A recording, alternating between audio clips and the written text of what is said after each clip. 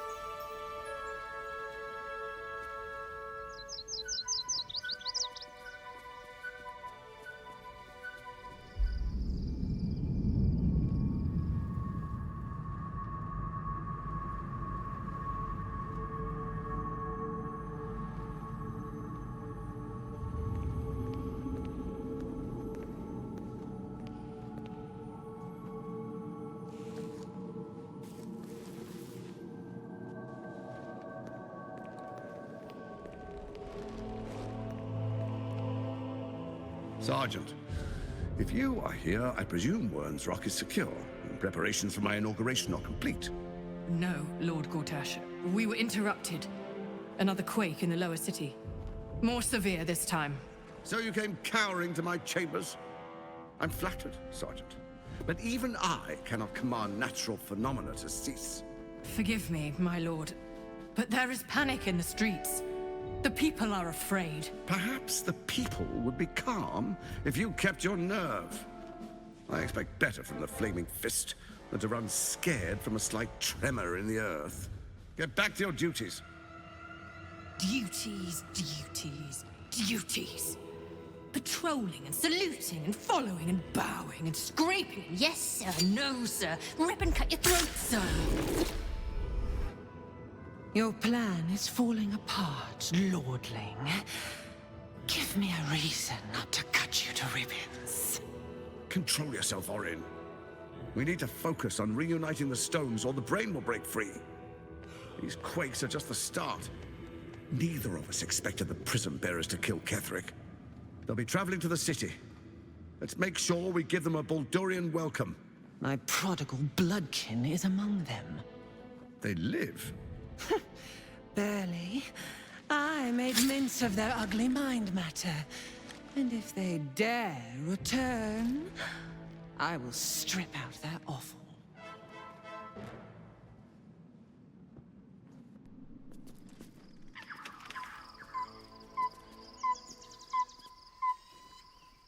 This should do nicely for a camp.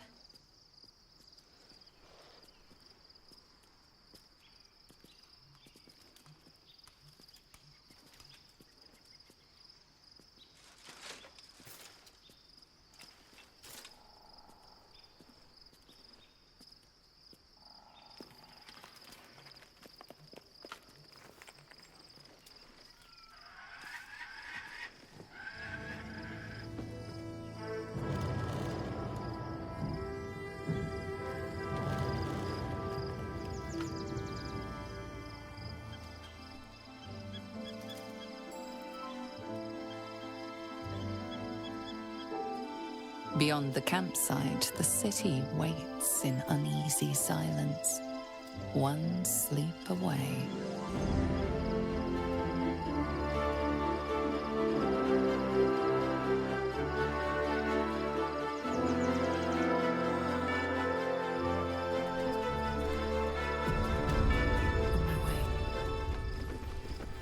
The gate is closed, as is Cazador. Cazador and his rite of profane ascension. An imperious soiree, attended by devils and spawn alike. A grand ceremony to honor one exalted vampiric master. And elevate him to an unfathomable station. To place him in a position of such esteem. The world will yearn to kneel and offer their necks.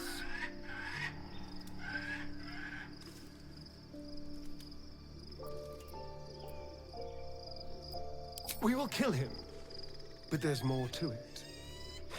Think about it. It sounds like Cazador, for all his evils, has gotten further than any of my kind ever have.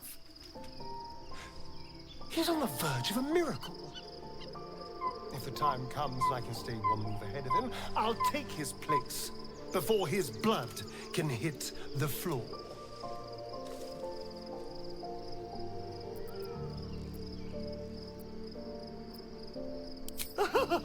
Doesn't it sound delightful? For the lucky little vampire on the winning side. After 200 years of shit, pure shit! I think I deserve something better.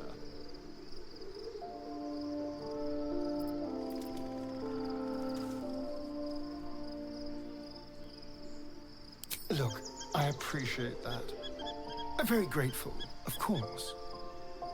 All I'm saying is, let's be clever about it. If an opportunity arises for me to become a more magnificent bastard than I already am, why turn it down? Let's find out more about the ritual before we waltz into Cazador's front door. If we track down my old comrades, the other spawn, we may discover more and be finely positioned for yours truly to ascend.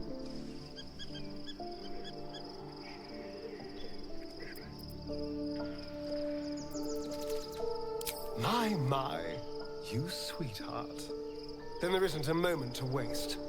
If we don't find my brethren, they'll find us, likely with bared fangs. We should get to them first. Then we can make their pretty tongues talk. Unless Cazador's change their orders, they'll be in the dens of this town, seeking prey.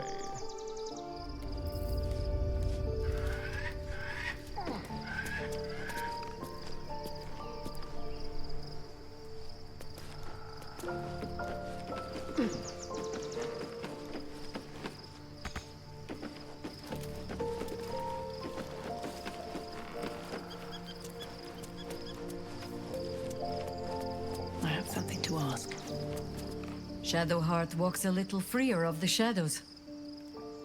She could shave her skull and paint it purple. It would still suit her. That speaks well of your taste. I've heard my share of bad ballads about things I never did. If you have questions, ask. Just don't expect my answers to rhyme. It was Baal alone we faced in our time. And bad as that was, he had no elder brain for a lapdog then. Help won't come from the history books, or from any old tales I can spin you. This is your story to write. There. Have I fulfilled my role as your wise and wizened elder?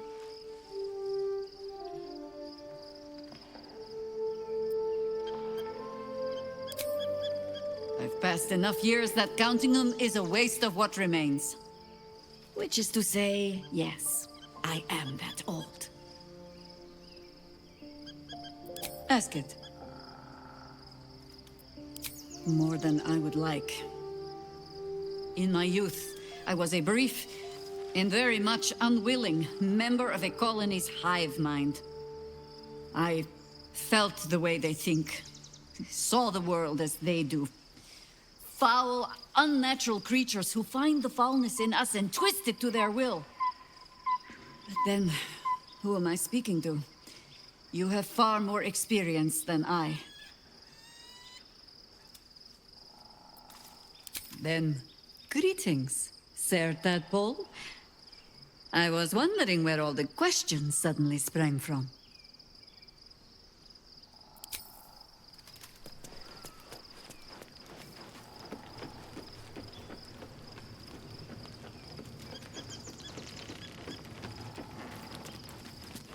Love Shadowheart's new look.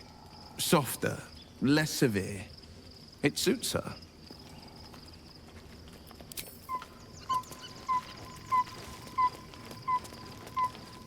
Something is different about Shadowheart. New facial creases, perhaps. A fresh battle scar I hadn't noticed. Bah! It eludes me.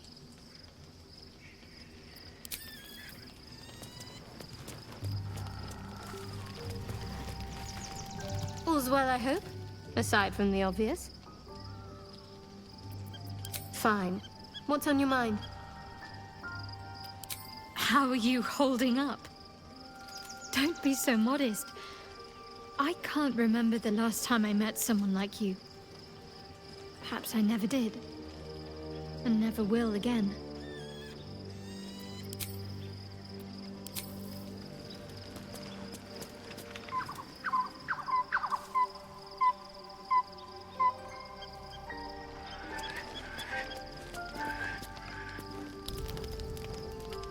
The events of the last days weigh heavily upon you. Sleep's rest is slow to come to one whose mind is so full. The Absolute is not a god, but an elder brain controlled by the chosen of the Dead Three. They mean to use it to take control of the Sword Coast. All who carry the tadpole are governed by the brain, and by extension the chosen. It will take but one order to transform them into an army of mind flayers. This would have been your fate too, were it not for the astral prison and the mysterious visitor inside of it. With her help, you have uncovered the cult for what it really is. A plan of conquest orchestrated by the gods of death themselves. Together, you have the power to thwart the Dead Three. If you follow this path to its end, the Elder Brain will not answer to the Chosen. It will answer to you. And what then? You are prone to impulses as uncontrollable as the gods themselves. Will you even have a say in what you do? Will you liberate the true souls from their parasites and their religious delusions? Or will you use the power you gain for your own purposes?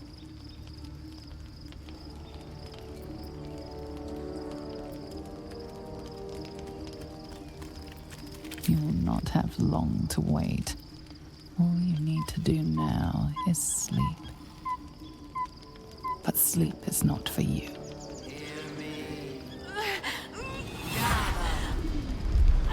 The reckoning is upon us! The city thirsts for domination. March! Join power.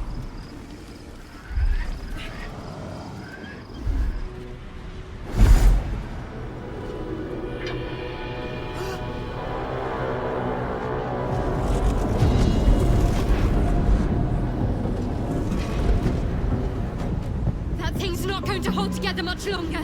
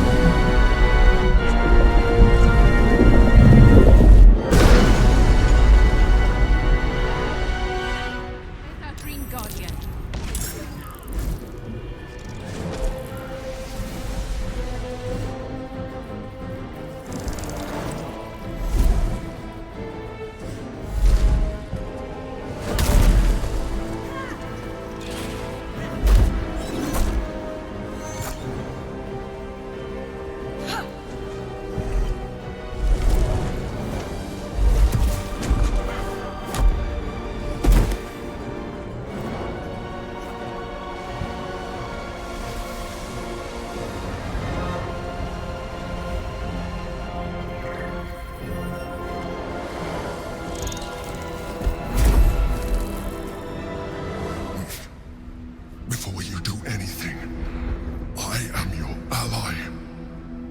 We are in danger. Oh, shit. A mind flayer? The Githyanki is the source of our protection against the Absolute. subdue him, or everything we've worked towards is lost. Don't let my form deceive you. I am the one that's been protecting you.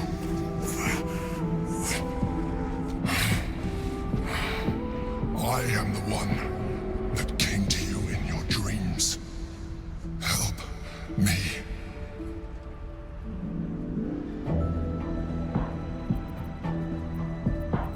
The Honor Guard. Eliminate them. My forces are weakened by their assault, but with your help, we can turn this around. Destroy the Guard. I will subdue their master. Together, we can turn the tide.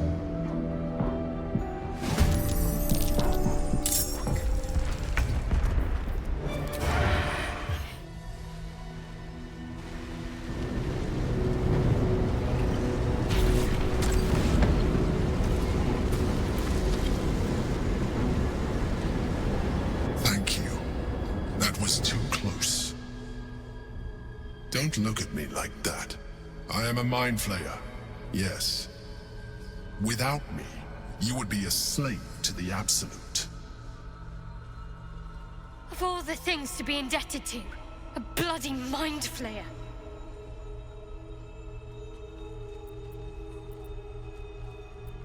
You may call me the Emperor. An adventurer. I came from Balldur's Gate, though I was never one to be constrained by circumstance. I longed for more. That longing brought me to Moonrise Towers on a search for treasure. To a colony of mind flayers who caught me, changed me into what I am now.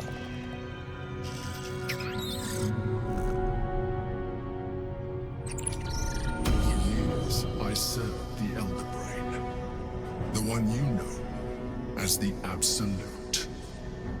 I was a thrall like any other, but I was fortunate. I broke free and started a new life in my old city. I sustained myself on criminals. Unglamorous, but there are plenty of them, rarely missed. And they fueled me when I did my work. I had the good fortune to meet Duke Stelmane. We formed a partnership, and through her, I became the governing force behind the Knights of the Shield, the largest mercantile operation in Balldur's Gate. People referred to me as the Emperor. Such was my influence, though of course they had no idea what I really was. My needs were sated. I was happy for a while, until my true nature was discovered by the tyrant himself, Lord Gortash. He tore me from my home and brought me back to the Brain, where I became a slave once again. A slave he continued to call me Emperor. The name was intended as a slight, to remind me of the heights from which I fell. But I have grown fond of it. It encapsulates well who I've become.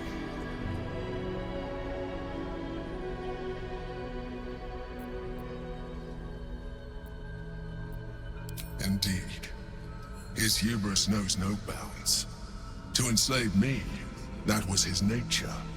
But to enslave an Elder Brain, a questionable decision. I shall look forward to sharing his downfall with you.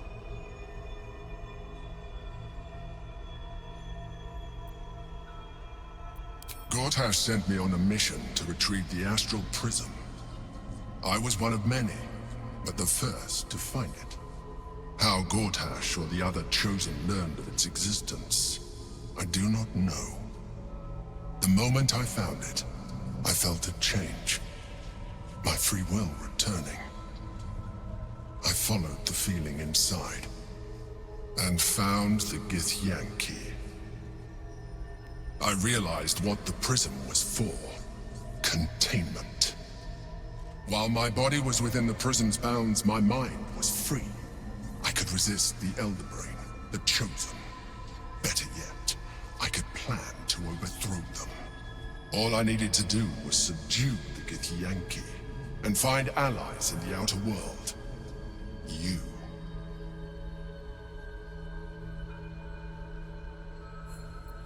We fought to tame Prince Orpheus, the son of Gith herself. His power has been the source of your continued protection against the voice of the Absolute. The power to disrupt hive mind communication. It is the same power that enabled Orpheus's mother to bring about the fall of the Illithid Empire eons ago. A power she passed on to him, and that I leveraged for you. When Orpheus's mother left, a usurper took her place. Blackith declared herself Queen of the Githyanki. Blackith wanted his power, but Orpheus rose against her, and so she sealed him and his honor guard within this prison. Bound by infernal chains, Orpheus could never leave. Bound by duty, his guard never would. They were close to breaking my hold on that prince. And if they had succeeded, we would be lost.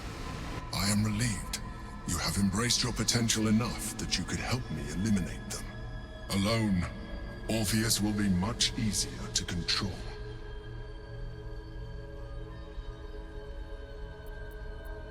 Most certainly Orpheus. He is a threat to her reign. Some Githyanki still revere him, in defiance of their teachings. Blackith was safe as long as they believed him to be dead. But as you can see, he is very much alive. She kept him this way because she was reluctant to eradicate such power. Power that she might one day wish to take from him.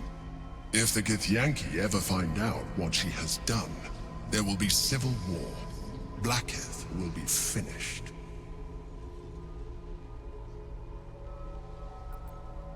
That would be a terrible idea. The moment he is free, he will attack you. Your only defense would be to kill him, and in so doing, you would doom us both. Even though he is subdued, you feel Orpheus's revulsion, a pulsing hatred that cannot be contained. The Emperor is telling the truth. To him, you are just another wretched illithid. You carry a tadpole. As far as Orpheus is concerned, you are already illithid, a sworn enemy, just like me.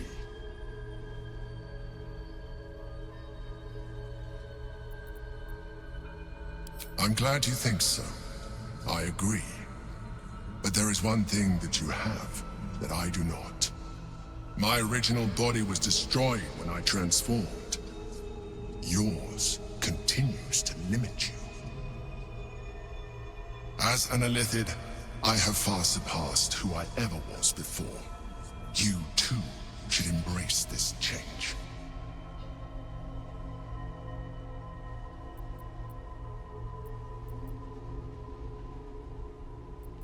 I am pleased to hear that. You will do very well as an illithid. I've been studying you for a while now. I believe I can trigger the next stage of your tadpole's life cycle, while continuing to preserve your independence. The transformation will not be complete. The physical alteration in particular will only be partial. But your potential will certainly be amplified. Would you like to do it? Would you like to evolve?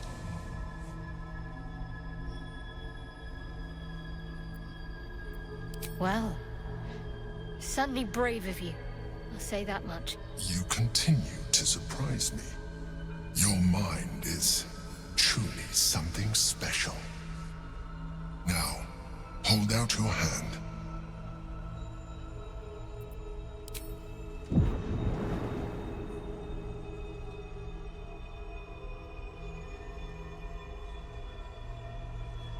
It wants to evolve, but it cannot do so alone.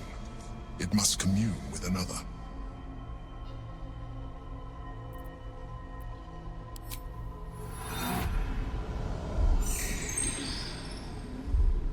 A coldness seeps through your veins as the tadpole awakens, its yearning almost unbearable. Your mind is a veritable feast. The tadpole's essence courses through you. Where it touches, your flesh, glands, organs contract and flood with pure thought. You feel different. Your body has never felt more connected. Your mind present in every flex of a joint or muscle. You are exquisite. When your allies see what you can do, I hope you encourage them to try it for themselves. But we mustn't lose focus.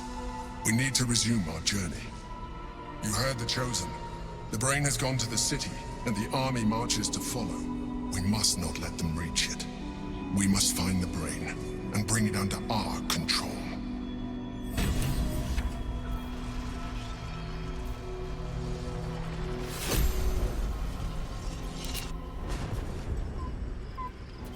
I'm so tired.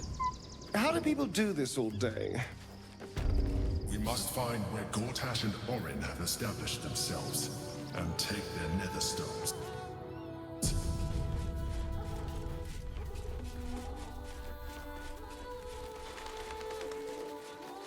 We should do what we can to find them. What they know could help us. Have to keep going. Excuse me. I can't find my mum. Yenna! My cat is Grub. He's shy. I'm not. My mum is called Emery. She went to go get some herbs for her spots. She was sick, and she was supposed to come back the same day. That was last 10 day, though.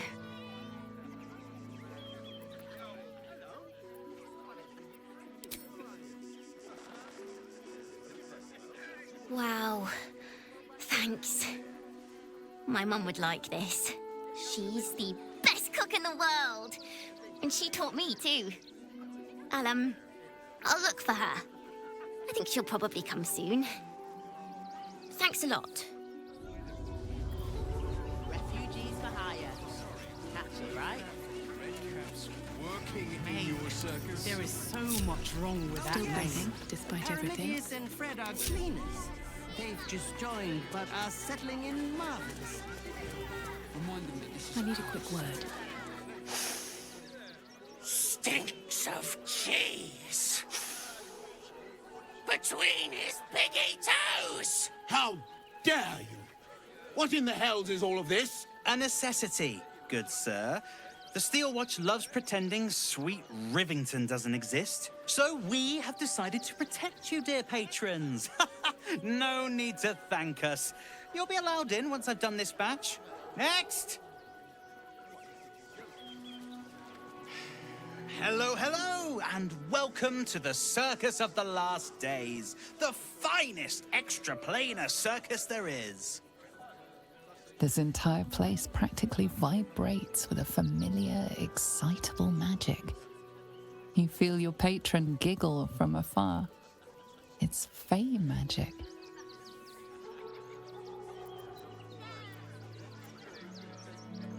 Not a problem, dear patron. Benji just has to check if you're a vicious murderer. Benji? Ah! Blood! Tasty blood! So delicious! Oh, well, that's a first. Usually I'd allow you in, but in these times, I can take no chances. Move along. No circus for you. You feel your patron bristle with 1,000 briars at the rejection. It places some barbed words on your tongue. A weapon, should you need it.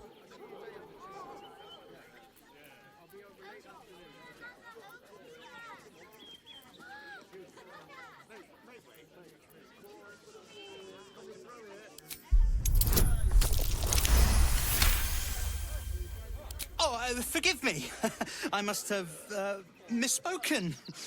Welcome to the Circus of the Last Days. Have fun and be sure to catch the star of our show, Dribbles the Clown.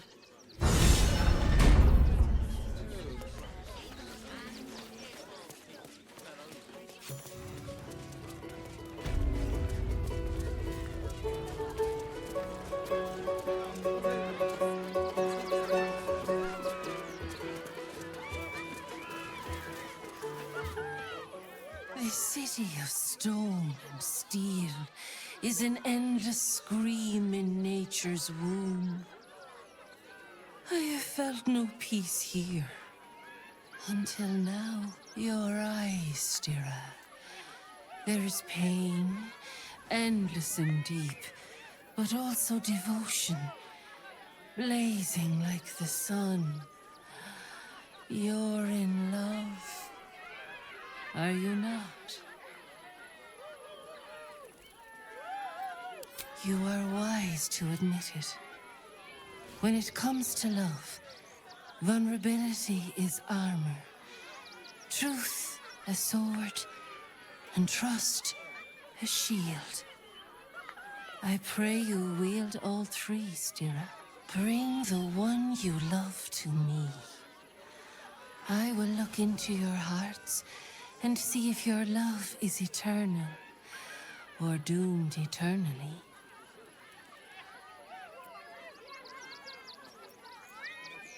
Oh, I'm the one you love. Well, my dear, how could I say no? Close your eyes, little ones.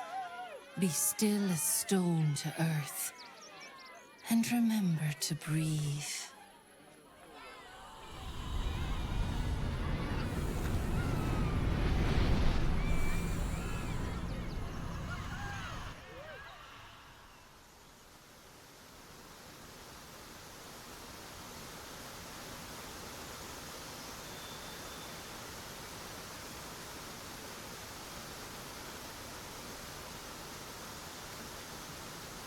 I see you. I see the bond between you. So tender, so fragile. But do you see it for yourselves? Astarian, a tumultuous past hides behind. The heart is fraught. So let us begin with the joyous. When is he happiest? Guilty as charged, sometimes literally.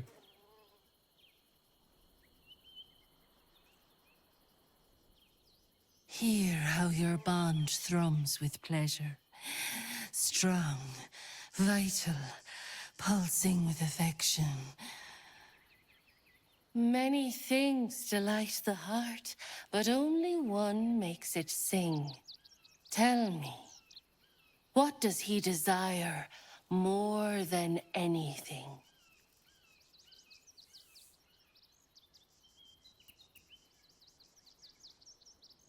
You're not wrong, but do we need to tell every stranger we meet our business?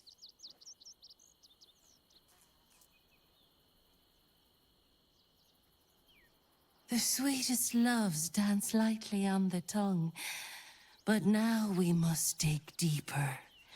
Into the most painful reaches of the spirit. Fear sits in the soul of all. To tame it, we must name it. Astarian, what is his deepest fear?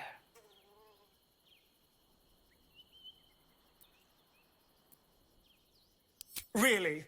I mean, yes, but really? You just tell whatever stranger just walked up and asked? There is no need for secrecy here. You wear your truth so close to the skin.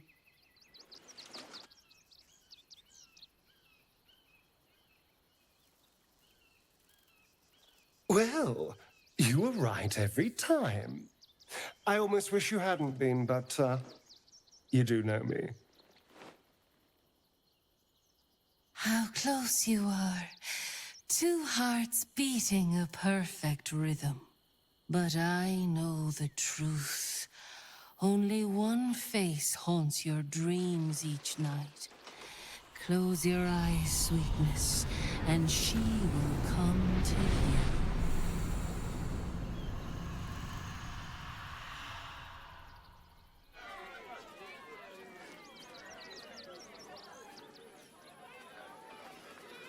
Look at it. Come crawling home, hands stained with the Bone Lord's soot. And you carry his stone. You waste time soft-soothing these flesh bags for the knife.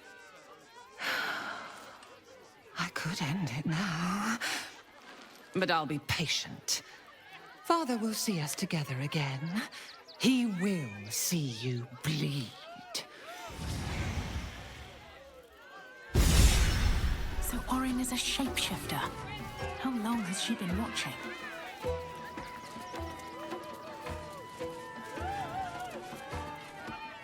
Approach! Ugly one! Yes! Behold! Akabi's Wheel of Wonders! Spin! To win prizes beyond your tiny imagination and make your miserable life more bearable.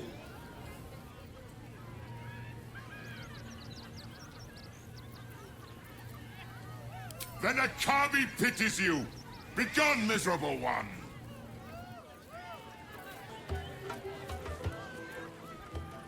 The spongy mortal returns! Spin the wheel and change your fate. Let us see if you have luck's favor. You notice a glint in Akabi's beard. As it glows, the wheel moves away from the jackpot. He is cheating. Alas! No jackpot for you, ugly one. But you may have this. You would accuse me, Akabi, destroyer of planes, of cheating. I am, however, feeling gracious, so I will forget this and allow you to spin again. Or I can turn you into something vile. Choose!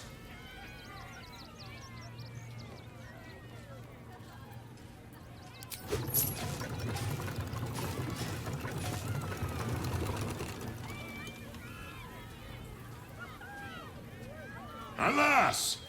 No jackpot for you, ugly one.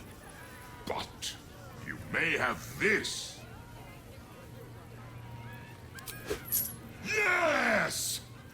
Drown me in coin, and perhaps you shall win the ultimate prize.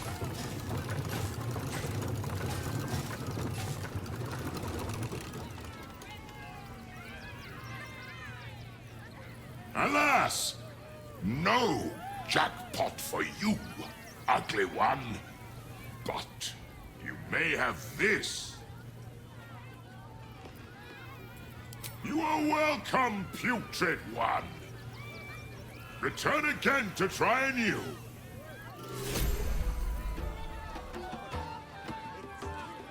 Come, mortal, Waste a step. and try your luck.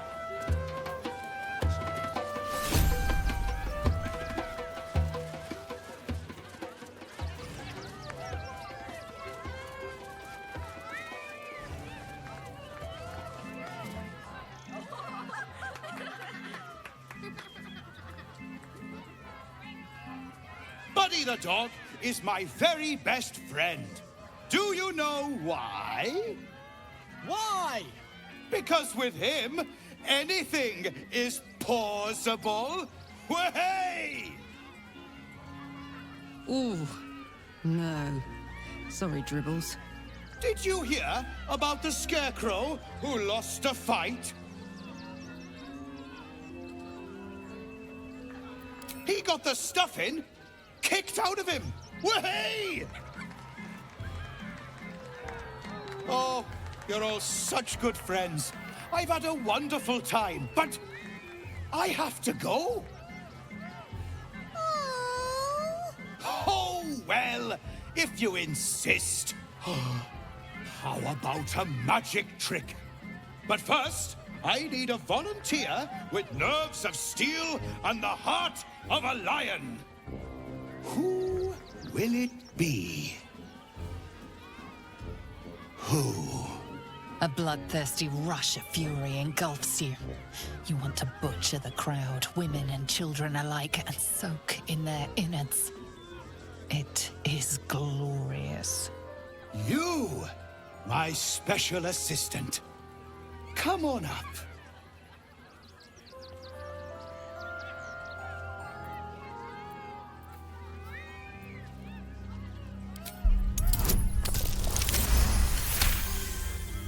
Your patron's true sight does not reveal any simple glamours or illusions at play. It does, however, pick up something else. The clown's eyes are brimming with evil intent. Come now! Don't be a cowardly Connie! Perhaps you need a little encouragement!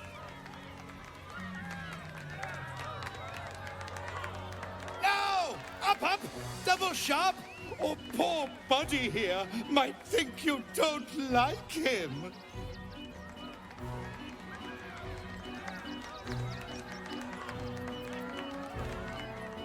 A round of applause for the stalwart heart!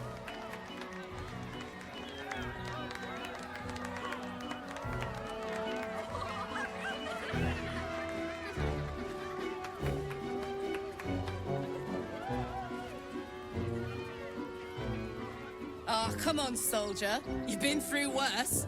Nearly. Now, I always tell children that they're special, that each and every one of them is unique. You notice the clown reaching for something behind his back. Tell me, what makes you special?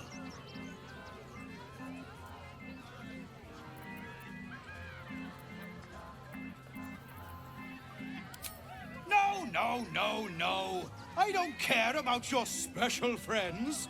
I'm talking about you. You, my friend, are the most special person in the circus, in all of Balldur's Gate. Does anyone know why? Why? You're special, my friend, because I have a message just for you. Praise the Absolute. You sense something behind you. Instinct takes over.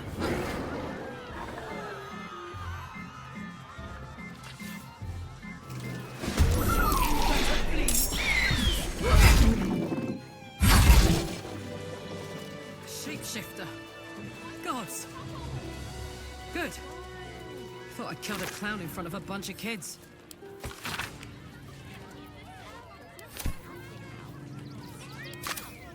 How much further can I go?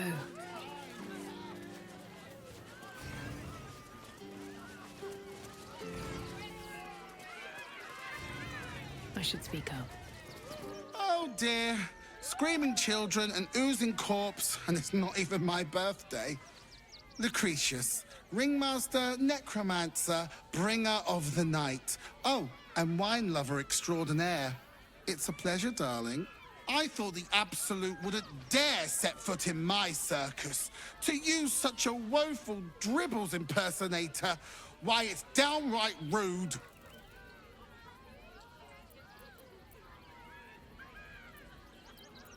As much as I love a good murder, my customers don't. The real Dribbles charms animals and makes puns. Awful puns. Not this. Alas, I cannot afford to lose any more staff. Funerals are so very expensive. I need to move the circus. But I cannot leave just yet. Not without Dribbles. He was a star. Customers of every color and creed simply adored him. I need him back, and I'll shower the person who finds him in love, adoration, and adequate compensation. What do you say? Even better! Corpses are wonderful employees. They aren't picky about things like working from home or eating. That's the spirit, darling. And remember, I look after those who make me happy. Good luck, and thanks ever so much. It's not enough. We have a gallery of villains to look out for, but now we could be infiltrated by a shape changer? I can't even tell if any of you are acting strange because you've been replaced, or because this group is full of weirdos.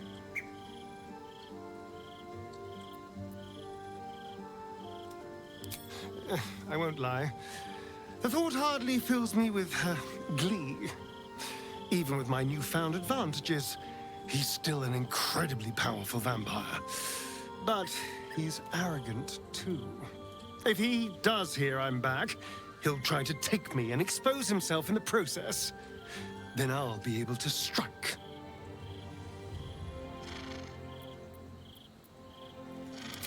It's something of a gamble, true, but if I can win, if I can beat him, it would be worth any risk. So yes, I do worry about facing him. But if we can get his attention, finding the ritual's location will be much easier, and that could give me the edge I need.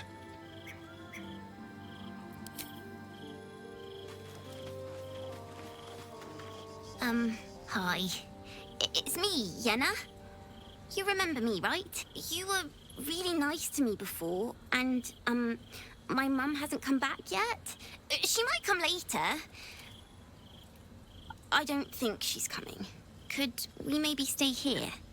Absolutely not. We've hit our quota for mangy strays. Yes! You've got a fire and everything. I can cook really good. Whatever you want. Thank you, thank you. Amicus animae.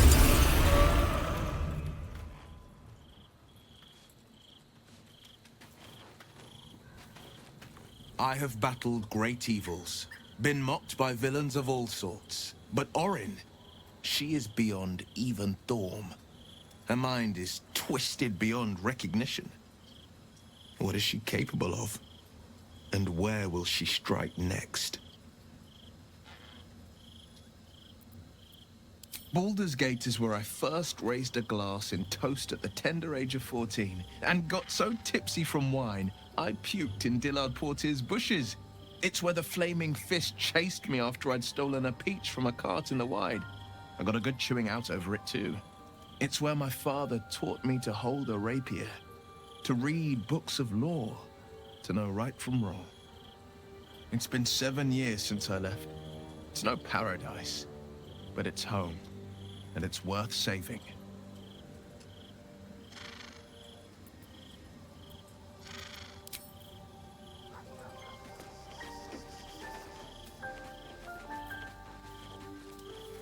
Inconceivable that we would seek release from one tadpole only for you to commune with another. I chide you if my mind were not consumed by the sight of Orpheus within his domed prison. The Prince of the Comet lives, but make no mistake. I can see the change in you, feel the parasite worming its way through you even further. You have invited your own misery. I will not break our alliance for it, but I will not condone it. Your parasite communes with Lae'zel's. Her heart races as she learns of the events inside the astral prison. Orpheus, Gith's only son. He lives. It is not the Geich visitor that Vlaakith would destroy and Voss would set free. It is Orpheus, the blood of the mother, the Prince of the Comet.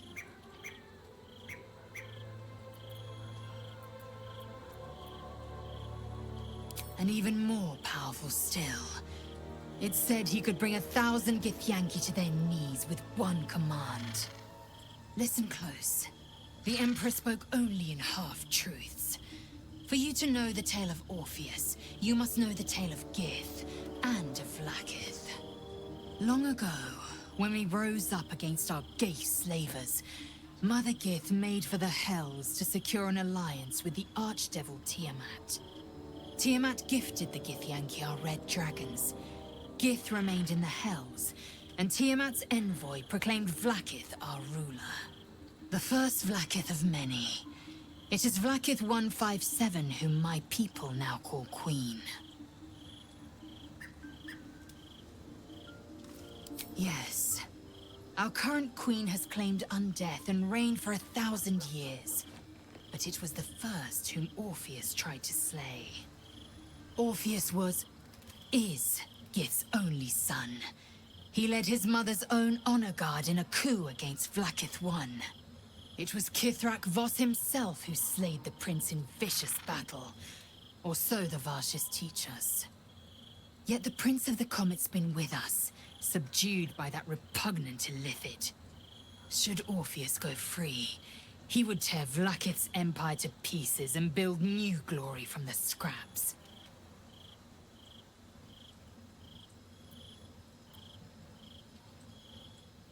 The seed and the sower. Every word Voss spoke, he spoke true. Orpheus is the living proof of the Queen's lies, and the living weapon that conquered our Geich slavers. One word from his lips, and the people would doubt. 2 words, and they would rage. 3 words, and they would bow to the true heir. If the Githyanki are to be free, the Prince of the Comet must lead the way.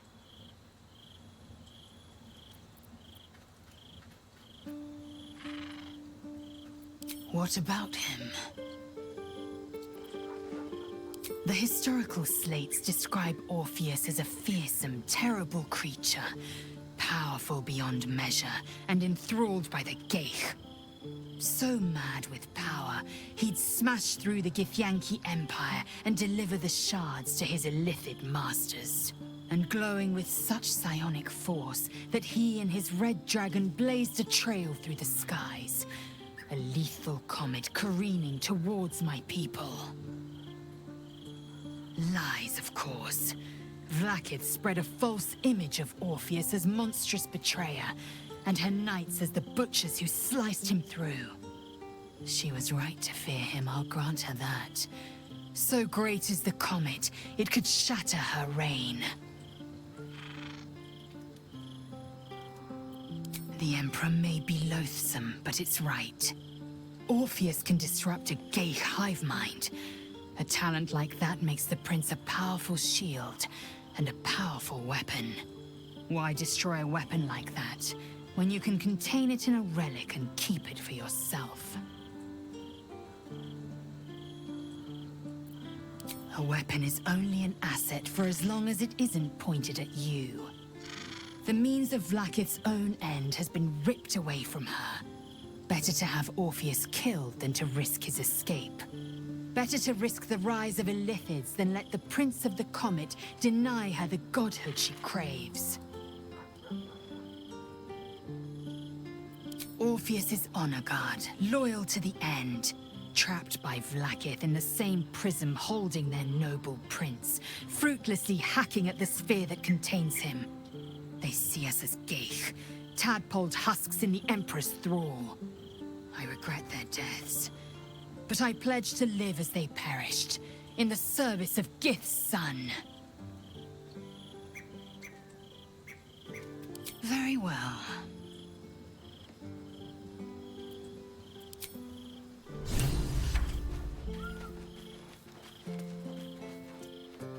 Don't mind if I do. Fucking shapeshifter. She'll try to break our best asset, our trust. Fortunately, she's no match for our second best asset, me. He got his claws into me early. I was a wild kid, brawling my way through the city. One of my mates got wind of a bit of work guarding some indoorsy type with lots of enemies. Seemed like easy money, so I went in for it. He took one look at me and said I was perfect. I like that. Not like that, you know. Just... it felt like a good fit. I kept him safe, and he paid me well. Well enough to move my folks into a better neighborhood and put something away for the future. My future. I respected him, trusted him. And he returned that trust, that respect. His life was in my hands, and I took that seriously. The whole thing with Zauriel happened so fast. I I had no idea what had gone down until it was over. One minute I was in Balldur's Gate, a happy, healthy, not quite kid. The next, I was burning up in Avernus with an engine for a heart. Zariel laughed. Said she paid him well for my services. She'd wanted to test her new machine, and he said I'd be able to handle it. He was right. Sometimes I wish he weren't. Evil, evil bastard.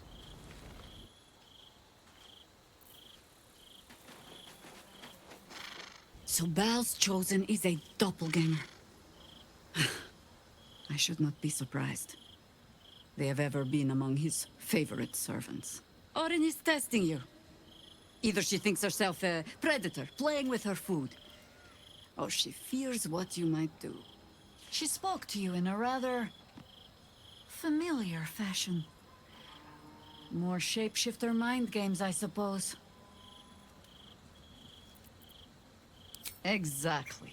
The last time I fought doppelgangers, the Balspawn Sarevok was using them to subvert the city government, aid his rise to power. But Orin, he's more predator than politician, I think. She simply wants to make us feel hunted, isolated. Tell the Lordling that Orin is watching. Seems that Gortash and Orin have had a little falling out. We should leverage that. You think me lonely? In truth, I prefer travel in a small pack such as this. Unburdened by numbers, we're free to act rather than react. A little like the old days. With allies every bit as peculiar. Give or take a few tadpoles. Would you? In time, then. Perhaps once you found a rocking chair for me to doze off in. Ask it.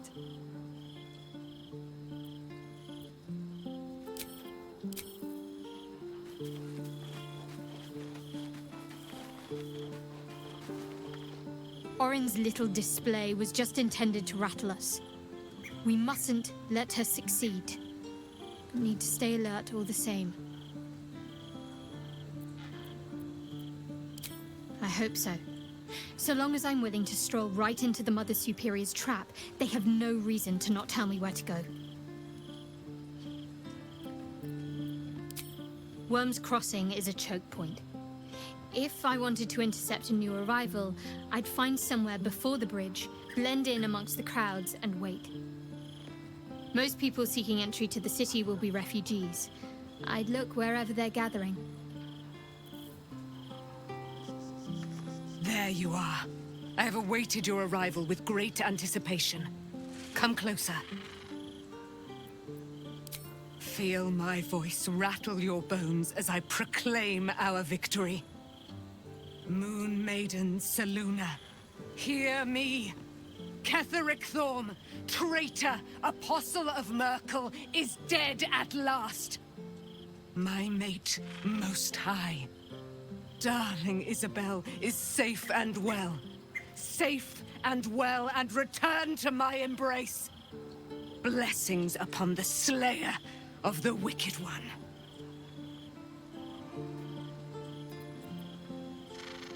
We are a powerful party indeed. Faerun itself trembles at our touch. My darling Isabel says we will stay allied at your side. I am pleased to hear it. Pray, ask, and I will tell. Do I not radiate with my mother's brightness, her glory? There can be no doubt. I am of her silvered flesh, her celestial womb. Why, she already has. She has brought her sword to your side, Dame Aelin. So mighty are her wonders, her great wisdom. Together, we will set this fair land free of tyranny and murder. Ketheric Thorm, father of my one and only love, enslaver of Dame Aelin. Ketheric Thorm never did trust me, even when he worshipped the Moon Maiden. He was threatened by my love for Isabel, by her love for me. When she died, curse the day, the hour, we each of us mourned bitterly. But Ketheric's pain could be touched by no aid, no boundary. He turned to wretched Shah, the Lady of Loss, for relief. And she whispered into his ear, poisoning his mind. He and his loathsome advisor, Balthazar, lured me into the Shadowfell, claimed they'd found someone in need of my aid. There, they trapped me in their infernal cage. I was killed, murdered, made dead over and over and over by justiciars of every make and kind. I was reborn, for it is my nature. And Ketheric fed upon my immortality all the while. But lo, the brute is dead, and we live!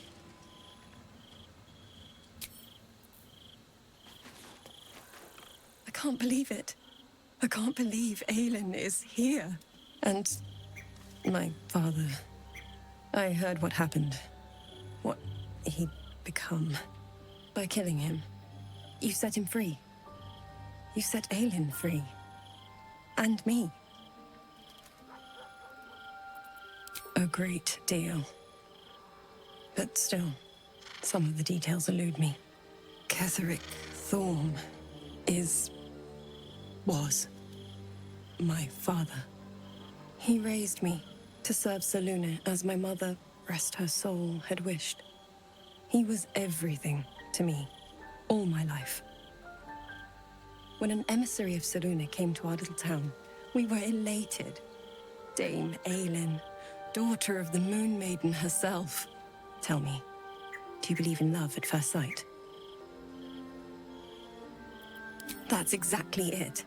And I tell you, I took one look at her and I just knew she was it. Lucky for me, she felt the same way. But my father was skeptical. Aelin is immortal, after all. I understand it's strange. There's an imbalance between us, certainly. But I suppose loving Aelin felt the same as loving myself. It was natural. Then... and this is where I still need answers. I died. I'm not sure how, why, but all was black. Next I knew, I was being jolted awake. I smelled musty air, I saw shadows. And then my father's face. So changed. So hideously warped. I didn't know that then, but I could see the change in him. He told me we'd be together now. Said that Aelin was dead. I couldn't speak. Could only run. I found last light within the shadows. Made a shelter there. Prayed my father wouldn't find me. By the time Jaheira came, I'd pieced together just enough to know I'd been dead 100 years. That my father was the source of the horrors plaguing this land. My home. I couldn't tell her who I was. I had to protect them. And myself. No matter what.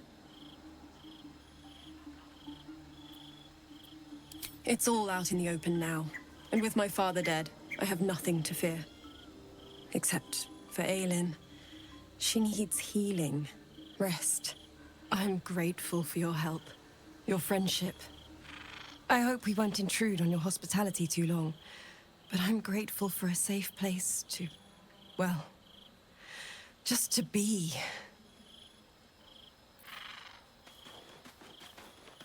When I first met you, saving yourself from Ceramorphosis was your greatest wish. And yet now, you've stepped closer to embracing it. I trust your leadership and respect your decisions, but I truly hope this is not something we come to regret. I have. He speaks to me during my nightly meditations. He is well, and Oliver also. At times they are one, and at others they divide. Easier for playing, perhaps. And the land thrives also.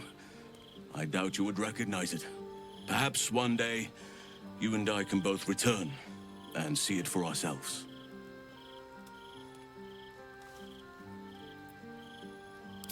What would you like to know? Anytime. Orin toys with us where she could destroy us. Whatever her motivations, I hope she reveals them quickly.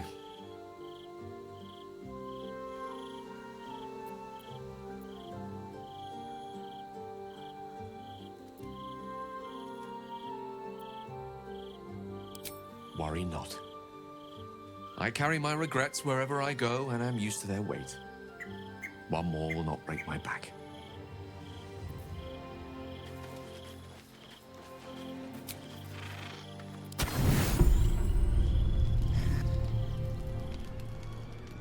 Naughty, naughty, naughty, little master.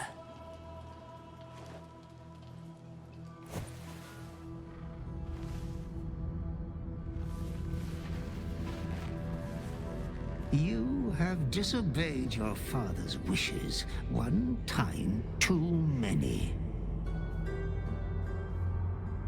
For one who fights with monsters should look to it that they themselves become a monster. When you gaze long into the abyss also gazes into you. Another will embrace what you have rejected, and that other will be your death.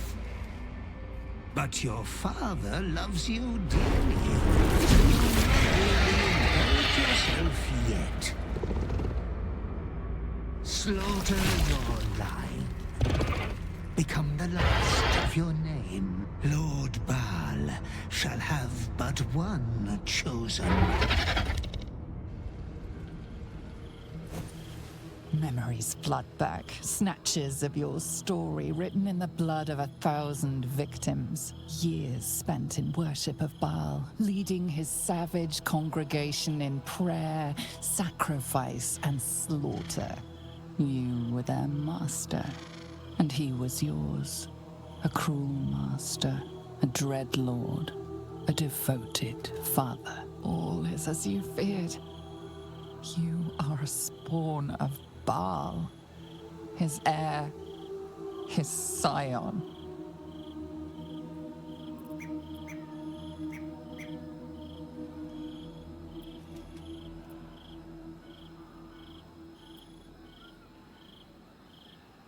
You are not the last of your name.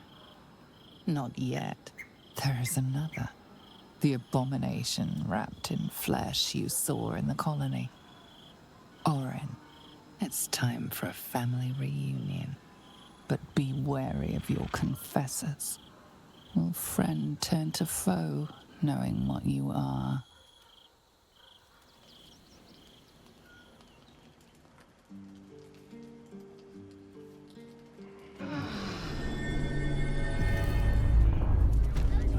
Never felt an earthquake in Baldur's Gate before. Welcome, adventurer. I take it you're new to Rivington. No doubt you came here to choose from my fine selection of weapons. Yes, I seem to have it all. Clubs, swords, maces, bows, cutting and gutting galore.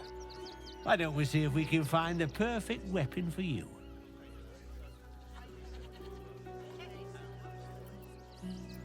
Wonderful, but patience is a virtue. I provide a personalized service for my customers to make sure the weapon I choose is the perfect fit. Tell me, how do you like to kill?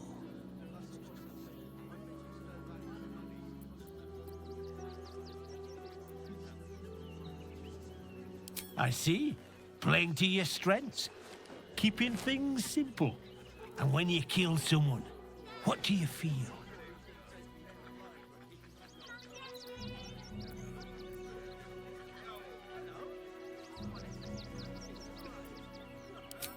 Call it professional curiosity.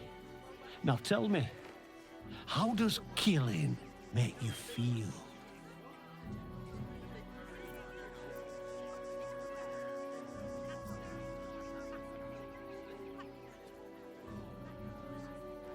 I can see it in your eyes, though. You can't help feeling a tingle of pleasure all the same. One more question, if you'll humour me. Do you think you could turn your weapon on those closest to you?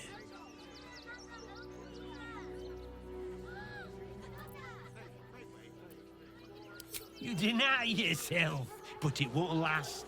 It's in your blood.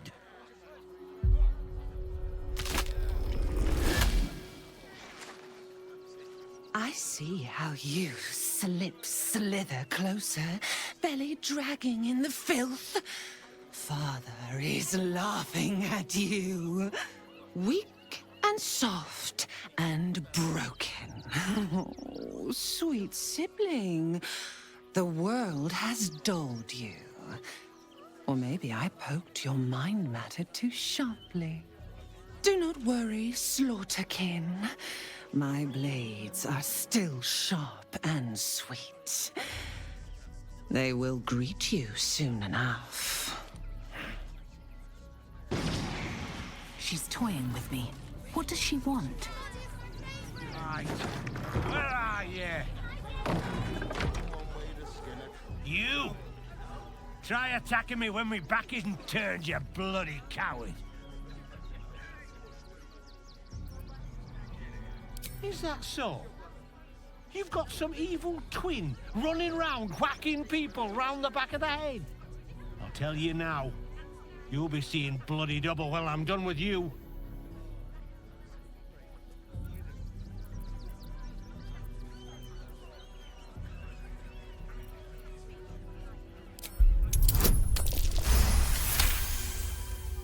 Well, I'm sure it were you. I'm almost certain. Ah, God's be damned, I don't know. I'd have sworn, but my head's pounding. I don't remember. I need a bloody drink. Go on, clear off. I've seen enough of your face today.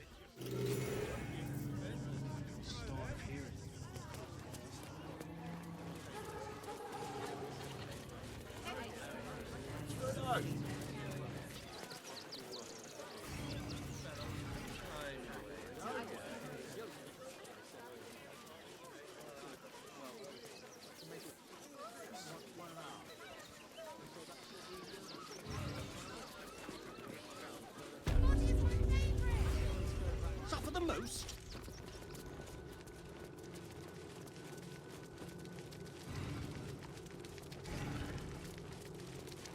Look, investigator.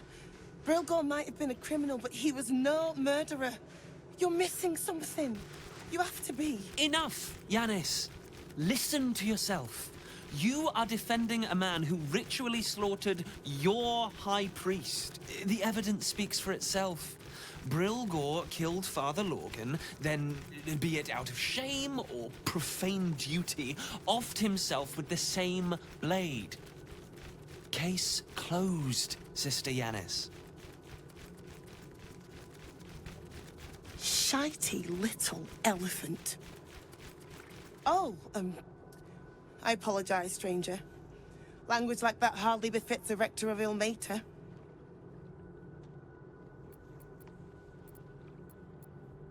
Thank you. I wouldn't normally speak so harshly, but these are rather unique circumstances. 2 people just died on temple grounds. Our High Priest, Father Lorgan, and one of the new refugees, Brilgor. Investigator Valeria thinks it's a murder and is content to blame Brilgor, the politically convenient target.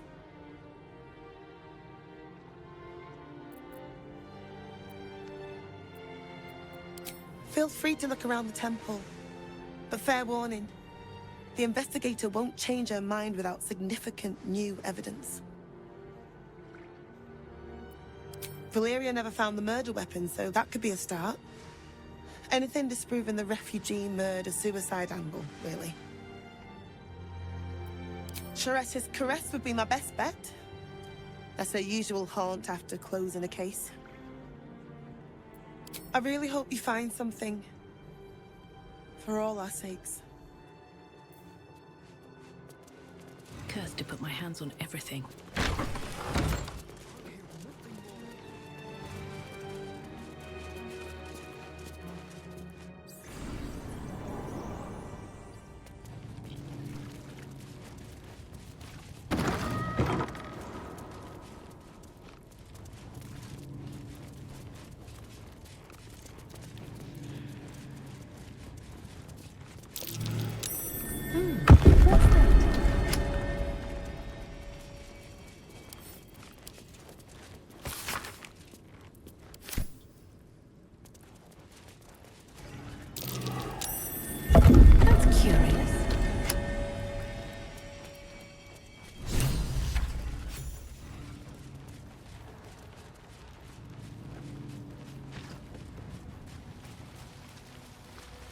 Never get the brethren in blood!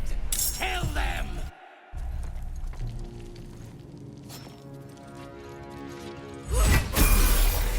Wonder if the gods are watching me.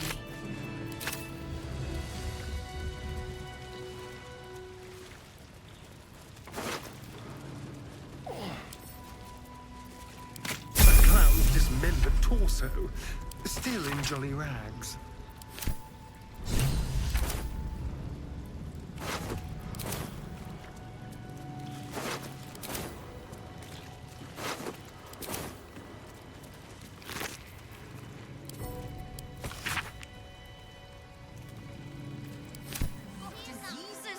Any one of them could be a spy for the Absolute. Back off and return to your homes. That's an order. I just lost a wager, thanks to you. Who are you? Someone who bet that you'd never be foolish enough to actually show your face in this city again. But here you are. And the gold in my purse is soon to take flight. There have been whispers about you, sister.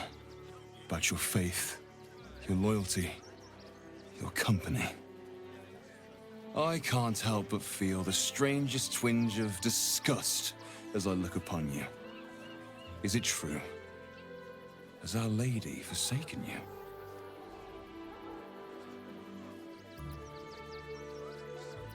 I know the truth. I know my parents still live. Tell me where they are, and I have no quarrel with you. I'm afraid the quarrel is unavoidable, thanks to you. Now I must report your reappearance. If you are intent on bringing matters to a head, then seek out the House of Grief in the lower city. Though, if I was you, I'd be very tempted to just forget it all and disappear. You have some form at doing so, after all. Young lady, Shadowheart, a word if you will. Nice to be in a crowd of normal people for once. Barn, then. Really? We got to start out that burning barn. I prefer my company. Extraordinary. Oh, thanks. Don't thank me. Thank Gortash. Excuse you? I didn't need that prick to make me who I am. Are you alright?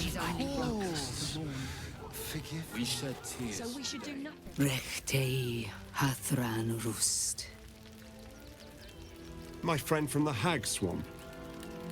You join us as we honor our fallen dead. You're a bright light on a dark day. Even you, my erstwhile quarry. Oh, hello again. Frey Valdiskdurovna. Frey Valdiskablast. I feel we're intruding. We should leave quickly. Calm yourself. You will not be harmed. Our leader has called off the hunt. She wishes to speak to you. Im orak nete. Krasinnetra.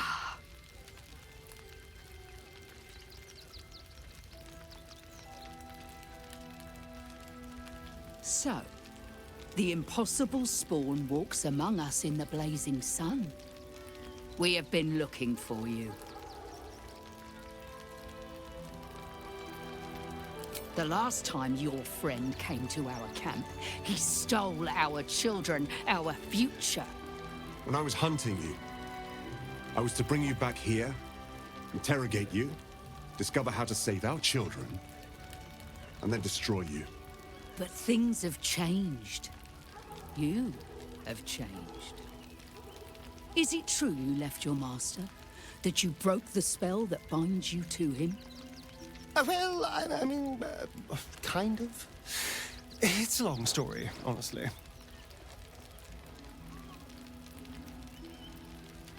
Free. Not while his master still lives. But he has, perhaps, earned a second chance. We have tried to save our children once already, attacking Khazad-dûr's palace at first light. Even then, it was too well defended.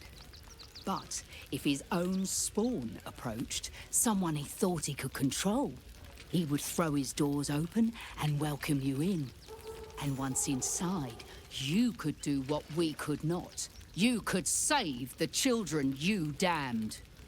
You don't know Khazad-dûr like I do. He's merciless. You want me to march into the lion's den and save your children? But I promise you, they're already dead. I spent 200 years bringing him victims. Each and every one was whisked away to be fed on that night. But you never saw him feed yourself. He could keep prisoners for days before killing them. I know our plight is grim, but if there is even a chance to save them, we must take it. If our children are truly gone, then we ask for blood. I know you can understand that, Spawn.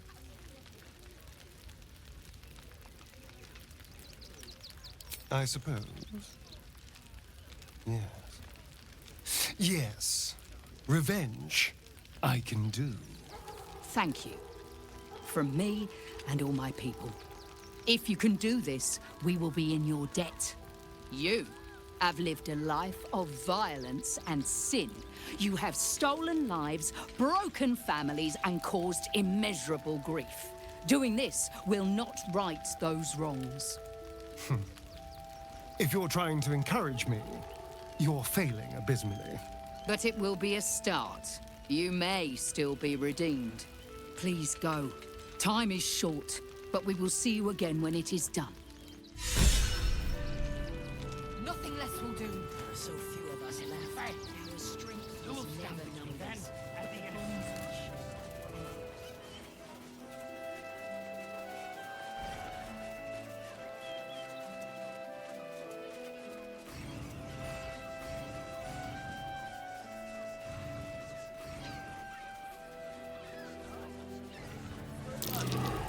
That might be worth a look. This is front-page material. Orders are orders. Ah! Are you trying to get into the city? Got a minute to tell me about your experience at the gate today?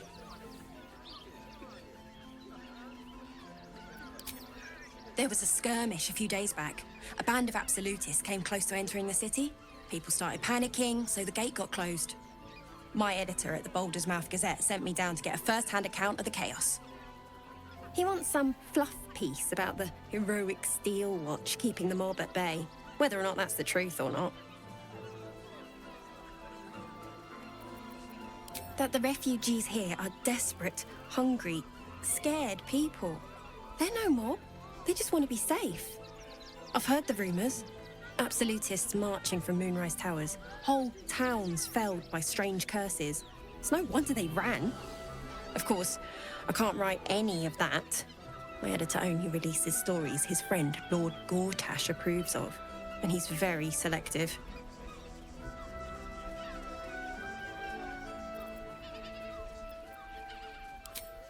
Doesn't it just...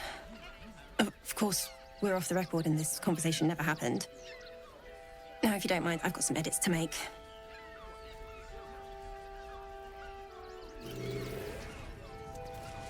That'll make a great headline.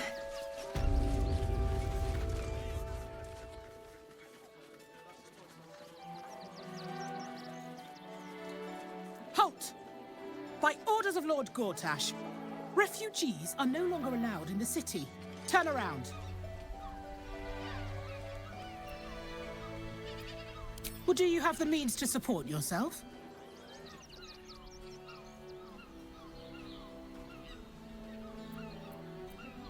I'm afraid Article 30.1.7 stipulates that religious or spiritual assertions cannot count towards one's proof of self-sufficiency. I will repeat, for the last time, may I add, do you have means to support yourself? Right. Article 30.1.5 of the Council's Decree on Extraordinary Wartime Measures. I am confiscating that. The city thanks you for your contribution. Your name?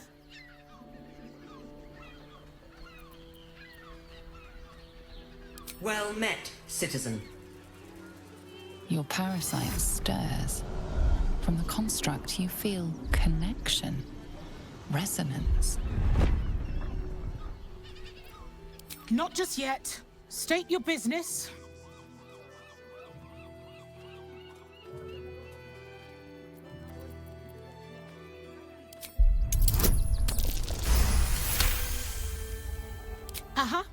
Eyes open, body still.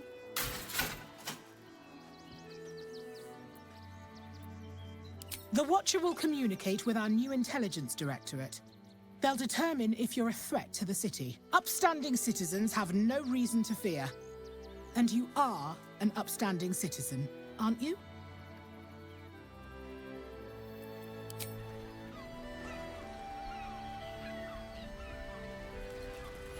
Behind the Watcher's gaze, a presence awakens.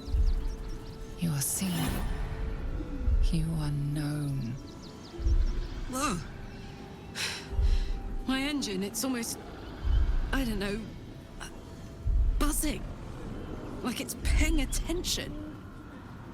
Your party's prior transgressions are reflected in its stare, as witnessed by the cult's ever-alert, scrying eyes. It has seen the deep shadows of Grimforge, and the stone floors left bloodied. The Watcher speaks directly into your mind with a voice like poisoned honey. You are marked for special treatment.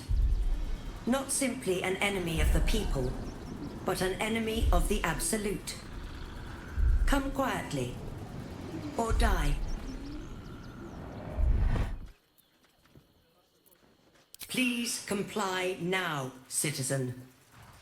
I will interpret any further hesitation as resistance. Eat this, you pile of junk!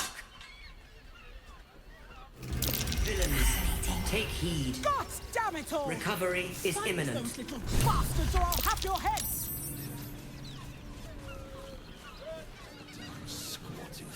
Time they got what was coming. I'm looking for heads.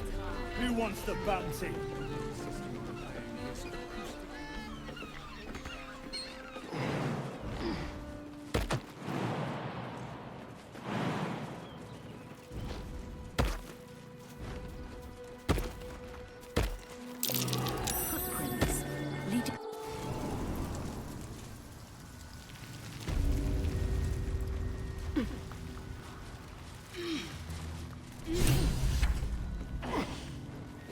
The boss is expecting you.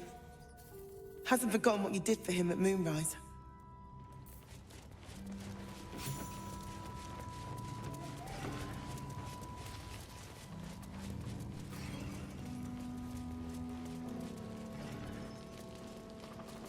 Good to see you. Wasn't sure you'd make it to the city. Regretting it yet? I spent a lot of time thinking of worst-case scenarios while I was locked in that cell you plucked me out of at Moonrise. I didn't imagine anything as bad as this. The Gondians have handed Enver Gortash the means to bring about the end of liberty in Balldur's Gate. And the citizens have rolled out the red carpet for the new tyrant. Resistance fighters are few and far between. My iron hands, what's left of the Harpers, and you, I hope.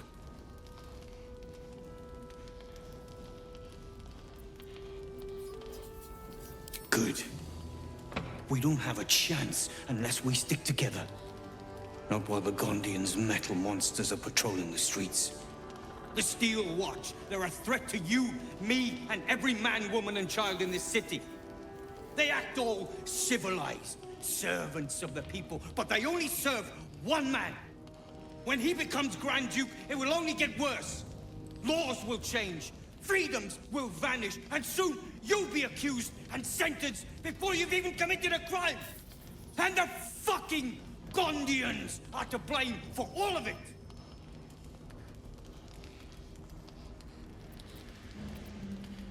I heard about that. You had the Harpers all excited, but there aren't many Harpers left. These Steel Watchers, one of them is the equivalent of a red dragon. An army of them. Well, there's never been an army of dragons. By hitting the Gondians hard. They invented the Steel Watchers, and they're building an army of them. They've always been happy to provide their technology to despots in exchange for a stipend and the freedom to work in peace. They would have licked Saravok's boots, given the chance. And now they'll kiss Gortash's ring while this city screams.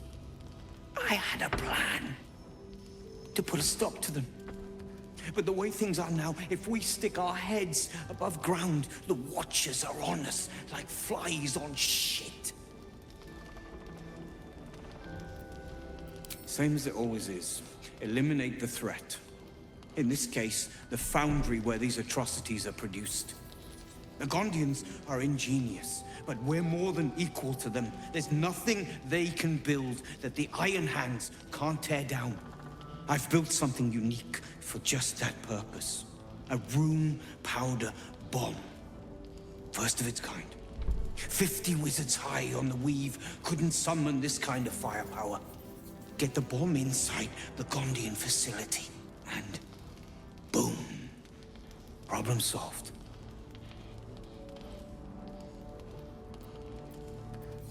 The Gondians picked their side the minute they took orders from Gortash. If they had any courage, they'd have refused him and died like heroes, spitting in his face. Now they'll die like the dogs they are.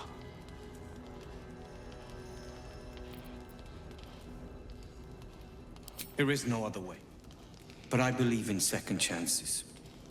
When you come crawling back here, and you will, we can talk. Pay any toll, serve any win. Name the price. You must hear me, devil. I will do whatever it takes. Give you anything you ask. There is only one thing in this world that I desire. You do not have it, and you never will. You must help me, Raphael, for the sake of my people. Hush now, Voss. These guests may not know it yet, but they want the same thing that you do. And unlike you, they have something of value to offer in return. Whatever you discuss with this devil, I must hear of it. Find me below in the tap room, once you're loosed from his claws.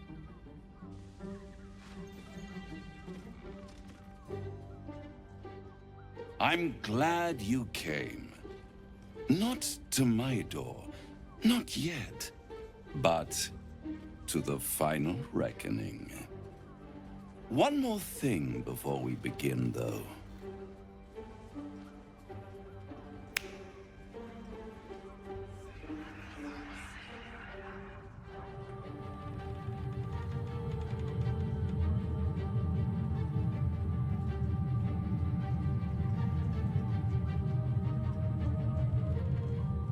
For the first time since the Nautiloid, your mind is clear.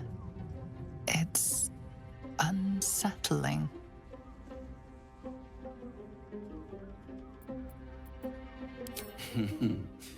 Wouldn't that be exquisite? But no. I'm afraid the tadpole is still there. But I did shut out your other visitor for a while, so we can enjoy some privacy. The Illithid can't hear us. Huh. What's the catch?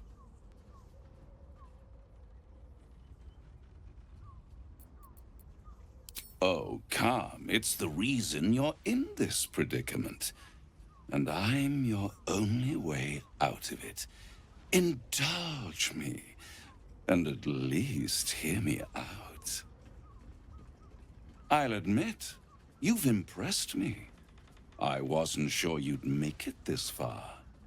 But no matter how far you come, you're still on the road to ruin. A road that leads directly to a confrontation with the Elder Brain. At best, it will kill you and everyone else in this city. At worst, it will assimilate you, and you won't have enough free will left to even wish you were dead. You have the key to destroying it in the palm of your hand, though.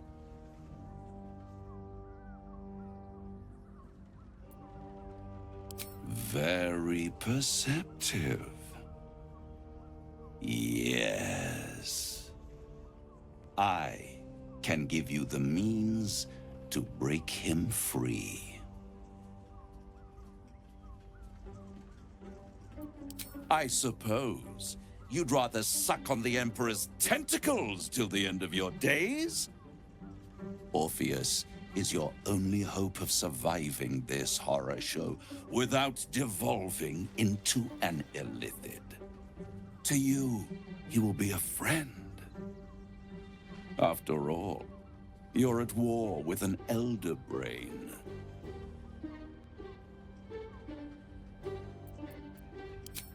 If I'd realized you were so gullible, I'd have tricked you into selling your soul for a pocketful of beans when we first met. To the Emperor, you are nothing more than a beast of burden, one that will transport it to the Elder Brain. An ox requires food, and the occasional beating to keep it moving. You are simpler. The Emperor's words serve as both carrot and stick. Perhaps it is true that Orpheus would ally with you against the Elder Brain. But if he proves uncooperative once free, you may have to kill him.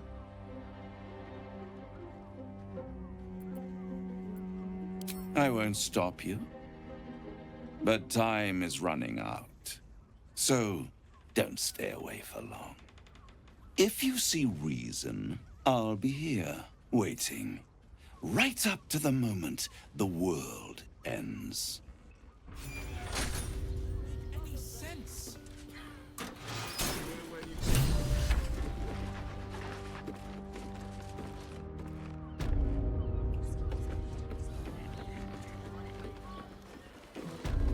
There you are.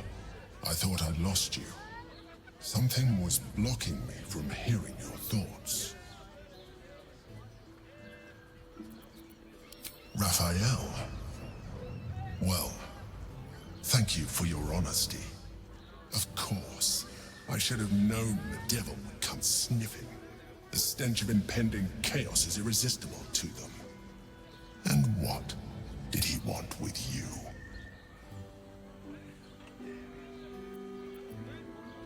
How interesting. No doubt he impressed upon you the need to do so. And what did he want in return for this knowledge?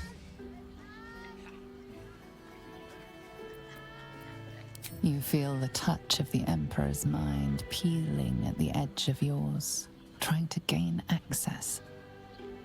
Its thoughts slide into yours, turning through them like fingers, sifting for answers, which it finds. You're telling the truth. Good. I am glad, but be careful. The devil is like a cockroach. No matter what you do to it, it will always come back. I doubt this will be the last time you are approached.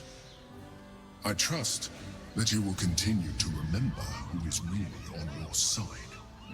Without my protection, you cannot defeat the Elder Brain. You cannot even get close to it, no matter what the devil whispers in your ear.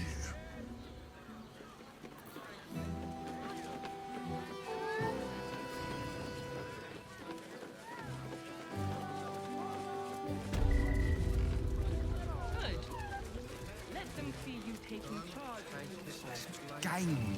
Lovely. And nice. Tell me you took the devil's deal. Tell me you will free Gith's heir. Shkaketh.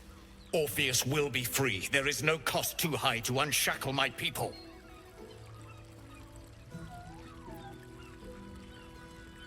There is nothing I won't do, nothing I won't give to free Orpheus from the prison.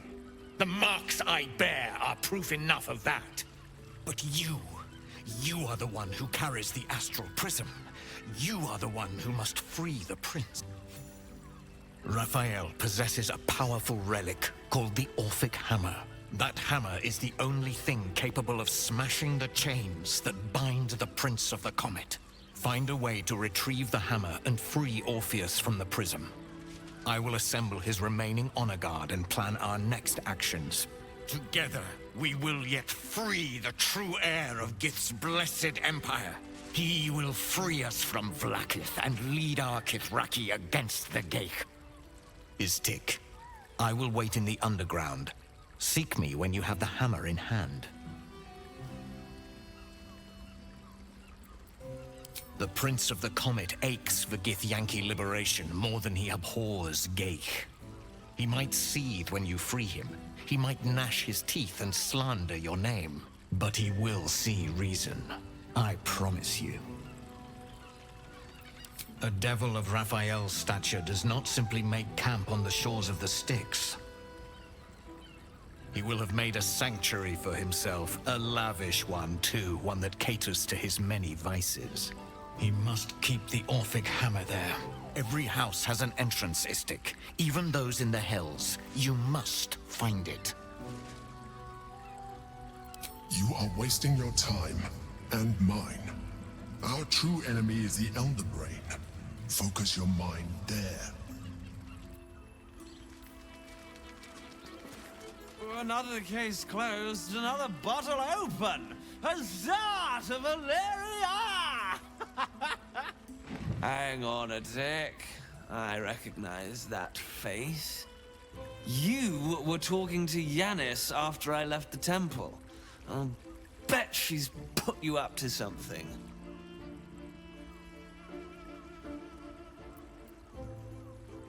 Why must you busybodies insist on interrupting a perfectly good night? Ugh, I know that look. You remind me of Devella. Fine. If you doubt my conclusions, out with it. What have you found?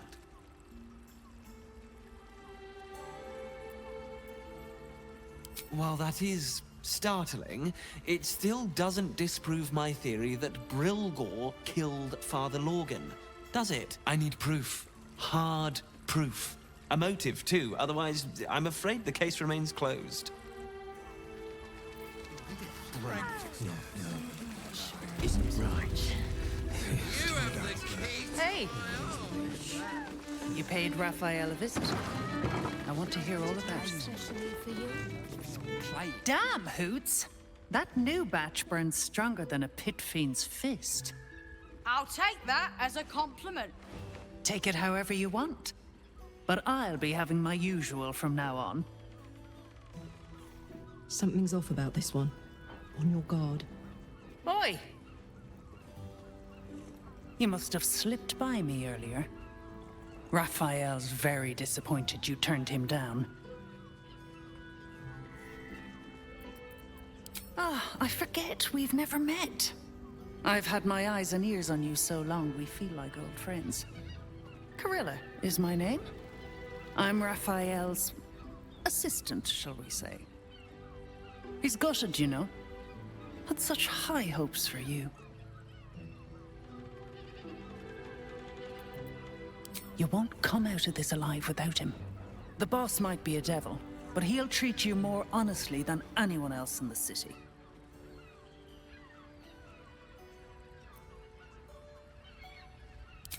I'm sure you're right. Between the dictators, the murderers, the guild, and the cult, the city's brimming with goodness. Listen, because I'll only say this once. This fight isn't just about Balldur's Gate, or the Sword Coast, or even Faerun. If the brain wins, the Illithid Empire returns and worlds you've never even dreamed of will die. Raphael can stop it. He wants to. And he knows how. You're the key. You always have been.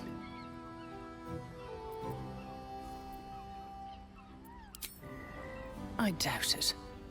But even if you do, you won't survive the fight. I'd reconsider if I were you.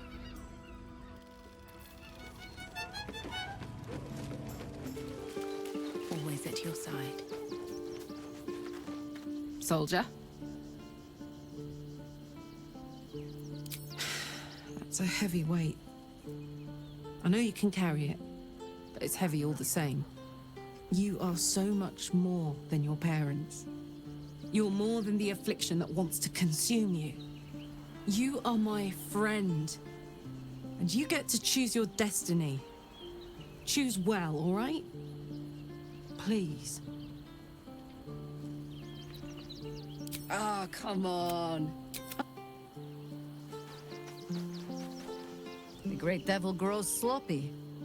He makes his offer, but only after telling us where to find what we seek. The Orphic Hammer. Watching gods. But I never thought I would be happy to see the city again. Much less to smell it.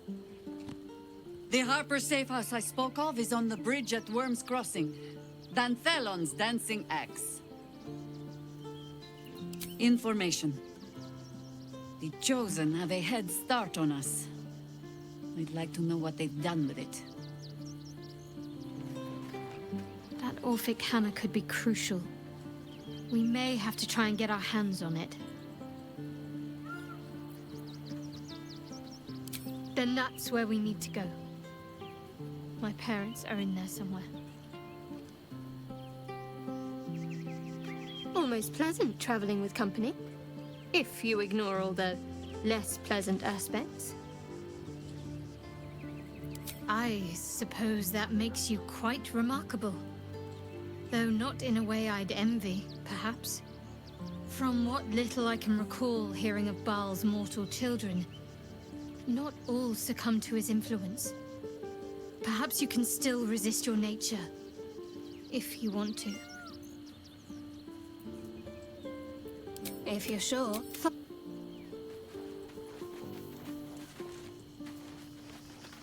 Men, women, children, all barred from entry. A damn travesty. A decade ago, Balldur's Gate would have welcomed any and everyone seeking refuge, who would take in these souls, if not the jewel of Balduran.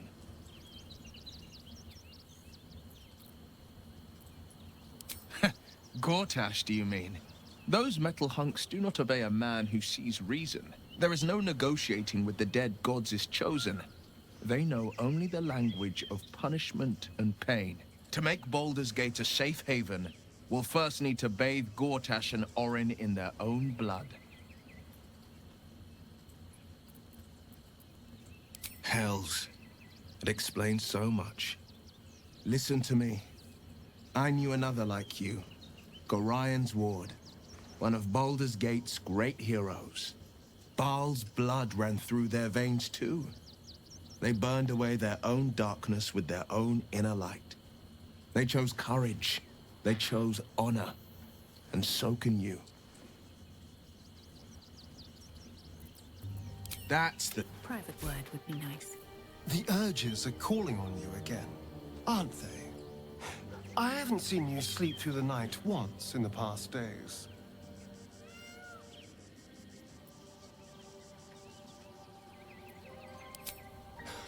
I knew you had some nasty habits, but I didn't want to pry over much, but bloody hells. A Baalspawn. Probably more Baldurian parents scare their children with stories of your kind than mine. I thought your kind was extinct. Goes to show. You should always check your facts. So, how are you feeling? Keen to reconnect with your family? Or ready to throw yourself in an oubliette?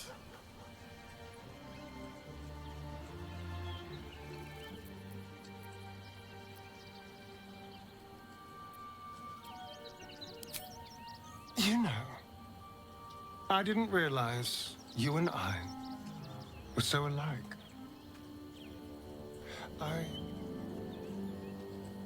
I felt paralyzed to do anything about Cazador for so many decades. I gave up on myself. I gave up on any hope of escape after a few lashes. Bal controls you in much the same way.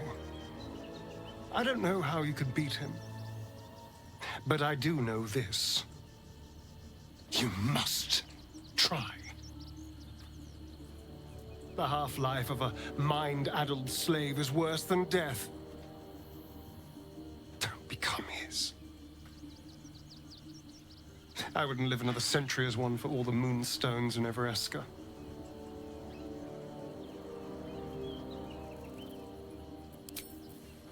Very well. This Orphic hammer sounds like quite the artifact. One I'll have no desire to consume, if that's your concern.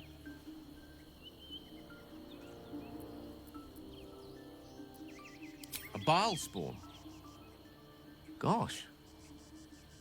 I know what it is to have a closer connection than most with the gods. But with Baal, that's not a bond I'd like to be bound with. You should be careful. Very, very careful.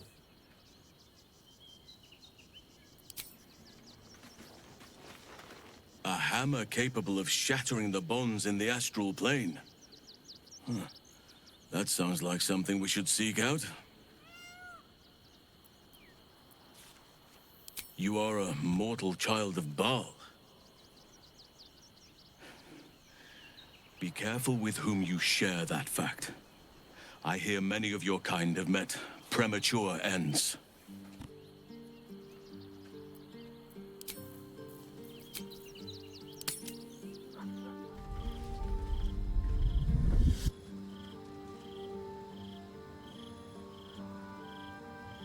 Queen Vlakith.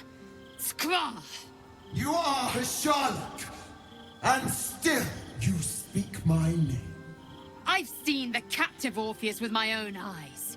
Spoken to Shestil Kithrak Voss. You lied to us. Enslaved us. The betrayer Voss lies!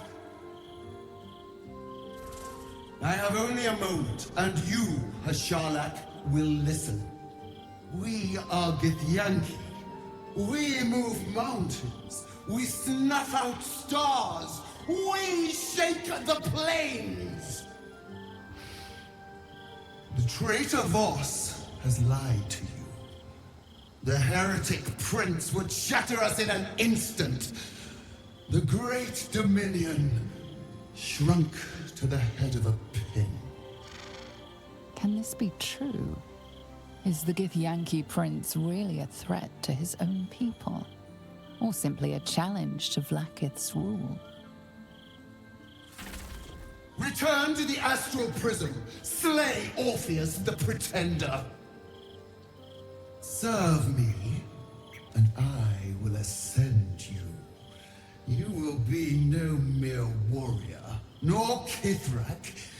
You will be Barta Vlakith, commander of dragons. My only, my chosen. A final chance. Kneel before me. Make your promise. Lae'zel's thoughts become yours. The sight of Orpheus looms over her mind. Voss's words echo within it. She means to forever turn her back on Vlakith.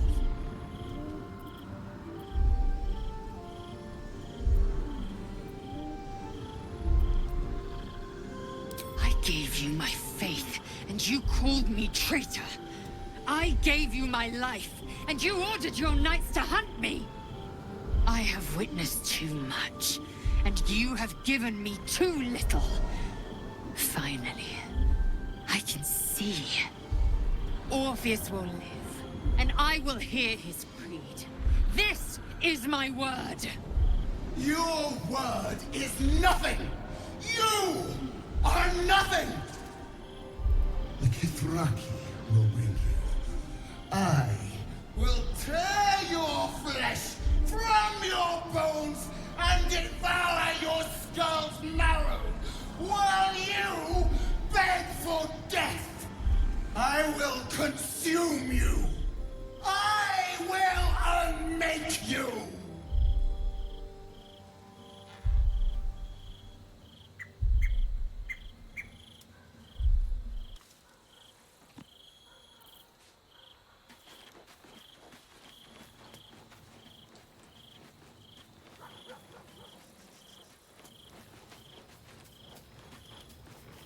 It is done. There is no going back. As long as the Undying Queen reigns, I am never to soar unbound over the astral sea, never to cross the one in the void. As it should be. Better a short life built on truth than immortality woven of lies. Better to unite the Githyanki under a prince who would free their minds and honor their bodies. So why do I feel so bitter?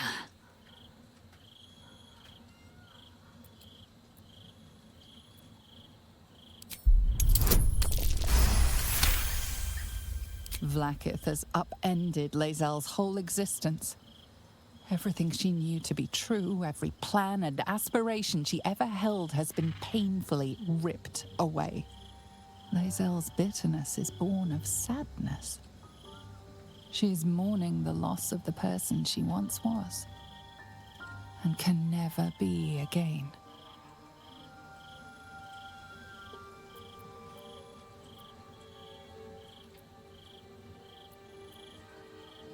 How well you've come to know me.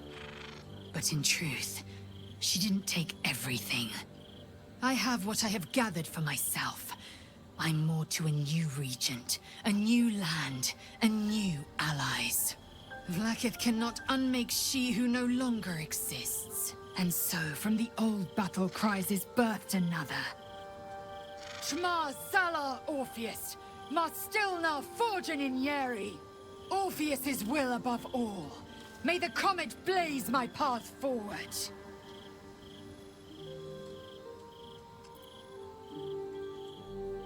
Orpheus's freedom is my want and my need. To deny his freedom would be to deny my own. There will come a time when I can think about myself beyond the Lich Queen who enslaves the Githyanki and the prince who would liberate them. But that time won't come until the Prince of the Comet flies again.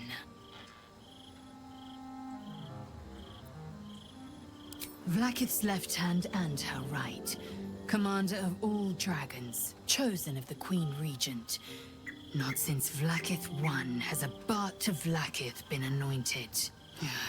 Another empty promise. Only a naive fool would believe otherwise. The kind of fool I was not so long ago. We take the Orphic hammer from Raphael's lair.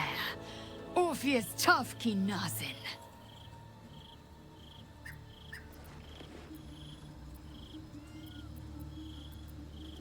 Voss has done his duty.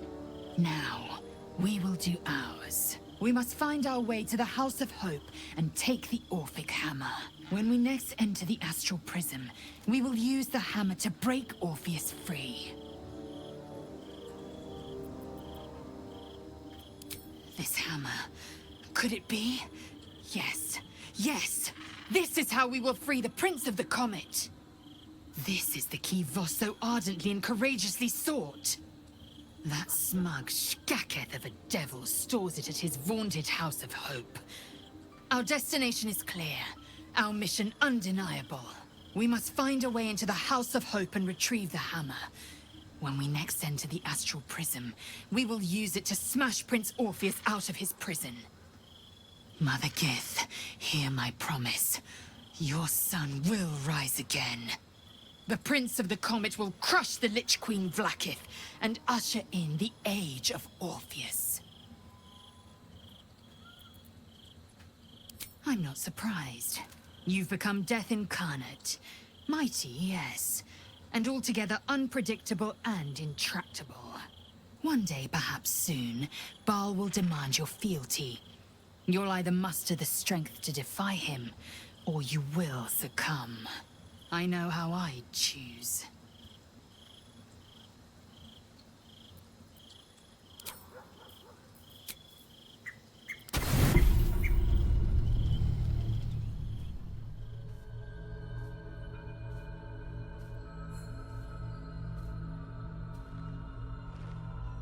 How did you? Oh, it's you. I must have let my mind wander. Enough for you to wander in. Forgive me. I am drained. Ever since you killed Ketheric and took his netherstone, the Chosen's control of the brain has been brittle. It's rebelling against Orin and Gortash, fiercely. I suspected that when we took Ketheric's stone, the brain would begin to break free. Those brain quakes confirm that my suspicion was correct. I do not know what happens now when it receives their orders, and I do not dare guess. You feel the Emperor's fear as if it were your own. An elder brain enslaved is one thing. An elder brain unleashed will be the end of everything. Beautiful, isn't it? The mighty Prince Orpheus, contained in submissive slumber. Come. You may as well sit a while, now that you are here. Your company isn't unwelcome.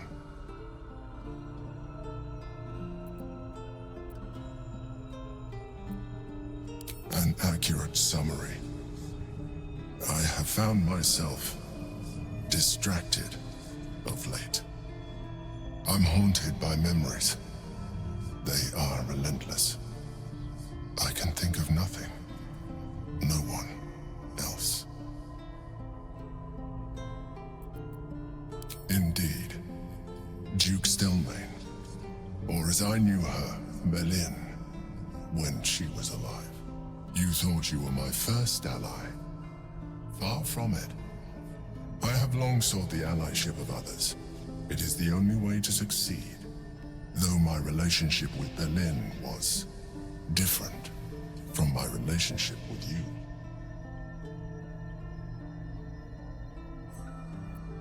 In a way, but not the way you're thinking of. In life, she was my business partner, back when we ran the Knights of the Shield. A difficult task for a mind flayer. Duke Stelmane trusted me, and the city trusted her. I conceived the plot, but Belin took center stage.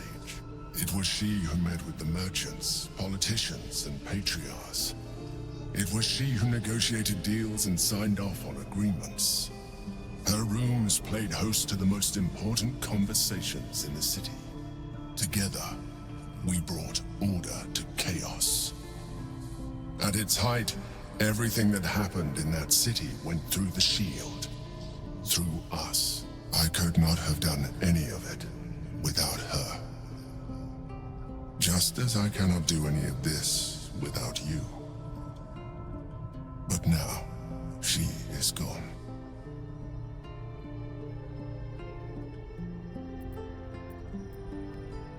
I appreciate the offer, but I don't think it will help. What I feel is deeper than superficial cures can reach, and not entirely unwelcome. Most people think that mind flayers are soulless husks who feel nothing. I am glad you are not most people.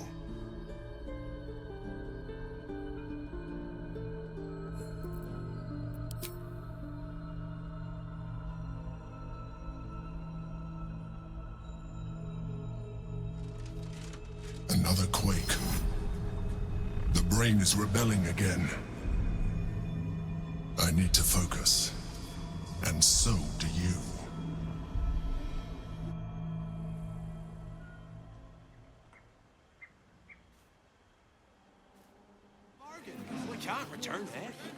A hero is nothing without the right equipment. See Danthelon's dancing axe for Welcome all to your Danthelon's adventuring Dancing needs. Greetings, sir. Your noble bearing brings a little class to my humble... You can turn off the charm, Entharl. They're with me. Blueberries. Thought I had a sale. You look tired, Harper. I missed you too. They're already here? Down below. Here's the key.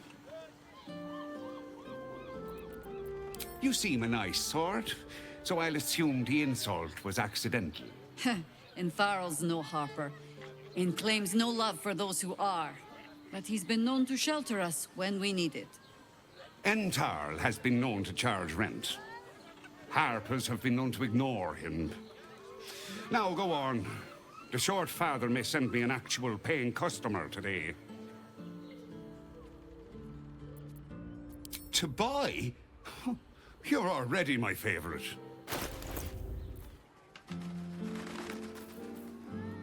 A pleasure. Jaheira needs more friends like you. Right, Sonny. You're on the door till our friends are done. Gods forbid we do any business today.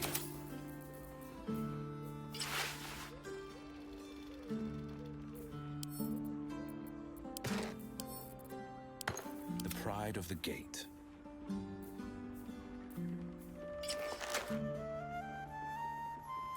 What to do?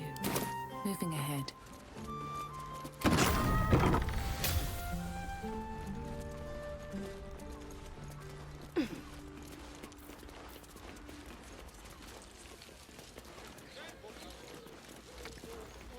Hi, Harper.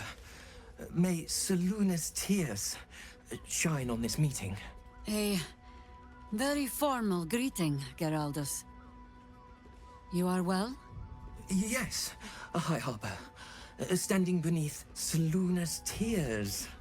The lad's a little nervous, Jaheira. We heard of your great victory against Ketheric. Geraldus isn't nervous. He's terrified. And he's using Seluna's tears as some kind of code. I understand, Geraldus. Take a moment. And you, Harper. There is something familiar about you.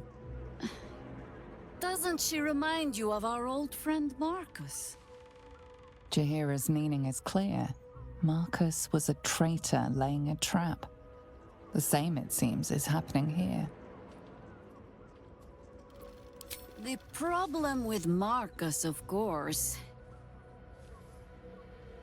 We didn't end on the best of terms.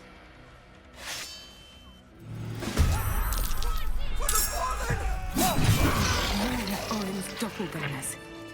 How many has she brought to Baal's side, I wonder? Mahler's mark. Did I get it right? Seluna's tears. It is said no false face can stand beneath their light. An old code, Harper. But yes, you got it right. Now I need your report. We had eyes on suspected cultists in the city, like you asked. We thought we were tracking them, but... They were tracking you instead, evidently. Doppelgangers. And they're not just working with the cult. Hi, Harper. They're part of it. Baalists, I think. Sworn to Orin the Red, yes. We've already had the pleasure. Go on. Everything seemed fine until your latest orders. Until we started to search for the Rashomon. They struck the same night. I woke to one of them strangling Chelvin, while smiling at me out of her face. She said... It said... that I'd report back to you as normal. Lure you here, and... I had no choice! I'm sure it felt that way, Geraldus. The others were likely dragged back to Orin. Tortured. Sacrificed. I do not expect you to die for me. But to risk Entharl, any citizen who might have wandered in, there is always a choice. And the Harper must be able to make the hard ones. Perhaps this isn't the life for you after all, Geraldus. No, Jaheira! High Harper, please! I'm still a Harper. I want to help! You've scarcely signed up, boy. And there is a war coming. Why die a Harper when you could still live as anything else?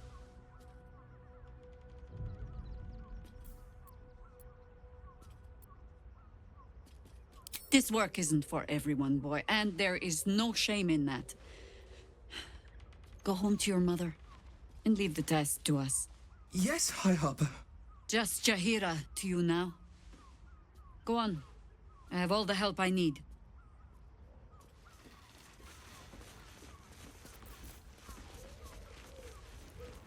Need to find a way forward.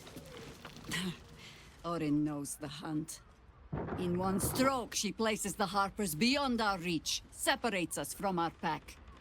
Until we know who the false facers are, we cannot trust anyone beyond ourselves. And I was so busy telling you not to take her bait, that I scarcely felt the hook in my own mouth. I have not been overly generous with the truth.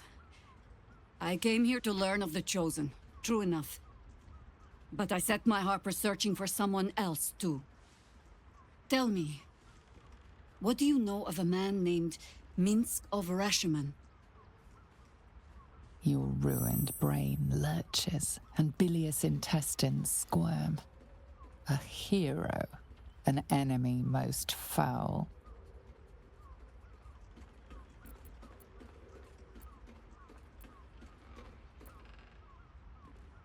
Whatever blow to the head has addled your thoughts, take comfort.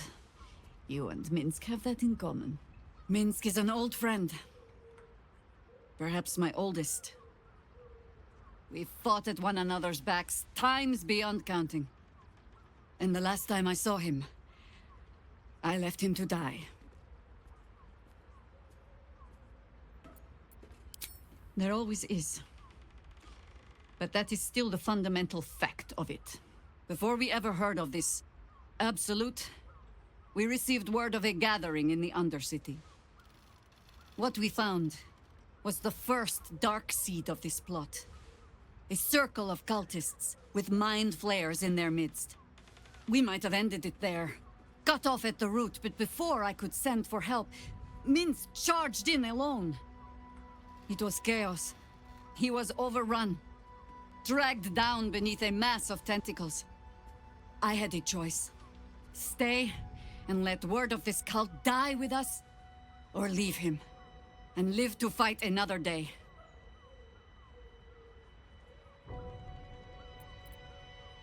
The world takes much from those who presume to defend it. But sometimes, you get to take it back. So don't be sorry, because I mean to use you, if you're willing. Infection, indoctrination, eradication. That has been the fate of everyone the cult has captured so far. But it has not been yours. With your help, perhaps it need not be Minsk's either.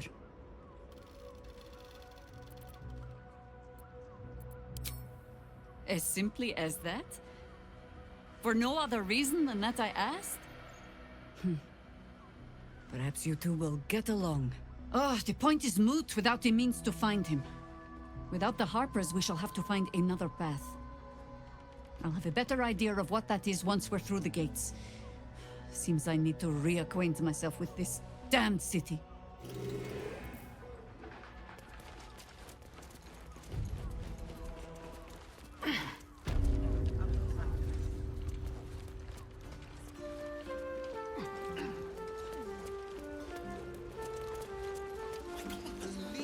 Trying to climb up one, you madman!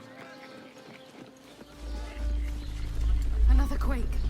What's going on? Greetings, citizen. I trust you are enjoying the city. Sorry, chum, can't let you through. Worms Rock's closed for the day. Not close to Duke Ulder Ravengard's own son, surely. You having a laugh, devil boy? I know Ravengard, and last I knew, his spawn wasn't sporting those horns. The joke's on you.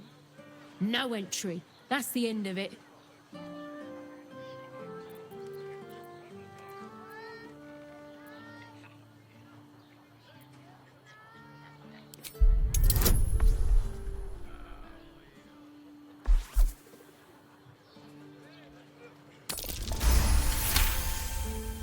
I don't know what he needs you for when he's got those bloody great steel watchers. But unprecedented times and all that. Head through. You want the last door on your right. Lower the gates. Special permission.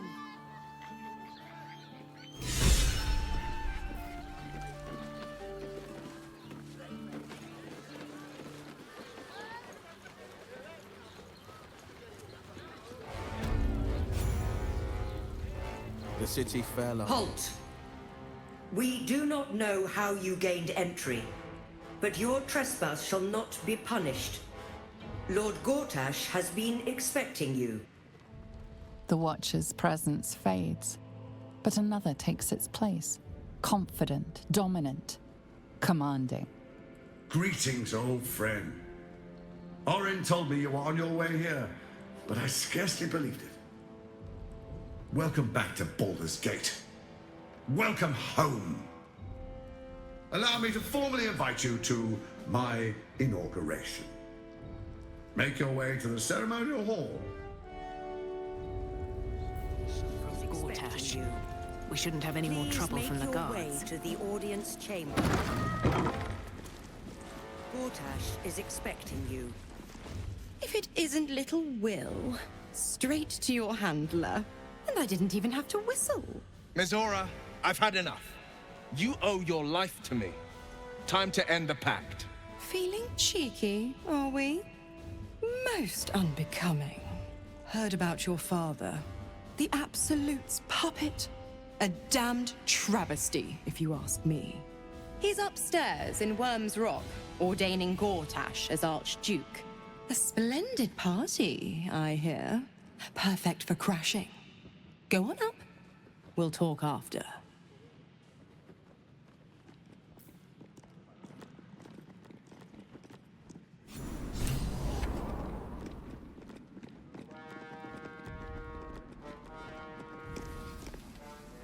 Stand down, villain.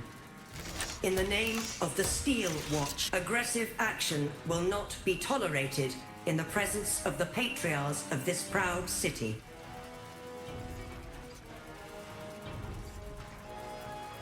The Steel Watch appreciate your cooperation, citizen.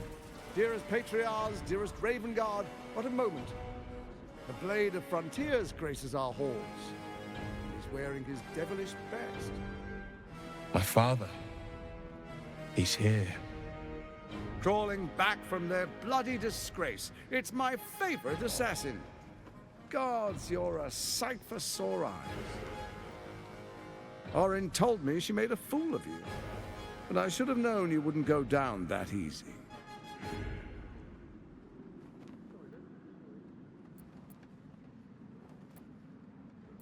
Then she didn't lie.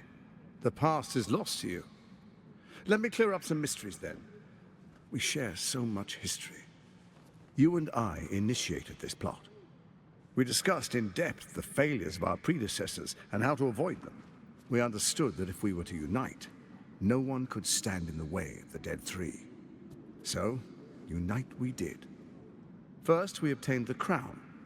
Then we enslaved the brain.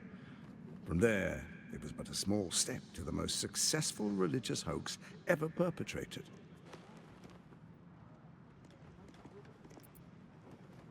It seems so. In Baal's name, you set your bloody daggers to cause panic in the streets. Killing in the Absolute's name. You would have carried out that part of the plan, had Orin not ruined your hard work. Next, the threat of the Absolute's monstrous armies formed by Merkel's general, Ketheric Thorpe. In such circumstances, people crave strong leaders. Leaders that bring law, order, and protection. Leaders like me, Bane's unyielding hand, author of justice. You are soon to witness the people of Balldur's Gate granting me complete power over them, all out of fear of the absolute. The faithful will do anything in the name of their god. It was all going so well, until you vanished. Orin informed us that henceforth she would speak for the Temple of Baal, and act on their behalf.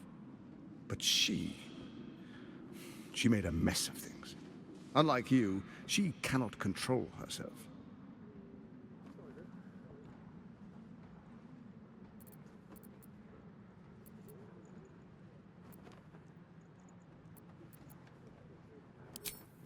Have you gone soft? I find that hard to believe. One's true nature always rises to the top. When Ketheric fell, I feared the worst. That our plans would fail like so many before because of discord among ourselves. Now you've returned. We can achieve all of our dreams still. You brought Thorm's Netherstone. You know, it takes all three to control the brain. Without Thorm's, it's become vexingly willful. The quakes are a clear warning. If nobody steps in soon, it'll free itself from the authority of the Crown. I expect it'll start with turning the Sword Coasts infected. You among them. That prism of yours won't last indefinitely. Next, the grand design. The Mind Flayer Empire reborn. If we're lucky, we'll become slaves. If we're unlucky, well, a bleak prospect. But it's a fate that can be avoided if you and I renew our old partnership. Together, we can still restore authority over the brain.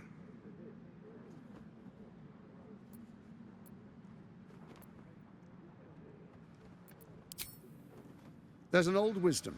A brittle alliance can never be mended. It can only break.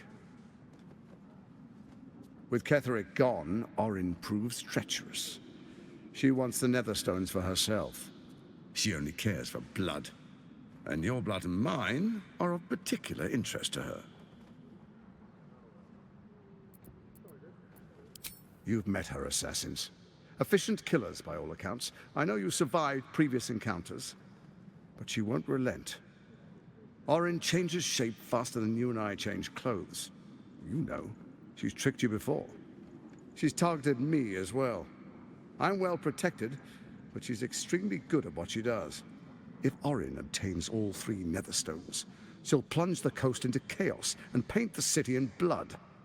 I can't let that happen. I want to lead this city to glory, not scorch its earth. So I turn to you, the former ruler of the cult of Baal.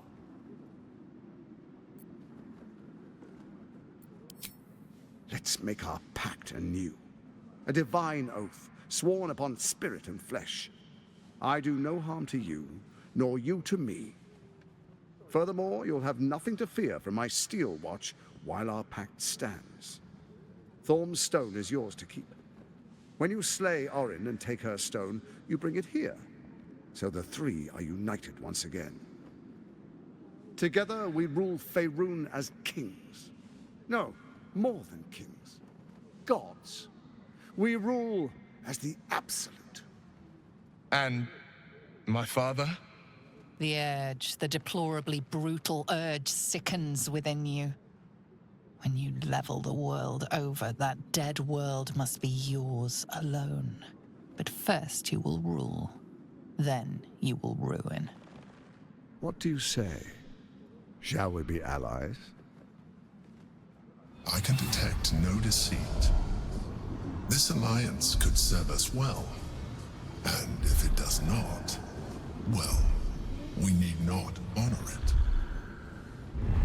An ally could be useful, at least for now. And when he's no longer useful, well, we can dispose of him then.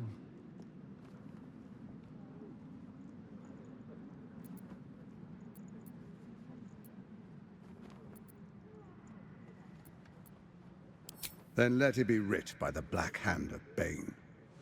I, Lord Enver Gortash, swear I shall do you no harm. We will rise together over Toriel as a roaring sun.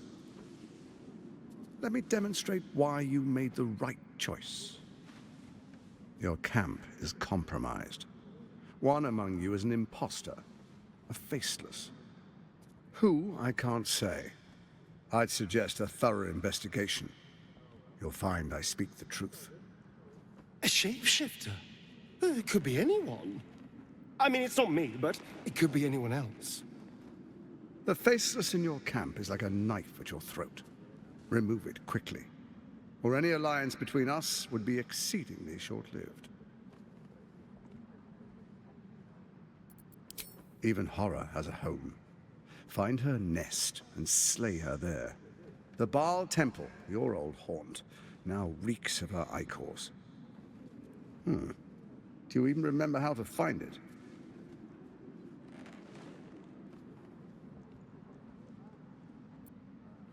A shame. It's a secret even to me. You're resourceful. I trust you'll sniff it out. If the trail goes cold, follow the bodies. It's not, but it will not follow new orders unless the Netherstones are united to give the command. When it finishes executing its current orders, it will be free to do as it wishes. That will be bad for everyone. Once it is freed from its shackles, I doubt we'll ever be able to bring it under control again. Orin is elusive, shall we say. The grip of the steel watch may be tight, but sand still slips through its fingers. Some conflicts are best resolved quietly. The people are cattle, obedient until panicked. Before you do, come and witness, as I make history as the first Archduke of Balldur's Gate.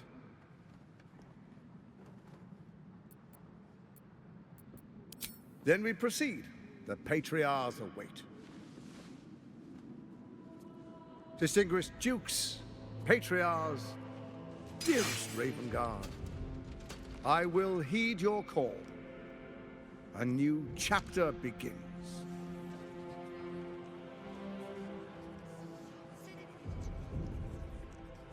Enver Gortash, swearest thou by Balduran's blade to defend the citizens of Baldur's Gate from enemies within and without? I swear.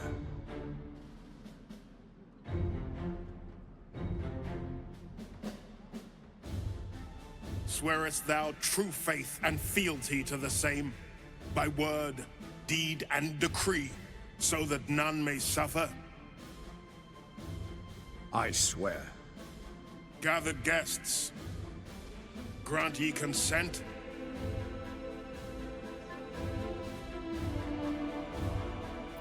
Enver Gortash, the council appoints you Archduke of Baldur's Gate.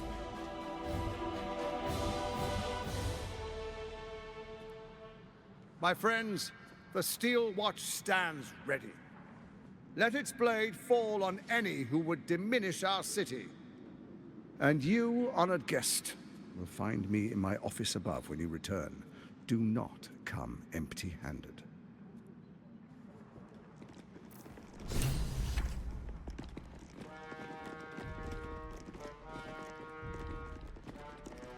Truest of souls, bathed in her light. There is a fleeting connection. Your parasite communes with his, then falls quiet. Father, my dearest boy, the hells have touched you, but you've come to me just as Gortash said you would. A true soul, no less. Father and son, unstoppable generals. You and your allies will usher in a new dawn.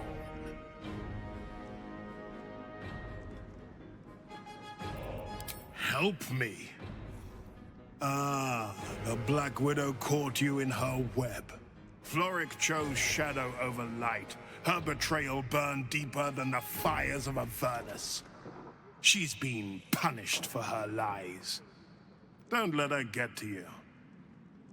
Punished? Meaning what exactly?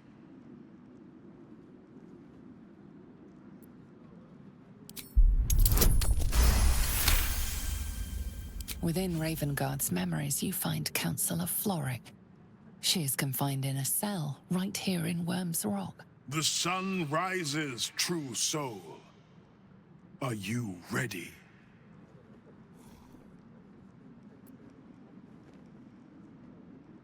Why do you say this? Only the shadows would name the sun a tyrant. Faerun suffers in darkness. Tyr has abandoned us. Helm's Eye has strayed.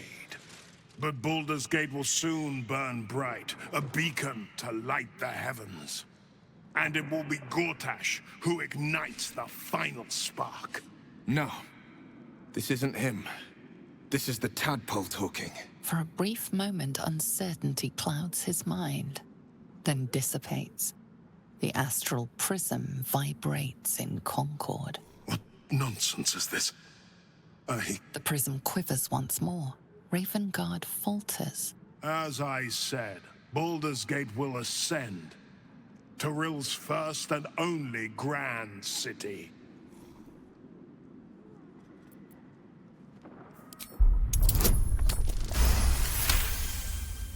First comes a vision of terror. The city of Balldur's Gate taken by Illithids. But beyond the terror, there is hope. You see a beaming Ravengard presiding over the sunlit city, applauded by the people. A people at peace. The Illithids have not erased him entire. Perhaps there is hope yet. Have we finished then?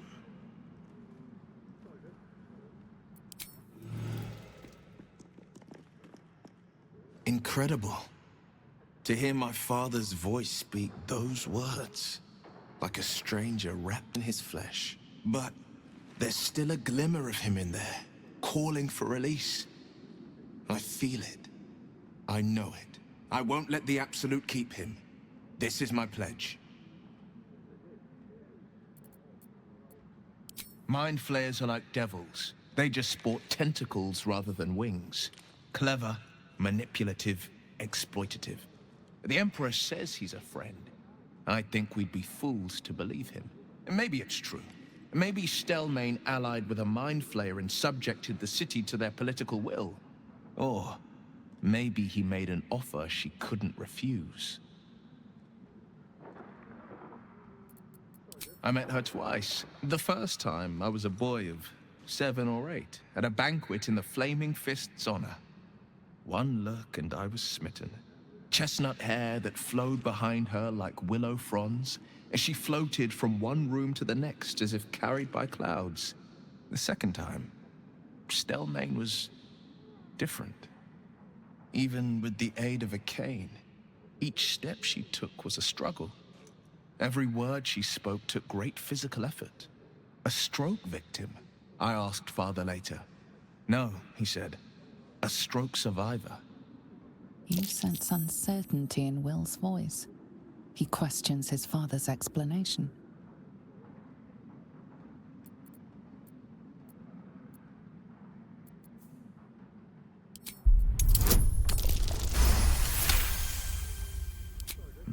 Something's always gnawed at me. At the banquet, Stelmane didn't seem to look at us, but through us. But that second time, her gaze never left me. It was steel, sharp and unyielding. It could just be my imagination. But I always felt that it was more than a stroke that had changed her. What, though? I couldn't say.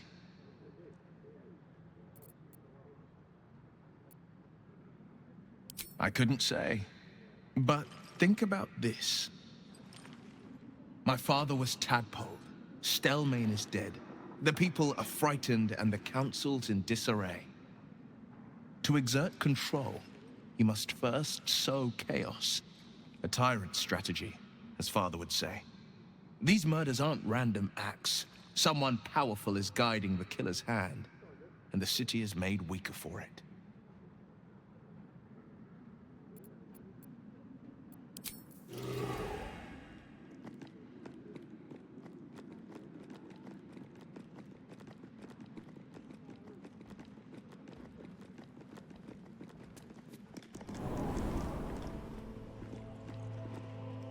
What did I tell you? A momentous occasion. I'm sure you agree. I've had enough, Mizora. What do you want? Your attention, little pup. Nothing more. And you'll be glad to give it.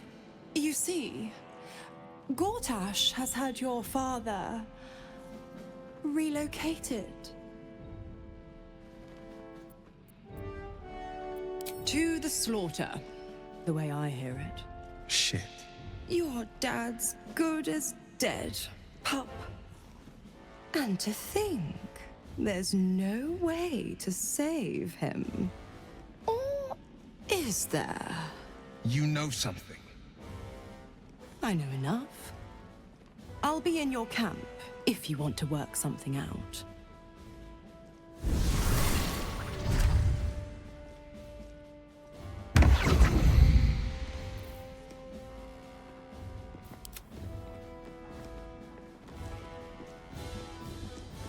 Of course she'd stick her infernal nose where it doesn't belong. Of course she's dreamt up some risible scheme. By all the hounds of the hells, what is she planning?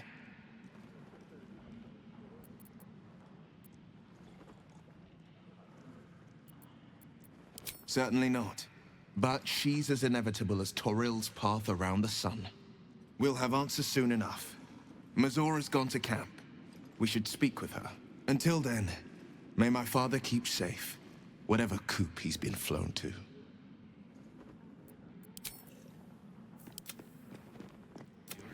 He's patriarch of the Tsar family. Nasty fellow, if the histories are accurate. I imagine they are. I can't really glaze that patriarch. He wasn't even hurt.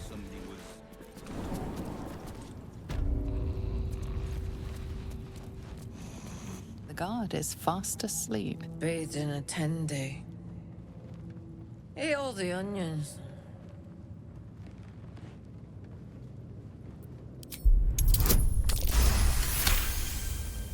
Old man Otto.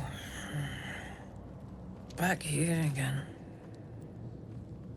Cell stinks like an old cabbage.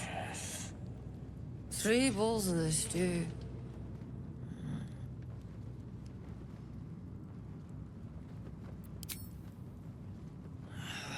What now? Goodness, how embarrassing. I had a heavy lunch. Welcome to Worms Rock Prison, the 5th nail, wee jail. What's your business?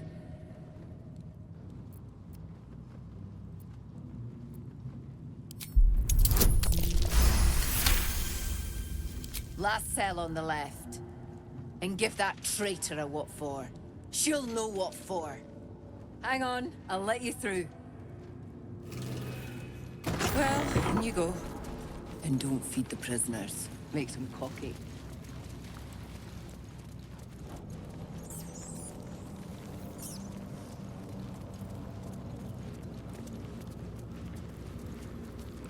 It's over. You're too late. It's over. By Avernus. Floric. Will, is that you? What curse has befallen you? No matter. The city, the future. It's done.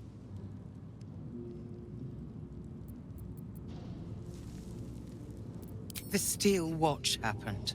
I came seeking allies to our cause.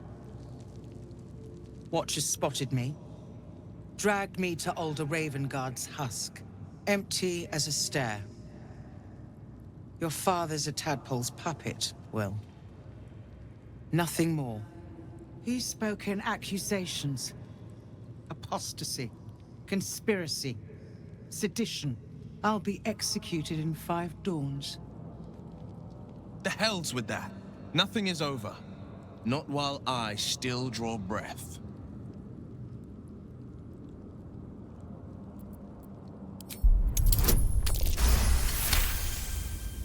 When the people need a miracle, you cannot wait for the gods to answer.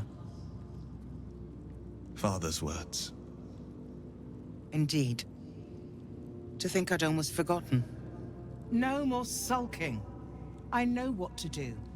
And I can only do it with the help of the blade. Unlock my cell. Escort me out of Worm's Rock. I'll seek out my connections. When the city streets shatter, you'll want their blades. Hurry. Your desire? I've got a long road ahead. That's a friendly-looking shadow. Don't give me trouble now. Yes?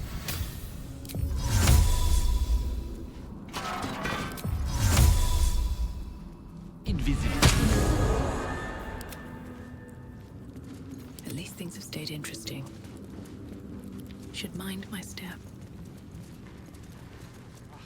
Heard they're making those metal beasts with 4 legs now, instead of 2.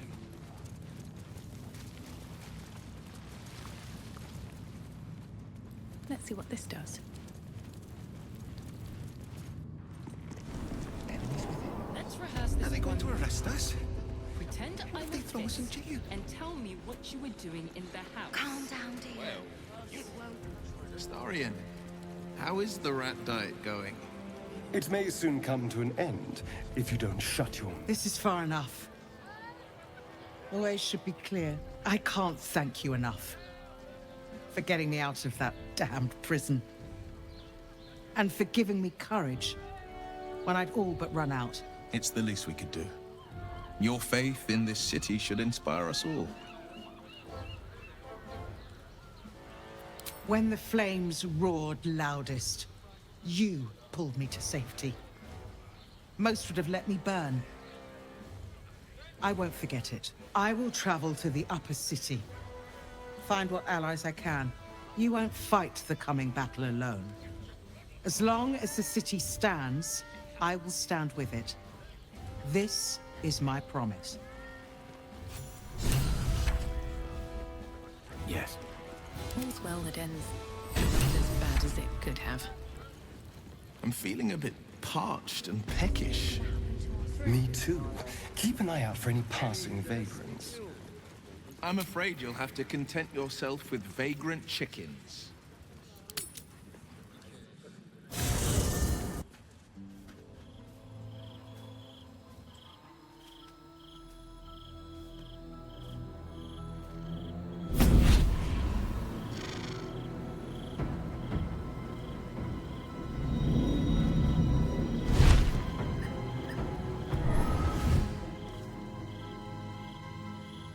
Sorore surge, testis esto pacti me.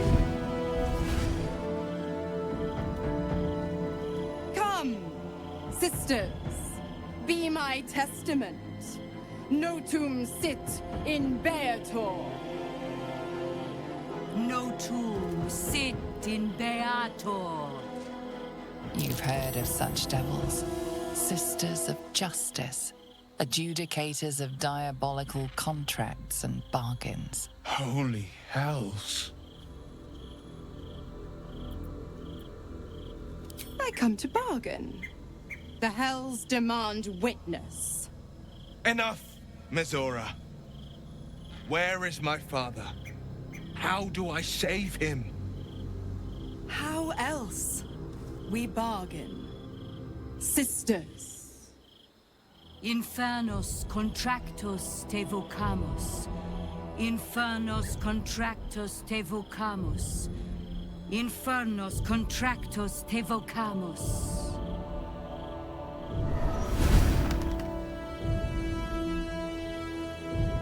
Your contract, Will. Signed in blood, forged in fire, bound in bone, but not unbreakable. No contract is ended without sacrifice. A cost must be paid.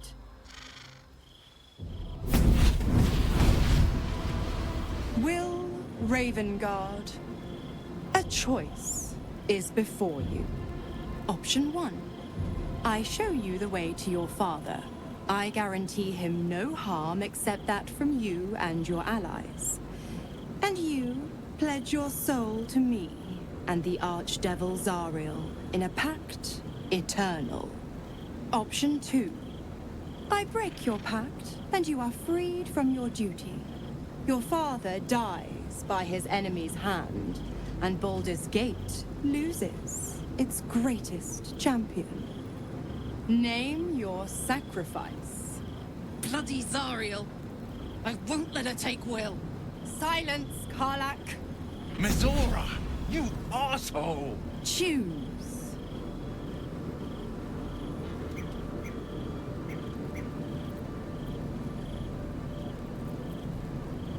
You damned wretch! Father. Do it. Break the pact.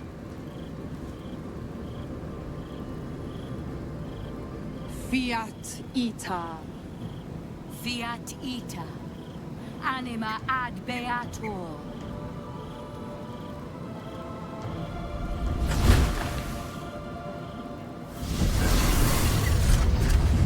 Didn't think you had it in you. Seems my boy's all grown up. And don't go fussing about your father. You made your choice. You knew the terms. You know what? I think I'll stick around. Not for the greater good, you understand. Just for the entertainment.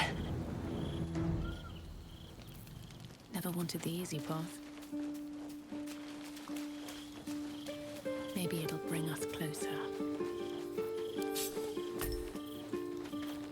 Gods, I spent 7 years choked by Mizora's leash. And I spent 7 years hoping to break free. I never knew freedom could taste so bittersweet.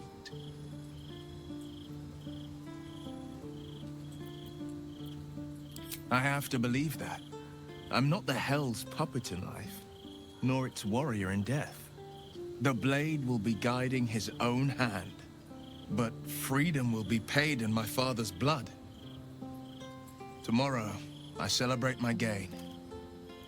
Today, I mourn my loss. A moment passes. In the stillness, you find a mote of tranquility. The Raven Guard name now lives solely with me. I will make it count for something. I signed his life away before the Hell's witnesses. It would be easier to drink the sticks down to the last drop than to alter his fate. I'd be a fool to wish otherwise. We obtain the final 2 netherstones and take back our minds. And the city from the brain. Go on then.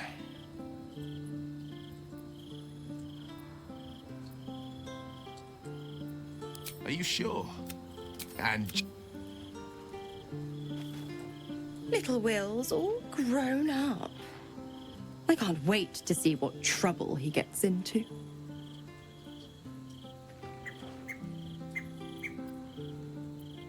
I beg your forgiveness for such undue impertinence. From now on, I promise him the same measure of respect he's shown his father. Oh, I almost forgot. Will sold his father's life for his freedom. My mistake.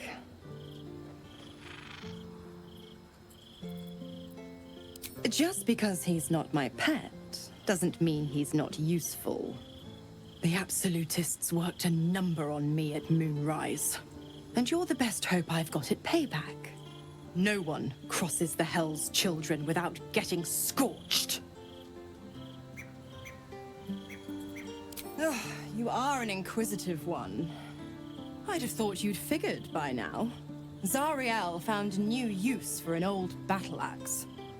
The dead 3 in that bulging brain of theirs are a threat to more than this trifling city, you know. Savor her company. Who's to say when Zariel might change her mind? My mistress can be so capricious. Correct. I didn't.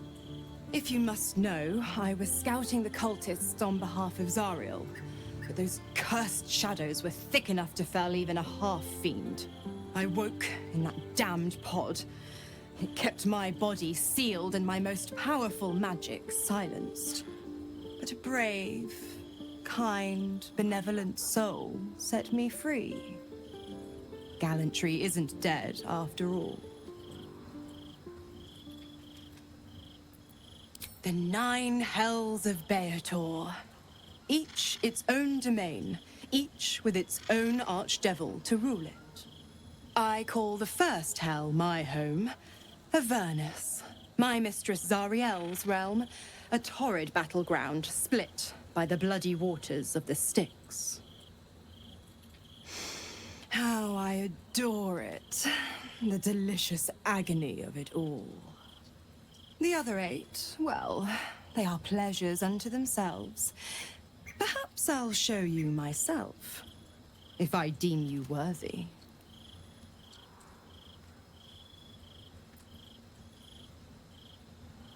I'm afraid that's not an option.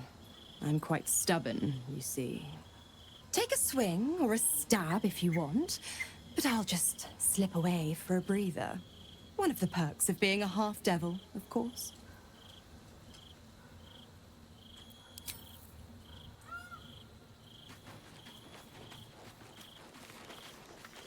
Will gave up his father to have freedom. An understandable decision. Sacrifices must be made after all. Especially if the old Duke's fall means his rise.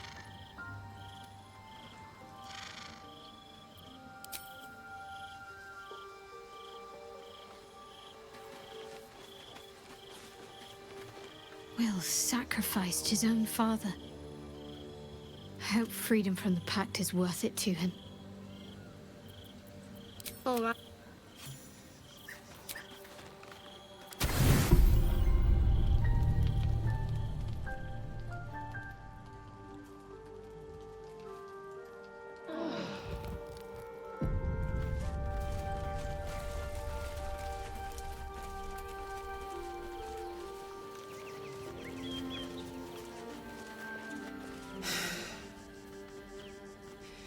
He looks the exact same as he did 10 years ago.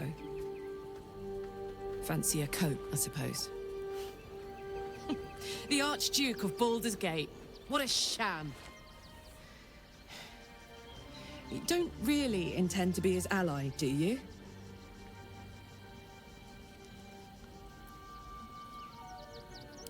Gortash is your enemy, either way. This pact may delay the inevitable betrayal, but not by much.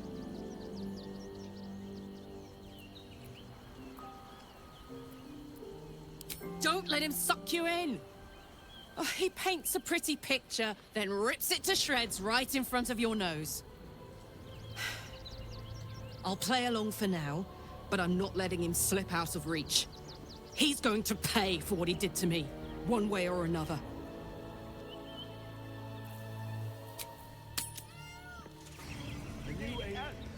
Something's not right about those steel watchers. I'm telling you. Ah, they're harmless. Except... Wits and blades, always sharp. I must keep going. Hells, not this again. The brain is resisting its orders. Without all 3 stones to control it, it will soon start acting on its own will.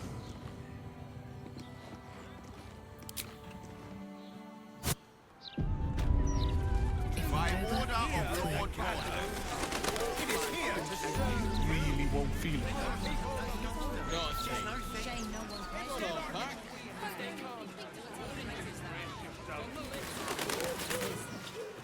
Only Lord Gortash can protect us from the world ending as the Absolute's forces stalk ever. He's a man of the people, too. The Elfstone Tavern. I wonder if my old things are still there. They could be of use to you. Not have a word. There's nothing there. Well, well, look what the bugbear dragged in. Can't believe we both made it to the city, and with our limbs attached.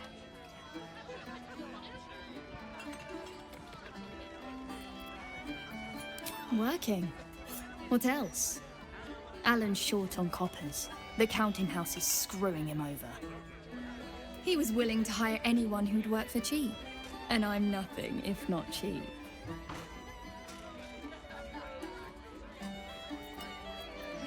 Oh, you are smooth, hero. I knew there was a reason I missed you. I need to get back to work, but stick around. You brighten the place up. Heading to the roof. Sort your own drinks in the meantime.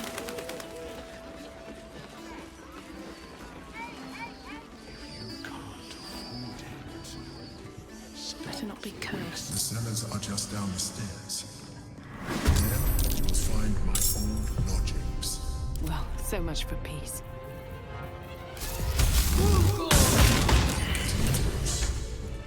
The wine cellar. There's a hidden door that leads further in. The mechanism to open it is somewhere among the wine racks.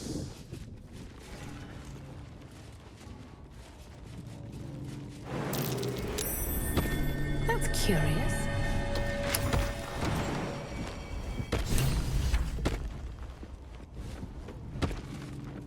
The psionic detector's been activated. There must be Gith hostiles nearby. Get Yankee. Vlaakith has found us. Get rid of them, quickly. What a pleasant surprise. Here you are, as brazen as described. The gloomed soul who thieved from our queen. Of course you had help, didn't you? From the illithid you carry inside the astral prism. How quaint that we should meet here, in the very place that it once called home. We know all about the Emperor and its dealings with you. Though I must confess, its peculiar relationship with you threw us off course for a while. Tell me, what did it offer you in exchange for your servitude?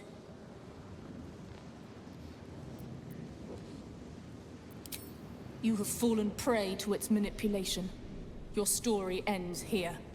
We will reclaim the astral prism, purge it of the illithid interloper, and restore it to our queen.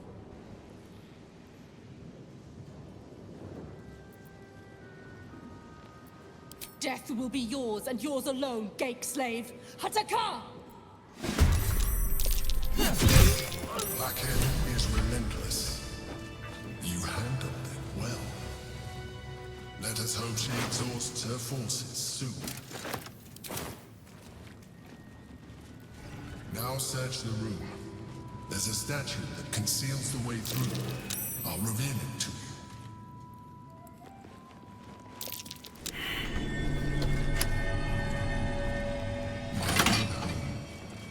Thank you for bringing me back.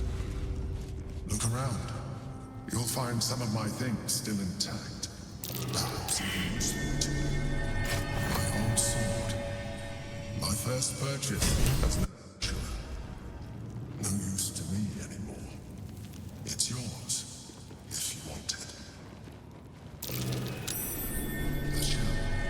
A keepsake from my final voyage. Pinched in a moment of sentimentality. At the ready. That's cute. My old wardrobe. The home of all my disguises. We are what we appear to be, and so appearances matter. My cutlery set. A gift from my mother. The butter knife is missing, but otherwise it looks to be complete. I don't need it anymore, but the memory stirs something in me still. There she is, in all her glory. Jubelin Stelmane, my old partner. Something over there. The chains I used to buy my meals. Villains and lawbreakers. You see, I tried to exercise morality where I could. That's curious.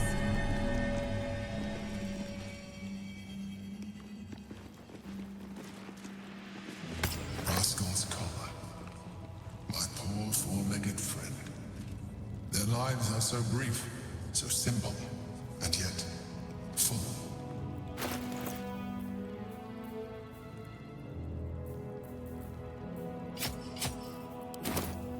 I'll give it a shot.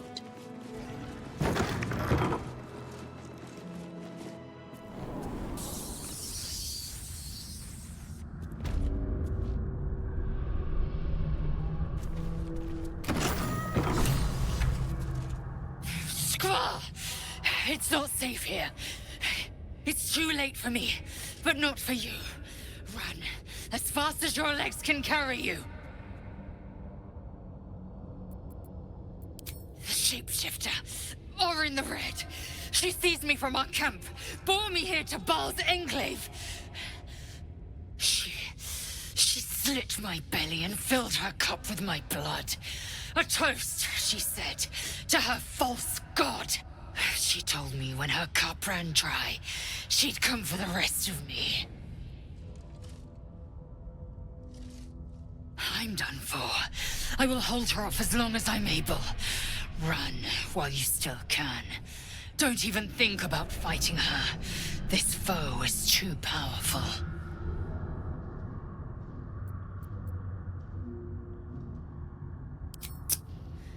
You let the Githyanki weigh you down, she would make corpses of you all.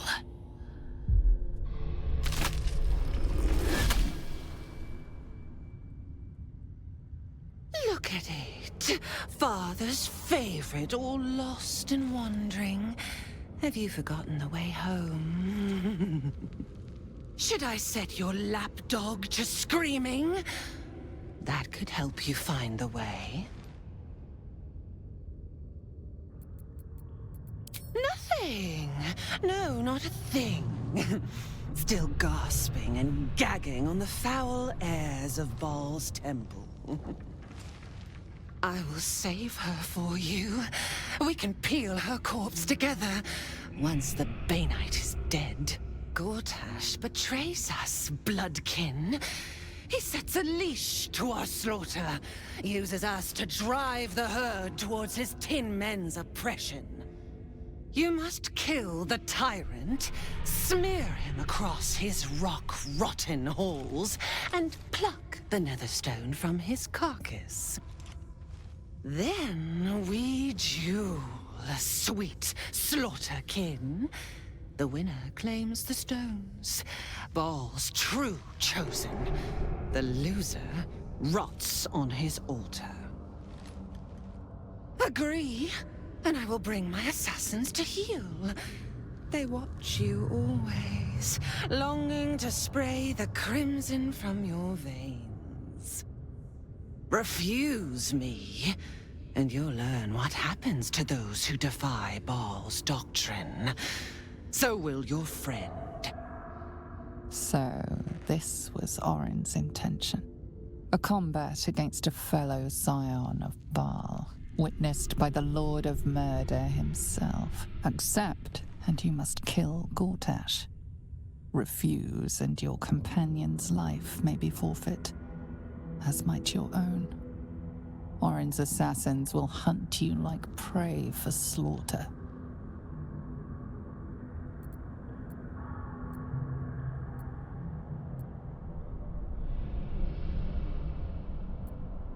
You forget how Father's blood clots our veins. It must be returned to him, seeped straight into his grim-born jaws. But first, you must make gutspill of the tyrant. Do not underestimate his steel watch. Seek their cradle in the lower city and skewer their skull meat. Make them rust and blood. Then you can gore the lordling again and again and again. But listen close, Bone Killer. Come to my temple before you turn Gortash to carrion. And I will ready your friend's corpse to greet you. Baal is waiting, Slaughterkin. Do not disappoint him.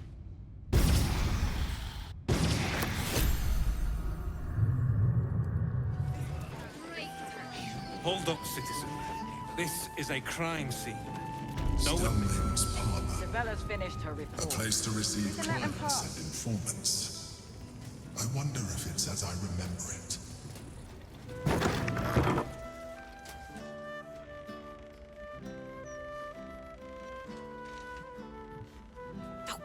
Bollocks! I told those idiots not to let anyone through. You. Name, rank, and reason for interrupting an active crime scene. For your sake, the last one better be bloody good.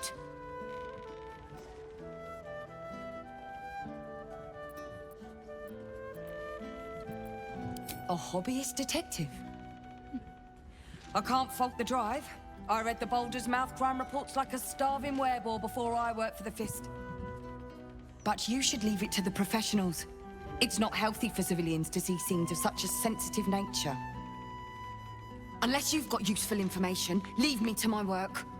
Duke Stelmane's dead, and I've got to find who killed her.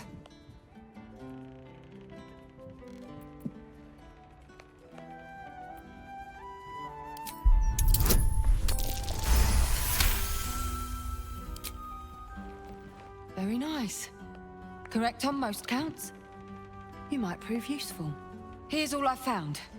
The Duke was paralyzed by poison. Absolutist symbols scrawled on the floor in blood. Hand removed, pre-mortem. The symbol's the bit that bothers most. You use poison when you want to get away with murder. So why leave a symbol at the scene of the crime? Doesn't make any sense. And the removal of the hand. I've a theory, but... Oh, well, you're a civilian. That one will be for me to follow up.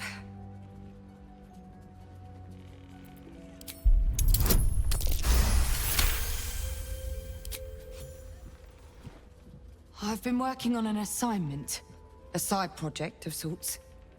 I think the removal of the hand is the key, but I just can't figure out how. Corpses without hands are showing up all over the city, together with dioramas of death and murder. It has to be connected. The brutality of it. The unnecessary brutality. My theory is that it's got something to do with the Lord of Murder himself, Baal. The higher-ups don't want to hear that, of course. The last thing they need is public hysteria about a cult that was supposed to have died out over a century ago. I'd follow up myself. But while this uniform gets me into certain places, it keeps me out of others. Especially places that don't want to be found.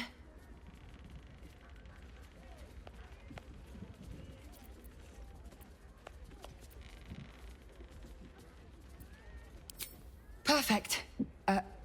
Unofficially, mind. As far as the higher-ups are concerned, you're still just a civilian. If you end up breaking any laws, well, I won't be able to help you. Report back to me if you find anything. And thank you. If I'm right, you'll be doing a great service to the city.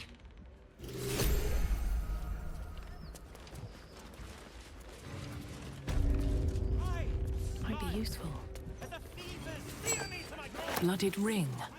Guess the killer didn't want jewelry.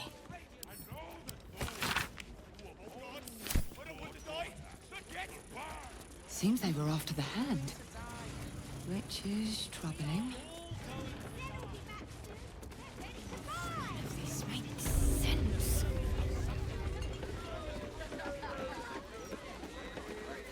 Aye, aye. Pull up a seat. If you can find one spare, that is. I tell you what. The murder upstairs has brought some punters, but it's also really spooked folk out of renting rooms. If we get you staying up there, perhaps folk will calm down and realise there's naught to worry about. You can have the whole upstairs floor until this killer thing blows over. Top floor's all yours. If it gets a bit too noisy at night, well, don't sleep above a pub.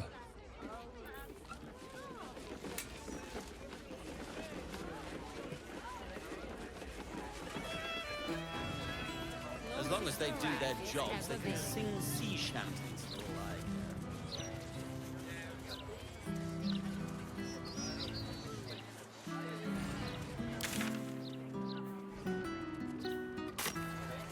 I was joking. You really are that interesting. Morning, you. I thought you actually found me. There's four of us. I wouldn't say I'm certain, just optimistic. We're lost.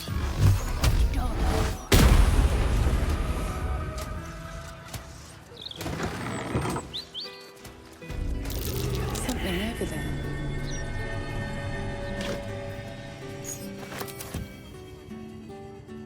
Tempers are rising.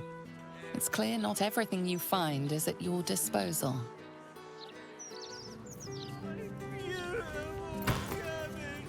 Left. Not everyone subscribed.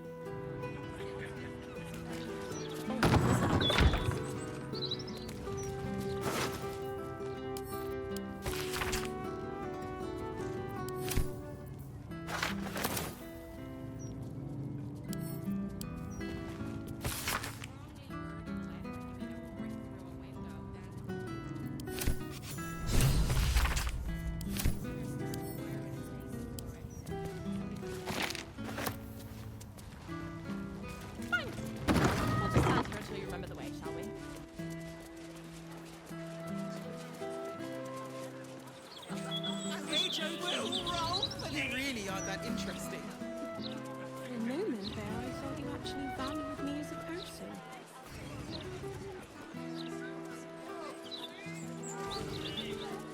Ooh, I bet this'll be fun.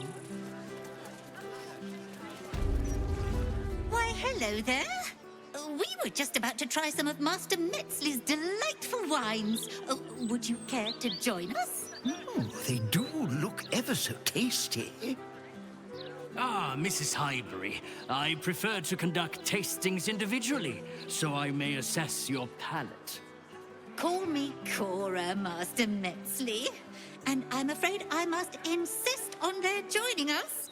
Wine's no good without company, after all. The wine scent is almost sickly sweet, with an acrid note just on the periphery. Poison.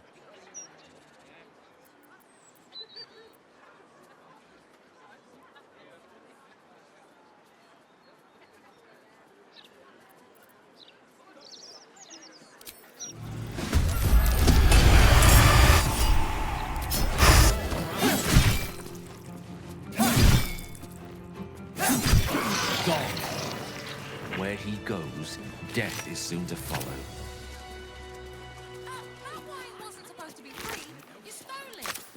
Oh, stealing is the best way to get things for free.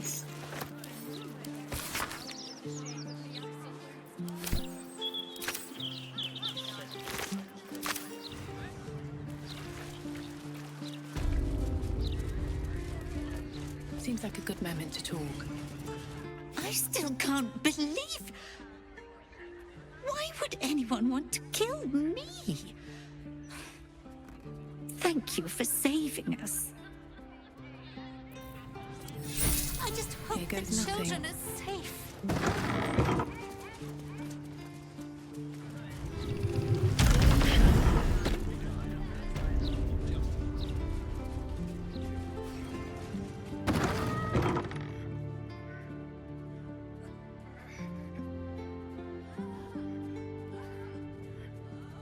It's unusual for prey to supply the tools of its own butchery.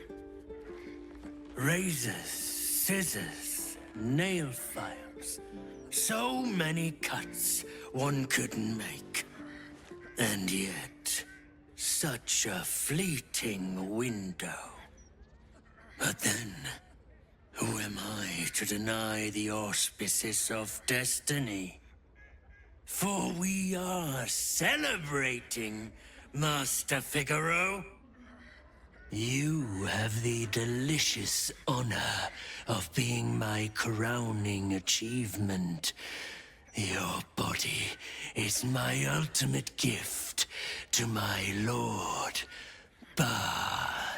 Together, we shall transcend.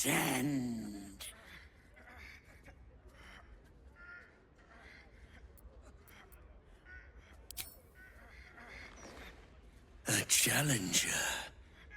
My lord tests me. This piteous hovel will be your grave, challenger.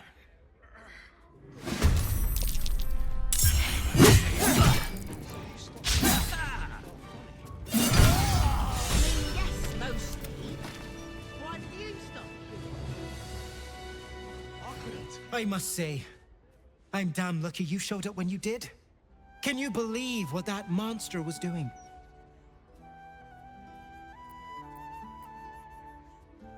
Truly? Then you're made of sterner stuff than I, friend. I'll confess, it terrified me greatly.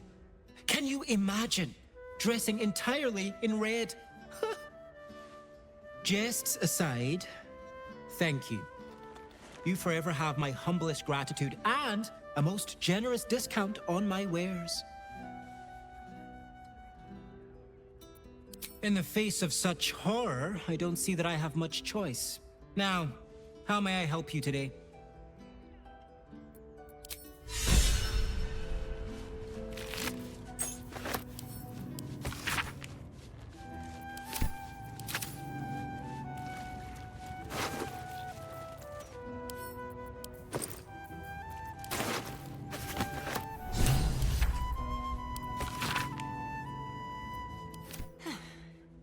I should have known it would be you. Thank you. If it had been the dwarf alone, we might have stood a chance. But these doppelgangers, they swarmed us. We were paralyzed before we even had the chance to fight back.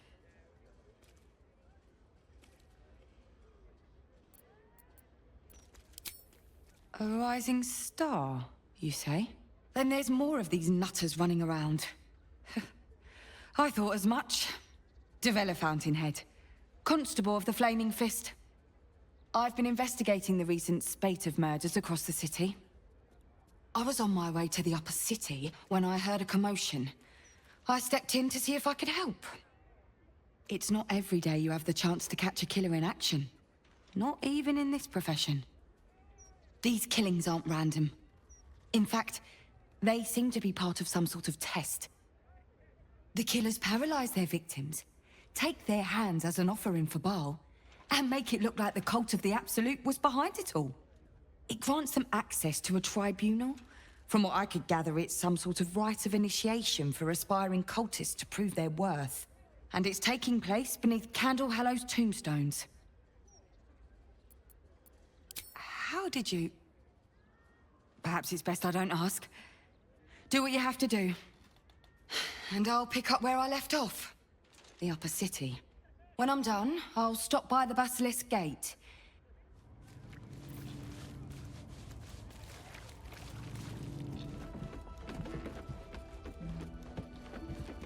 I've had a lifetime's fill of watching little men buff themselves up with grand titles. I look forward to the day we show the Archduke that his tongue is not half so silvered as he thinks. We need all 3 stones to command the brain. It matters little in what order we obtain them, or how. Still, if you see sense in making an alliance, I won't question it. I'll just look forward to the inevitable breaking Gortash spoke of. I have. And while I do not love my conclusion, that does nothing to change it. The Harpers are the city's best information network. With them out of action, we shall have to fall back on second best. 9 Fingers Keen. Name known and feared throughout the city's underworld. A mysterious Keen runs the guild, which in turn runs every criminal enterprise in the city. Friend is not the word I'd use. Nor is petty if you've a mind to keep your tongue. But both our operations step outside the law when needful. She just likes it better there. How hospitable she will be to a harper that comes begging to her guild hall, we will find out. Perhaps I will let you do the talking.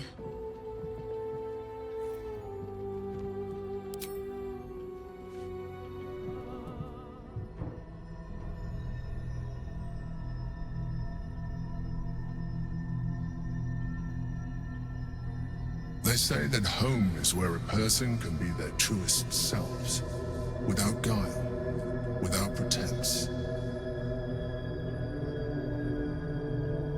You did well to see off the Githyanki who had invaded mine. And now that you have seen where I come from, you know all there is to know about me. At least, all that matters. My beloved confidant and loyal companion rascal. The very first reward I gifted myself on completion of my first adventure. The garments with which I concealed and later constructed my appearance as the Emperor. We spoke of my relationship with Duke Berlin Stillmain, the story I have told no one else. I have no more secrets from you. No need to resort to subterfuge. We are true allies now, working towards a common goal.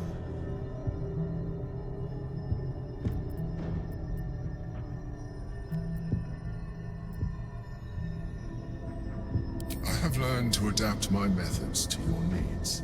The only way we were ever going to get close enough to the brain to destroy it was by working together. But few would trust a mind flayer. So I did what I had to convince you. I studied you. Your motivations, your actions, your desires. I deduced the best way to align your goals with my own.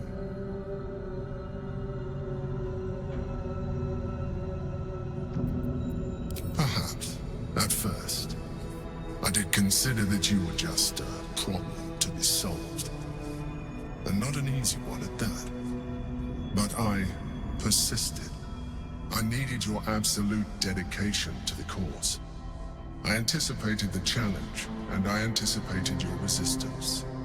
What I didn't anticipate was how reasonable you would be. You don't like to be coddled, cajoled. But you responded well to logic, to rational arguments, to cold, hard facts. You saw straight to the core of what really mattered.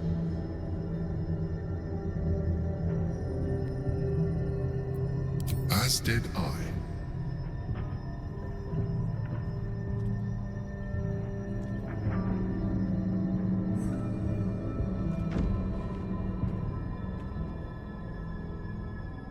Sometimes, I felt almost like we were dancing our way towards something deeper.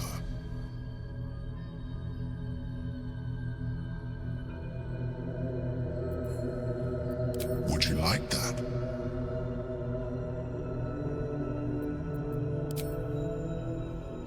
The back of your mind warms with a rush of feeling, the Emperor's feeling.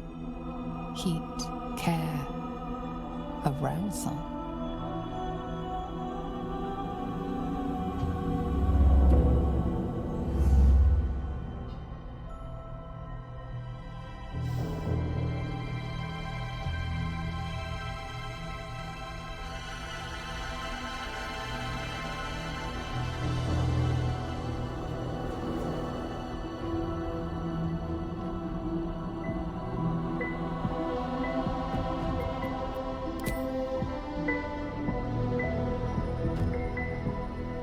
Feel its breath merging into yours. Cold, smelling faintly of vanilla and garlic. Its breathing quickens as you pull in close to its face, its excitement palpable. You pause a moment as a thought occurs to you. Where is a mind flayer's mouth? A memory stirs. diagrams in a book he read long ago. A mind flayer's mouth is underneath the tentacles.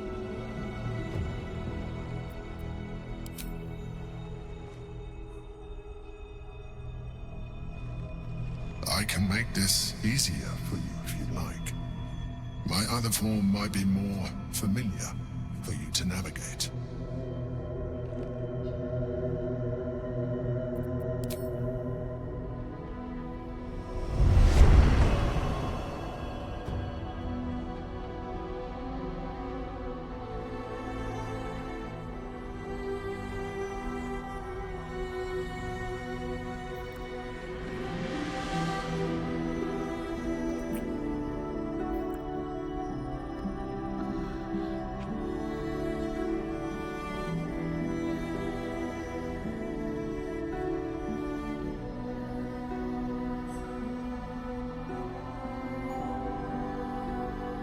Everything you ever dreamt of and more.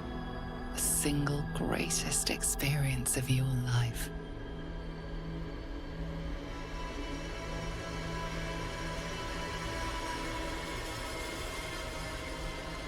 Sorry. You didn't leave me much energy to spare to maintain appearances.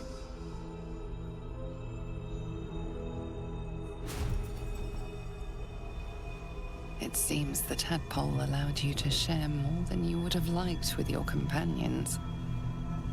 I said I'd protect you from the absolute, not each other. And I was distracted. Come. It's time to get dressed. We have work to do. We have communed with our minds entire at the deepest level. What else is there to say? We are bonded now, and it is time to consummate love with war.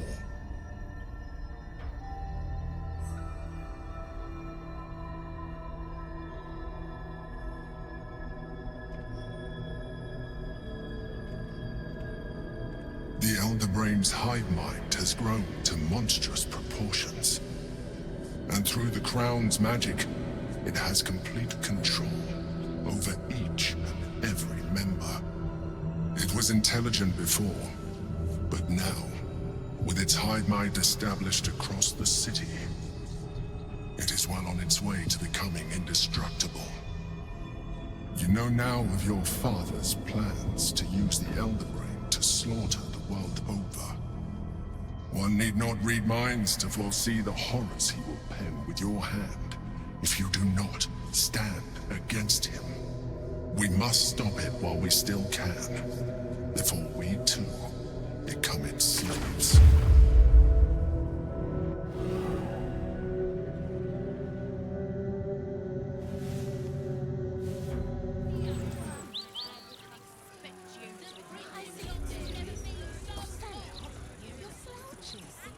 Let me back in.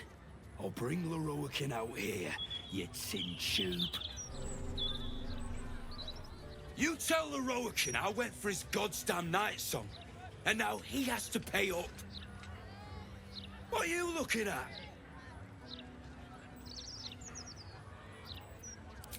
Maybe. I don't know you, though, and I'd thank you to get out of my face. Leroican, wizard that owns that shop, sent me on a wild goose chase into a hive of goblins for some relic. Said it would be an easy take. I lost good people. Good friends. The night song my arse.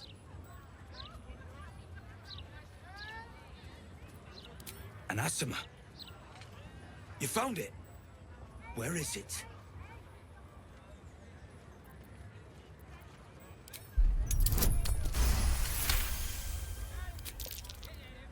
Son of a bastard's whore. You had a small fortune in your grasp, and you let it go.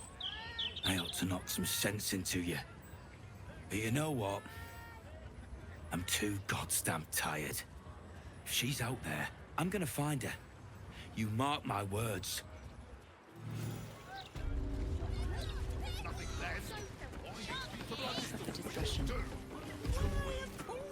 Welcome, dear patron, to Sorceress Sundries. I am an unperson in service of the revered wizard Larian, proprietor of this fine establishment. To browse our wares, say trade. To provide information about the night song, say night song. If you are a city official here to collect dues, say taxes. For all other inquiries, say other. The provision of information that leads to the retrieval of the night song is worth a great deal to Master Larian. Do you have information regarding the night song? Please proceed upstairs for further instructions. Thank you. Please come again soon and have a magical day. I just think we should be careful what we say in public as well. Well, at least... Literature department. Can I help you? Shh. These books are sensitive. They prefer an environment of quiet reverence.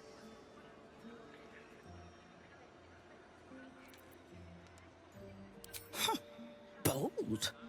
You might have heard that our library has a collection other shops would lack the skill to curate. Between us, even Master Larian was reluctant to house them in his tower. The pen is mightier than the magic wand, apparently. They're locked away here for their and our customers' safety. Our finest reserve includes the Tharkiot Codex, the Annals of Karsus and Ethery's Folly, Sights of the Sealy, and the Curriculum of Strategy. Do any of those interest you? It is said to be written by Lord Karsus himself, the Netherese arcanist who attempted to replace the goddess Mystra, failed, and was banished for the attempt. Great magical knowledge lies within those pages, but not many can withstand it. I can't explain now, but it's very important we get hold of that book. Very, very important. The Annals of Karsus would no doubt have much to say about the crone's true nature. If only you could read them. Buy? Books as temperamental as these are not on sale. They are secured in our vault, where none can harm them, nor can they do any harm. Consider yourself lucky to have learned of such a book's existence, and then forget about it. The Annals of Karsus are best left unread.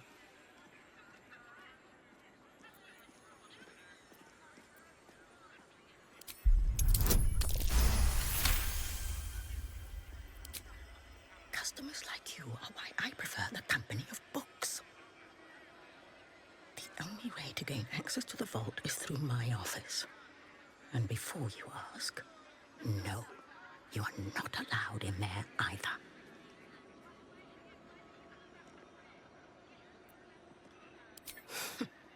You certainly have.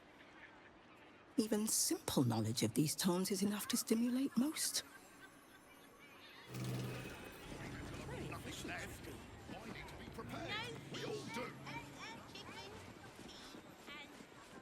Some people are so selfish. Bloodstaunch. It'd be your body. You'd make the rules. If you... Welcome, dear patron, to the floor at the top of the stairs.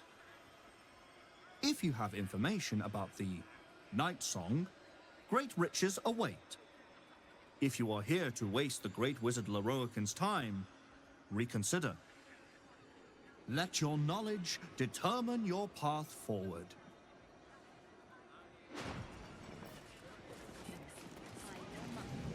The night song is an immortal being, the child of a deity. The night song is a priceless ruby from a realm beyond our own.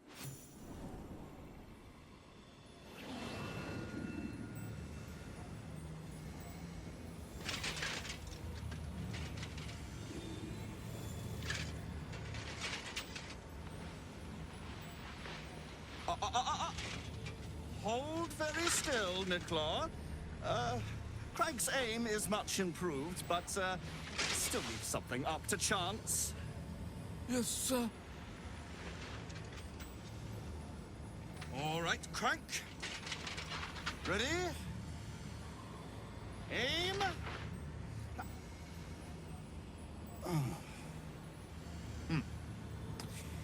We have a visitor. At ease. Nicklaw, you may go.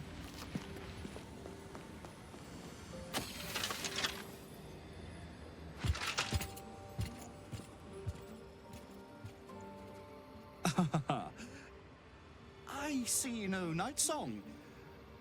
Surely you wouldn't have entered my tower without the night song in hand, hmm? Surely my worthless apprentice wouldn't have allowed you to waste my time.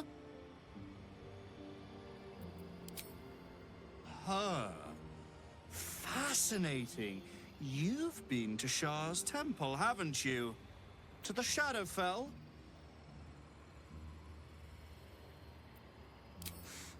Alas, I've paid for a good deal of very privileged information.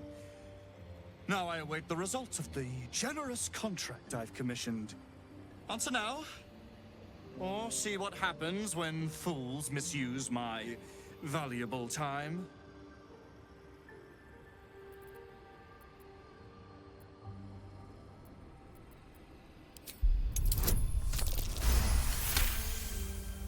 Dead? That cannot be. It is immortal. A god! Is that meant to be some consolation? It was the key to my immortality! How can this be? How can this be? Shit! Oh.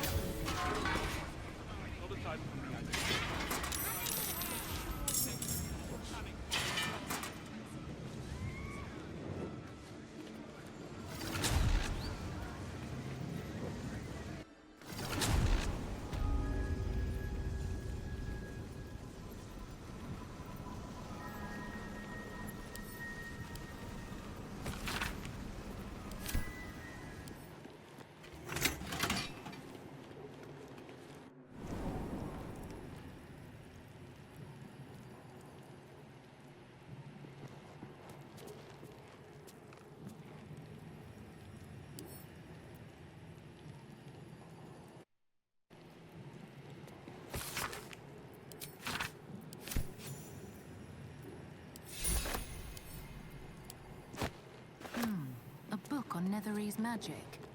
Gale may like to know. The Annals of Karsus. The preamble to a civilization's downfall, committed to parchment by the very hand that wrought its destruction. The truth of the crown, I hope. All that stands between us and enlightenment is the turn of a page.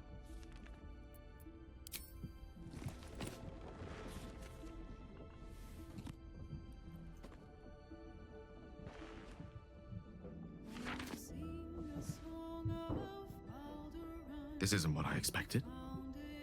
This is much more. The crown of Karsus. And this is no mere journal. It contains Karsus's original plans for the crown's construction. His designs for godhood.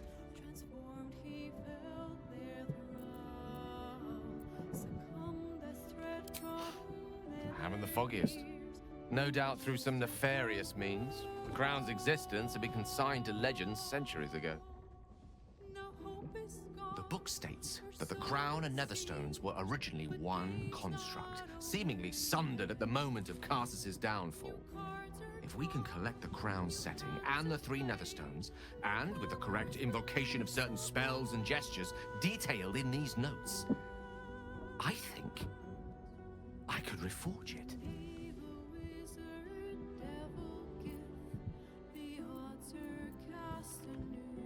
To every end you can imagine, and 1,000 more beyond.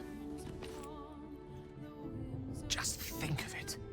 The power of the gods in mortal hands at last would be free of doctrine and dogma, confined only by the limits of our imaginations. I promise you, the gods will never grant us such a blessing, no matter how much we worship and adore them.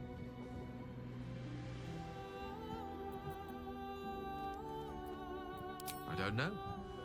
Ao does not look kindly on gods meddling in mortal affairs. She may have no choice but to stand by and let events unfold.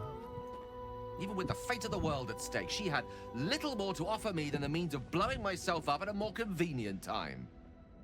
She's done nothing to help us. Mistra wanted the brain obliterated because of this crown. She fears a world in which such power is beyond her control, ready to be claimed by Karsus's successor.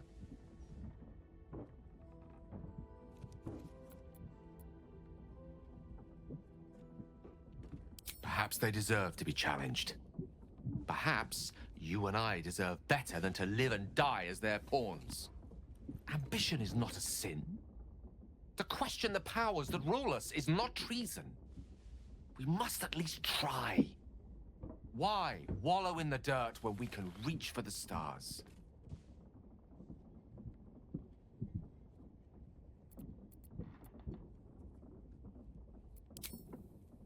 I see.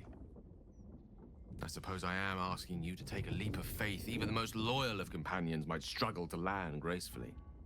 Spent so long feeling inferior, shut out from my destiny over such a simple act of youthful enthusiasm. Perhaps I got carried away with the thought this crown could give me back what Mistra took. Cure me, even.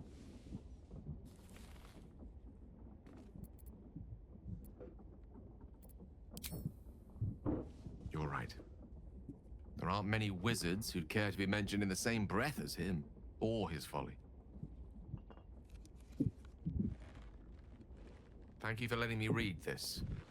At least we can face our enemy armed with the knowledge of its true nature, and of the stakes, should we fail to defeat it.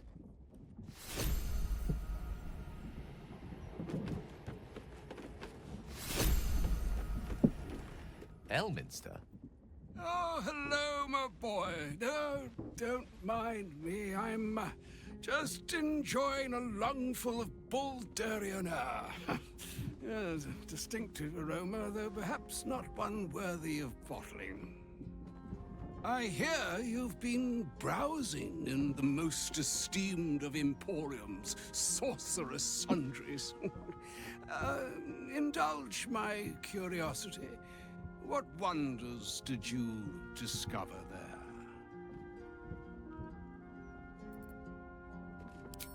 I trusted he would be sensible enough to exercise caution in this matter and to seek the truth. By now, you are aware of the evil we are up against. Karsus's pestilent crown, the very tool with which its eponymous creator unmade an empire and magic itself. Perhaps now you understand what is at stake here, my boy.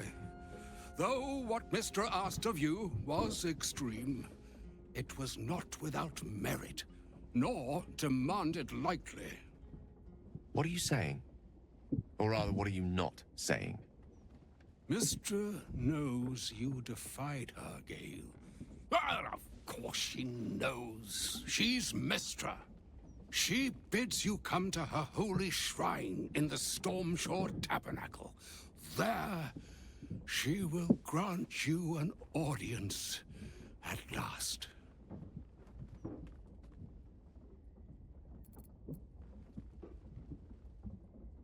I'm curious enough to make the attempt. All right. An audience with the mother of magic, it is. Perhaps that should have been your mission right from the start. Trust in yourself. Trust in the weave. If you are willing, trust in Mistra. There is a conclusion yet to be written in this sorry tale, Gale of Waterdeep. And yours is the quill that will write it.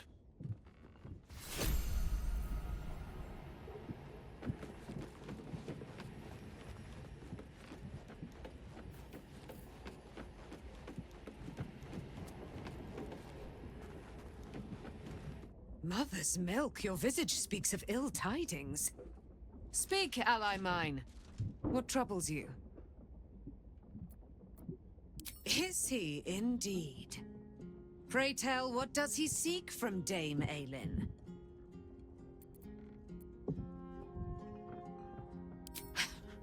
Magicians and their machinations. I have had enough for an eternity. I will wring his neck until he's dead.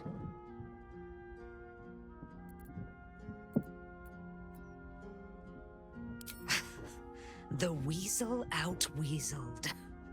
Well done, my friend. But Dame Aelin's deeds are great. Her presence, present. Sooner or later, he will discover that the daughter of Selûne lives. Let us travel to his chambers, his lair. We will see him undone, in the style of the dead, unburied Ketheric Thorm. I'm coming with you.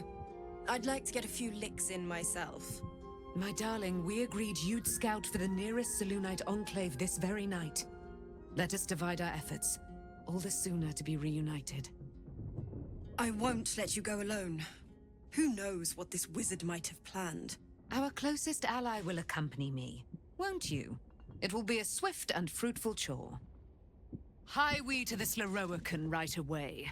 I am as eager to meet him as he is to ensnare me.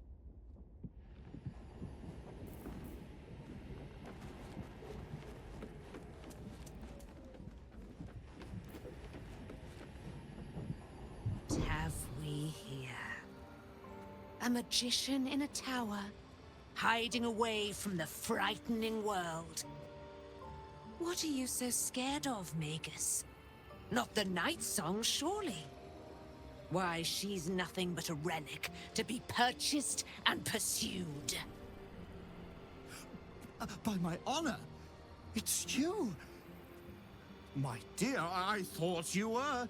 You will address me with due deference. I am Dame Aelin. And you are a whelp without honor, without pride, with nothing but a tower full of trinkets. My apologies, Dame Aelin. I meant no disrespect. Perhaps we could start over. I am Lorroakan.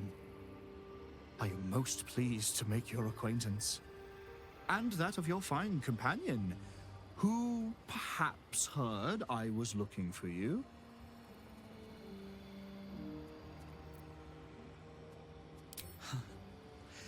Dame Aelin, I have discovered a device that would allow your immortality to be shared.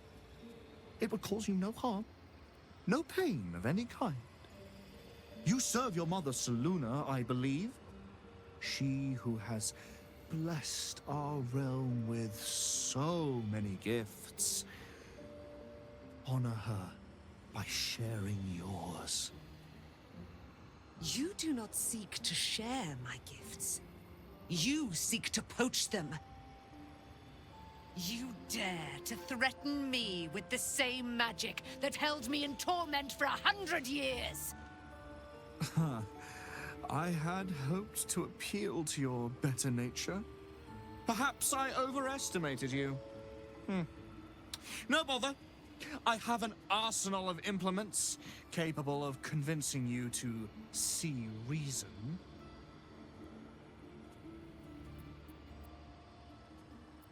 You think I'll watch my life's work falter so easily? Now that the device is in my hands and the night song is at my fingertips? I'd hoped you to keep an open mind, but it seems you're determined to make this as difficult as possible. I have great plans for you, Dame Aelin. And if you will not go quietly, then you'll go kicking and screaming. Magicians and their plans for Dame Aelin. Predictable, sadistic, flaccid. Myrmidons! Imperatum!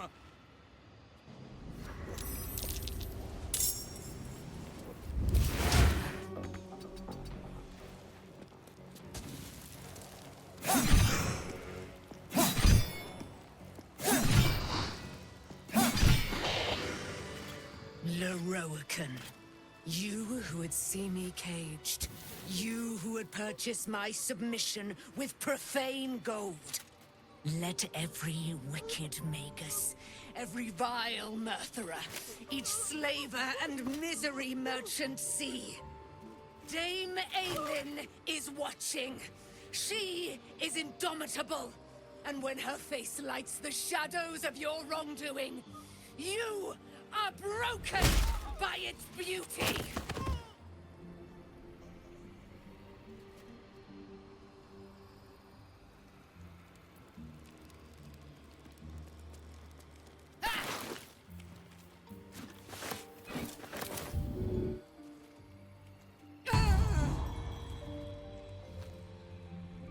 The Firehead Fool is dead. Yet as I stare upon his corpse, I feel sadness. Why?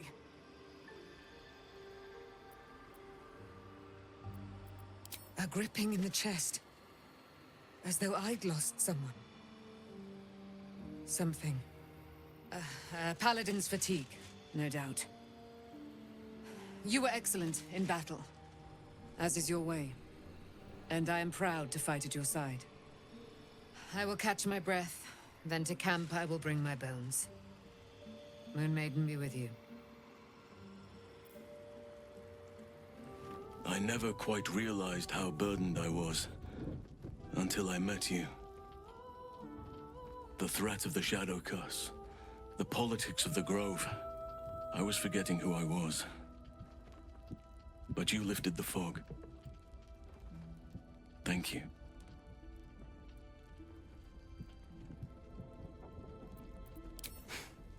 You're too modest.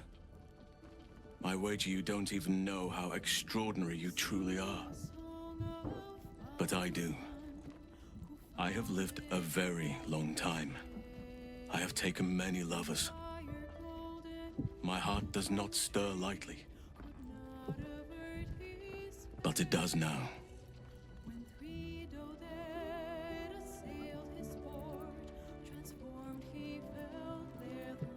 I still have hot blood in my veins. Nature gifted us our desires and the means to act on them. But we muddied its beautiful simplicity with rules, social strictures, clothes.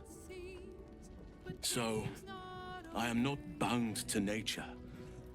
I am unbound in nature. I want more than to fight at your side or sit around the campfire with you. I want to lay with you under the stars and feel your skin against mine. I think you feel the same way. Why else would you have been so concerned about whether I had a lover before? But tell me I'm wrong, and the matter can rest. I do not wish to sour our friendship, but I have to know if it can be something more.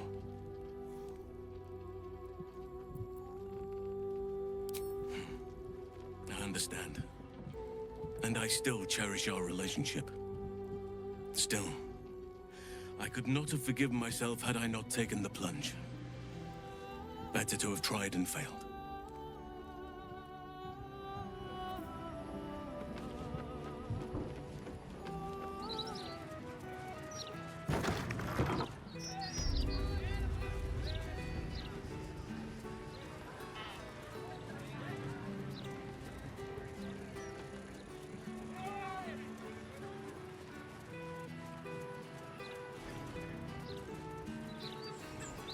I can sneak in here. Security shouldn't be too tight. A few charmed innocents, maybe.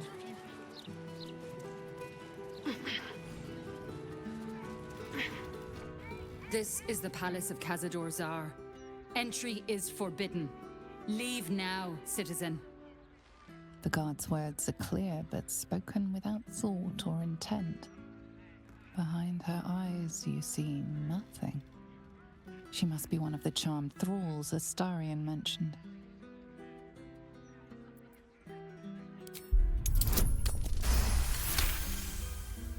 Of course. Whatever the master desires. Enter freely, and of your own will.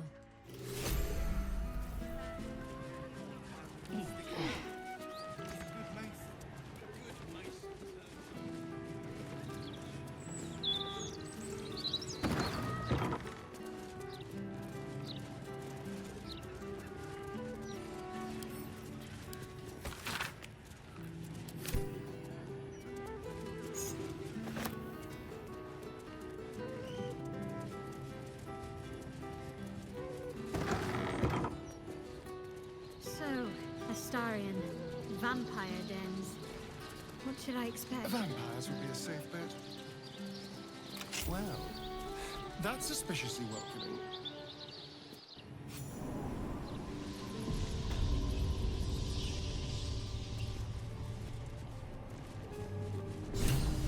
The master is pure.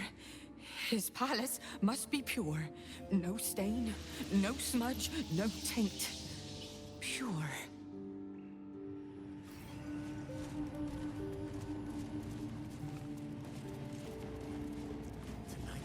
The door is covered in intricate text, but you can't see anywhere a key might fit. Only a small round hollow engraved with a family crest.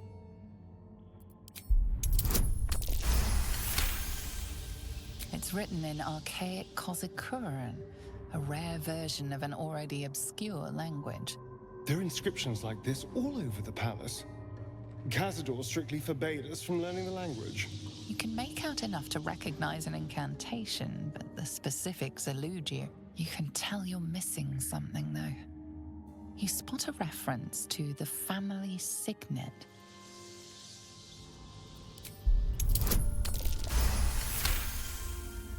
The indentation seems to be the right size and shape to fit a signet ring bearing the family crest.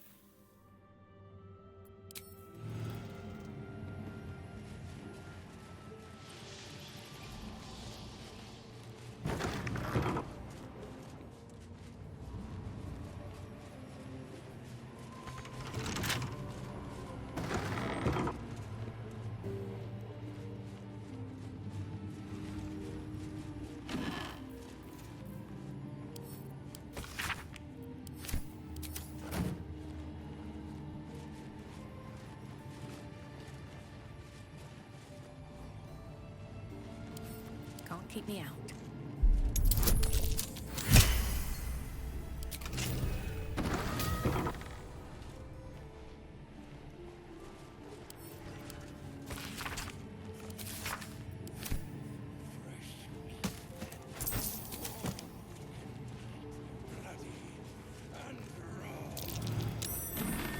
That's curious.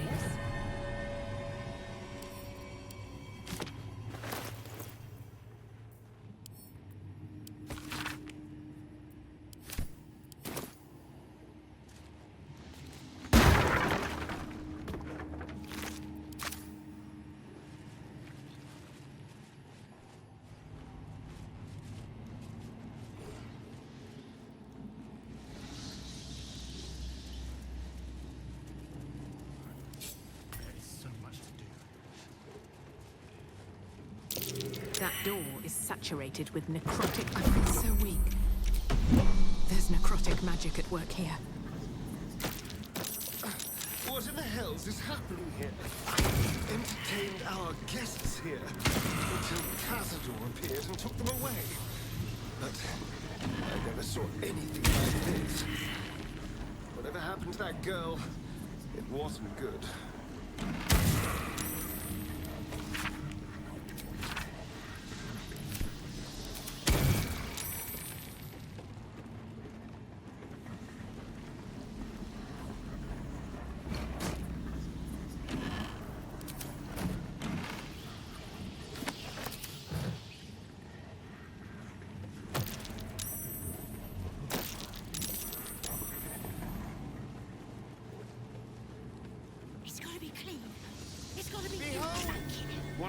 Cazador's cheapest tricks. I smell a trap. Everything must be perfect.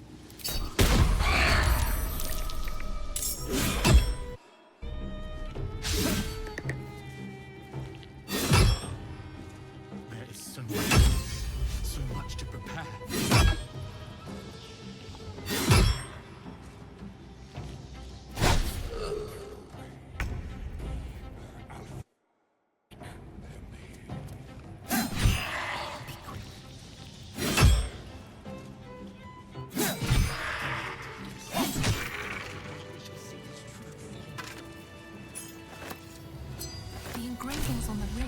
The language on that strange door.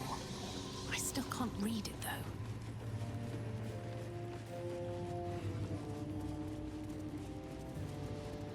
How much further can I go? Bless us, Master. May we...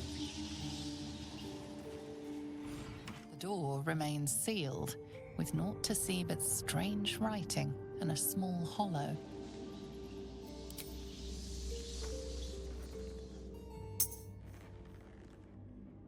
The ring slots perfectly into place, but nothing happens. However, you get a feeling from the door, as if it expects something else. The strange writing on the door glints in the candlelight. Perhaps it's significant.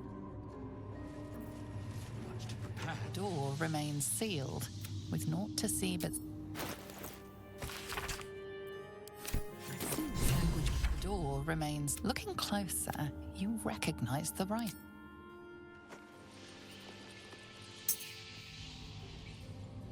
The ring slots perfectly into place, and the door swings open.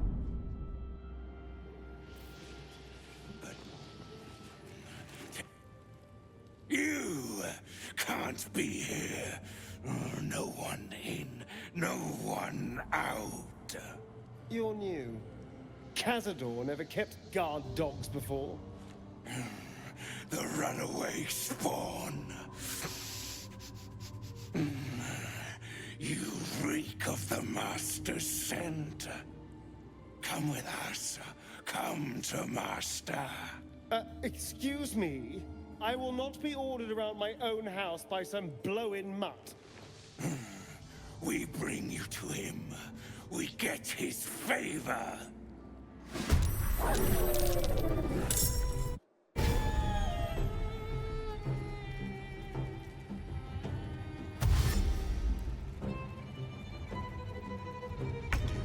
So much.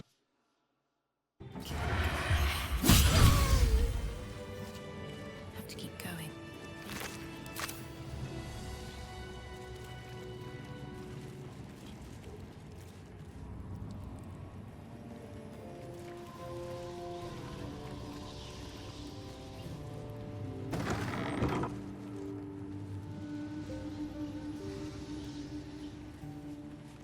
You stand on a clean metal platform, a beautiful but antiquated elevator.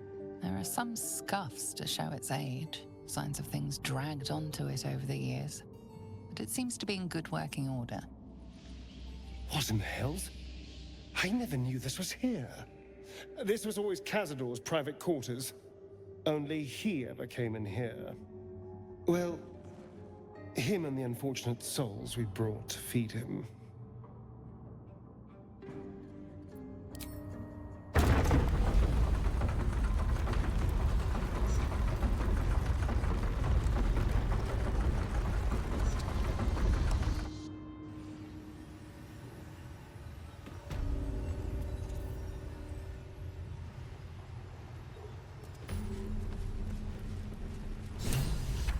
What in the hells?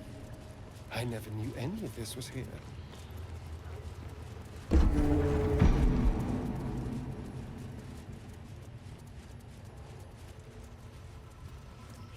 Let's see.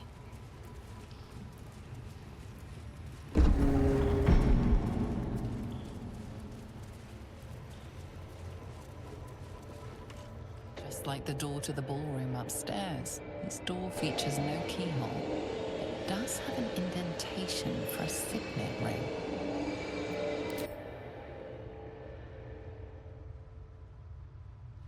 The ring slots perfectly into place, and the door opens, assailing you with pungent, musty air.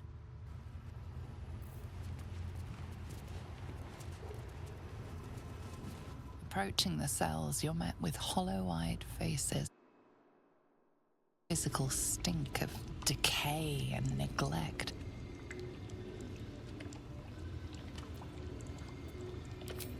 Hardly. Cazador didn't keep me in luxury, but I've never seen anything like this. How did they get here? What is Cazador doing with them? I should have guessed there was more to it than Raphael would ever have told. You. I know you. You're the one from the tavern. You smiled and joked and got me drunk. No. You're dead. You called me so many sweet things. My name sounded like a lyric on your tongue. Sebastian. You remember me.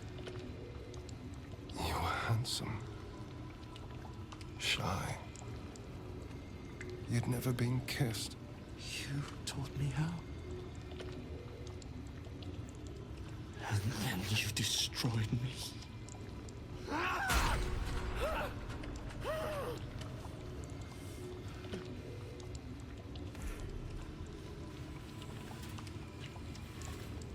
It can't be.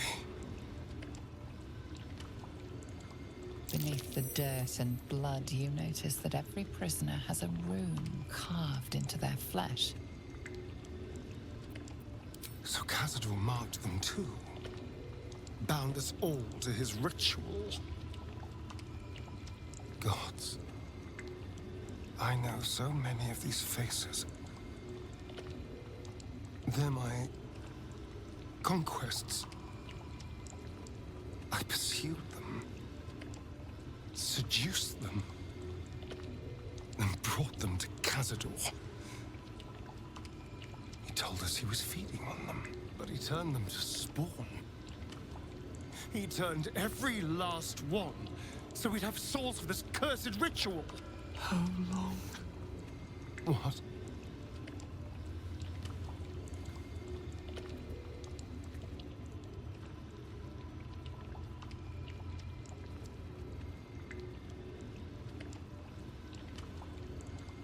How long have I been down here?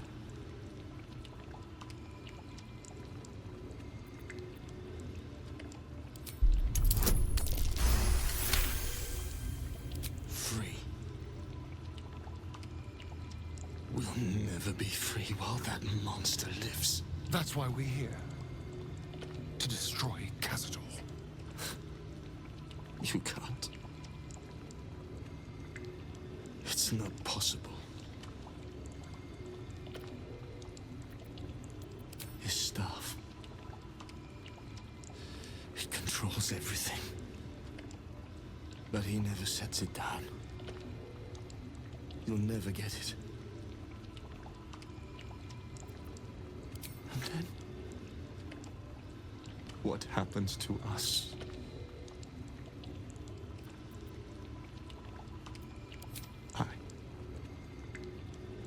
I don't know. Trust me when I say I know the feeling. But you can resist the urge. Whatever you do, just do it quickly. I can't go on waiting. We'll be back. You have my word. My heart. Gods above. He kept Sebastian. I should have known what Cazador was capable of. He's played us for such fools. And not just 7 spawn to placate the devil. 7 spawn and 7,000 souls bound to them in blood.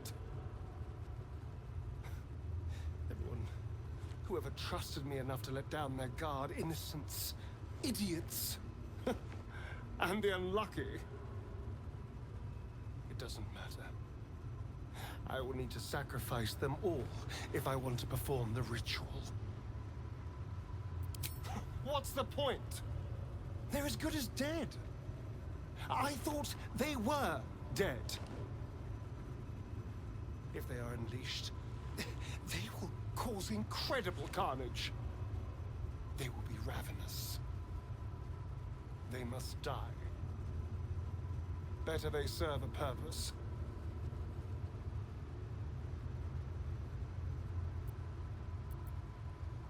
They're in a state far beyond anything that ever happened to me.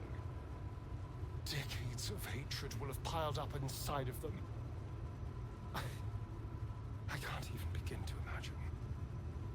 We must find Cazador. This must end.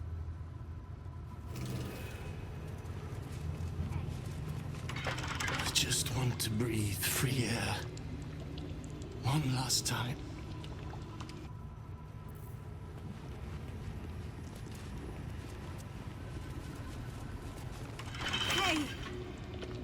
Hey, you! Come closer. Oh, God. It can't be. It is you. I knew it. I'll kill you. Once I get out of here, I'll kill you! Camp. Monster hunters. The girl camp. Oh, God! My parents' camp! Chessa, focus! Resist the beast inside you. You promised! It's your fault! You did this to us! Didn't he tell you? He's the one that kidnapped us. He's the reason we're spawns! I'll kill you! Yes.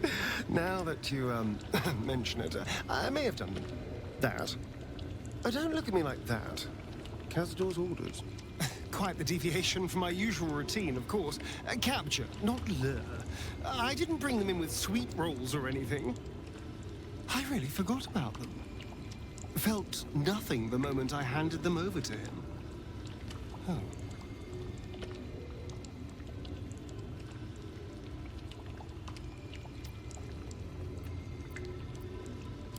Parents? You've seen my parents? I miss them. I think. Or perhaps it's the hunger. Oh, I don't know. It's so hard to tell. You should go. Leave us here. We shouldn't be out there. We'd hurt our families. Behind the exhaustion, starvation, and fear, recognition stirs in her eyes, and with it, hope. You really mean it? Cazador's got this stuff. It controls the doors. If you get it, you can set everyone free. If you get it, somehow. Good luck. If you fail, well, I suppose we'll be seeing you again. In here.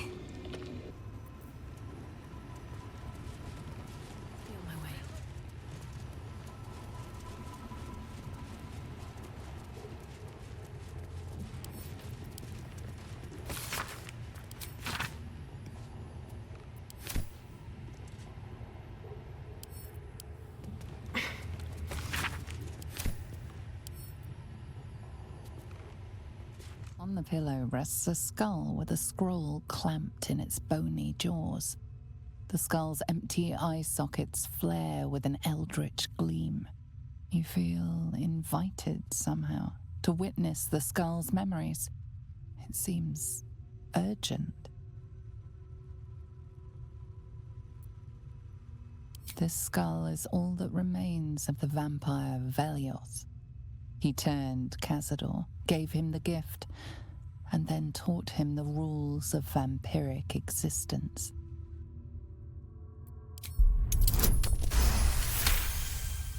Velioth's first lesson is always to dominate. Allow none to be your equal. Velioth recalls when Cazador reached out to a former friend. His punishment was to watch as Velioth drained his friend dry.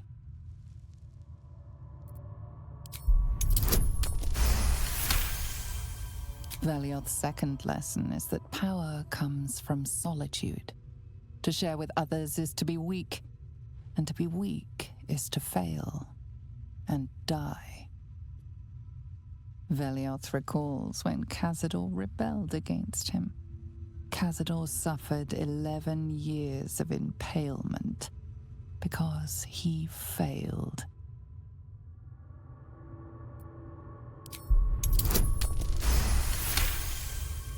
Velioth's third lesson is to act not in haste. A near immortal has time to plan, time to act only when others will pay the price of action. Velioth recalls Cazador, his lessons learned, killing him in the rite of perfect slaughter. How they both laughed. Velioth recalls Cazador boiling the flesh from his skull, and then, to mock him, clamping his schooling scroll in Velioth's jaws. The skull's eyes flash a final time, and its jaws sag open. The scroll with all of Cazador's rituals is yours. Velioth is no more. Even his precious rules.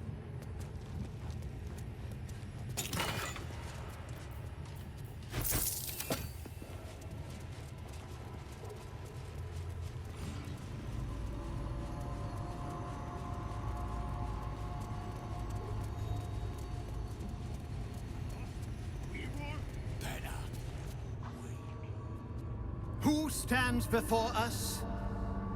Is this truly our prodigal son? Do not slouch before me, boy. Have you no respect for yourself? Look at you, crawling back after abandoning your family. You should be begging our forgiveness.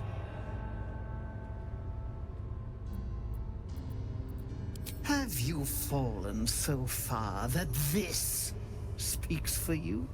I don't need anyone to speak for me. No, you always had a gift for words. I fondly remember your empty boasting, your tired jokes, your endless prattle. No! Shut up!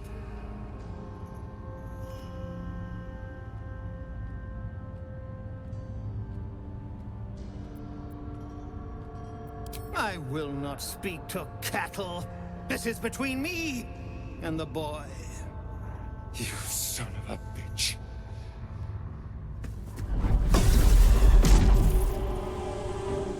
You truly forgot my power. You truly thought our bond as creator and creation was all that stopped you from killing me? Oh, you are weak, my child. You are a small, pathetic little boy who never amounted to anything.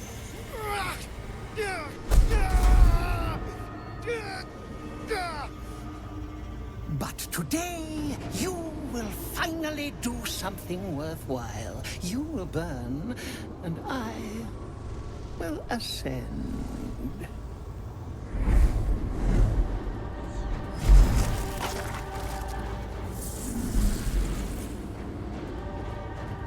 No! Stop him! Get me out of this! Witness the birth of the Vampire Ascendant! Ecce Dominus! Fight on if you must! I'm only growing stronger!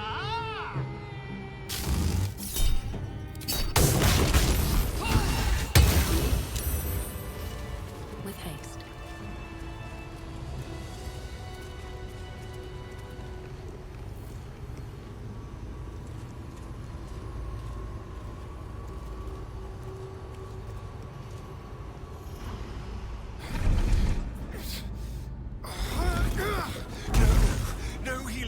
you! Wake up! Get your hands off me, worm! I'm not the one in the dirt.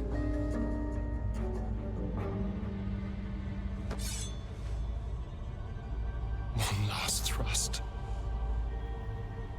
And I'll be free of you. I'll never have to fear you again. But if I finish the ritual you started, I'll never have to fear anyone. Ever. You think me a fool? That I would allow anyone to usurp me, speak the words, and ascend in my place?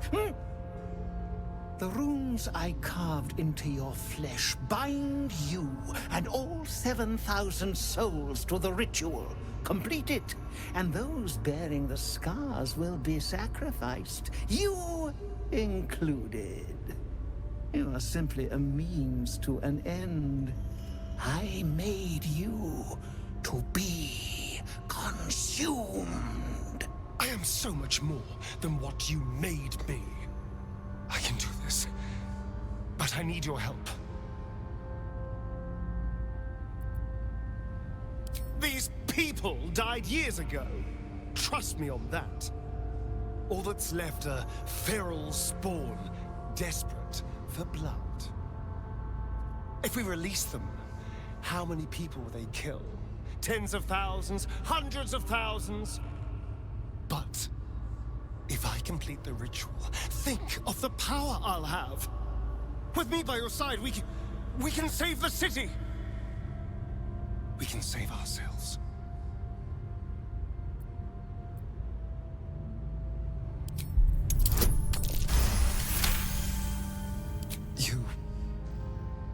You're right. I can be better than them. But I'm not above to join this.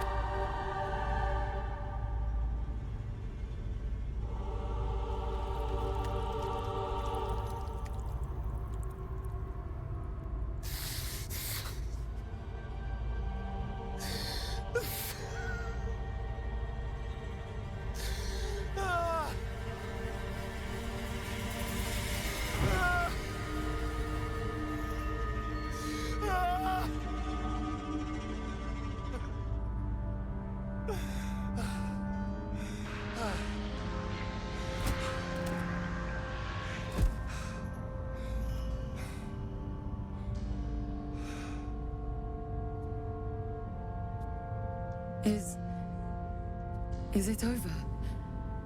Is he...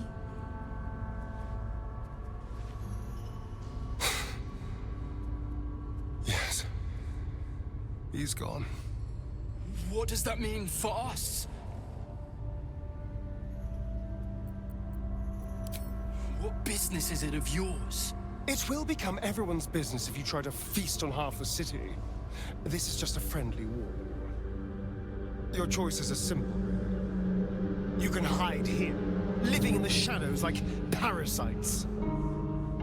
Or you can be more than what he made us to be. You can choose differently, of course. But the consequences are on your head. And what does it mean for them? Now, that's a better question. 7,000 spawn, from ancient conquests to stolen children. Cazador's staff controlled everything during the ritual. If it controls the cells too, you could decide their fate.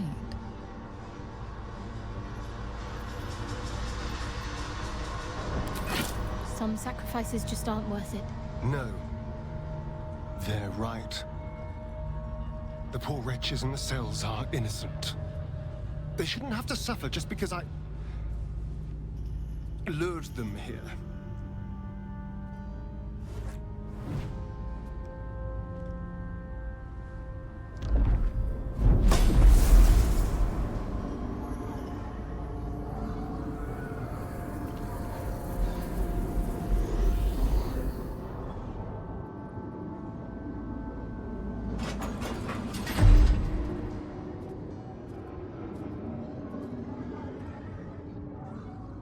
They'll need someone to lead them.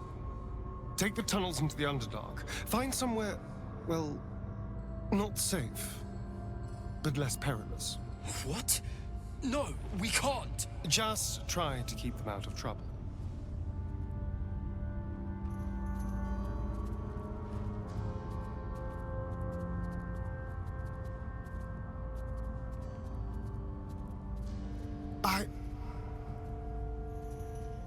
I think we're done here. Let's go.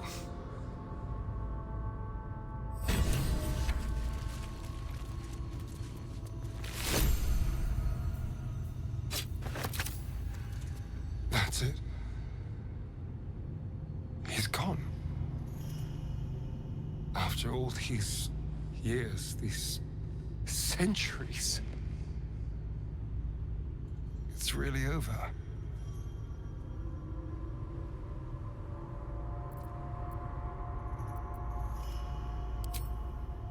I'm glad you think so, because I'm not so sure. I just feel numb. What I've lost. What I've gained. It's all so much. And God, all those spawn. Free in the Underdark. I need some time, I think. Just to let it all sink in. Let's just go. This place reeks of death, and I want to feel alive again.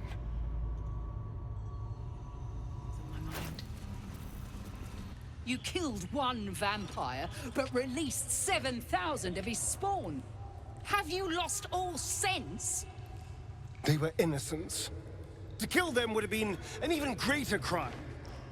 But if you do decide to go hunting them, know they include your children. They survived?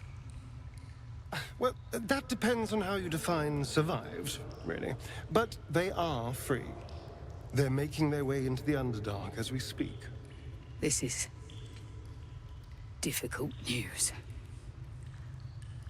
We will need to decide what it means. Thank you for what you have done. Slaying Cazador was a great justice. As for the rest, well, time will tell. That's strange.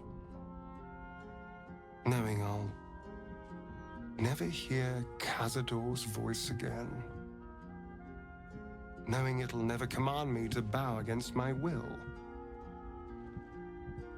I'm free from him. Forever.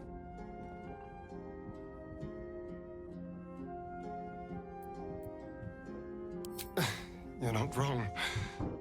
Cazador left his mark on me in more ways than one. For a moment, I wanted to be just like him. I came so close to losing everything back there. To losing myself. Back at the ritual, all I could see was the power on offer and the safety it promised. I was so blinded by it. Just as Cazador was. But you saw something in me. Someone else I could be. Someone who could break the cycle of power and terror that started centuries ago. You saved me back there. I may not have appreciated it at the time, but I do now. Thank you.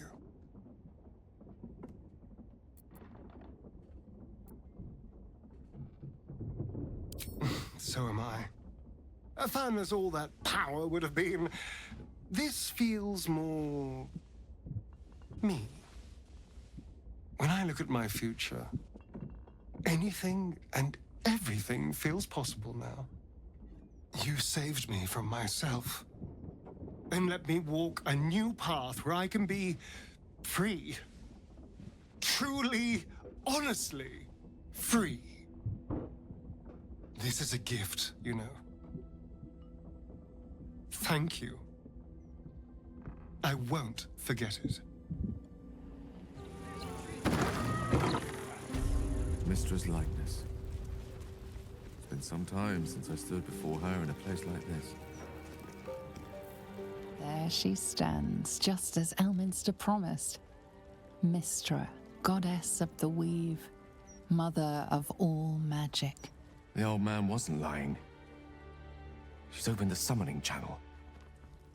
Can't you feel it? Gale's right. The very air around the statue crackles with magic. It sets your teeth on edge. A stream of pure, undiluted weave.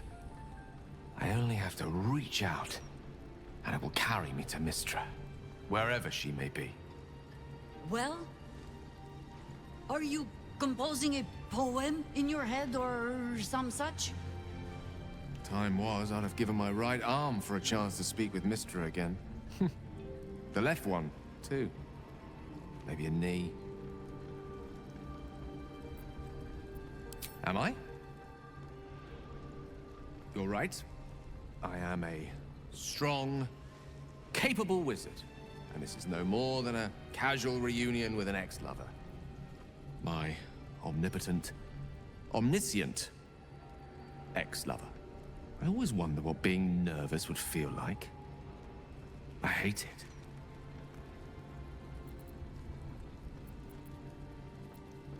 During my time locked away in Waterdeep, I prepared a quite comprehensive speech for her on the subject of our former relationship and the manner in which it ended. Alas, recent events have rendered the majority of it moot, so I'm gonna have to improvise. Unless you have any words of wisdom to impart before I go.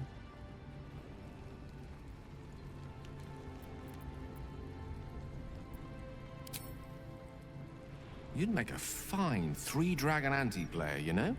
I think it's best I keep a cool head going into this. Approach it like a particularly high-risk round of three-dragon ante. I'll let Mistress show her flight, and then I can see how strong a chance we stand of winning the gambit. I'll only be gone for a matter of moments. The Outer Planes experience time quite differently to our own. Wait for me. Please.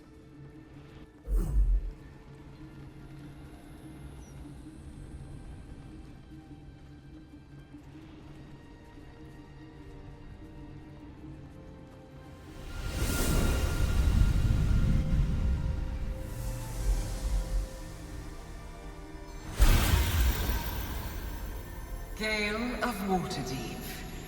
You look well. As do you.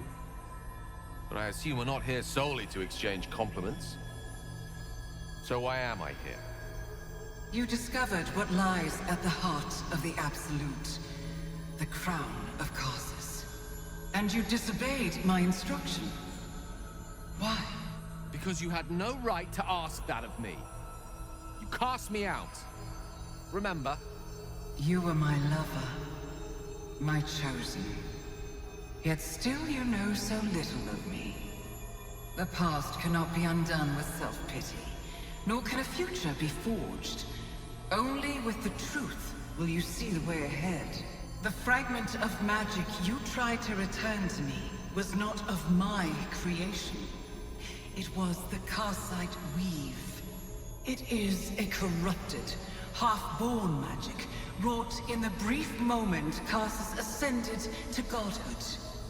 It hungers for power, just as he did, and it can never be sated.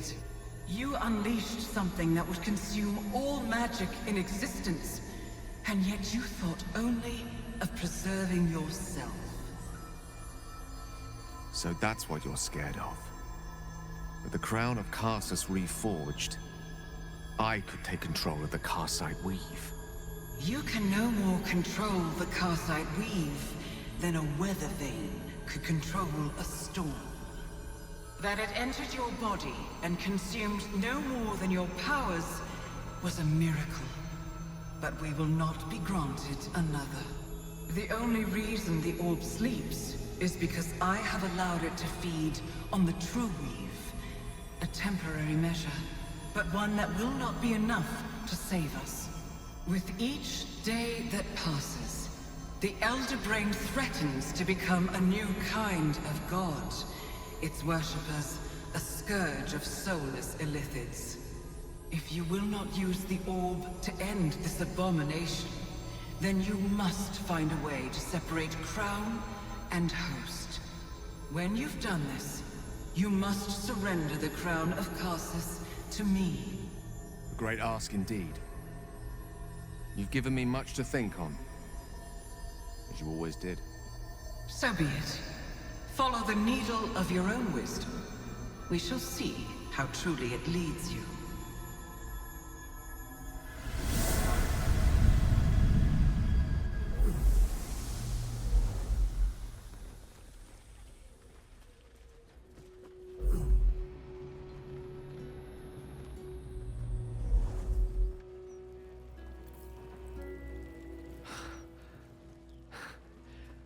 Back on mortal soil once more. I can't believe I saw it. After all this time. Relieved. Drained. Proud of myself for summoning the courage to go to her in the first place. And, if I'm being totally honest, a bit lightheaded. As if it wasn't enough to have seen her again. She didn't exactly summon me there for small talk. The Karsite weave. Within me this whole time. I knew the orb was no ordinary ball of magic before it to be Karsus's malignant creation. Gods! How did I not see that? But I should have known. What right had I to go about declaring myself an archmage when I was as foolish as a common apprentice in setting such an entity loose? At least now I'm armed with the truth. And Mistress' expectations. Sounds like the door to redemption is open at last. All I have to do is walk through it, carrying the crown of Karsus.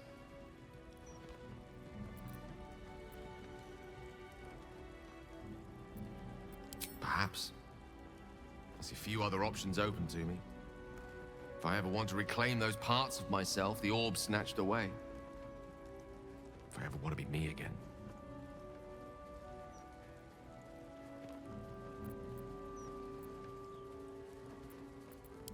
Thank you. There aren't many I'd trust to stand beside me on such a journey. Fewer still who would do so because they believed I deserved such a chance. If I could promise you one thing in return for your faith in me, it's this. I will use everything in my power to ensure we defeat this evil. I will not let you down. Now, I believe we've a date with an Elder Brain to get to. Shall we?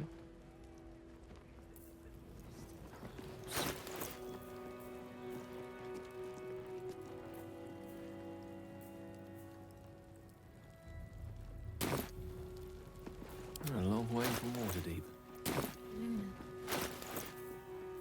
Turned out differently. That's my friend.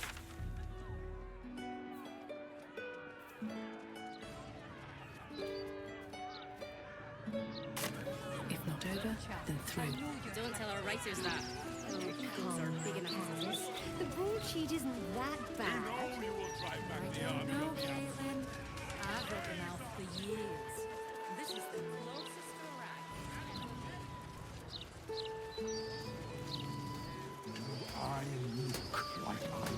Candle Hallow's tombstones, remembering the deceased with sympathy and skill. Stop wasting my time.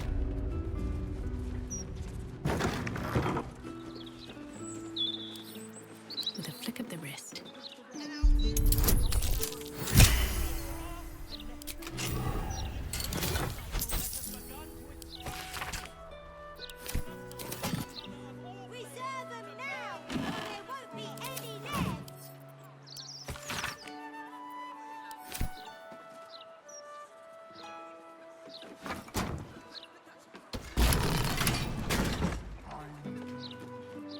The locked door has red text on it reading, "All are awaited, all are embraced. None shall escape."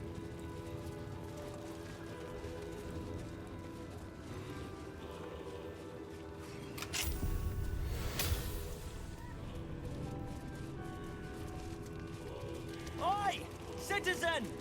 Citizen! Thank the gods you're here. My wrinkles are starting to chafe. As an officer of the law, I demand you free me at once. A couple turns should do it.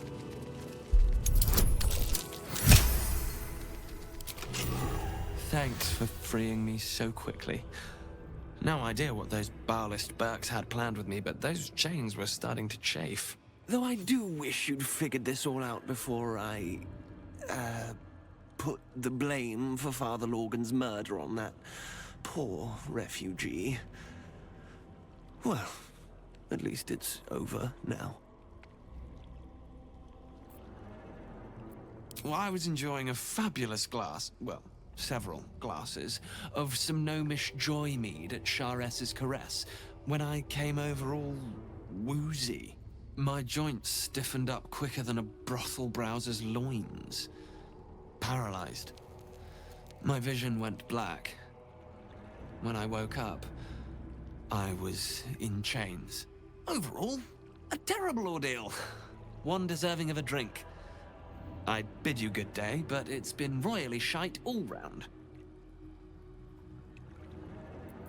You might not be finished. I am. It's plain to see that I'm well out of my depth here. But you, well, you gave these reprobates a proper seeing to. You clearly have what I don't. Courage, insight, heroism. The city needs you. I overheard these pigs talking. There's a Baal temple deep within the old Undercity that the cult is using. A century ago, it was destroyed by a group of heroic sorts. Let's hope history repeats itself, eh? Mind who you call history, Hollyphant. Very good. Now, let's talk and find that temple.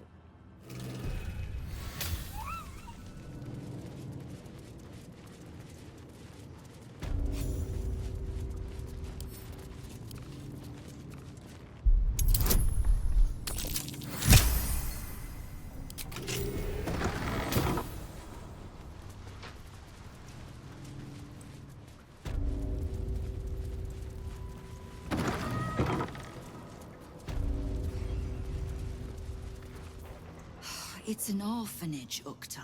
What would you have me do? Seize their toys as payment? Well, they failed to pay tribute. We should withdraw our protection, at the very least. And cede more ground to the Stone Lord? You're not suggesting I yield a single inch of the city, my city, to this cult? We already look weak. If you're seen to be forgiving debts... I didn't say forgive. Seize the building. Are many children old enough? If they protect what's mine, we'll consider that a start on what's owed. Yes, Guildmaster. Excuse me? This is a private council. Keep your underpants clean, Ukta. We're playing host to a hero. You owe me a gold piece, grandmother. When I heard you died out in the wilderness, I made an offering at Kellenbor's Well. Of gold? Oh, I did not know I meant so much to you, Guildmaster. No, I'm terribly sentimental.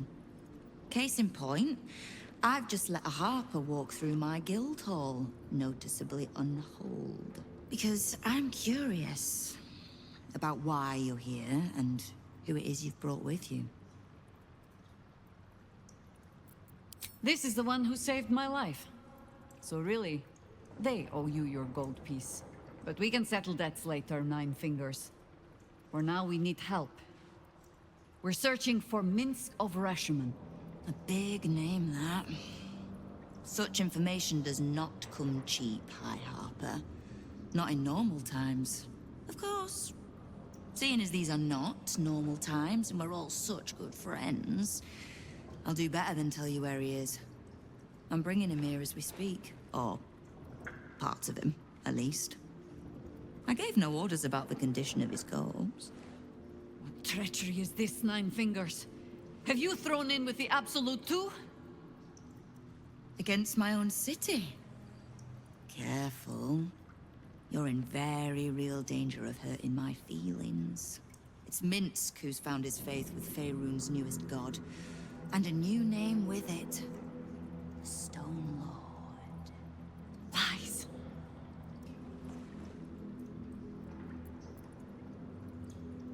I considered that. But there's a pattern to his strikes. An intent. In his short reign, the Stone Lord and his crew have earned a reputation. Pure brutality. No survivors. And where he mows my people down, this ripe little cult takes root. But not for much longer. We have word on where he plans to hit next. And he'll find us ready to hit back this time. Nine Fingers. Estelle. Call off your ambush, tell us where he is, and we'll handle this. We? I heard what happened to your harpers, Jaheira. I'm sorry, but this fight's too big for you alone. I don't let trust tie my hands. That's why I sit in this very fine office. The Stone Lord's fate is sealed. We have a bigger war to fight. I'd rather turn our talk to that, but if you need a moment, Jaheira, well, you've earned that much. My guild hall is open to you. Have a drink, Jaheira. Have a rest. Just leave well enough alone. It would be a shame for the city to lose 2 of its heroes in one day.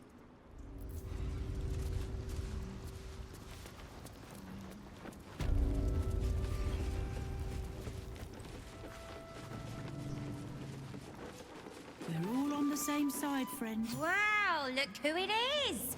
Glad to see you in the city. Hope you found plenty of coin in Ketheric's coffers. Ready to do some business? Oh, I've got a few ideas. I'll be running this whole place in no time. Which is exactly why your boss hired us.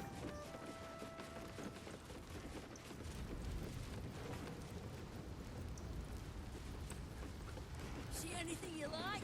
Let's talk right. See?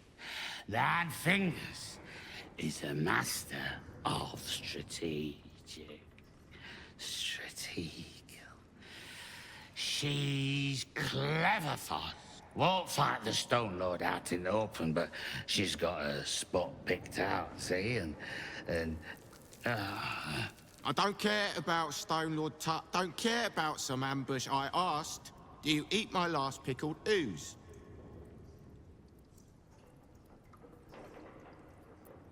Huh? Bugger off! I'm talking to my friend about an ooze. Now. He who keeps his manners keeps his teeth. Besides, you are only pretending to be as wine-soaked as your friend here. How can you tell? I've been to fouler festivals than this, and you have the stage presence of Volothamp Gedarm. Now, you were speaking to my friend. Politely.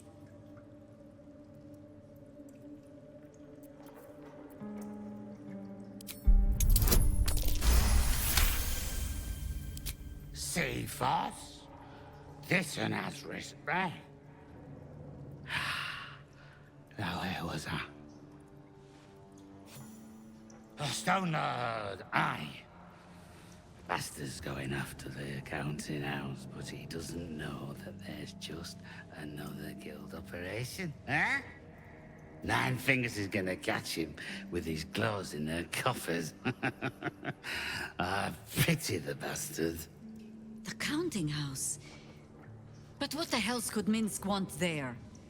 Happy? Now, away with you. We want drink in peace. Yeah.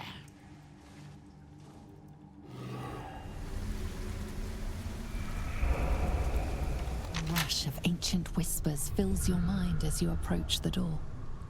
It is rife with magic. Old, deathly magic. A new vessel brimming with blood darkens Baal's door. to baptize his deus most holy. Do you have proof of your faith to our Lord? You hold proof of faith, but to hold and deserve are different. How have you proven yourself in the Dreadlord's eyes? You lie. You are not faithful. The door stays closed. The vessel returns, most shamefully unleaking. Prove your faith. You hold proof of faith, but to hold and deserve are different. The vessel returns. You hold proof of faith. The vessel returns. You hold proof of unorthodox. But a show of faith nonetheless. Walk in blood.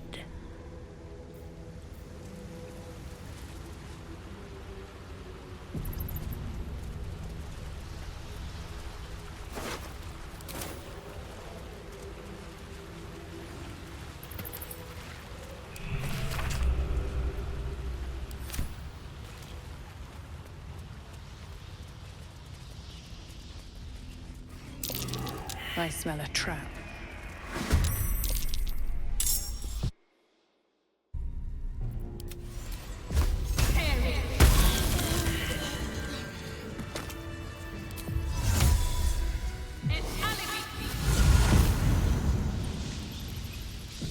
Never wanted the easy path.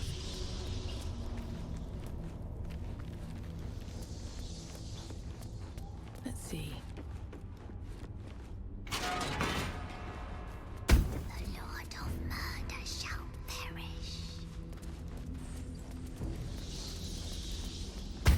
In his doom, he shall spawn a score of mortal progeny. Chaos will be sown from their passage.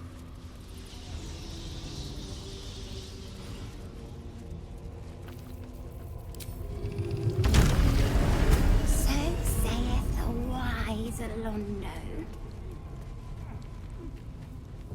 But Alondo did not see. He did not know. He did not revel in the glory of what is to come.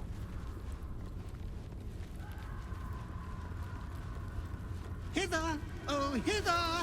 Come, come, Sororicide awaits.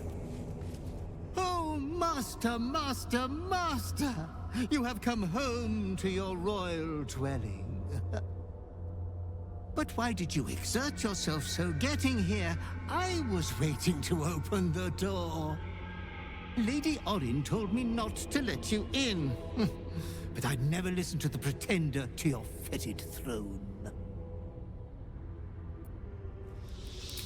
Yeah, I would have told you so, but didn't dream of interrupting when you were enjoying yourself so.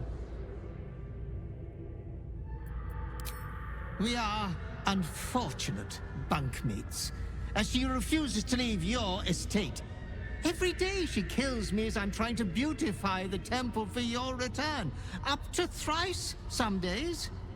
Being killed by you is so much more pleasurable, master.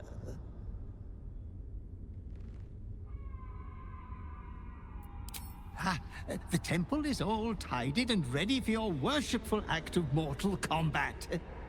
The eye sockets of our graven god's icon are all polished up, ready to glow menacingly as you bludgeon your sister to death. I've restacked every pile of skulls and mounted more skeletons on the walls for a cozy touch. 1,000 succubi could give me no greater delight. There's a puddle of blood on the floor as you walk in. Careful, don't slip.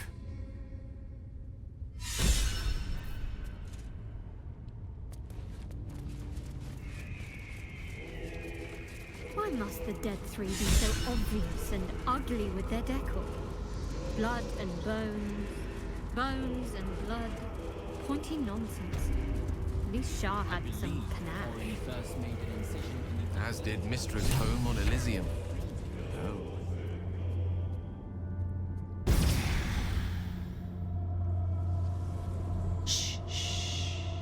Your savior approaches, scuttling in without the tyrant's rock.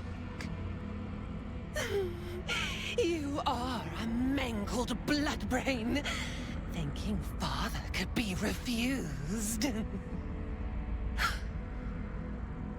I know what you did. Spilled my grandfather's crimson.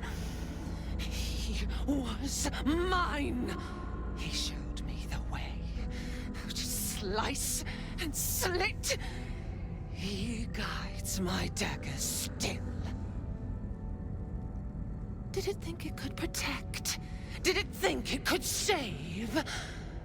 Only the blades can offer salvation.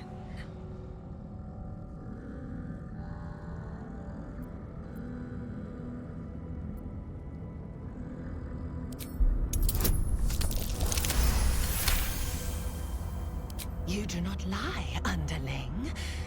It is your blood I am destined to spill. Your death spit will stain these walls, little lamb.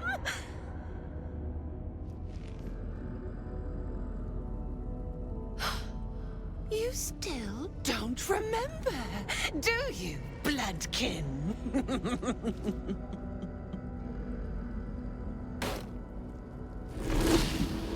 How you screamed as my knife slit your skull. Your brain juices, sticky and sweet. A little hole, big enough for the worm. Your body, a blood sack to feed it. The favorite of Baal turned meat puppet, strung up by the sinews and plucked by my hands. A straggling memory rises. Day your tyranny should have engulfed this world. It was you who were the first to be enslaved. Oren's smile was the last thing you saw, her bright blade glinting as she chiseled into your skull. Her reckless digging left your mind shattered. She robbed you of your bloody birthright, reduced you to nothing. Nothing but pure hate. And now it burns, yearning for vengeance. Husk, maggot, a ball spawn, slip sliding in filth with these pigs. You don't deserve the Murder Lord's blessing.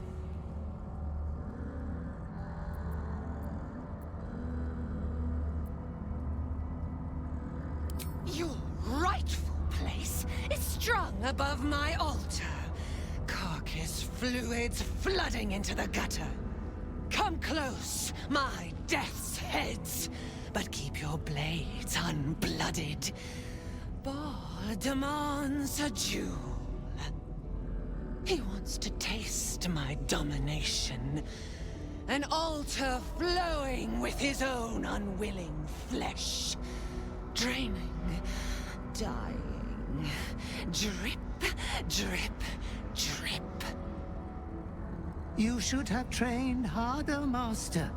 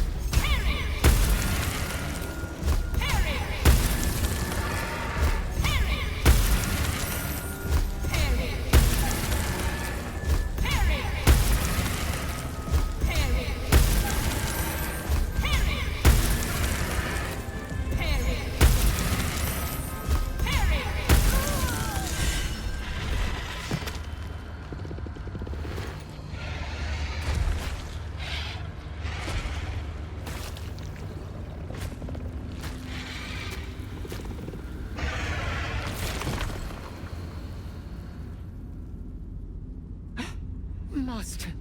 You are the chosen one. He is near. He comes for you.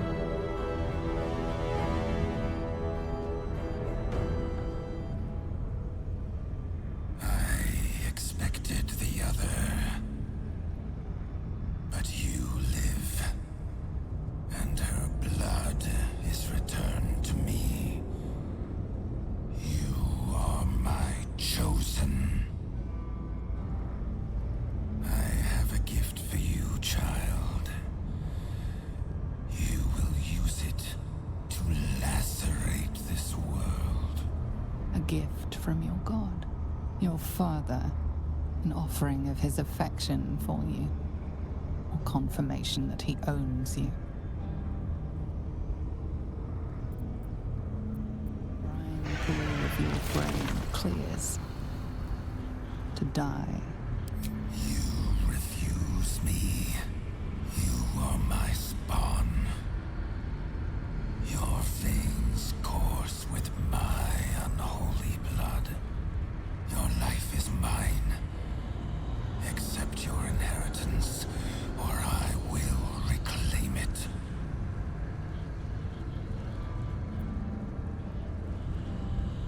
You were made to conquer, to devour.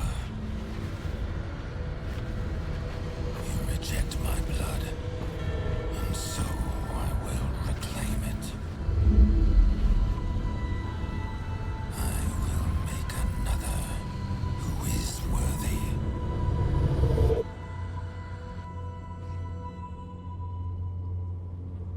For the first time in over a century, silence falls over the Baal temple.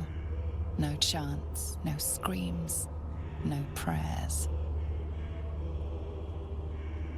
In the end, your own death brought you more joy than any you wrought on this land.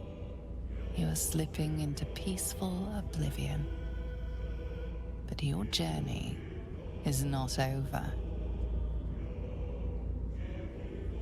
Thou hast defied Baal, thy liege and father, and in doing so hast earned a place among champions and heroes. But alas, thy courage was in opposition to the divine cosmology that bound thee to the Lord of Murder. Thou art now faithless, godless, and doomed to wander the fugue plane for eternity. I will not permit that, though all the powers of life and death dictate that it should be so. I, too, still hold some power, and I invest a portion of it in thee, who hath challenged the gods and now liveth to tell of it. Thy fight is not over, and it is thy fight. For one who can look upon Baal and oppose him can survive any crisis. So rise, challenger of gods, and prepare for battle once more. Death will not claim thee whilst I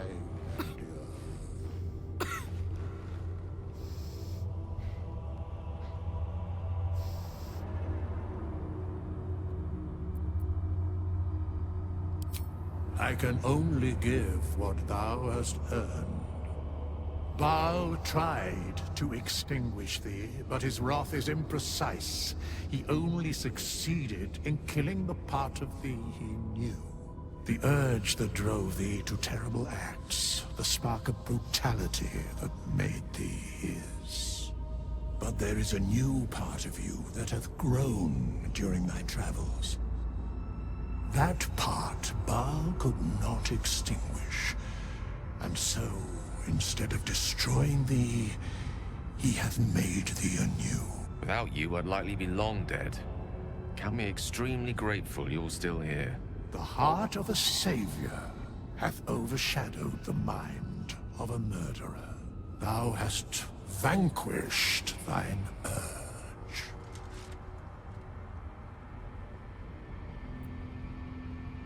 If thou couldst recall in full every barbarity thou hast committed, every tragedy thou hast authored, wouldst thou truly want to?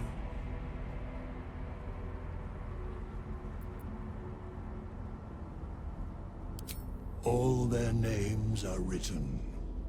One day, if thou truly wishest, I will show thee, and we shall remember them.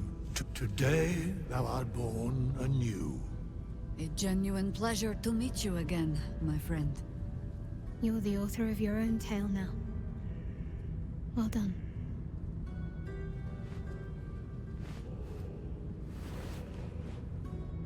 Greet the bloodless dawn, child of none.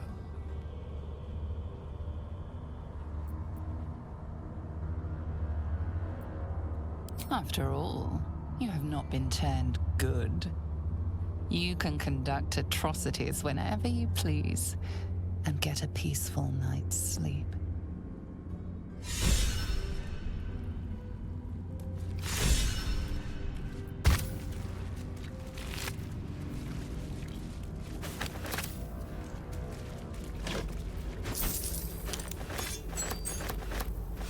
You are born anew, cured of all distraction.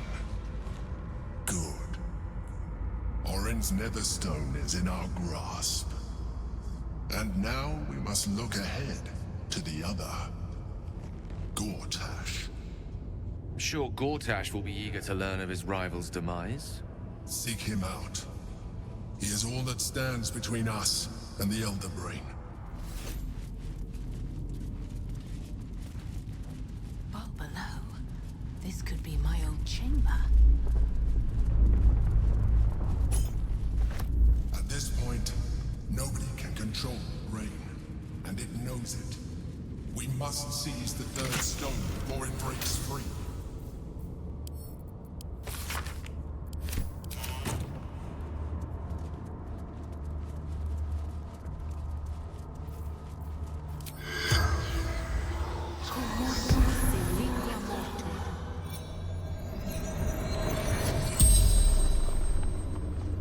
The corpse regards you lifelessly. Orin, my daughter. I tried to kill her, but she killed me first. I wanted to be Val's chosen. Saravok told me she must be my offering. I was close, my hand around her throat. I failed. No, she worshipped him, loved him. So did I. Baldur's Gate, Brandon District. Helena Anchev, daughter of Saravok, mother of Orin. You can ask no more questions.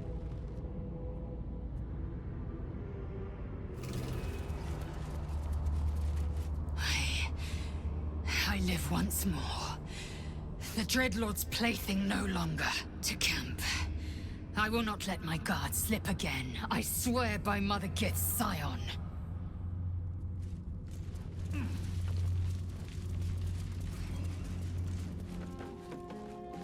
Congratulations are in order. I fancied myself the sage advisor, sworn to guide you through what it means to be a child of Baal. And while I mulled on that solemn responsibility, you went and took care of it on your own. Well done. Truly. The path of a Baal spawn is not an easy one, nor does it ever truly end. But you found your footing where so many before you have fallen. Wherever you lead from now, we will follow. I wonder if Gortash knows just who it is he is dealing with. Lead then. Nature's servant awaits.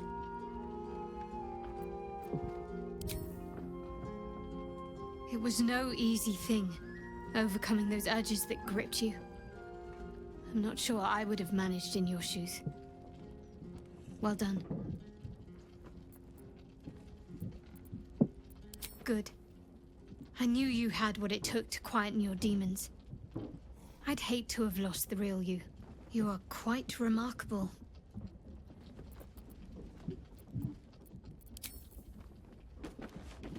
I received a dispatch from the Grove. Life carries on there in our absence, just as nature intended. My chosen successor, Francesca, has proven to be a wise choice. Perhaps the wisest I ever made as Archdruid. Wounds have healed. Damage has been undone. Balance has been restored. Those who seek to serve nature there can once again do so with all their hearts. There have been difficulties. Some initiates harbor too much admiration for Korga's course of action. Francesca will do what she must to rid them of such notions. She is well suited to the task. Better than I, perhaps. To cleanse a land of shadows is one thing, but to sway a heart from a dark path is another matter entirely. I was all too eager to surrender my responsibilities towards the Grove. Perhaps I was never meant to be Archdruid, to be a leader. Still, though, I cannot help but wonder if there was more I could have done. Perhaps, Oakfather willing, I may yet have the chance someday. Forgive me. The Shadow Curse occupied me so entirely and for so long, I almost missed the purpose it gave me. Now I must find a new one.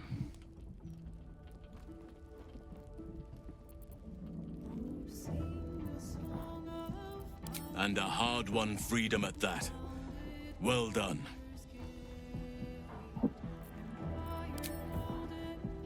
You have conquered your urge.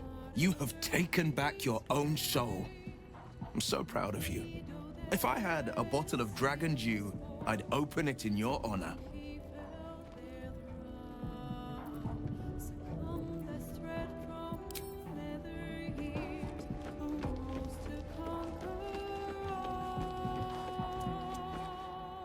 It is not in a Githyanki's nature to say thank you. Our language doesn't even have a phrase for it. Kraith Khan Shan is the closest equivalent I know. May your enemies know agony. But after releasing me from Orin's grip, there is only one proper response. Thank you. Sincerely.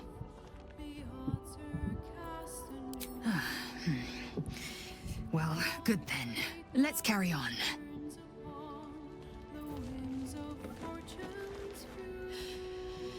You're cured.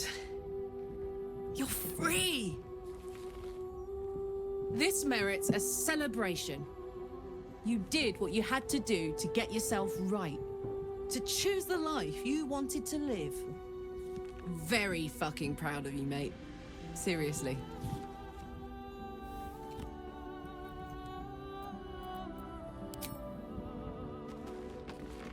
Your new lease of life suits you rather well.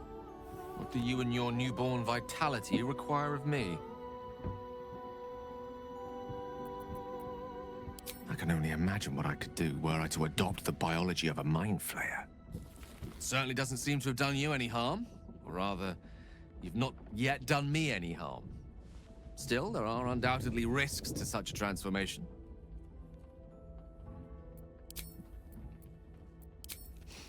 I've often asked myself the same question, but never really found a satisfactory answer.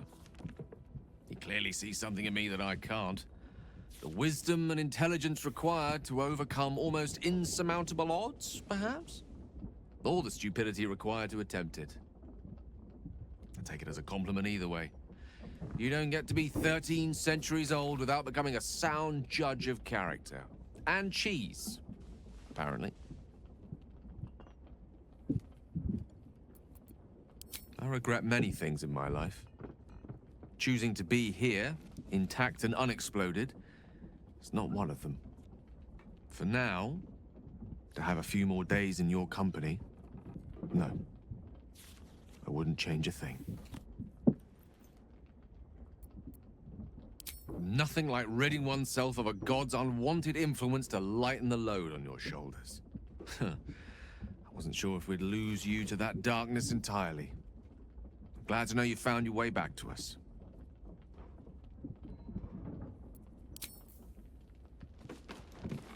Well done again on besting Baal and all that. It was very twee. Especially the part where that poor excuse for a skeleton waved his magic wand and made it all better.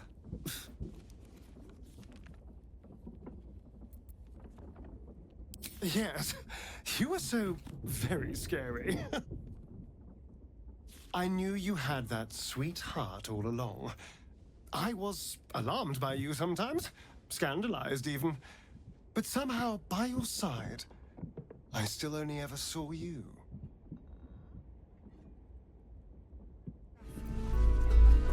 Swish. Better not be cursed. Glitterbeard was in a mood just now. Why? What do you mean? Mate. Welcome to the counting house. I'm head clerk Mead, honey. How may the Fellowship of Financiers serve you? You seem a little nervous, Sir Meat Honey. Had some difficult customers today? One in particular calling himself the Stone Lord, perhaps. The who? The what? All right, fine. The head banker may have just taken a customer by that name down to the vaults. Rather large, rather heavily armed, which is against regulations. But I'm sure the head banker knows what he is doing. I assure you, he does not. You are right to be nervous. But let us pass, and all will be well. Well, who is this Stone Lord to you?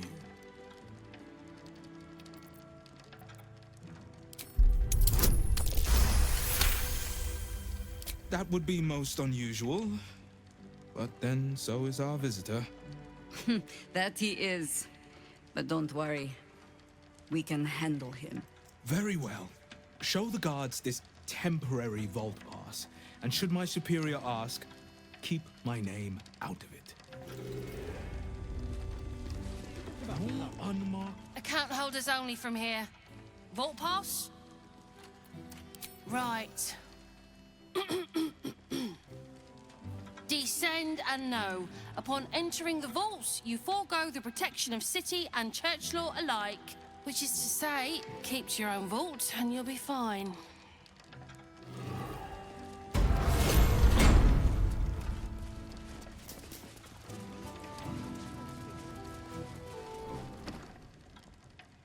It's still moving. Hush your fussing. Nine Fingers had this one made especially. Hello, Mouthful. will barely slow it down. But the stories... Stories? Tall tales and big names, lad. Don't let them fool you. Elminster the Archmage, Drist the Drow Exile. Heroes have power, aye, but not half so much as we do. A little coin into the right purse. A soft word in the right ear. It's not glory that spins these plains, lad. It's gold. See? Now.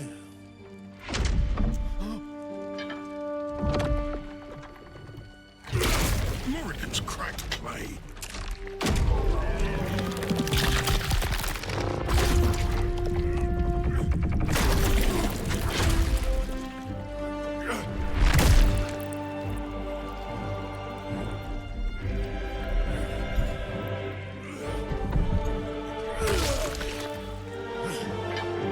There is no gold in here.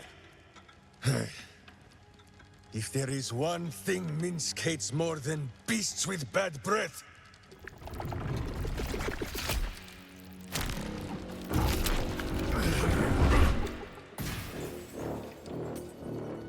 it is those who are tricksome with the truth. And turnips. But you are no turnip. Let that be of comfort in your final moments. Meet Minsk. He still seems very much himself to me.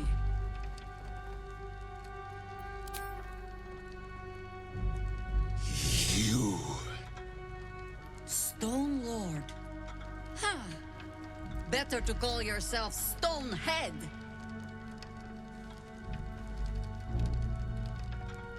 Your false face does not fool my eyes. I will cut until you look like the monster you truly are. Somehow, you are making even less sense than usual. Perhaps I can explain.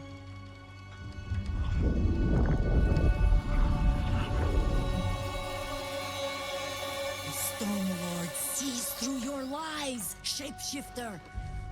Count yourself lucky he cannot stay. Nine Fingers set a poor trap, little banker. Let the Absolute's faithful show you how it is done. Now come, Stone Lord. We have the gold, and the Absolute has need of it elsewhere. As you say, Jaheira.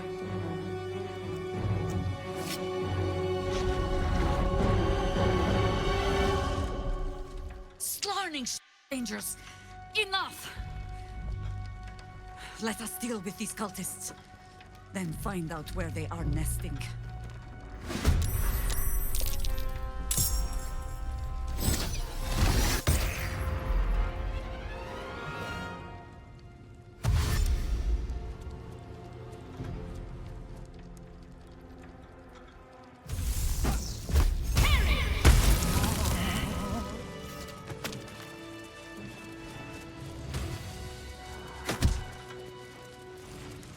Have a word.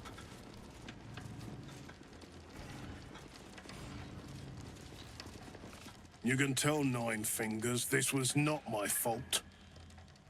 She swore that mimic could swallow a bloody owlbear. Wait.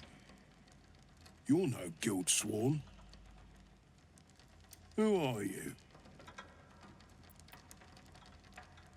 Gratitude of the gold variety, I suppose you mean. Good luck with that. The Stone Lord just cleared our vaults. And now he has enough gold to make himself a lord in truth.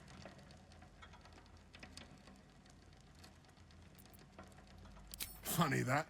I don't give a damn about him, but I care very much where the coin went.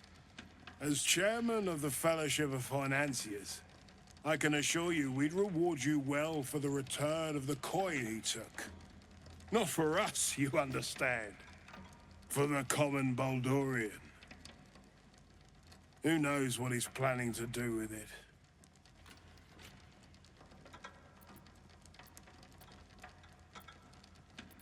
try all of it? Every penny of civilian lodgings, anyway. I mean, not like we'd lead him into the private vaults, but still. A lot of Baldurians waking up poor tomorrow. What he can do with that kind of coin doesn't bear thinking about. Good for you. I happen to care a very great deal. Retrieve the coin, and I'll make sure you are well rewarded. There's treasures greater than gold. Feel free to poke around this place and it'll help you pick up the Stone Lord's scent. Me, I've got ledgers to amend. Better not be coming out of my wages. These ledgers are never going to balance. I'm a dead man. These footprints started in the sewers.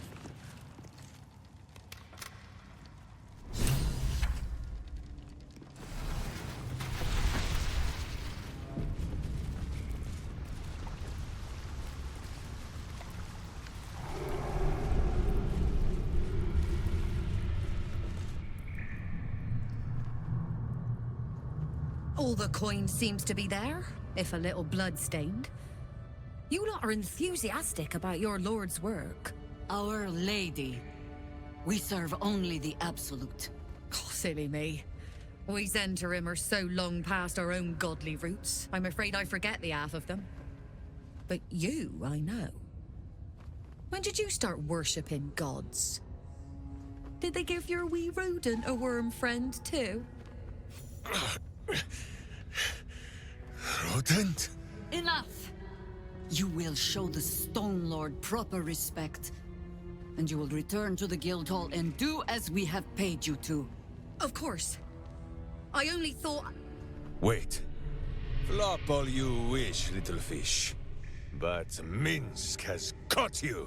On that note, good luck. The job will be done by the time you get to the Guildhall.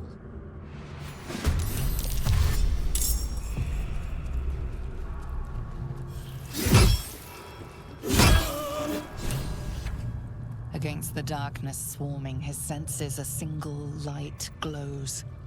Rage, flaring brighter every moment. Killed her.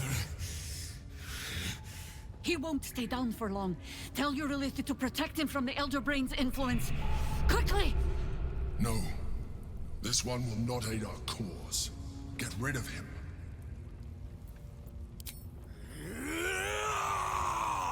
Don't be foolish. He is too unpredictable. He will only be a hindrance to us. No, I will not be coerced into protecting him. You do not see what I do. His thoughts, his mind, pure chaos. The Mind Flare pours poison in your ear, I think. Tell it I will tear the prism from your grasp and throw it into the deepest lava pit I can find. Long after our bones are dust and ash, the walls of its prison will still be burning. Now help my friend! She bluffs. Surely she would not risk the fate of all for one simple life.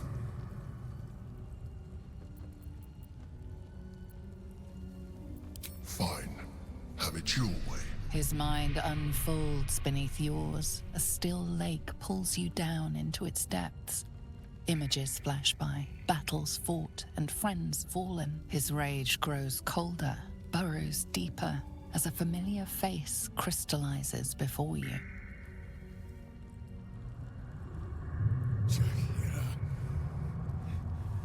You killed her! You are being dramatic. The instant's hesitation is enough. With a sensation of terrible rending, something vast and nameless falls away from his mind. There. It is done.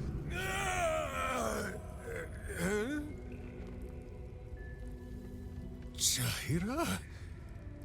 I do not understand. Good. That means you're back to your old ways. We have a lot to discuss. But first, you have someone to thank. In the sudden silence, your minds merge once more. More memories, sensations, but passing too quickly for you to track. In the same breath, you share everything that happened to you. The Nautiloid, the Absolute, the chosen of the dead three. You saved Minsk. While he danced like a Mind Flayer's meat puppet. Why?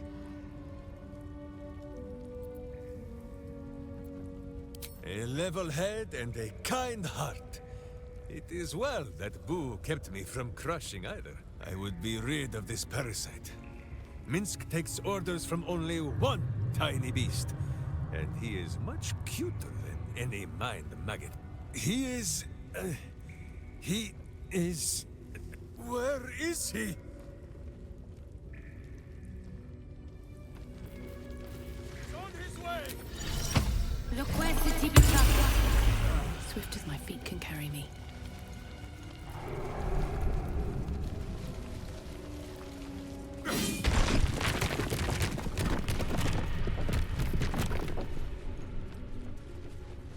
Where are you?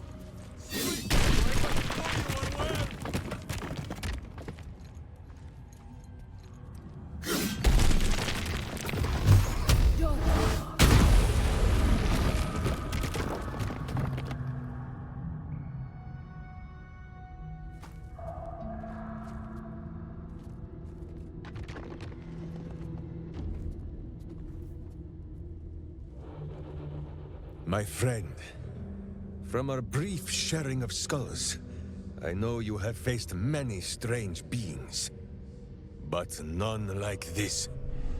Whatever happens, show no fear and stay your hand. Trust in Minsk.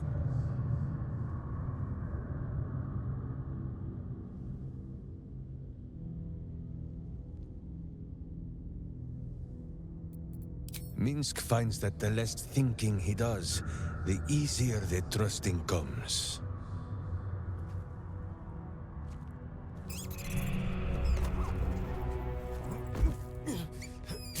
Wait!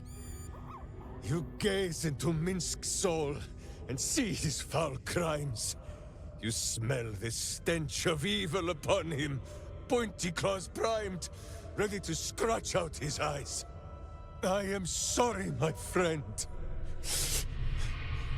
I am at the mercy of your faultless justice. Now, if you must burrow through my blackened heart, I am ready. No? You are certain? Oh, such boundless compassion. You are all heart, and whiskers, and cute little nose. You are right, of course. There is still much evil for Boo and Minsk to stamp out. But we need not fight it alone. I have a new face to show you. But it is not a villainous one for the clawing, understand?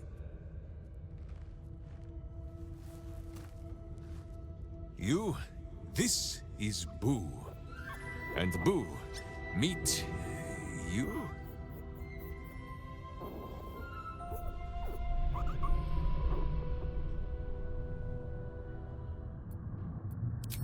No, it is a hamster. A miniature giant space hamster. Fear not, you will learn the difference in time. Those villains locked Boo away, lest his righteous gaze cause their tadpole to flee in terror. Now we are together again. All will be exactly as... Boo, why do you use such language? Once more, my hamster proves himself my greater half, and makes the path clear when my mind is fuzzier than his tiny bottom. He says we will join with you, and cleanse Baldur's Gate of evil. Together!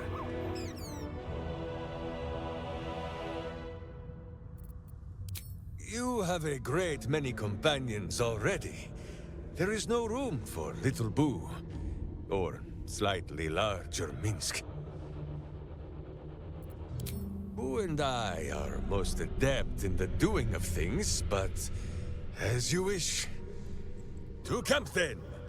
For his heroics here today, Boo has earned the most vigorous of back scratchings. No time. The Zentarim have turned the rotward bastards. So, if you're part of it, take your shot. Anything else can wait till the Zent are buried. What's all this now, then? The city's ransom I'm paying you, not enough.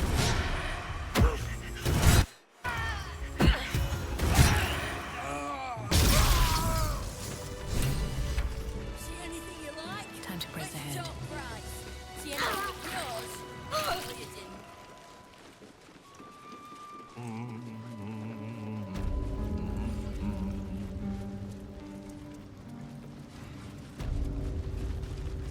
Suppose I should have seen that coming. Zentarim aren't known for their loyalty, but I thought the bastards would keep to their contract at least. I'm too nice for my own good, I suppose. But I was in a pit when you helped pull me out. For that, I'm grateful. You'll have what guild blades I can give when the time to take the absolute comes. So, just tell me what you need to get us there. You have done plenty. Do any more, and the guild might have to take a special interest in you. Understood? Great.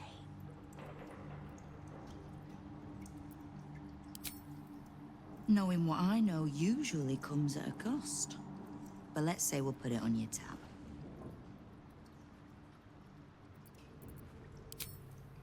Simple enough. After Jaheira warned me and then disappeared, I went nosing into the cult for myself. I could bore you with the details. How I found evidence of Gortash's projects, traced him to Orin the Red, and made a safe bet there was some dried-out old necromancer to round out the three. Because it's always the dead, bloody three.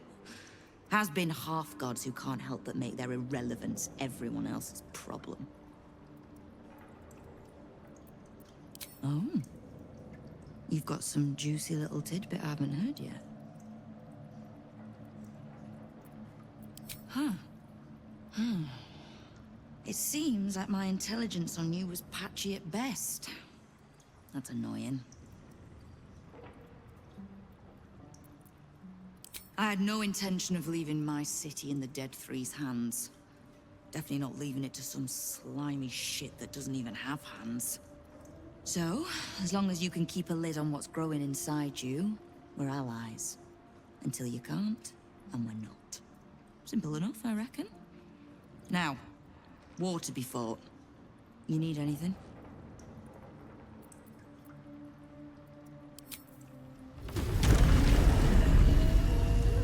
I hope you've come to make a lodgment. A city-sized one?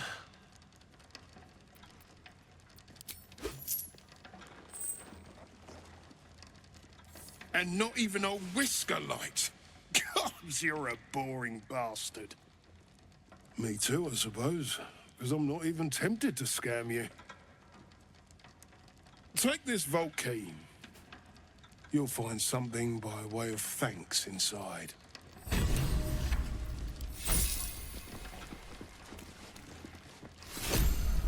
Something good here, I hope. Wait a minute, though. I can't believe she's interested. Jaheira! Boo is trying his best to explain, but I still do not understand your anger. Do not hide behind your hamster, Ranger! You do not understand because you do not listen! We were the first to discover the cult. And if you had only waited, we might have marshaled our numbers and— Good does not wait for evil to button up its breeches. When it offers buttocks for the smacking, Minsk and Boo greet cheek with hand.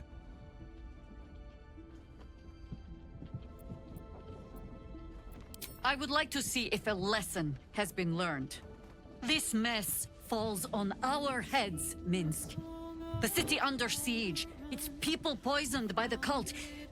It all might have been avoided if you had just put your feelings aside and listened.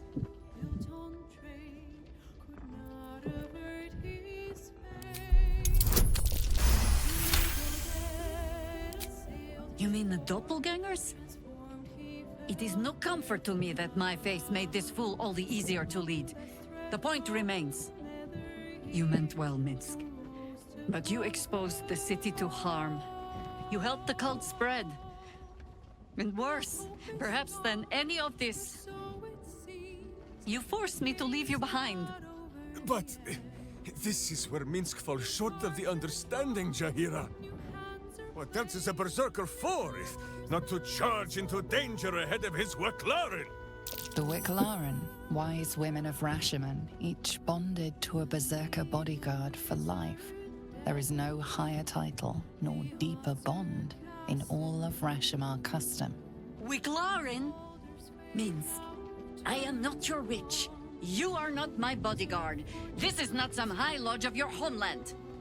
Boo agrees you're a queer kind of witch. But this city is a queer place. And Minsk, you may have noticed, is sometimes strange himself. The titles matter not. Only this.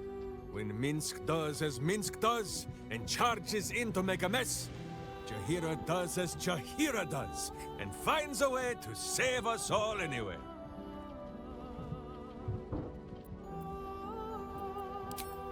Oh, I fight alongside fools. You hear that, Boo? We fight alongside a Wicklaren again. I am your friend, Ranger. I am not your witch. There will be no ointments or healing balms. Not even for Boo?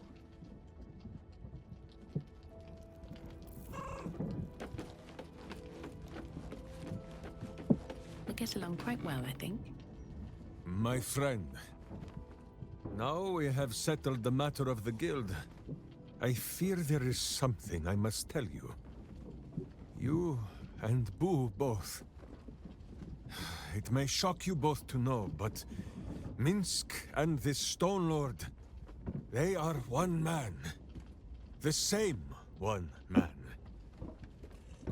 And that same one man is Minsk.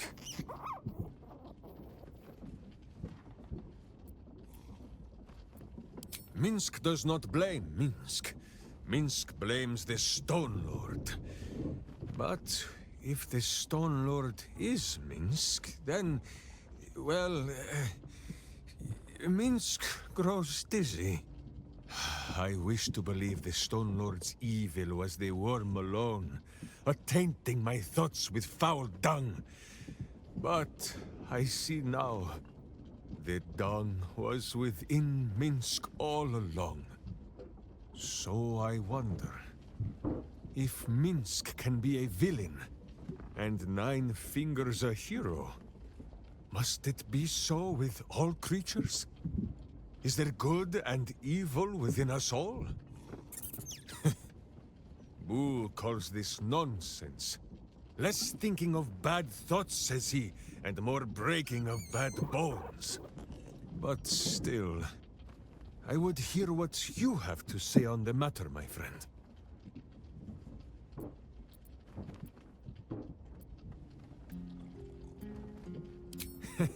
It is strange. A worm sits within my skull, twisting my thoughts. But it is you that have made Minsk see the world anew. You, my friend, are the true parasite. There is good and evil in all. Let us go crack villainous skulls, so that the virtue might leak free. Yes, Boo. I am becoming something of a philosophizer. Of course, my friend. Or are we not friends?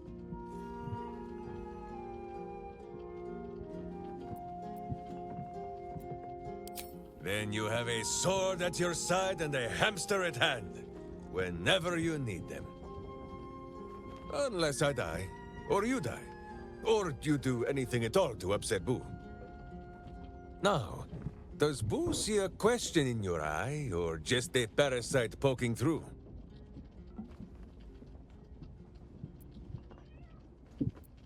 Well, Boo, explain yourself. Clear enough?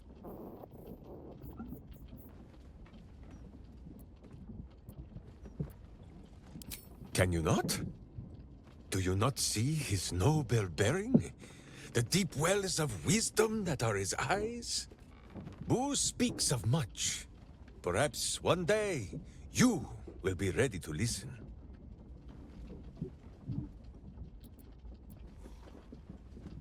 There is nothing jestful in the bond between a ranger and his companion. Before Boo, I was a typical berserker of Rashomon. Duty-bound and full of my own seriousness. The problem with one so gazing of their navel, however, they are easily ambushed. Brigands split my skull like a sodden wineskin. It was as I recovered that Boo first appeared.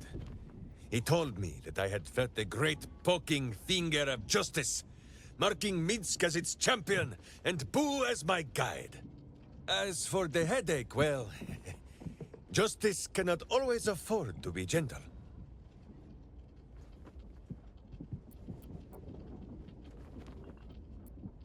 Real? Boo, I think our friend has suffered a head wound of their own. Now, shall we away? My boots crave the crunch of unvirtuous nethers.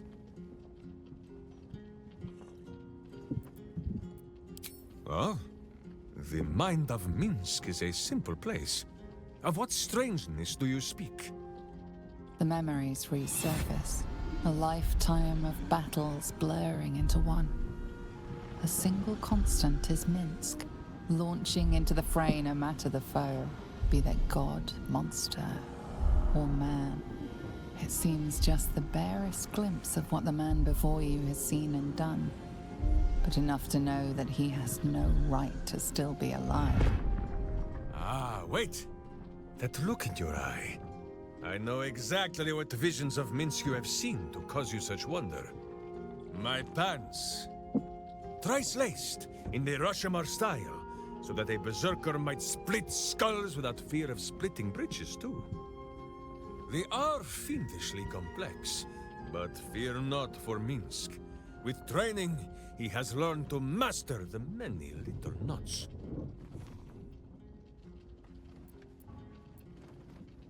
Well, as have you, no? Do not forget that when you gaze into Minsk, Minsk also gazes into you. We both fight evil, wherever it is found. The who and where are less important than the hamsters you meet along the way. On this matter of sharing memories, I see no reason for us to worry at one another's worms. If there is more we wish to know, we can simply ask, no?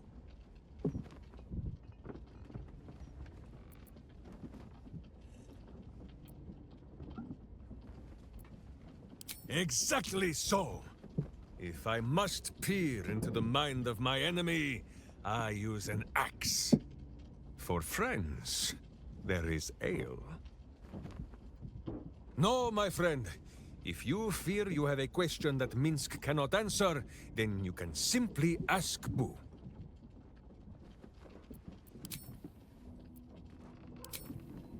How dare you? Minsk pretends at nothing, half the way or otherwise. There is more than a little to know, I think. I am huge. Oh, my friend. There is much more to know of Minsk's homeland than he could ever put into words. Boo might fare better, but his home is far stranger again. Well, in many ways, it is the very opposite of this city. The far side of Faerun, with empty plains, white forests, and peaks that pierce the very belly of the sky. But it is like the city too. Here, is loud with the daily wailing of people. In Rashomon, it is also loud, if you know where to listen. The Telthors, guardian spirits of every root, rock, and tree. Here in the Sleeping Lands they are silent, but in the far north, they know how to speak still.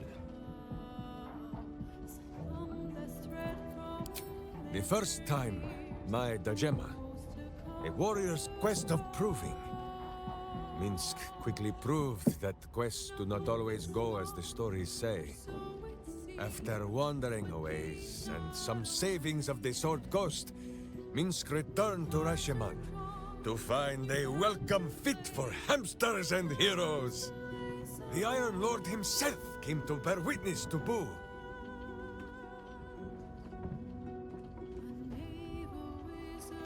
Minsk politely disagreed. Dinah here was dead, and so his Dajema could never be done. "Then swear your service to me, Minsk of Rashomon," said he. "Serve your land as your lord's chosen champion." Minsk politely disagreed. It was a little awkward, but he had already sworn his service to Boo. "Minsk of Rashomon," said he, "you insult your Iron Lord. We will settle this matter in the circle of combat." It was only polite for Minsk to agree. After they carried the Iron Lord away, the Council of Witches gave Minsk a pack of provisions and said it would be best if he continued his adventures for a time. Yes, Boo, that was before we were stone. Perhaps we are due a little homecoming when all of this is done, no?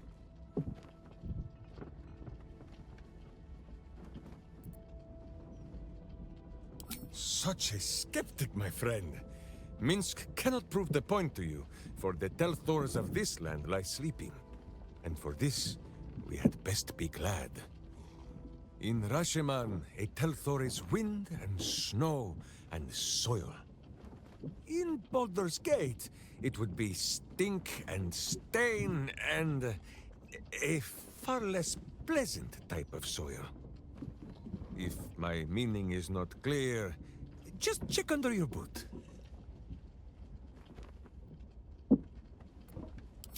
The first time, my Dajema, a warrior's quest of proving. Minsk quickly proved that quests do not always go as the stories say. After wandering a ways and some savings of the Sword Ghost, Minsk returned to Rashomon to find a welcome fit for hamsters and heroes. The Iron Lord himself came to bear witness to Boo.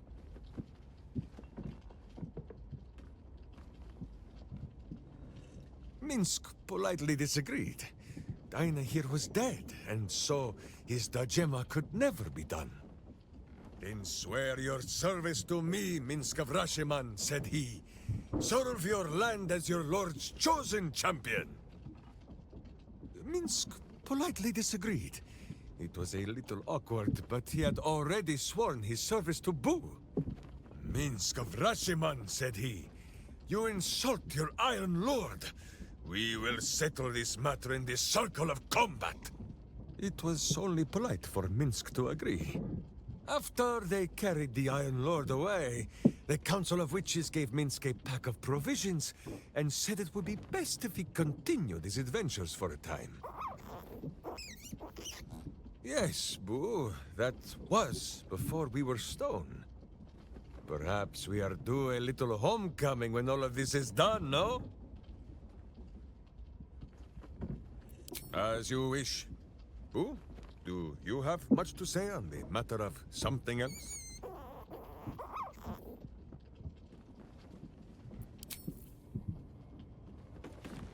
All's well, I hope, aside from the obvious.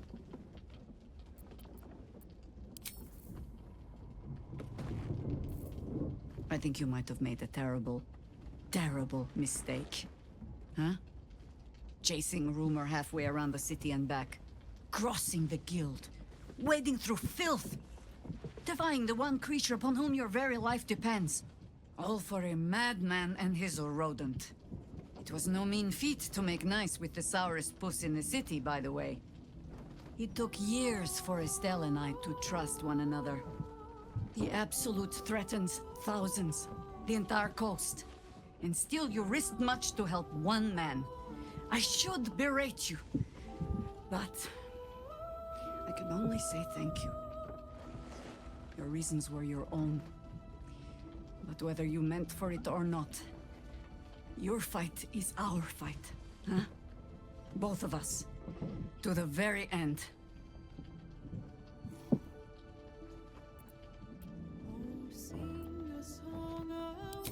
He is an ass. I can make no promises beyond that. But even so, lead the way. We're yours to command.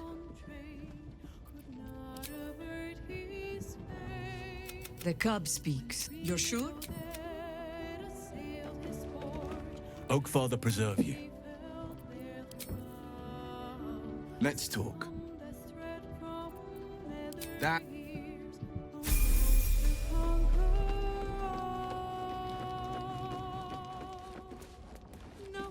Voss is waiting beneath the city. You have vanquished the Slayer, as I knew you would.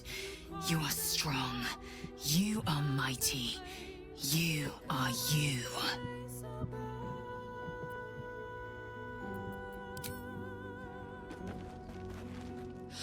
Minsk is so amazing!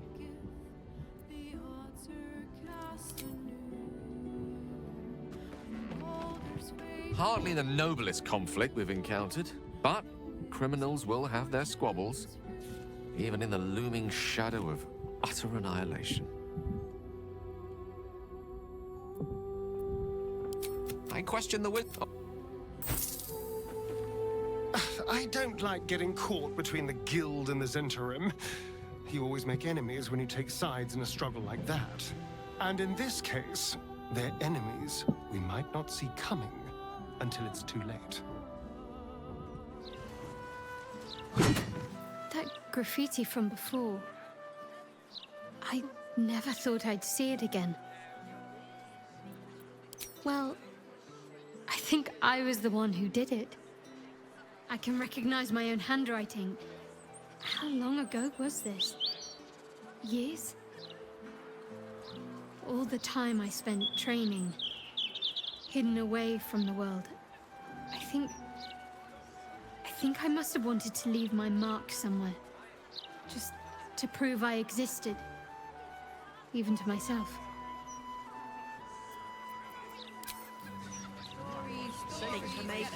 What's so bright with Saluna anyway, Shadow? She betrayed her sister and ruined the balance of things. Imagine turning on those who lead you to the ruins and Gortash is the second coming of Baldurin. Yes, hack. Stand on your liver! It is stand and deliver, little fig. Though I think I like yours better. You bellow like a true berserker. The commander said I only had to keep out bad ones. So you can pass.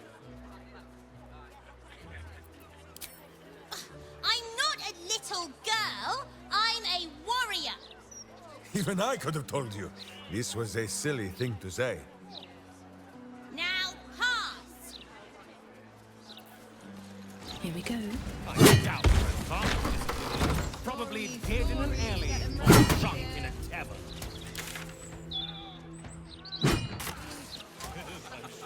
Who is this large man of sternness and stone? Who mislikes his look? As if he is knowing things that Minsk is not. Relax, the both of you. It's Baldurin, our city's valorant founder. Ah, this makes more sense. Some relation to the Baldur who owns the gate, perhaps? Greetings. Do you seek help? You are in the right place. Welcome to the House of Grief. Or perhaps welcome is the wrong word, Shadowheart. There's been some debate whether you'd even show up and face the consequences of your actions. I assumed you tried to flee, like a craven. Spare me your venom. I'm sure the Mother Superior will have plenty of her own. All in due time. As I said, in due time. First, you submit to the mapping of the heart. Only then can we know what is to be done with you. Follow me.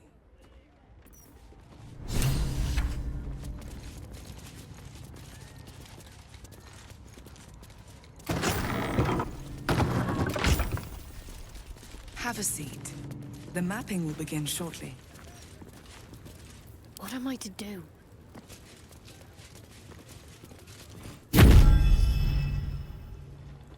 You seek to be unburdened, yes? The mapping of the heart can reveal the way. Yet, there is another here whose need is great. That voice. Allow me. I think I'm supposed to do this.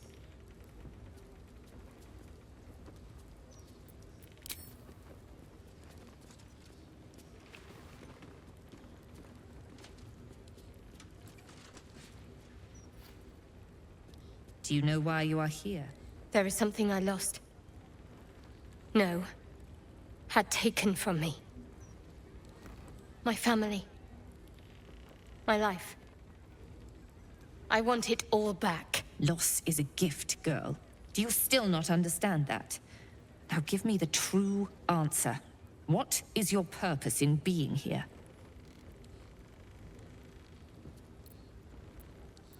The artifact. I was sent to retrieve it. At any cost. And who tasked you with this mission? The Mother Superior. Of It's you. Give me the honor of my name. In full. I can't. My memories... I know what's in that head of yours better than you do, girl. My name. Mother Superior... Lyconia Devere. You still have the wits to recognize your betters. Good. You? Who would have recognized your foul scent, if not for all this evil Sharan incense? Always a pleasure to see old acquaintances. But you would be wise to not interfere in what is to come. Now descend. You have much to answer for. She hides behind a projection. It's time we find the Mother Superior in flesh.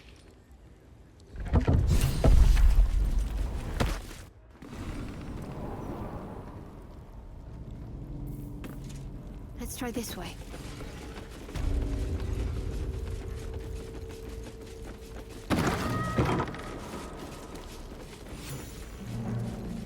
I remember this place now.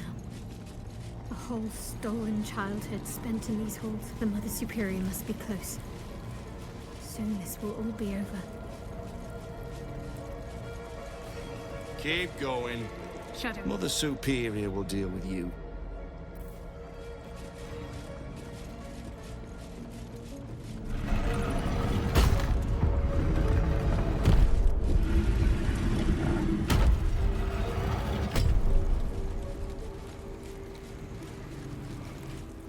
They already heard how you disgraced yourself before Lady Shah.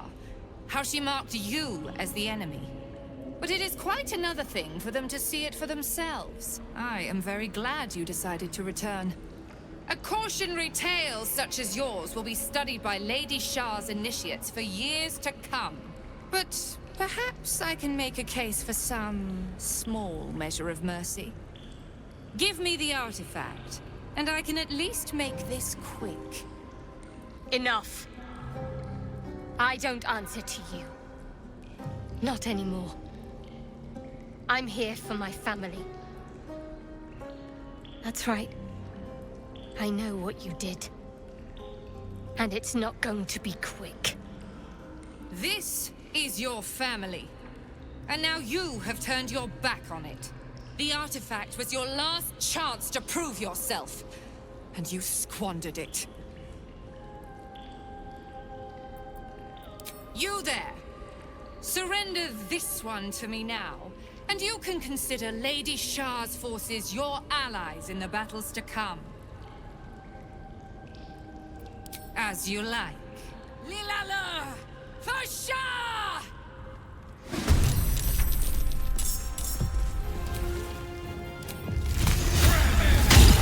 I have to find my parents. They must be close.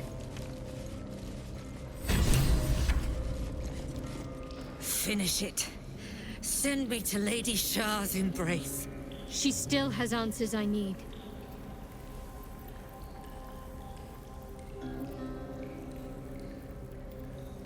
My parents. Where are they? So blunt. Have you forgotten all the interrogation techniques I taught you? Where is the finesse? Answer me! They are right through that door in the Chamber of Loss, where they have been all along. You saw them many times, only we made you forget. But they didn't forget. They watched as we molded you. They watched, they wept, they bled, often at your hand. It may not be a happy reunion, but it will be a memorable one.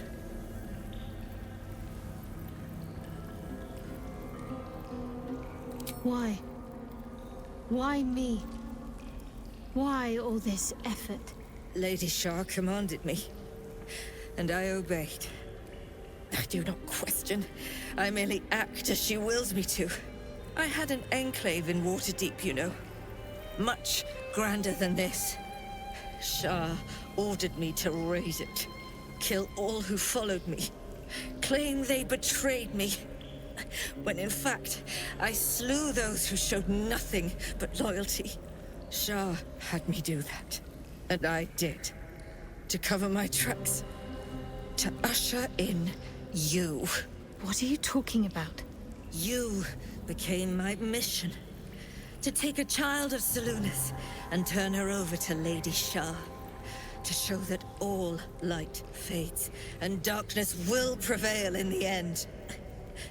All this was to make you into what the Dark Lady needed you to be. The planning, the training, those deaths in Waterdeep. It was all to groom you to replace me at her right-hand side. And still you threw it away. Sympathy is for the weak. I merely wanted to say my piece. I wanted her to know the cost of her education. Now, do what you will.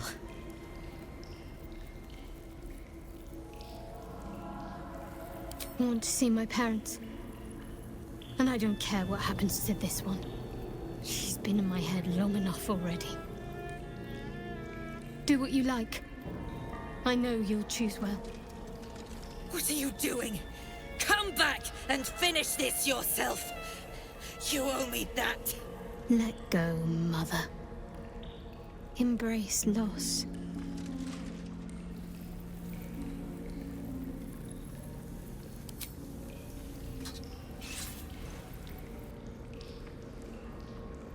I draw near, my lady.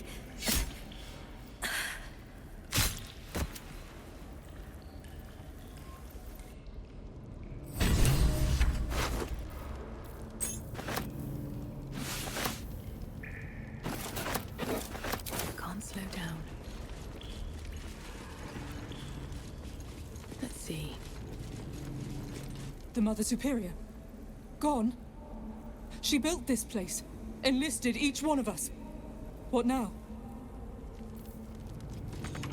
Keyhole. Must be another way in.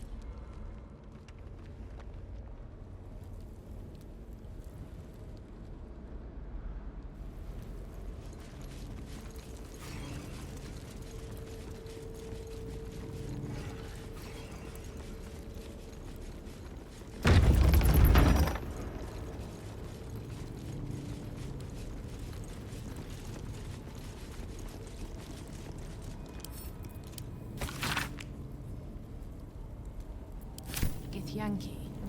Part of the Sharen's preparations to seize the astral prism, no doubt.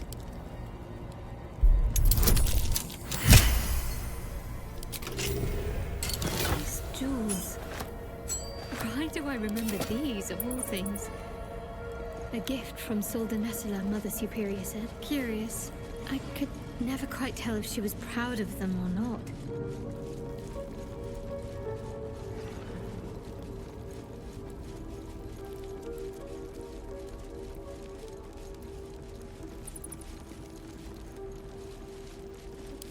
Bet I can crack that open.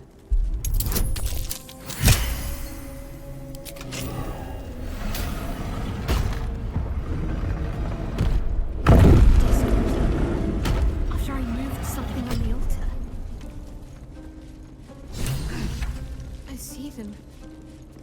I see my parents. Gods. What's been done to them?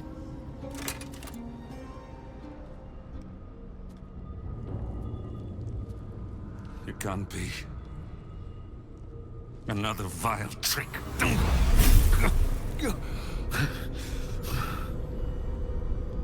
No, there is no trick. It's her. Jennifer. Jen. Our little girl.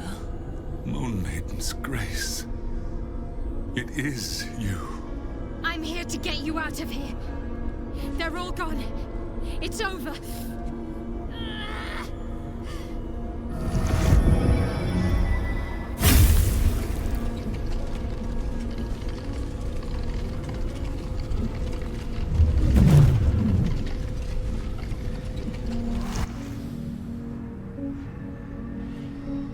It is not over.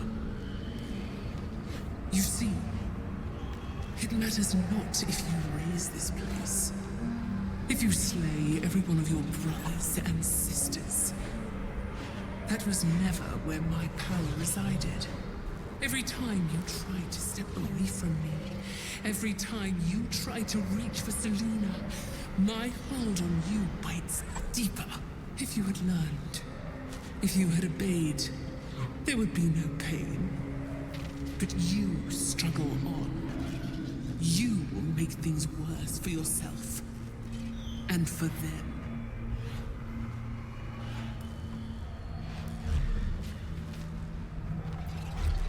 Victory. Your victory is but a guttering candle in the dark. Temporary. Inconsequential. Enough! I'm taking my parents away from here. I'm taking them away from you! You cannot. We are still bound to you. You cannot both free us and free yourself from her curse. The Moon Maiden needs you more than she needs us. You are the future. You must return to the fold. We are the past. And our duty is almost done. Eloquently put. His mind stood up well to his time here. The same cannot be said for your mother. Such brief, fragile lives humans lead. This is my final lesson. I leave you now to dwell on your mistakes and make your choice. Shah's parting words make your flesh crawl. There is no lesson to be learned here, only a family's torment, a spiteful goddess's whims, and an unspeakable choice to be made. She's gone. I don't understand. Shah will never admit defeat. Not until she has stolen one last thing from you. We cannot allow your future to be her last prize. Not after all your mother and I have endured. To see you again. Your companion understands, I think. Help her, please. Help her see what must be done.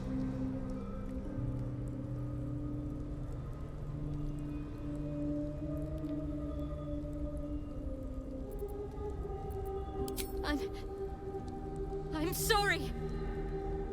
I didn't know any of this was happening until it was much too late.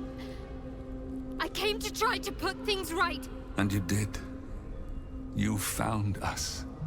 All these years, that dream kept us going, that you would break free.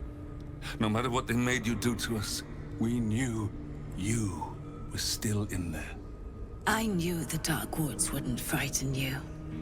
You were always such a brave girl. She was, and still is. You've saved us. Now save yourself. You'll be out of Shah's reach, and we'll be at peace. But I only just found you again after all this time. I can't lose you again. We'll still be with you. By the Moon Maiden's grace, we'll never be far. Please, Jennifer.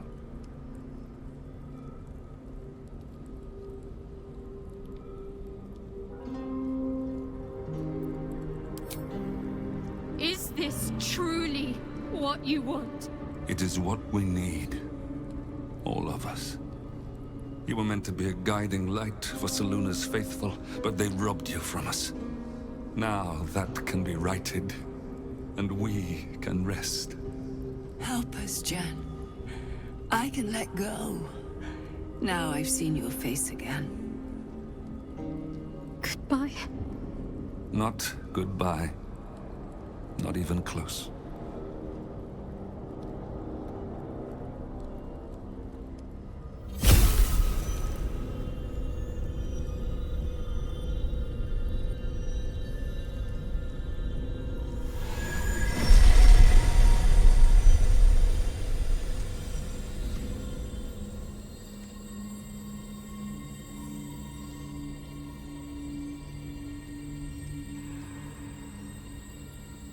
Moon motes. They bring Selûne's light to dark places and offer guidance to those in need.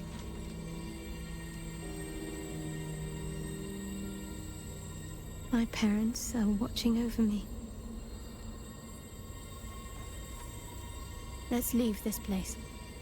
There's nothing more for me here.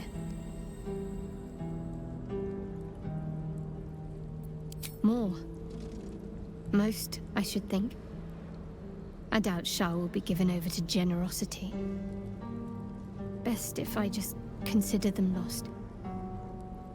I have everything I need to make new memories. As for this place, all I did here, let it stay forgotten.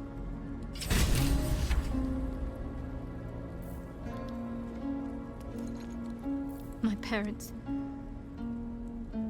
I saw them.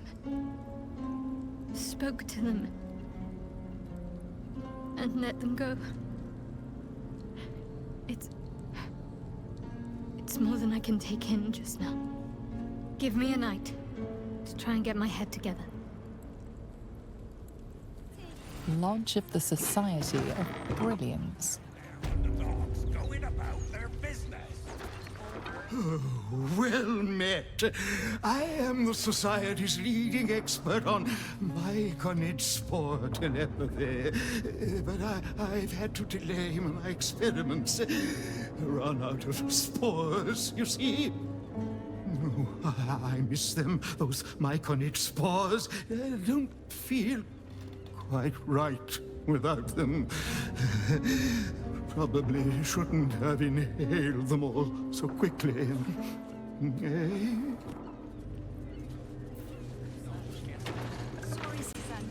Ah, a surface dweller. You find yourself in the cradle of all knowledge relating to the Underdark. The Society of Brilliance. Tell me, what can the Society do for you?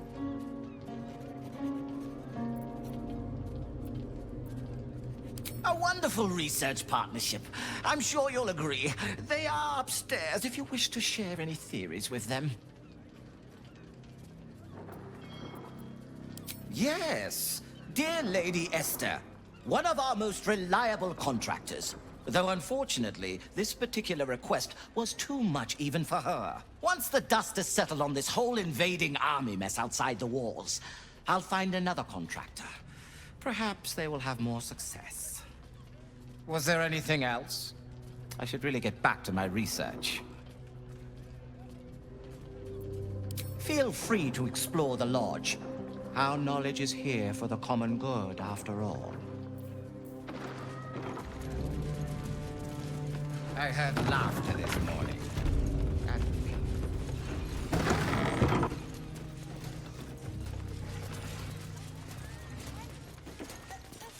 My surface-dwelling friend, how long has it been? I am glad to see you well. I see your tadpole remains in its state of suspension.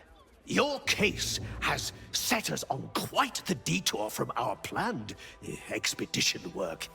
We've thought about very little else. In the field seeking further subjects for study, though it has been gone for longer than I anticipated. After observing the nature of your tadpole's stasis, we felt it wise to report back to the Society. Omeluum went out into the city to seek out further undeveloped infections like yours. But I have heard nothing since. I admit, I'm somewhat concerned. We are usually sticklers for updating one another on our progress.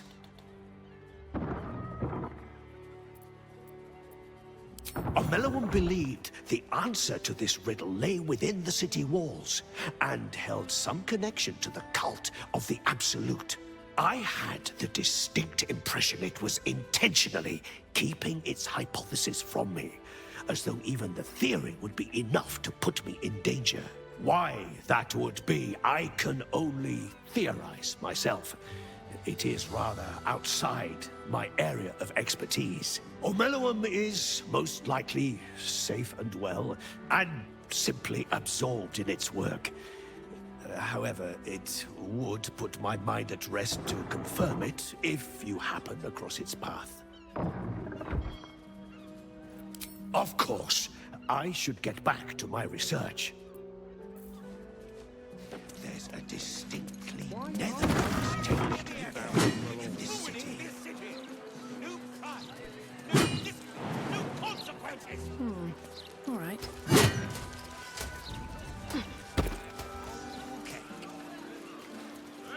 Evil comes in many... It's not a lie! If you would just listen, I could explain! You have done quite enough explaining, Volothamp Gadam. You have poisoned the very hearts and minds of these good, kind, gentle citizens with your lies, your delusions, your conspiracies. Though you hide behind a mask of stories, we have seen beyond the veil. We see what you really are. Fearmonger. Here, here!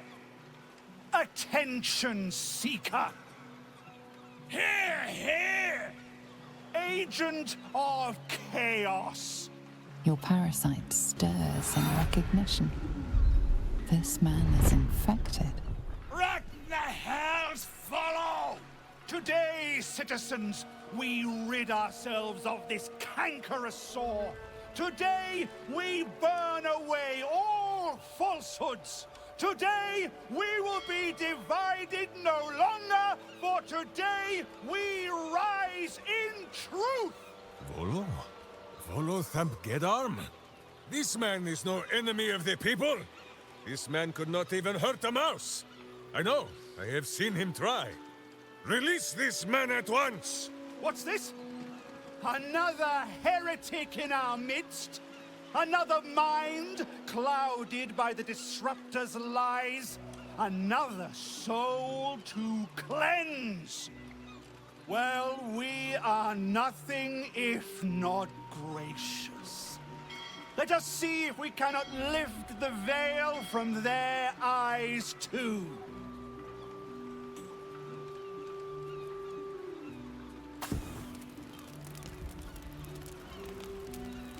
No! Please! No! I have... Time to press ahead. These waters my whole life. What's up for discussion? Gods! I really thought I was done for. I suppose thanks are in order. Again, what's an heroic story without a little risking of one's neck, eh? And you know what they say, the bigger the story, the more people want to kill you for it. You of all people will, know what I mean? I'll, tell you what I know, but not here. Too many eyes, ears, weapons about. Meet me at your camp, hmm?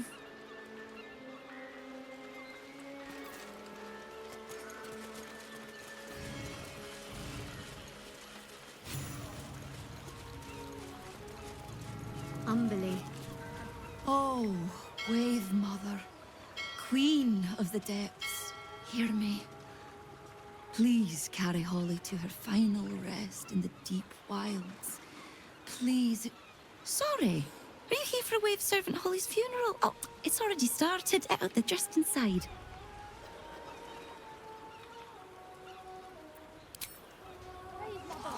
It is easily remedied. You just need to honor the bitch queen as she deserves. It was just about 2 thanks. Wave Mother's breath was so... Most holy death.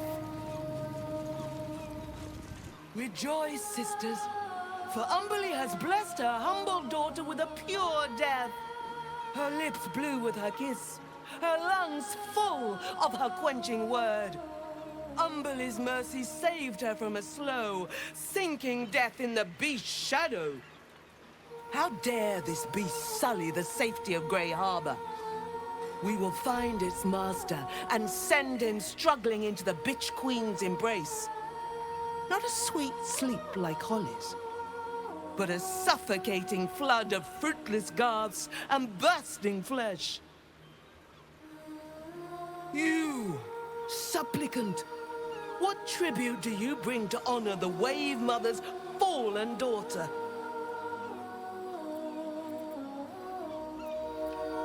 A fine offering. Always appreciated in the eyes of the Wave Mother. Your tribute is well received. Breathe deep as she permits. Yes. Thank the Wave Mother. Blessed Umberly saw fit to spare her an ignoble death. But her passing was not as the Wave Mother intended. It was a beast who took her life. An unnatural one whose very existence is an affront to Umberly. A wretched metal monstrosity hewn by hubris. A rusting pollutant that bleeds black blood into Umberly's pristine waters.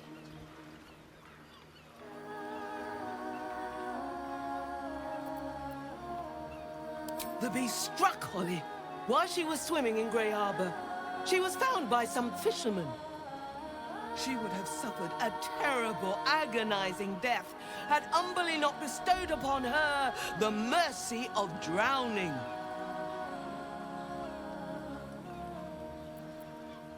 The Queen of the Depths is generous to those who serve her, and her favor is far less deadly than her wrath. Find the master of this poisonous beast and slay him. Then one of her most precious gifts shall be yours. We haven't found its lair as yet.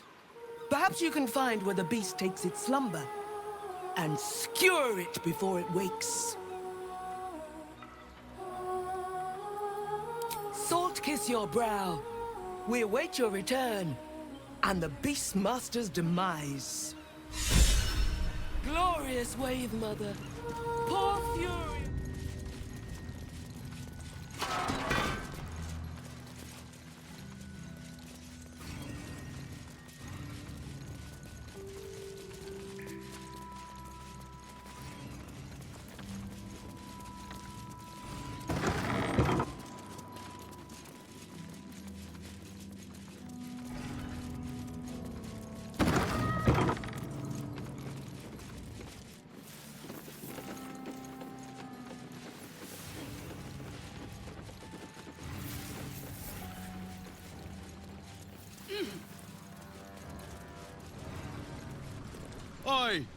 What's this? You ain't supposed to be down here, mate. You spot a curious metal contraption in the water. A submersible.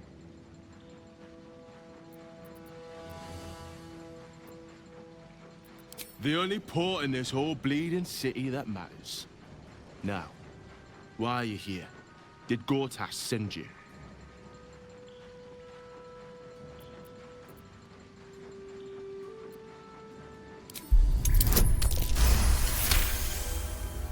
Well, let me guess. This is about them Umberly servants. You tell them to stay out of the way. Cap needs the right of way. He can't stop on a dime when they go darting in front of the prow.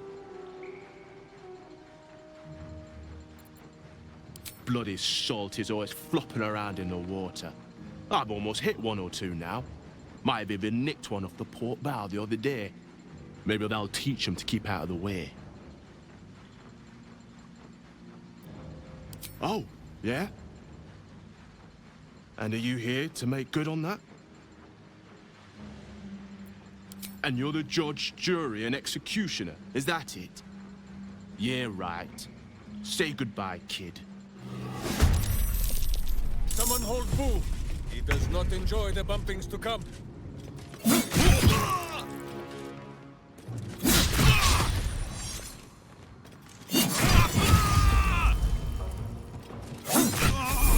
wonder if the gods are watching me.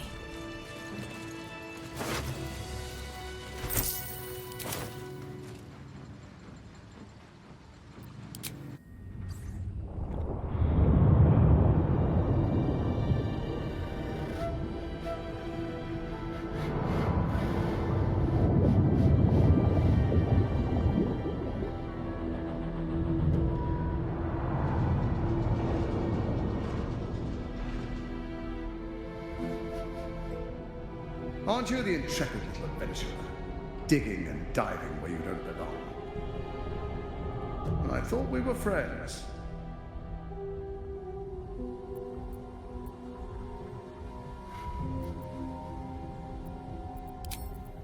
The Iron Throne, a ruin from the city's dark past that could become a template for a brighter future. It is a most useful tool for motivating my Gondian workforce, key to the construction of the steel watch that keep the city safe. But like all tools, the moment it ceases to be useful, I will break it. Thanks to your trespassing, that moment may have come. Return to the city, find Orin, and claim her Netherstone as you agreed to do. And then I will forget this transgression. Your conscience pricks. You did agree to an alliance after all. But then again, what honor need there be with someone like Gortash? How many people are trapped within? How many lives will be lost? Wise. I'll see you soon.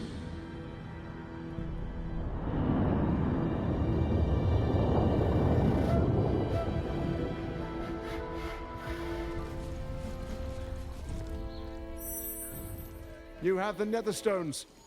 They resonate with my own. I commend you for putting an end to Orin's madness. She must be screaming bloody murder in the hells even now. How was the reunion? I trust you demonstrated your particular spark of creative genius. I always preferred your methods to her. You have mastery over your urges.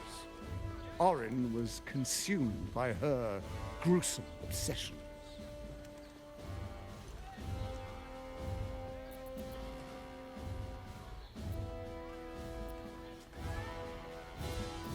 I'm surprised Baal allowed you to slip away from his grasp. But this changes nothing. With me, you will have power greater than Baal could have given you, and you will bow to no master. My involvement with Orin was never a true alliance. A mad dog understands the yank of the leash and the hand of its master, but it cannot be an equal. You can be my equal. We will raise a black keep in Balldur's Gate. Then we will conquer the Sword Coast and unite all its peoples under our rule. But first... The brain awakens.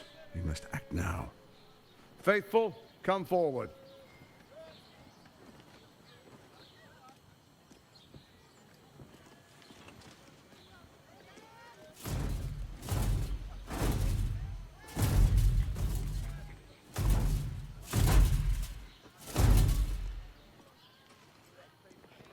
Hand me the Netherstones, and we will rule as one. Do what he asks. My father's life is in his hands.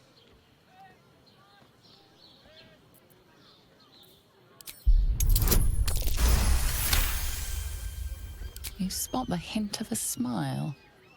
He is testing you. He wants you to refuse.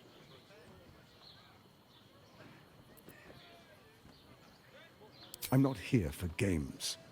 Hand me the stones, or face the black hand of Lord Bane. As they should. I was merely testing you. This should be an alliance of peers. You've got a backbone, and the makings of a leader. The Dark Lord Bane blesses our alliance. Our time is short. The Elder Brain is held beneath the city. We must go to it if we're to control it. There is a vessel to the Morphic pool where the brain feeds. I will wait for you at the pool. With the Netherstones in hand, the brain can't resist us. We will be absolute, with an infected army at our beck and call. First we take Baldur's Gate, then Faerun. All of Toril will soon follow, 1,000 kingdoms at our command. From bonds free, no more slave. Liberators, saviors, pawns, dupes, fools, released, usefulness ended, targeted, killed, death unavoidable.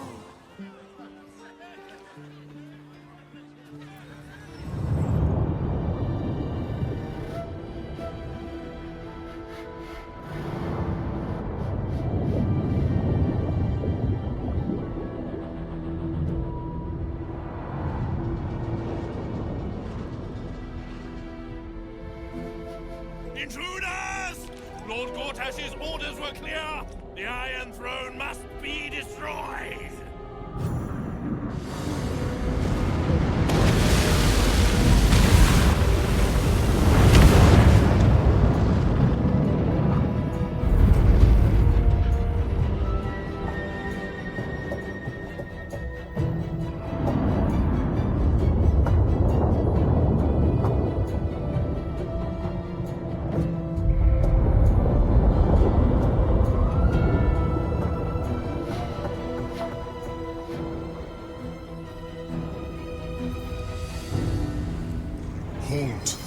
A cold, suckering wetness grasps at your mind.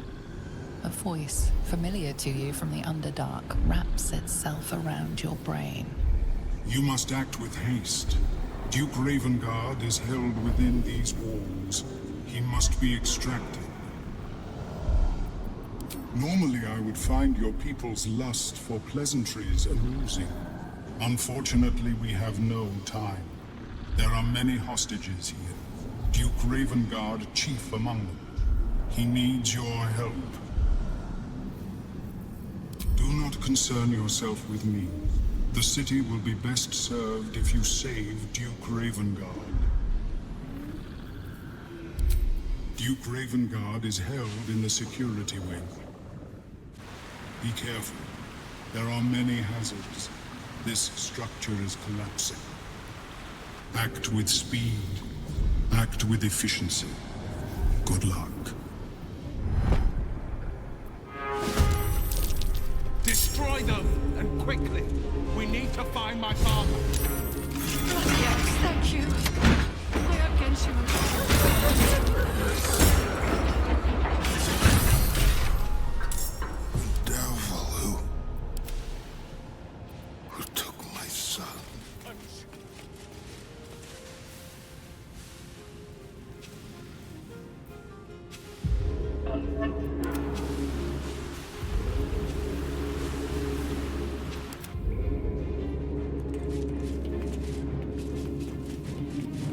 got to press on.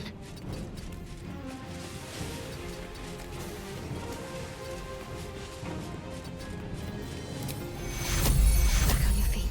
Take you. Take you. Take you. Sometimes the only way out is through. Can't afford to let up. Another fight. Let's go.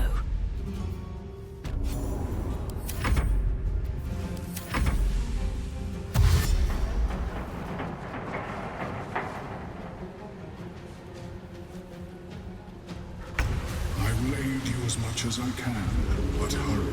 We have little time.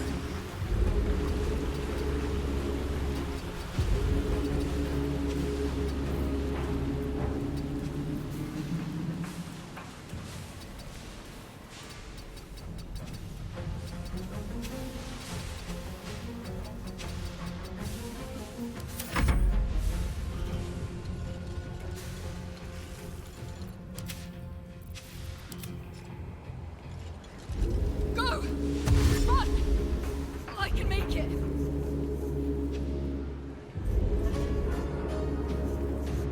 Need to hurry. Get away from these fish freaks!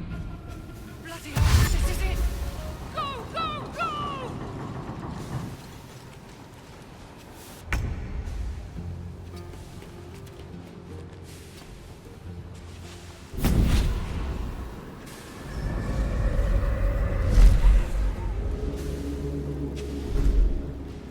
Will, my pet, I was hoping you'd bound along. A bargain's a bargain, and I've come to see it through. Mia Furia. Kneel for me.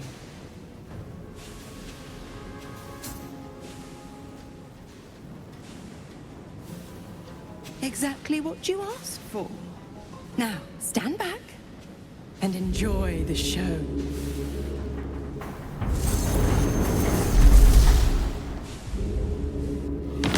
Get running, lads! We might be rid of this shite hole yet! We will survive this.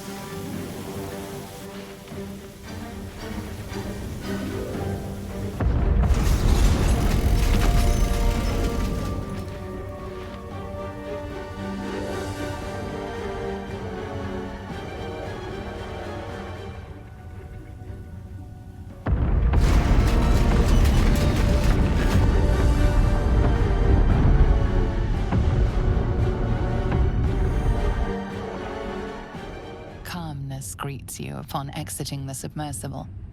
Unlike the Iron Throne, you remain intact. It seems most of the hostages from the throne share your fate. We made it! We actually made it! I'll save you! Your world's air. I never imagined missing its feeling on my skin. Curious. I owe you a great debt, Sunchild. One I shall repay. When I return to the surface, I will alert my colleagues at the Society. Find me there, and I will offer you what aid I can against this evil. I want to have a word. I'll get to your camp. We'll talk there. Where am I needed? I'll get to your camp. We'll talk there. Let's get going. The bay is tainted with black blood. The Wave Mother's citizens wither and choke. Did you do this?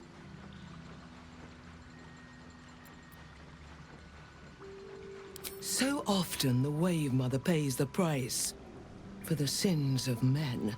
But you killed the Beast's master. You've earned this. The restoration of the harbor will take a long time. Black blood clings and stinks like death itself. With the Bitch Queen's blessings, we take our leave.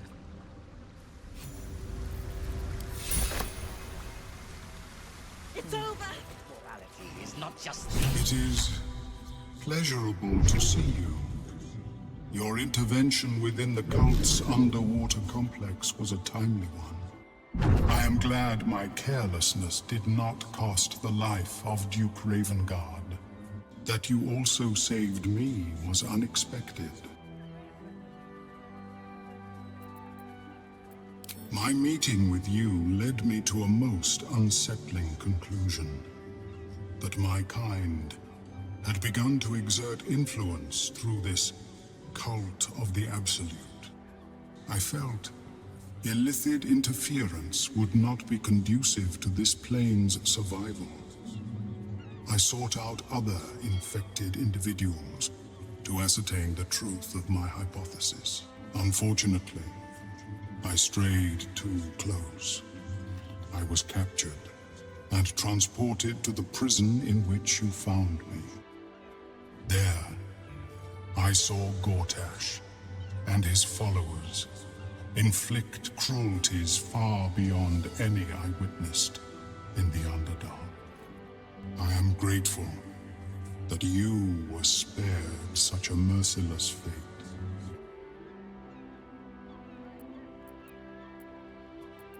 Once my report is completed, I will return to my usual work in the Underdark. There, at least, I may yet produce worthwhile results.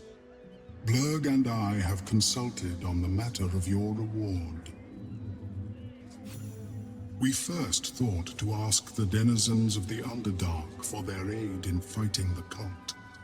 Alas, our influence there remains negligible. Instead, we have selected a series of items from the Society's vaults. Curious, I appear to have left them elsewhere in the lodge. You found me at the bottom of the harbor. No doubt you'll track them down with ease.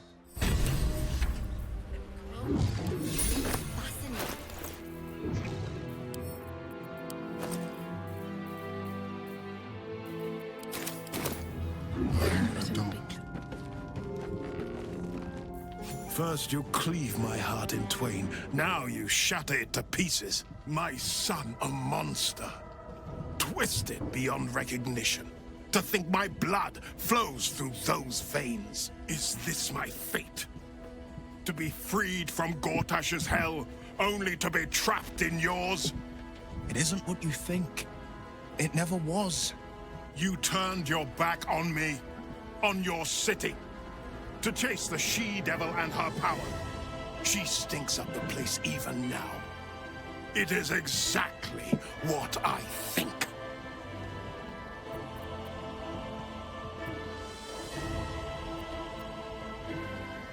Ravengard's tadpole clenches as your memories and wills flow into him. My tears wounds. I'm in your mind. The Grand Duke sees Mizora and her infernal sisters. He sees the agony in Will's face as an impossible choice is set before him. No. My son. The past becomes present, and Will's thoughts are laid bare. Ravengard sees Will partnering with Mizora to defeat Tiamat's cultists before they could lay siege to Balldur's Gate, and he sees everything beyond. The Nautiloid journey, the perilous path to Moonrise, the astral prison, and the Emperor within.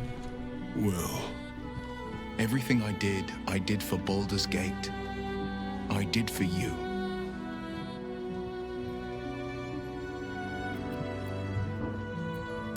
All too right. My son. You sold your soul to save Balldur's Gate, and I cast you out for it.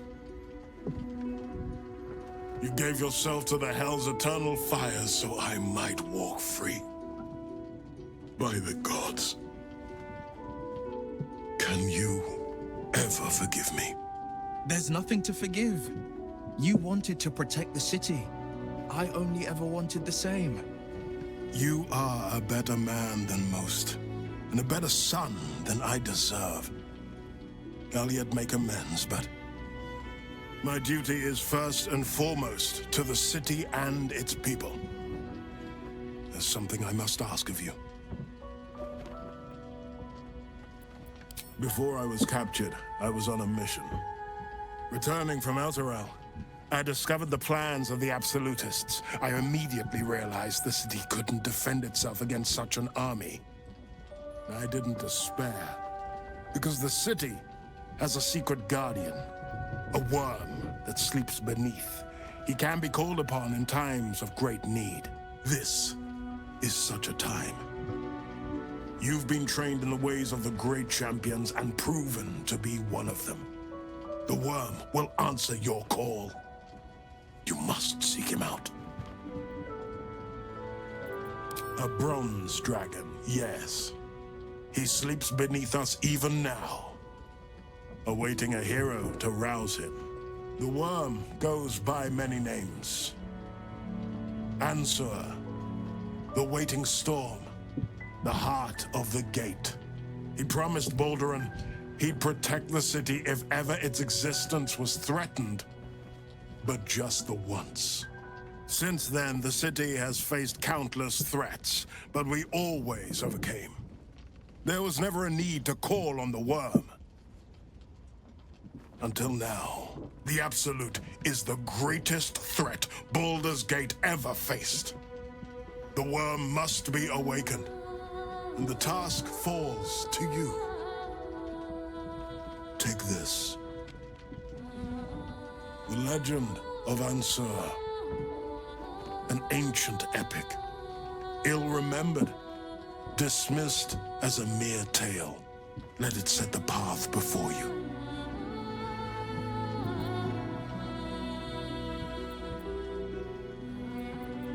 The legend has it that Ansur will only answer to a proven hero of the city. Until a moment ago, I thought that was me. But is he who rejects his own child a hero? What of he who calls his brave son a monster? You showed me the truth. You showed me that I was the one who turned his back. You showed me that will may be the future of Balldur's Gate, and well beyond it.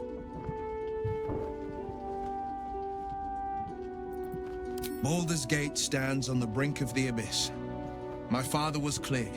We awaken the worm and take back the city. Will, you are more valorous than Baldurin himself. May the city know the truth of my only son. Pride of Ravengard. Pride of Balldur's Gate.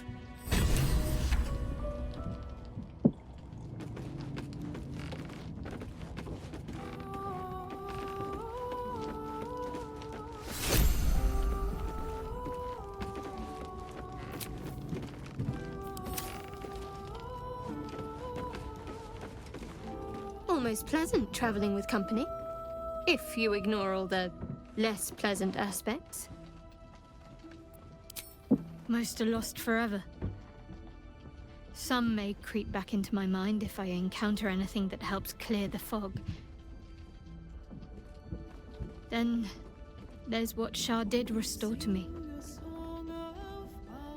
Memories of pain, suffering, both my own and what I inflicted. It's overwhelming. Like a lifetime's worth of nightmares unleashed all at once upon waking. I can barely untangle one moment from another, not that I even want to.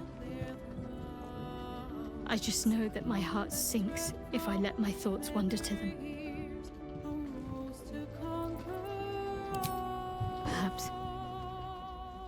But in the meanwhile, I'll just have to find a way to live with them. Shah seeks to break people, to fill their lives with despair so that they will turn to her for relief. Perhaps she thought this would lead me back to her in time. But it won't. I fought too hard to win my freedom. I will not give it up again, no matter how much it hurts. Of course. From the first time I laid eyes on you right until now. That's all safe. wouldn't surrender even a moment of it.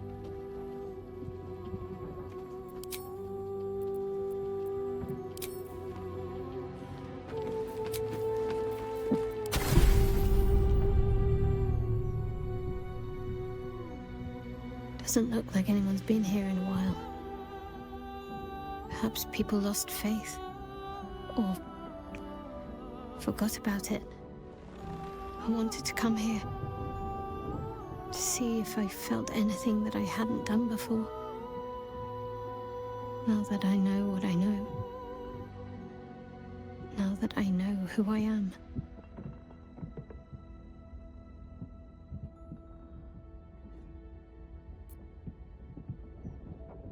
True. But too much freedom can be frightening. Lonely. And there's a reason why so many are eager to bow. I had my family. For too short a moment. Now they're gone. By my hand. I remember. They can't comfort me. They can't give me advice. They can't tell me what I was like as a little girl.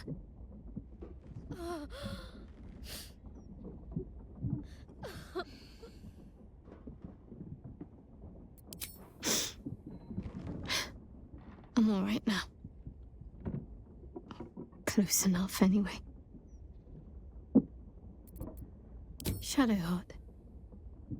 She's as much a part of who I am as Jennifer. Can't just forget her. It's not what I do anymore. Besides, Shadowheart still suits me. Even better than before, perhaps. You can't cast a shadow without some light.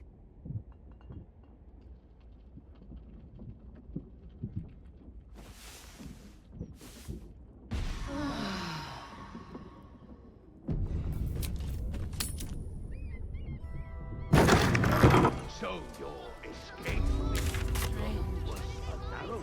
We'll finish what my father couldn't. We'll awaken Ansur, the heart of the gate. I disappointed him once. I won't do it again. Go on, read the legend of Ansur. Then we can plan our next steps. It's complicated. There's the joy of reconciliation, the relief of forgiveness, and the anxiety of new expectation. It's a flurry of emotion. I'm not sure how to make sense of it. Joy. To my father, I was only ever a boy. Incredible that he can see the man I became. Once all this is ended, once we've crushed the brain and freed the people, I could once more call Balldur's Gate home. Whether I return there, well, only time will tell.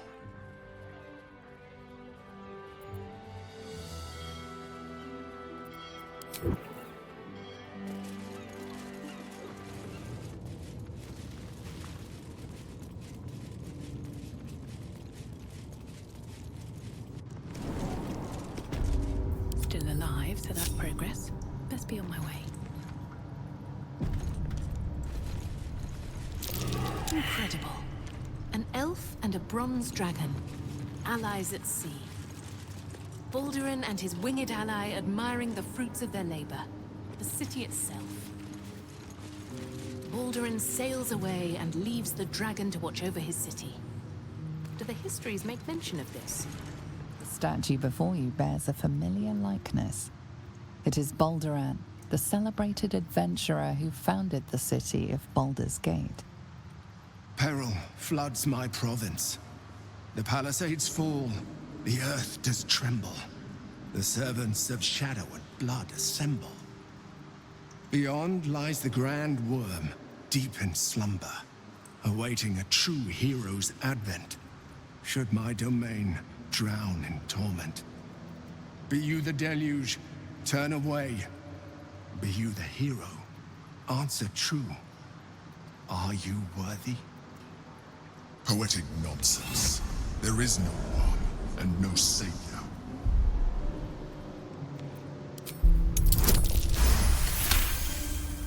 You sense neither life nor spirit within the statue.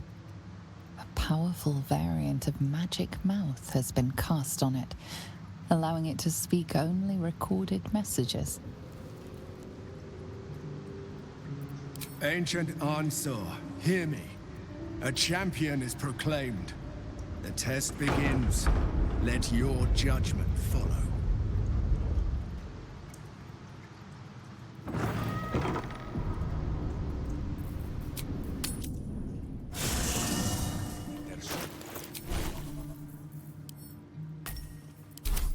Able to sniff them out.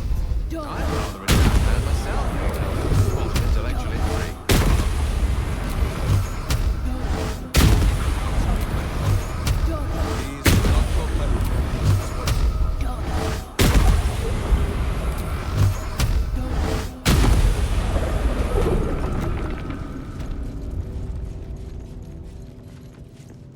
Prove your strategic wits. There is but one rule. The Dark King must fall in 2 moves. Are you a commander of armies? Or a shivering pawn? Fodder for cleverer minds. I'm afraid I have little experience with lance sport, let alone the command of soldiers. I've been known to shuffle a few knights around in my day. Might I offer a suggestion? First, threaten the Black King. Move your rook 1 square to the right. That leaves Black only 2 choices. Option 1. The Black Bishop can take your rook. This leaves your queen free to move 3 squares to the right and checkmate Black's king, your knight pinning him down. Option 2. Black's king retreats up and right. Your knight can then move 2 squares left and 1 up to make the king, your rook preventing his escape.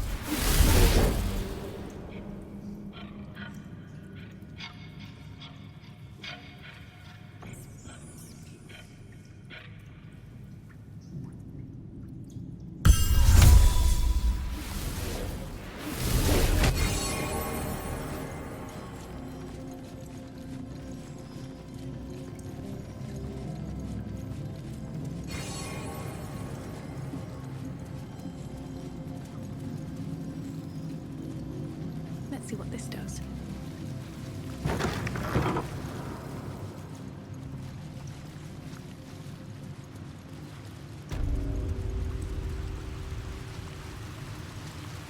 A champion burns bright, even when rushing waters and moaning winds threaten to extinguish the flames. Take the torch, withstand the elements, prove your courage.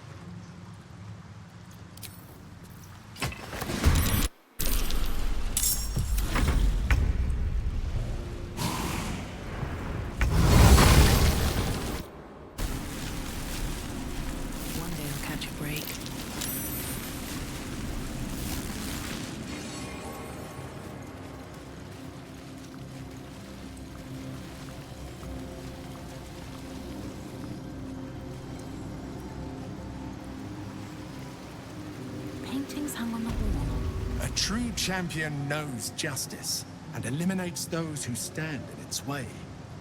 Restore the balance of justice. Justice. No pardon without repentance, and no penalty without mercy. The right path often lies between the extremes.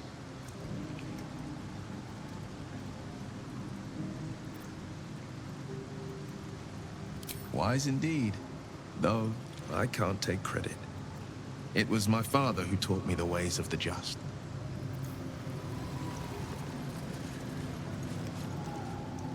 The apple. The painting depicts a red-haired man stealing a shiny apple from a cart in an open-air market. You know this market, the Wide, where Balldur's Gate citizens and visitors gather to conduct trade and wax political.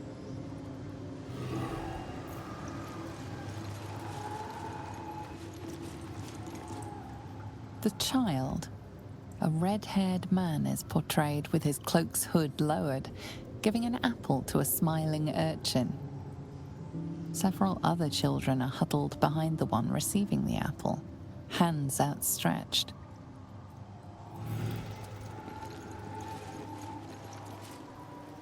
The induction. A red-haired man is depicted in hushed conversation with a dark-haired woman. She wears a cloak with an unusual symbol on it, tally marks totaling the number 9.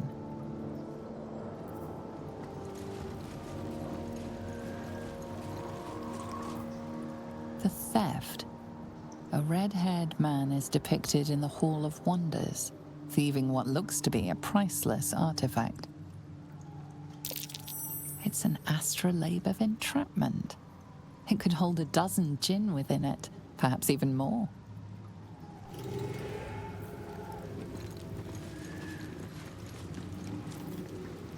The chase. A red-haired man is depicted running through the city streets, a flaming fist officer chasing just behind.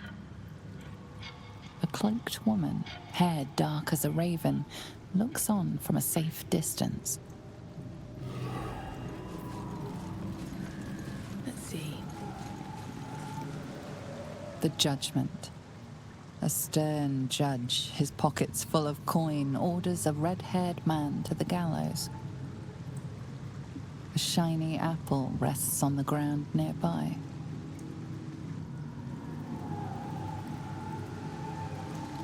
I need a quick word. Away! Behold, the painting itself.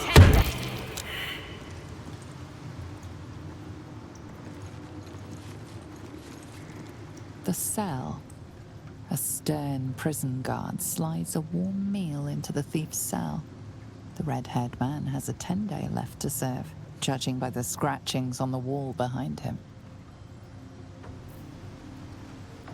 The redhead.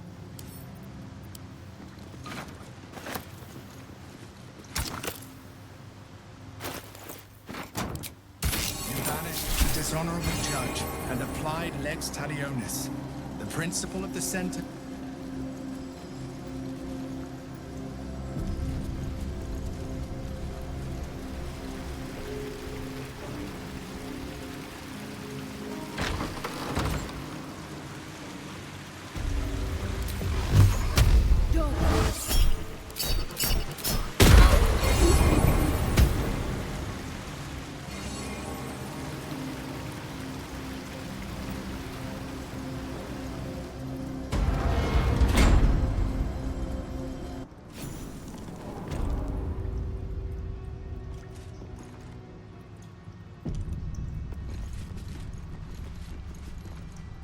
With courage does the hero march. Fettered by the taxing chains of fear, a stalwart soul must ever persevere. With insight does the hero choose. Guidance born of ancient wisdom proven. Peace, not strife, the undenied conclusion. With justice does the hero rule. Lead not the guiltless lamb to bloody slaughter, nor cleanse the lion's sins in sacred water. With strategy does the hero scheme. A cunning mind, 100 steps ahead, your allies close, your rivals stunned in dread. Worthy you are found. Go forth, hero, seize your fate, and rise, great worm, heart of the gate.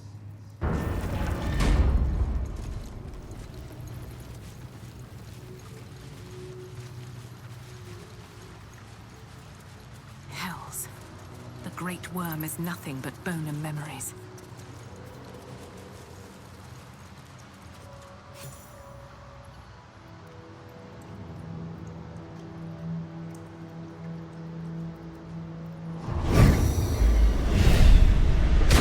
The dragon's spirit floods your mind and memory in a great torrent of power.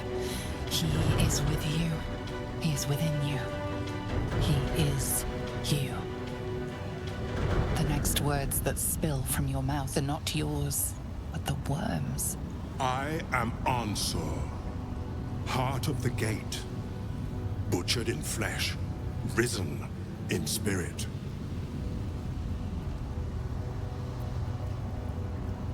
Ansur wends his way through your mind like an unstoppable river. Your body is unmoving, yet thought flows effortlessly between you. The spirit pauses, and you feel the astral prism stir. Ansur senses the Emperor's presence within it. Answer me, Facey. Why have you come? A deep sigh resonates within you. The torrent stills, only disturbed by the dragon's next words. Brack, my words aren't meant for you. They're meant for him. The Emperor stirs in the astral prism, then in you. Calm, curious, and detached.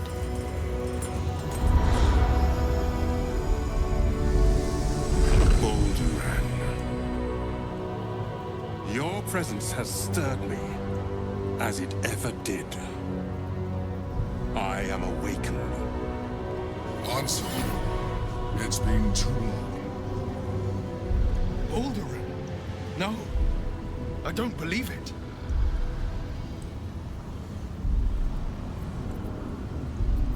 A name I once answered to. A name I did not expect to hear again. Least of all from the mouth of an old friend. Friend. Yes. And more. Until you killed me. Have you come to dance on my bones, Balduran? Was slaying me not satisfaction enough? Satisfaction? No. You left me no choice. You had every choice. You were becoming illithid. I offered you merciful death. You chose to fight. And now you bring your thrall before me. How far has the great Balduran fallen?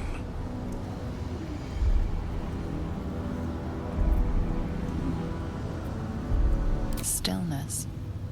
Ansur's consciousness hovers just above yours, searching, seeing. Dear Ansur. Enough! I gave you everything, Balduran. And you repaid me in slaughter. It is time I return the favor. Let my bones rise and the storms gather. Witness, Balduran. The final tempest has come. I am the heart of the gate. I am the one who roars. This time, you will not escape it.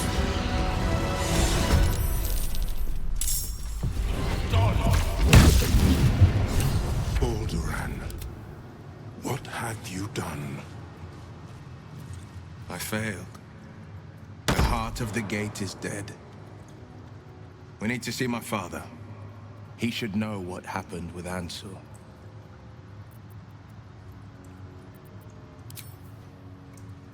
Ansur. I never thought I'd see him again. I was. Now, I am much, much more. But it seems you are more interested in my past.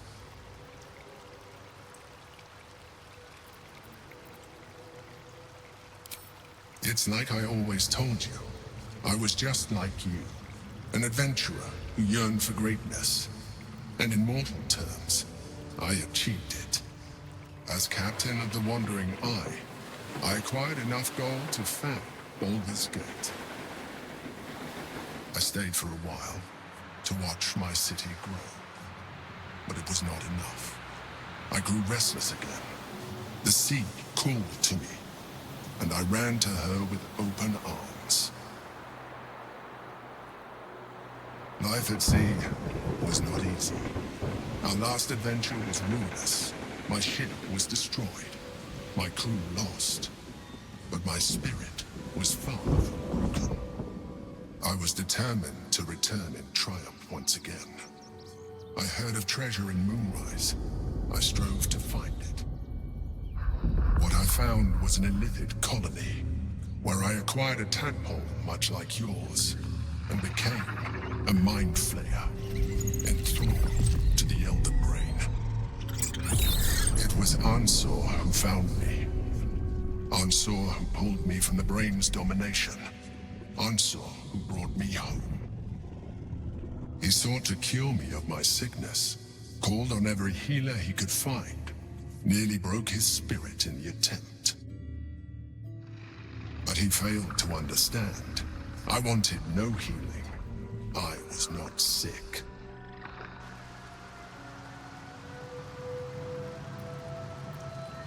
Of course I do. More so because it was Ansor. Even after he had exhausted all possibility of reversing my condition, he still clung to hope. I tried to convince him of my reality. I was on the cusp of greatness beyond my wildest dreams. But all he could see was a mind flayer. He came to me as I slept, a mercy killing in his mind. I saw the tears. I felt his grief. I had no choice but to kill him first. It was an act of self-preservation.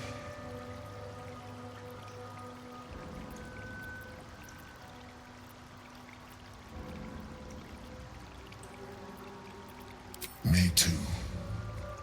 I hope I never find myself in that situation again. While the past is beyond my influence, the present is not. It is time we move on. One netherstone remains. We must find it before the brain breaks free. Wretched thing. Pull yourself together.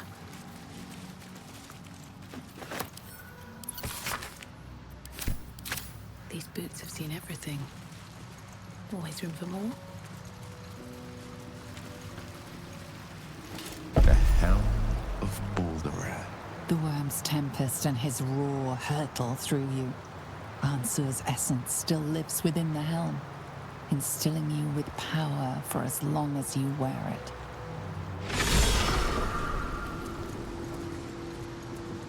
And move. The Absolute's voice is gone, but I still hear its echoes. Reflections of reflections. A terrible fate for Ansur, my son. Yet my hopes for the city's future have never been higher. I failed, Father. The worm is fallen. A terrible fate for Ansur, my son. Yet my hopes for the city's future have never been higher. I don't understand. You and your allies slayed the undead terror that was once the great Ansur. You are stronger than even the Great Worm. You will be the one to part the storms and lead the people through. You, not Ansur, are the savior we need. First, you will fell the Absolute. Then we will rebuild Balldur's Gate. We will take back our city together. I will name you Balldur's Gate's newest Grand Duke of the Council. You will be hailed Heart of the Gate. Grand Duke. I look the part of a fiend.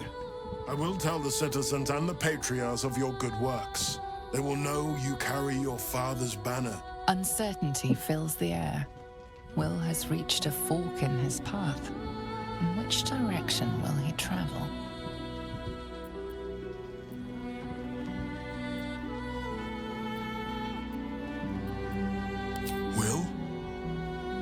I fought to right the wrongs of the coast, to slay the men and monsters that hunt the helpless. It is in the wilds that I find my courage, not in the halls of upper city estates.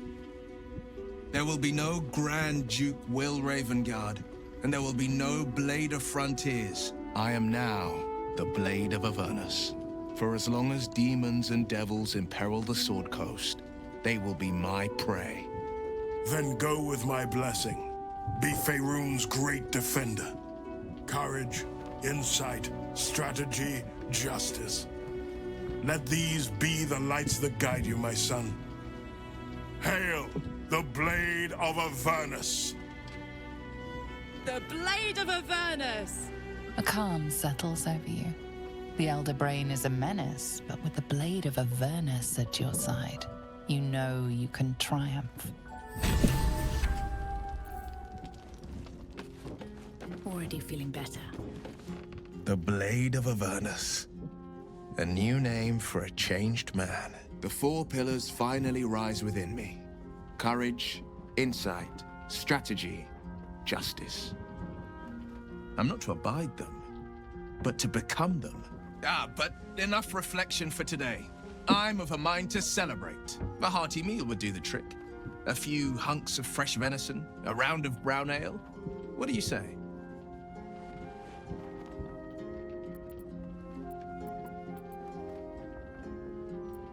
Wonderful. You hunt the deer, I'll scrounge up the ale. Prepare your belly for a roast a la Blade. Let's hope Gale doesn't take offense if I assume cooking duties, just the once. I scout both the hells and the coast's havens, and I destroy every fiend that dares put its eye on Faerun. Will takes a sharp breath. He's keeping something from you. Yes, there is. I will be hunting Mizora. I won't let her claim one more soul, slay one more victim. I'm going to make my way to the hells and tear the horns right off her damned head.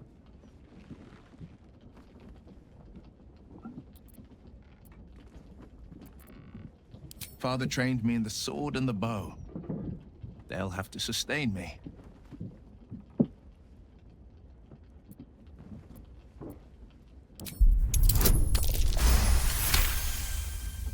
Part of me wants to argue, to insist that I'd be killing Mizora for the good of the coast, but I can't. Not when I know I'm killing her out of revenge. You're right. I won't target Mizora. But should she cross my path in Avernus, I'll cut her to ribbons before she can so much as groan Zariel's name. What is your interest in the astral? The Devil's Fee. Time. I get it. Or rather, the absence of it. In the astral plane, everything is eternal. It will be my home soon. I welcome thee to the Devil's Fee, where every hellish curio is a... Oh, it's you. Your little scroot of a friend left this on my floor the last time you visited. I presume you have returned to re-engage my services?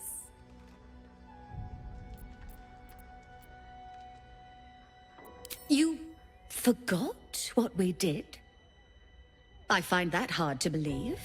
But if you speak truth, perhaps I could jog that lazy memory of yours.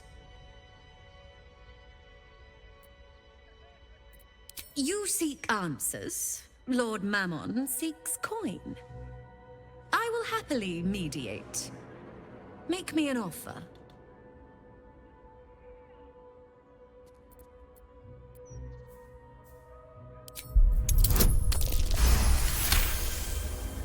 The first hit's free, eh? My, you have changed. Fine, just this once. You stand before Mammon's picklock, latchkeeper of the 9 hells. My business is not information, nor hellish curios. Not really. I break people into the hells. That's my thing. I opened a portal for you and Lord Gortash. my word. This is embarrassing. Perhaps I should have explained our terms better. You asked me to jog your memory. Jog I did. Our micropact is complete. Would you like to make another transaction?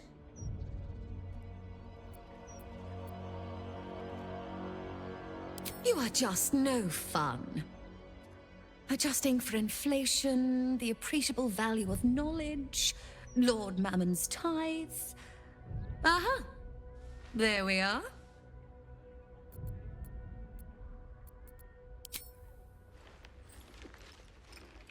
Oh, yes. I should think that'll do deliciously. The two of you wanted to steal something from Mephistopheles. So I punched a portal into the Archdevil's dusty vaults. That something was the inimitable crown of Carsus. You and Gortash absconded with it, catching the interest of a devil named Raphael. His House of Hope is furnished with a great deal of treasures, many related to Carsus. But alas, he lacks the crown itself. He's rather ambitious. One can only wonder what he has planned for the crown. The answers to that can probably be found within his house. Looks like we owe Raphael a semi-friendly visit. So keen to return to the Hells. Well, I suppose it's warm this time of year. Very well. If you wish to die in Avernus, that's your business. Mine is charging you for it. Of course, such a task will require quite the substantial donation to Lord Mammon's coffers. Such a task would be tantamount to suicide. Do not even entertain it.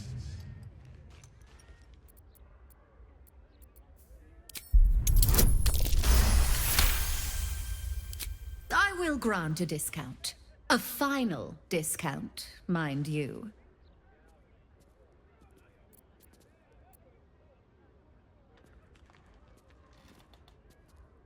Correction, dear. Lord Mammon is ripping you off. It's sort of his thing.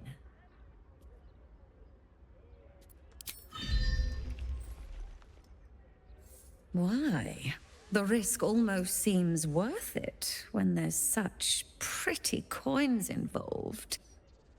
Allow me to outline how this is going to work. First, you were never here. We never spoke. Second, you will perform the rites yourself. I want absolute deniability. Here's the grimoire and necessary components. Oh, take this key, too. It unlocks the ritual room upstairs. There's a blood circle already drawn. Don't ask whose blood. Along with the grimoire and components, Helsik hands you a note containing precise instructions for performing the ritual. Finally, you were never here. That is of utmost import to remember. Now be gone!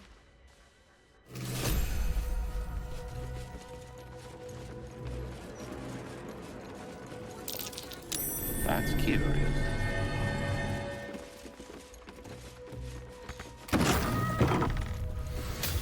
I strongly suggest that you reconsider this course of action. Whatever you expect to gain from the Hells is not worth the risk of traveling uninvited.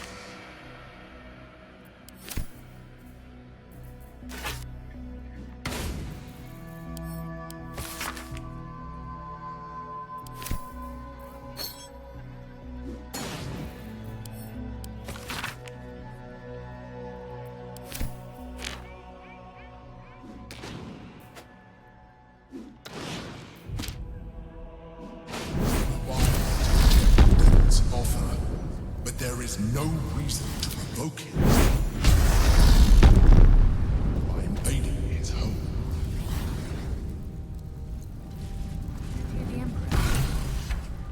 You came. Such a shame. Curiosity killed all the cats. It won't be so kind to you. As the woman speaks, you hear a distant rattle of chains. and she winces in pain. The jailer will hear us. I shouldn't be talking to you. I must go. It's not kind to me. The figure flickers and starts to dim from view, but you sense she could be convinced to return.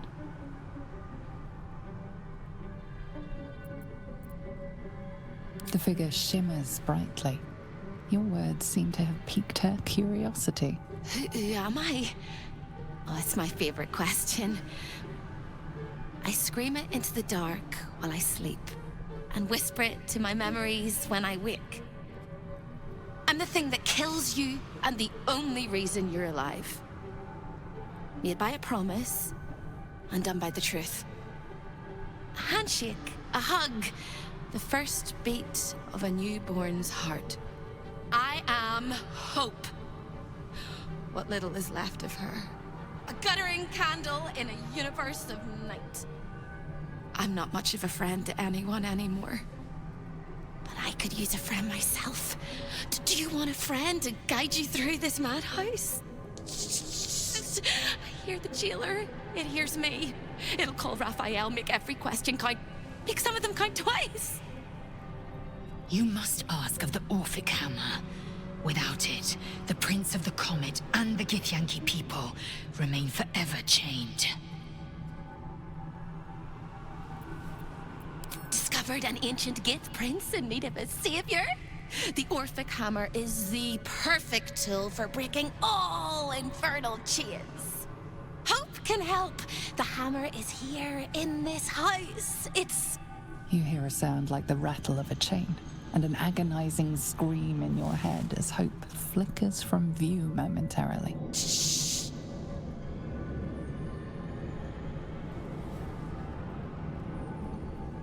Quiet.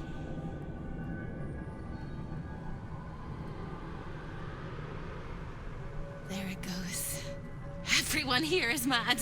Even you, especially me. And that makes them dangerous, but it also makes them stupid. I'll make you seem as ruined as the rest of the people here. A simple glamour to make you a terrible wretch.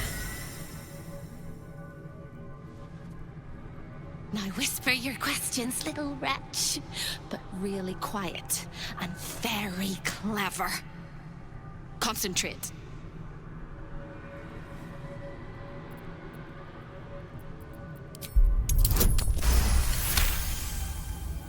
Remember, quiet as a mouse.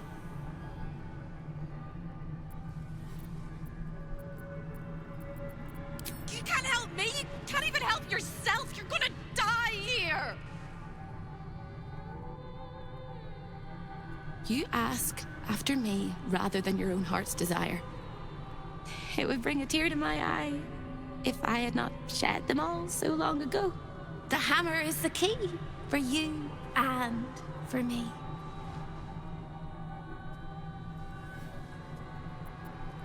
The same place you'll find your sorry little soul when Raphael rips it out. In the archive, down the corridor, past the debtor. Oh, the debtors. They won't like you. But I like you. I know I do. I think I do. I hope I do. I just need to ask one question, and I'll know for sure.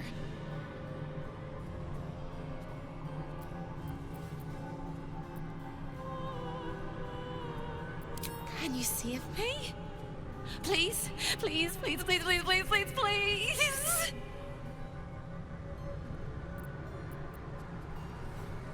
You don't even know how. All right. You have to listen very, very, very closely. I will say this only once. Find the key, take the hammer, smash my chains. Find the key, take the hammer, smash my chains. Find the key, take the hammer, smash my chains. But be careful, once you take the hammer, the fire will come, and Raphael, you must run, run, run, run. But don't forget me. Please, please, please. I don't want to burn. Not again. The rattle of chains echoes louder from unseen places, and without a scream or a sigh, hope disappears.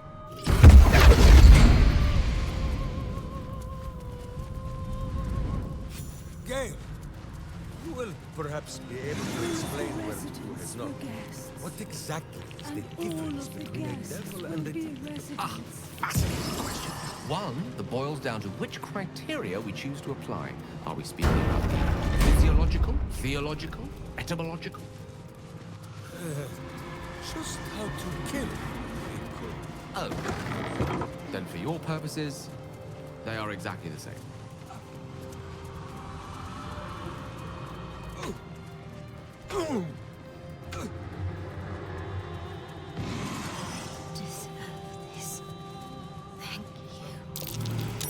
Something over there.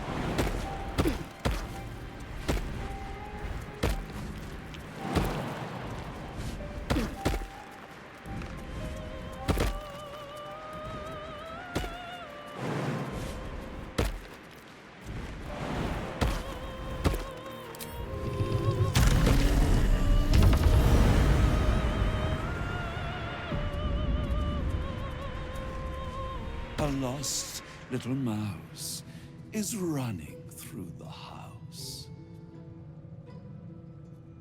A thief in the night, greedy and here to take. Why are you here, little thief?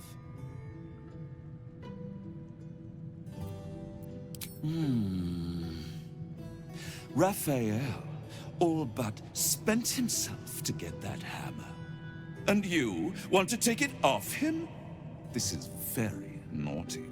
Whatever are we to do? Why don't we play a game? You win, I give you everything you desire. But you'll enjoy yourself more if you lose.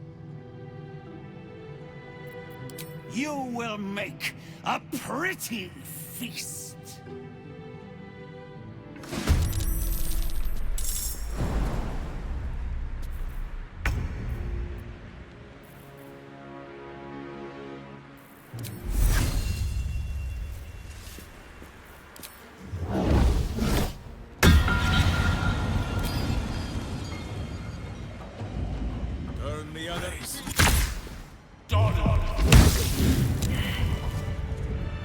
Anything of use?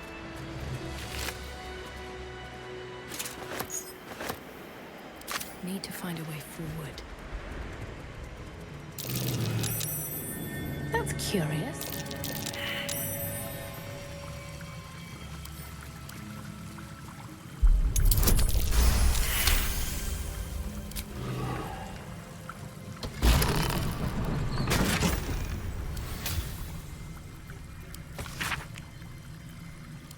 A magic keyboard. That'll help us in the archive.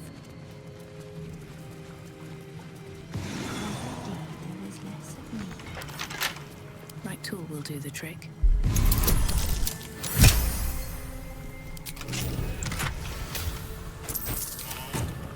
Let's see what this does. Show your invitation.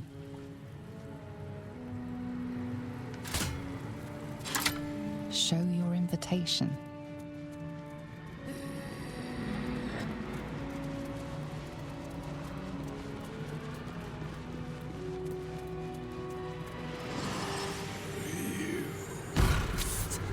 Over here! Hello again, little mice. The price for speaking is steep, but I must give warning. Your prize is just ahead in the archive, but you can't take it yet. And even if you could, you mustn't. Trigger the alarm, and Raphael will come swooping home on wings of malice to rip out your soul. In this house, thieves are melted like butter and spread onto toast. Shh. I'm doing it again. I'm doing it again.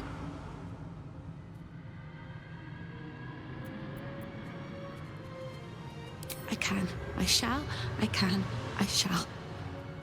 The archivist is the key, but he's as stubborn as a king and as serious as a heart attack. Exploit his fiddling weakness and make him grovel! Oh no. They hear me. Speak quickly, speak softly. You know how this goes.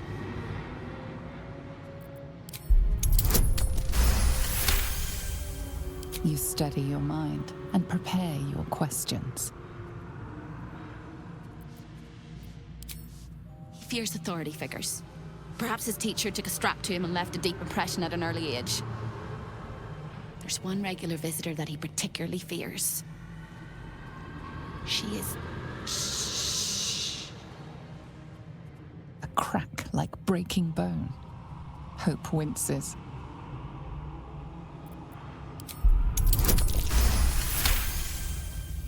Scarier things than you, little mouse. Verilius Receptor. A High Inquisitor of Zariel. Officially entitled to audit Raphael's collection. Her true form is so gargantuan and mind-scarring to behold that she takes on many guises when she visits. Play your part well and you can be one of those blasphemous guises.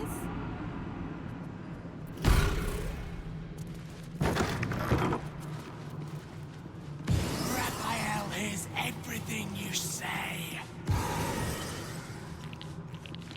A guest?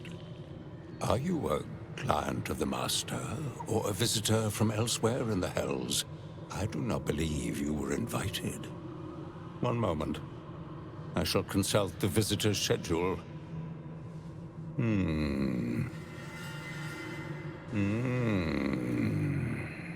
His eyes flicker back and forth as if he is reading a book. He has the schedule memorized. Or it's carved into his eyelids. Most irregular. The schedule is all but clear, and yet you are here.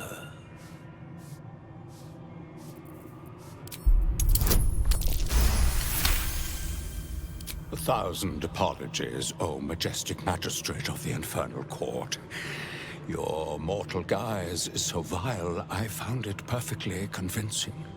I would prostrate myself before you and kiss your calluses, but my spine is ruptured in 1,000 places. You do know how Raphael likes to play. As always, the archive is yours to peruse. You'll find everything accounted for, and I can present documents of procurement if necessary.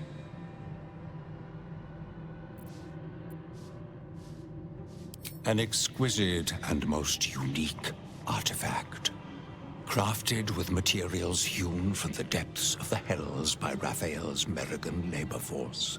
As it was created by Raphael himself, we have no documents of procurement, nor do we require any.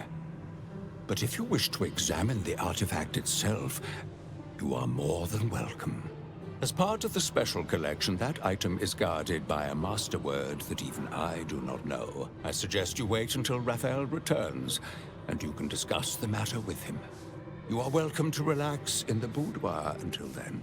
It is where Raphael conducts his most private matters of business and pleasure. You will need this to gain access. The resident of the boudoir will wish to explore every inch of your new form, and I'm sure you will be happy to share.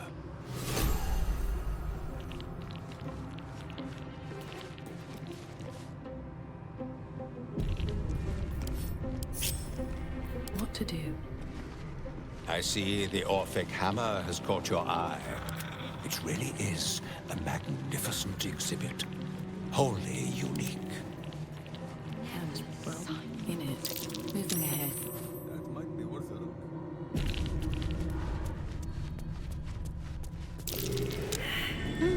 What's that?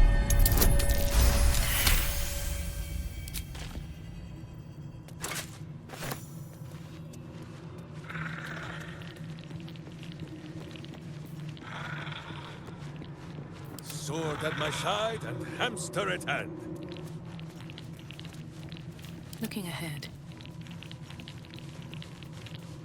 How much farther can I go?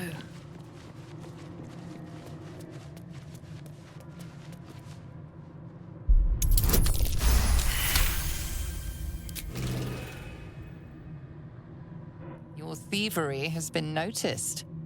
Choose your next move carefully. Your generous offer is graciously accepted. A pleasure doing business. Shouldn't have wished to live in more interesting times. Don't waste a step. There it is. The Orphic hammer, right within reach. A magical field surrounds the item, preventing you or anyone from touching it. You surmise it's controlled by a vocal component. Magic words. The magic blinks away at your words. The Orphic hammer is within reach, but your theft won't go unnoticed.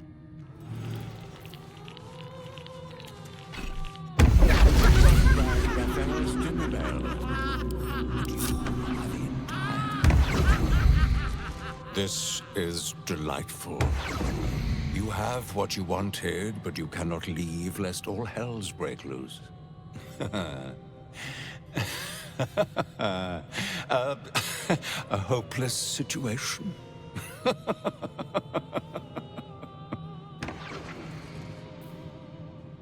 Yes, the hammer is ours. The means to Orpheus's release is in our hands. To the Undercity, Voss must hear of our victory. When we next enter the Astral Prism, we will break Orpheus free. For now, keep focused. Raphael will come to take back his treasure. This is our chance to find out how much this devil bleeds.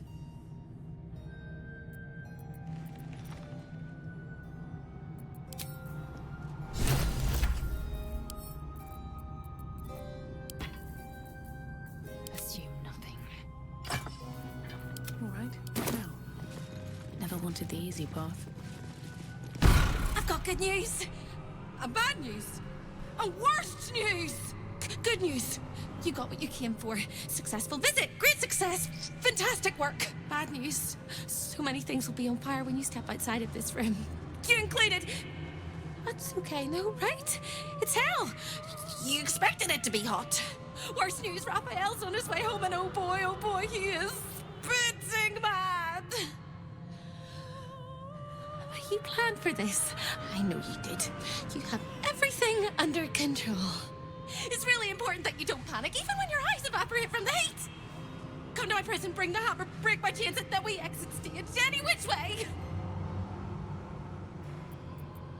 Quick as a cockroach, lickety-split, if you don't mind. Here goes nothing.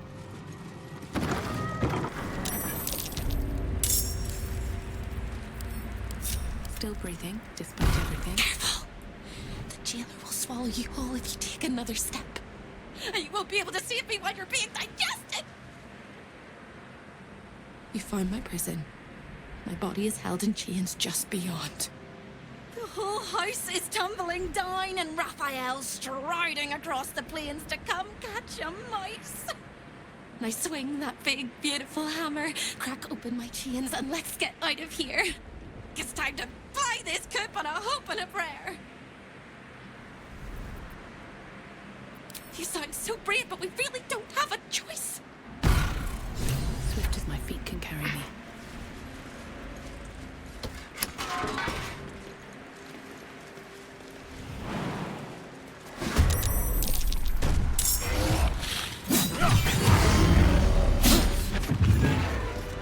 Assume nothing.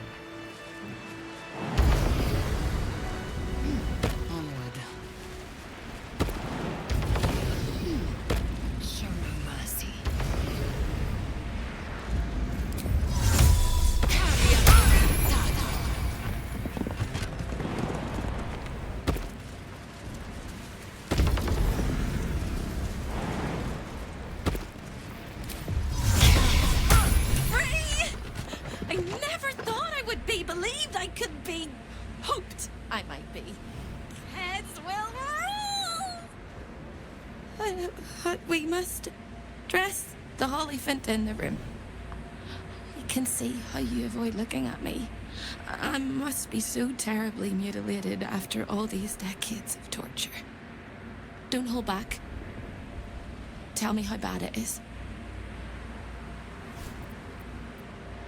We both know that's not true, but thank you for being so kind. You truly are the kindest fool I've ever met. We'll carve our way to the entrance hall and chop Raphael into messes. That's the hopeful version, of course. The likely version is that we are the messes and he is the chopper. Onwards! One true way. Never a dull moment.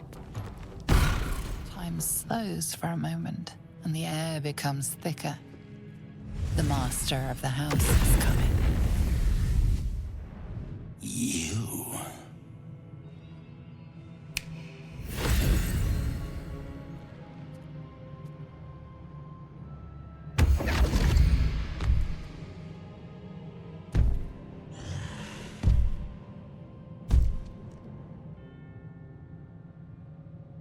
There are many things in your world that I loathe.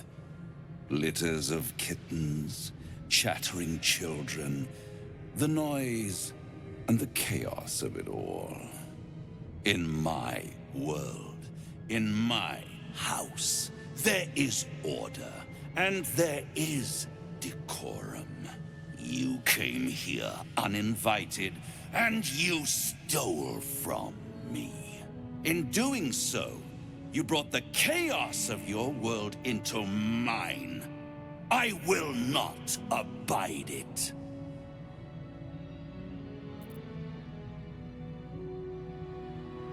You think I'm on your side? The only reason you're here is because Raphael allowed you to be. I permitted you the freedom to decide your own fate. You could have been smart, selfless, saved the world. Instead, you came here and risked everything. It's the fatal flaw of mortal kind. Take away their free will and they call you a tyrant. Allow them to indulge it and they become tyrants.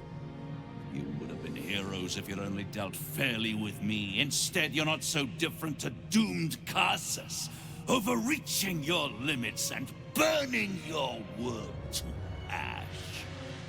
Wrong! Wrong! Wrong! They will save their world and smash you to smithereens. It's this charming naivety that makes your company such a joy to me, Hope. I'll even forgive this little rebellion once you're suitably chastised. This isn't a rebellion. It's a revolt. I'm revolting! Then Hope dies today. Commander, you can salvage a trophy from these insects when I'm done with them. These insects struck me down beneath the Shadowlands. They are worthy opponents. Their skulls will make fine trophies.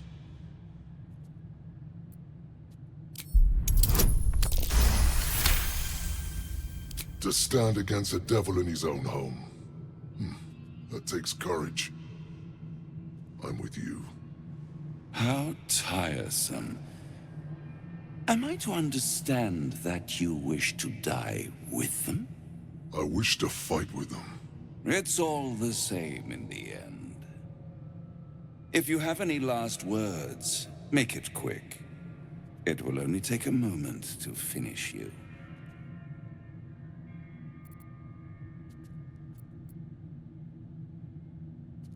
Wrong. I might have to wait another 100 years, maybe 1,000. But my time will come. Your time is over, little mouse. Now, down comes the claw. Oh, mortal life. My blade will be the decisive Souls go to their doom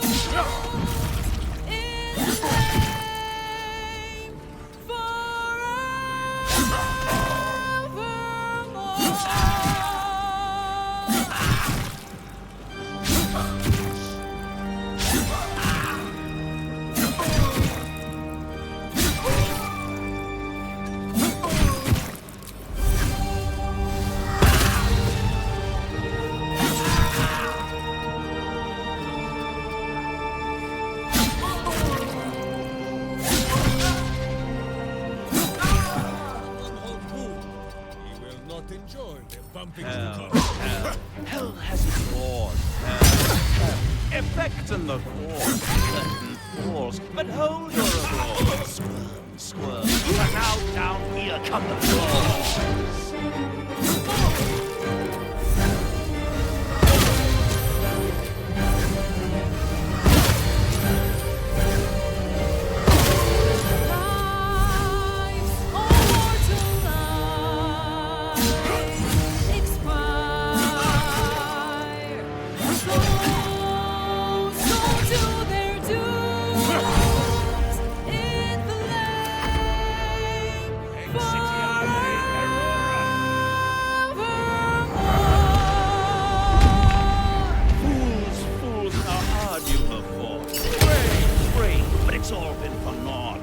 Souls that couldn't be fought, doomed, detected, and caught.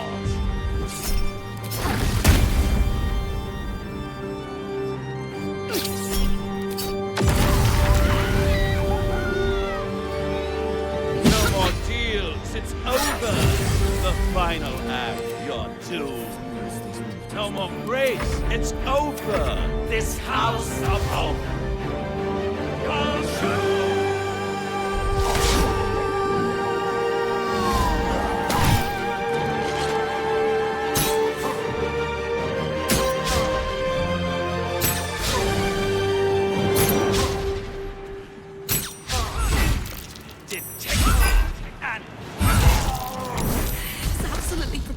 That any of us are alive. Maybe we're not. Pinch yourself and check we're not dreaming the last of our lives as we die screaming. Then we're not just fine, we're spectacular. What a wonderful, jubilant, glorious day. But my poor sister, Corilla. It is not right that she died. And that makes me want to weep an ocean.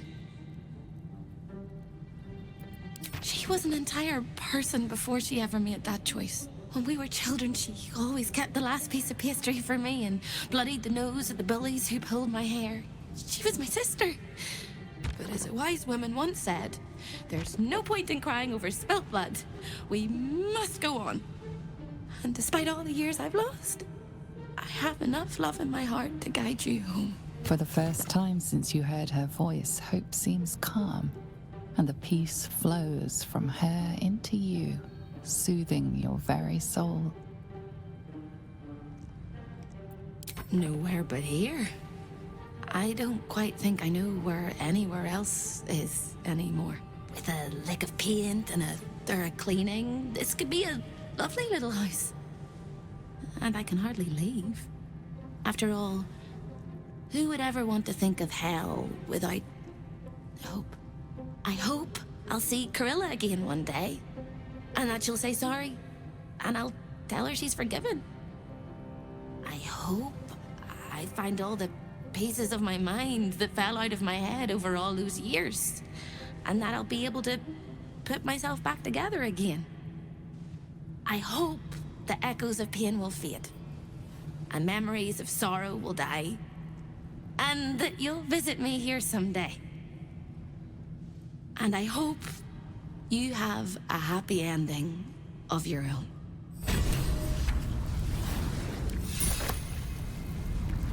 Can't give up now. Have to keep going. Seems simple enough.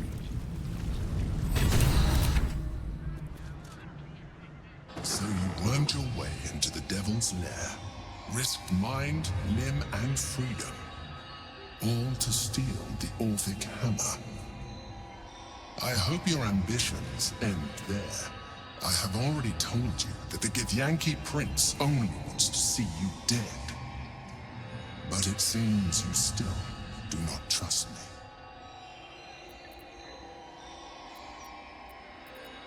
That is not my definition of trust. You are falling into the same trap as the Chosen. Their distrust of one another is their undoing. We must not make the same mistake. We must work together. I wish I could trust you, But that you felt you needed to have it at all tells me that you are not worthy of that trust. After all we shared. Nonetheless, our fates are bound, and in the absence of a happier union, I will accept a useful one. You may think yourself ingenious for having slain a devil, but you have merely ironed out a wrinkle. The Elder Brain will not be such an easy foe. It is time we resume our journey to find it. Kithrak Voss, may the astral sea be still as you cross it. And may your mind be of steel, so your blade may be of silver, Talak Magir. Have you retrieved the Orphic hammer? Will our prince's chains finally be broken? The Prince of the Comet is not dead. The Prince of the Comet will come again. The Prince of the Comet will liberate us from the Lich Queen's tyranny. The prophecy is one step closer to fruition. Gith's son will soon ride against Vlaakith Voss, and I will follow him into battle. And you will wield the greatest gift Mother Gith ever granted her dauntless children. A silver sword. I will carry it for the honor of Gith, the great liberator, and her unforgotten son. Istik, now that you have the hammer, you must find a way to enter the astral prism. Once inside, smash Orpheus's bonds. His cry will shake the plains, and I will fly to your aid. The Prince of the Comet will sear the heavens again. First we'll defeat the Absolute, then we let the Lich Queen tremble. Think again. I will not permit your entry.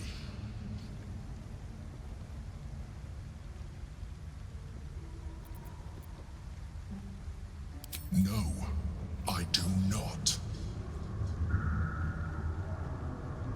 When I am done with the Gith Princeling, you may do with him as you like, but not a moment before. Questions, Istik? You seem to be lost in thought. Yes, but you will meet this challenge, as you've met so many others.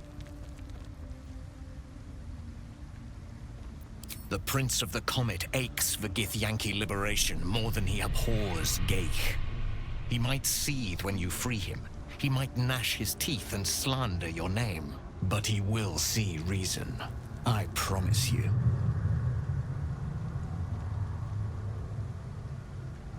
Istik, friend to Orpheus. Together we will end the Elder Brain which shakes this city. Then I turn my sights to Vlaakith, the Queen of Deceit. When you break Prince Orpheus free, his psionic cry will alert us.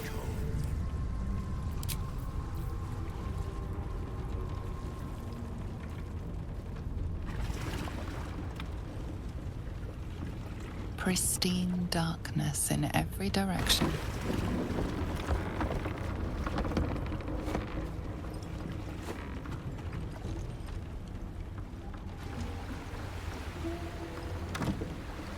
Silence, but for the gentle, rhythmic slap of water on rock as your vessel cuts through.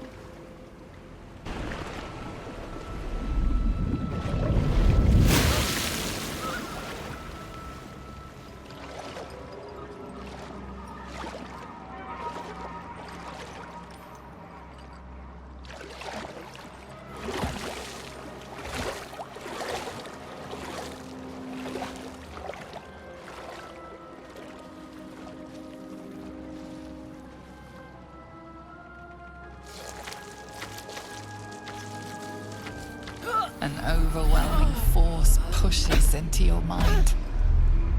The brain. It is here.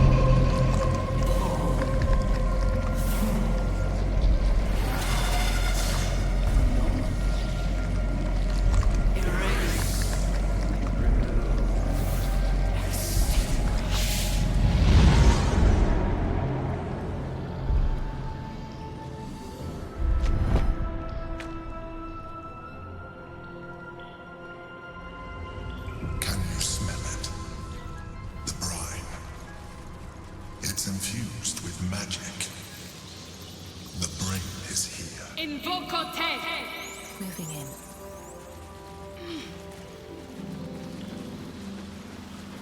Waiting.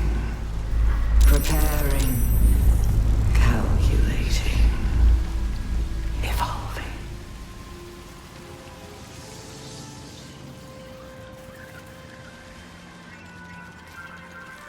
Dominated. Controlled. Craft.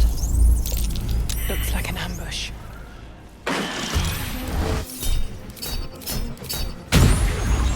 These creatures were not themselves. Corruption is in the air. It infects everything it touches. Thrall. This way, quick! Break. Control.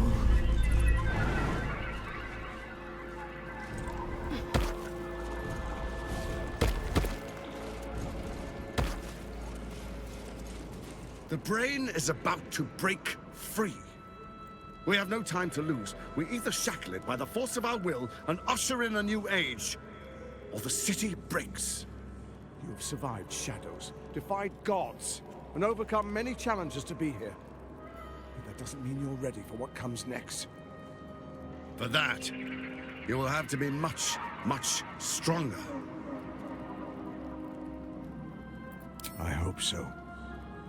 If either of us falters, both of us die. Come, let's end this.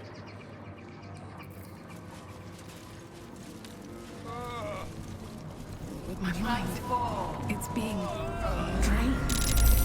Must be close. This high.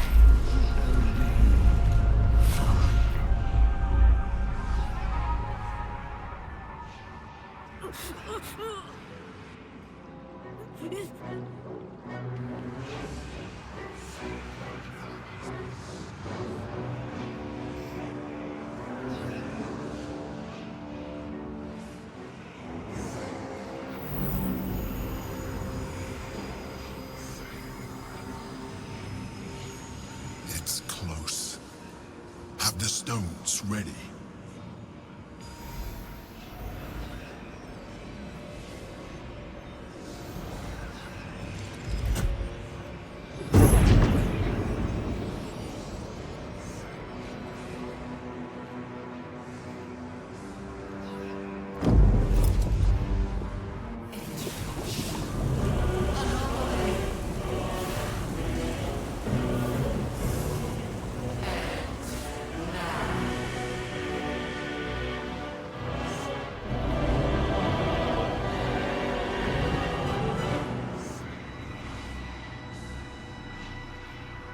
You think you know why you are here?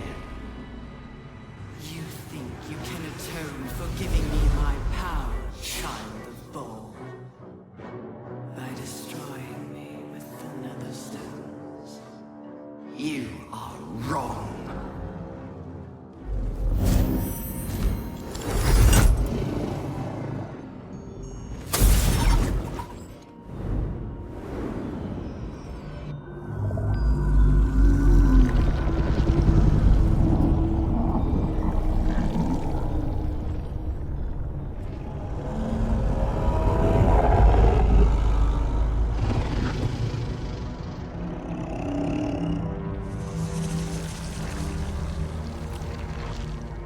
It's messing with your mind.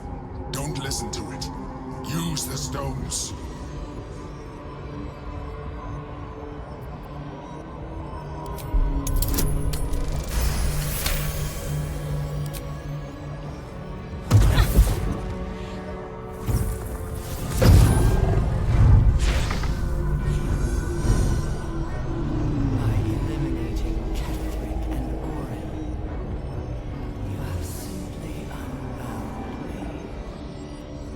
Exactly as I intended.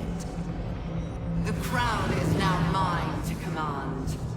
Mine alone. Don't listen to it. Focus on the crown.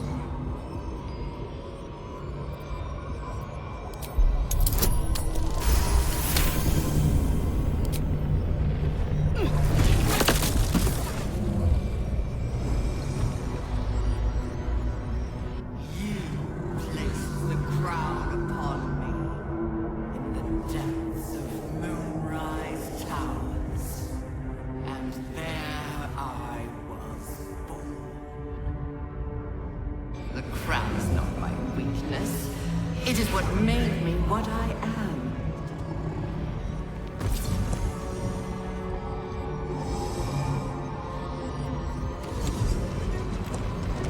I respected Baal's child once. I allowed you to control me as long as it suited my purpose. You have played your part.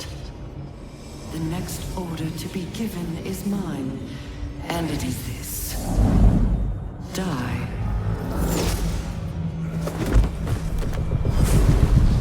My gift, Silver Blade!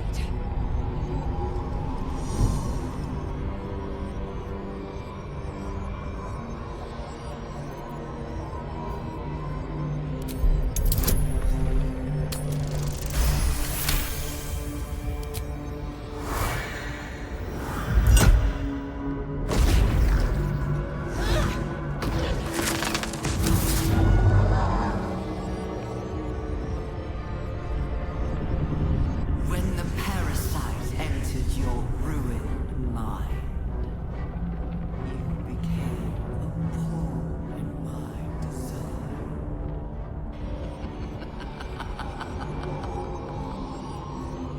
Who do you think told the Chosen about the astral prism?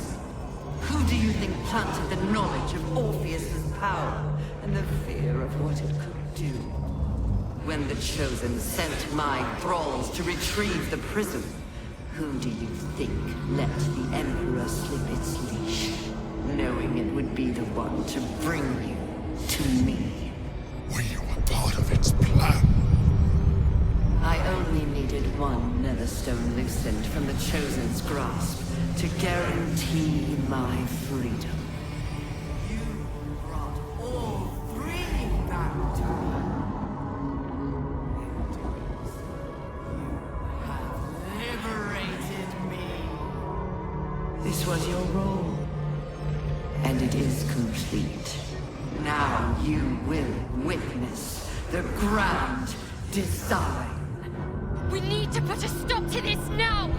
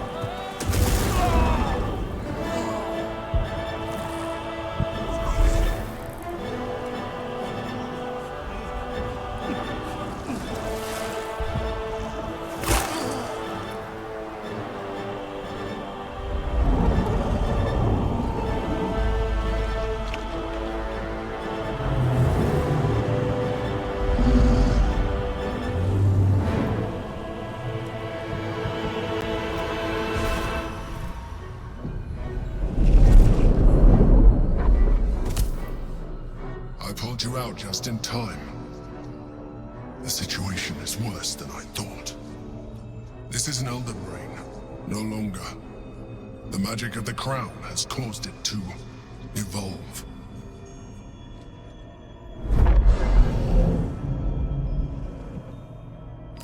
It has become something more. A nether brain.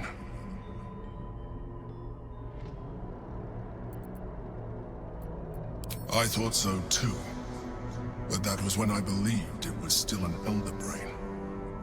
It has been anticipating our every move from the start. I underestimated it. We will need to rethink our plan.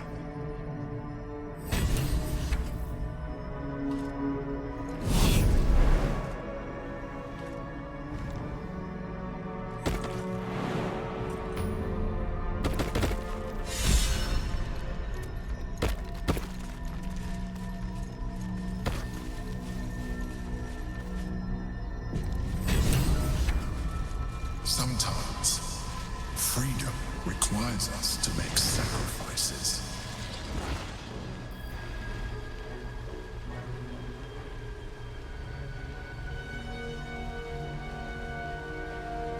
I have assessed our encounter with the Netherbrain from every angle.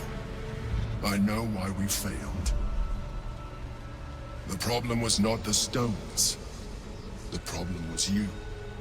You can make only one move at a time, but the Netherbrain calculates every possible move at once.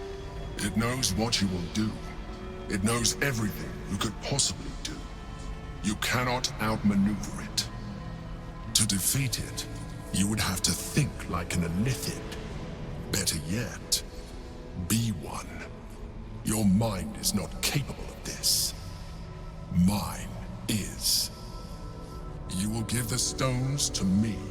I will assimilate Orpheus, and then I will be able to leave this prison to face the brain. Assimilate him. Skva! No! Now is the time to liberate him. Do not stand against me.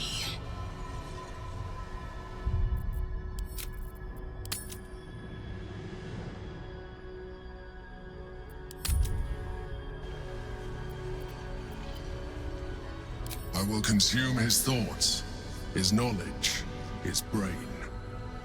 So you would kill him. He is Gith's heir.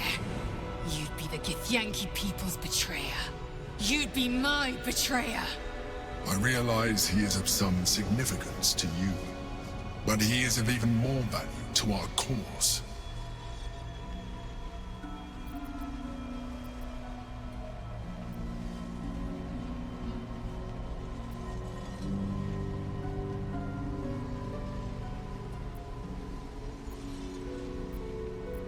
In theory, yes. You have embraced transformation so far, but this would be a complete evolution. And you will be an Illithid for the rest of your days. Is this really something you would be willing to accept? This isn't a decision to make in haste. Let's discuss it together beforehand. Githyanki's power will see us through. An easy proposition for the Emperor to make, become a Mind Flayer. It has no soul to sacrifice.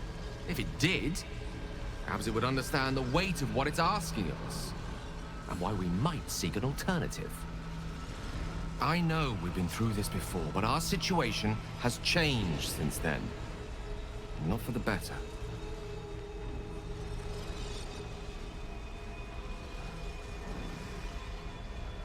I think it's time we reconsider the Orb.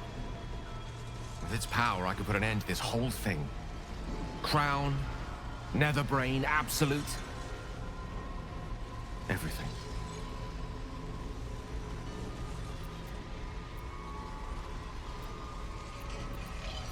If I'm destined to die, I can think of worse ways.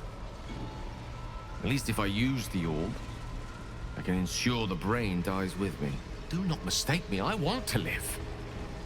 I've been careless enough in my life in the past. I can hardly stand by and watch you sacrifice yours. Once I'm in position, I'll ensure you are removed to a safe vantage point to watch the fireworks. You need not die alongside me, nor surrender your soul in becoming an illithid.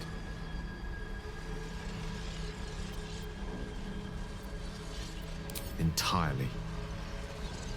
Please, at least consider my offer.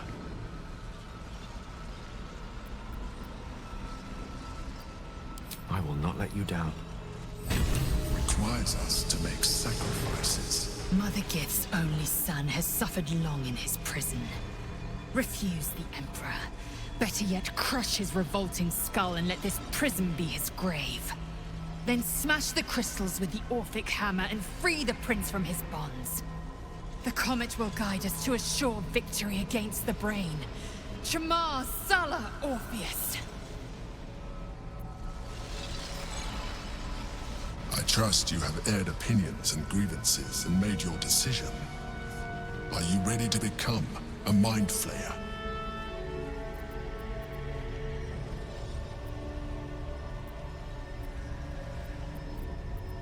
Very well. I have the means to evolve you. I took this one from the Nautiloid. I have been nurturing it ever since, priming it for your use. It is not dissimilar to the experience you already had with the previous one. Only this one is much more potent. All you have to do is open your mind to it. Its latent potential will do the rest.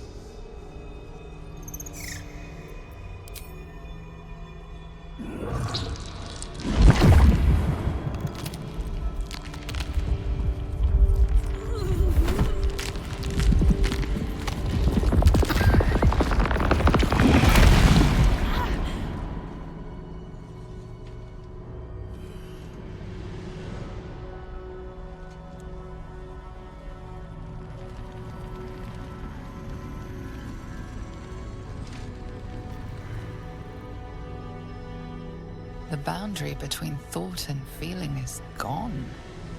Your mind and body are as one, bristling with concentrated cerebral energy.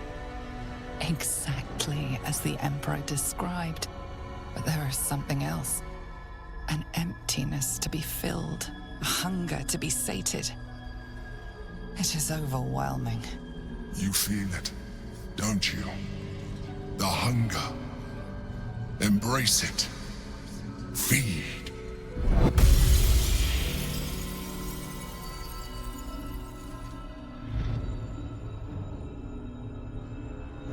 Stop. You would keep my people chained to their damnable queen. I should have trusted my gut. Driven a blade through your throat at first chance. We have the means to free Prince Orpheus, and you side with Gate. You want Orpheus dead. You'll have to kill me first. Do not speak his name. To think I trusted you. At best, you are a Gate pawn. At worst, you are a coward. Assimilate Orpheus, and I will rip off your every limb and bask in your agony.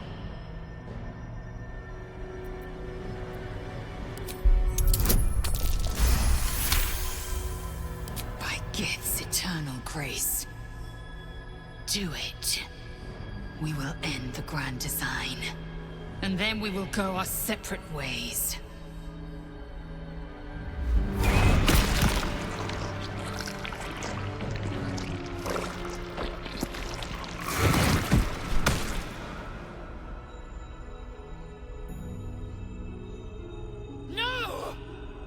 I'm sure you will learn how to do it more gracefully with time. But you have done what is necessary. The greater challenge now lies ahead of us. The Nether Brain. Come, we must follow the Brain's path. This time, we will not fail. Not sure what I was expecting, but whatever that was, it was worse. Come, it's time to leave. There goes my appetite for a while.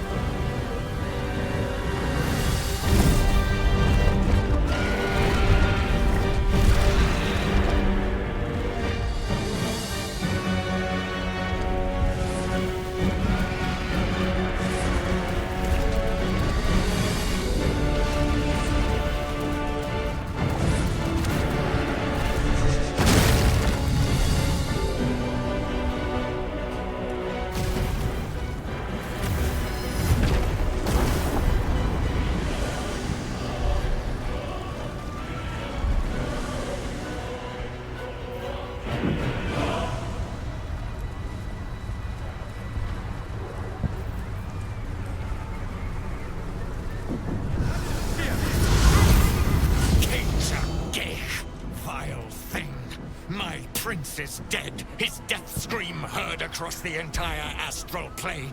Our future broken. You have stolen everything from me, illicit, and you will suffer for it.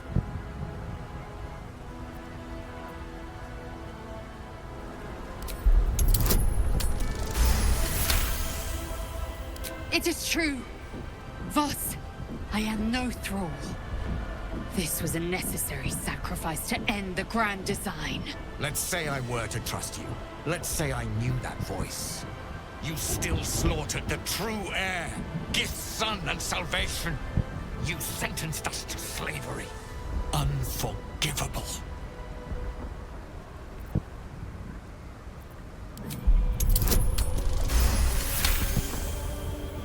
Mother Gith, hear me. Yis Githga Tavki Krashhead. Time slows to a crawl while he scrutinizes you. In his eyes, his people's past and future, fighting as he tries to understand the true path, the right path, the weight of responsibility heavy upon him. The enemy of my enemy is no friend to me. But I cannot let the Geich Empire swarm the astral plane. I will spare you. In fact, I will help you. But when the brain withers, so too does our alliance. It will not just be Vlaakith that hunts you, once the embers of battle cool down. Thank you, Voss.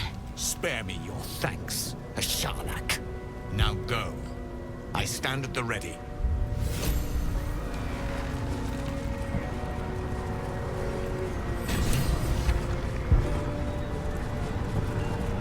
We have lost much already, and we will lose more before the day is out.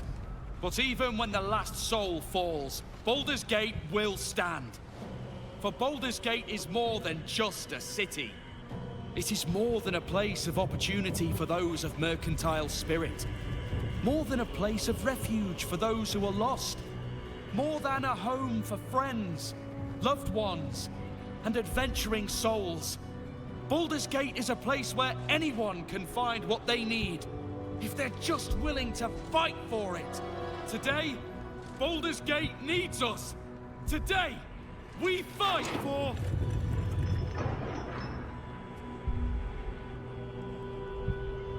You're late, friend. This is the one you spoke of. The very same. The champion we've been waiting for. The one who will save Balldur's Gate from ruin. The Fist eyes you with suspicion. He was not expecting the savior of Balldur's Gate to be a mind flayer. Appearances may change, but they do not mask the one within. This one, I know. Observe with whom it travelleth. Friends. This mind flayer will fight with thee. It will save thy city and thy lives. The Fist's suspicion softens to curiosity, his hostility melting at the recognition that there's more behind those eyes than malice.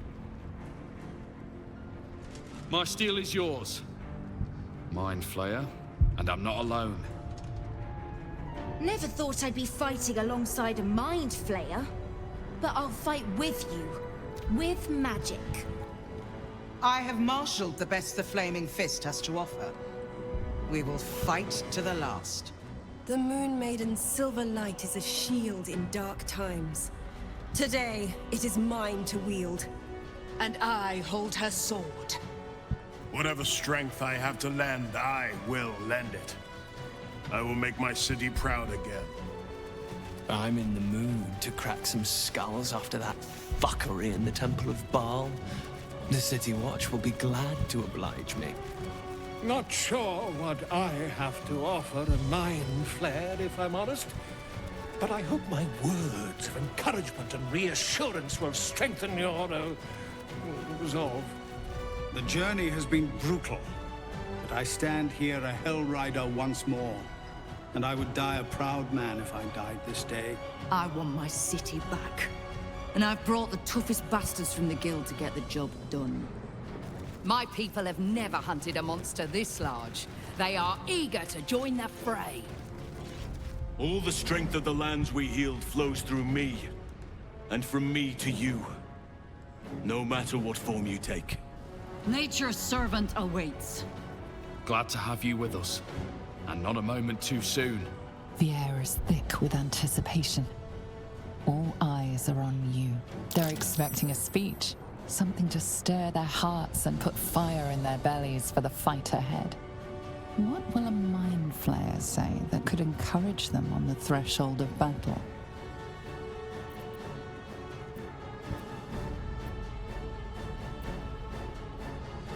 Uncertainty ripples through them.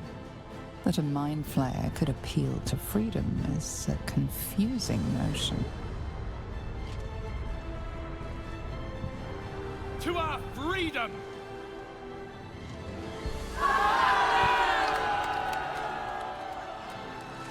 We'll prepare ourselves. We'll be ready when you call upon us. Balduran's grace be with you.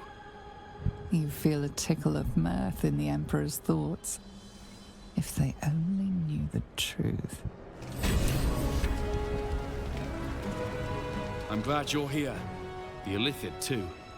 Though it'll take some getting used to. Onwards. There is no reason to linger here. Have courage, my friend. Your victory is assured. Come on. Speeches are done. All that's left is the doing. Something's in my mind. The sooner we get this done, the sooner we can get a pint. Assuming there's an inn still standing. Oh, don't look at me. This is your charge to lead. And no one better to...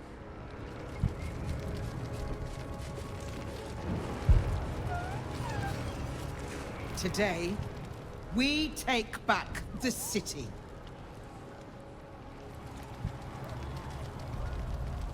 Press on. This will all be over soon, and then... My gods, I'm having something very strong indeed.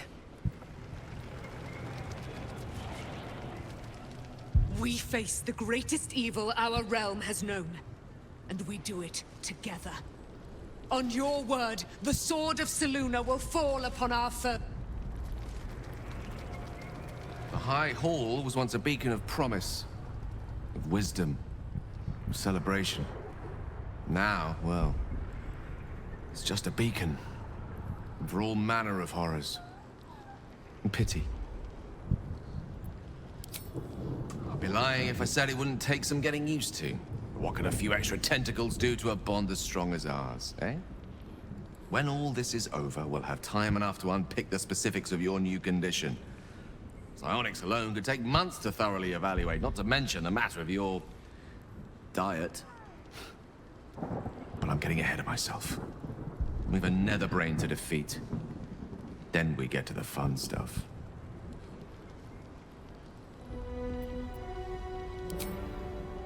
I'm cautiously optimistic. Though, with the time left to us and the amount still to be done, it's best we don't take anything for granted. Who knows what shape these final moments of ours might assume? Not I. Not Mystra. Not even you. Whatever my fate might be, I'll be glad to greet it in such fine company. When? I'm glad you have such confidence in our endeavor. I confess, my own's not constructed from such immutable materials. I don't dare to imagine making such a decision when there's the small matter of the enormous brain beneath the crown still to overcome. Ask me again when the Illithid scourge has been wiped from this city and I'll have an answer for you. Until then, it's best not to count on anything.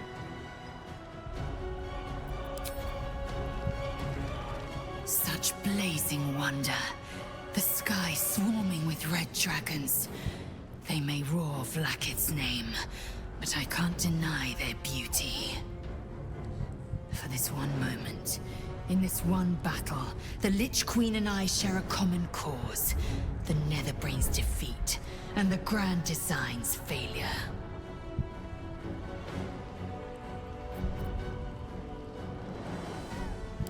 My instinct is to flay you where you stand, but I am more than my instinct. The Prince of the Comet is fallen, and so I blaze a path to victory in his name. Never again will my people suffer under illithid enslavement. Zai, Zai, Zai! I am iron, steel, and silver. I am my mother's blade. Jmar Zala Gith.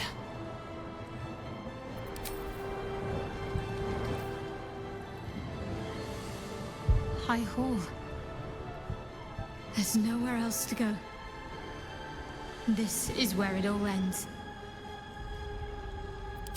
Of course. You look different, there's no denying that. But I think you're still the same, deep down. You're doing what's necessary, for all of us. That's why I've been by your side this whole time. Honestly, I think self-reflection may be the enemy just now.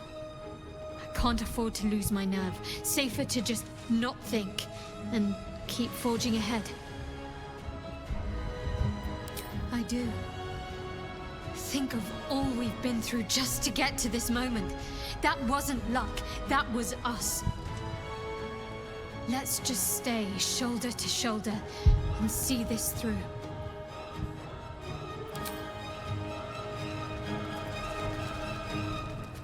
We stand ready to help you, as you helped us.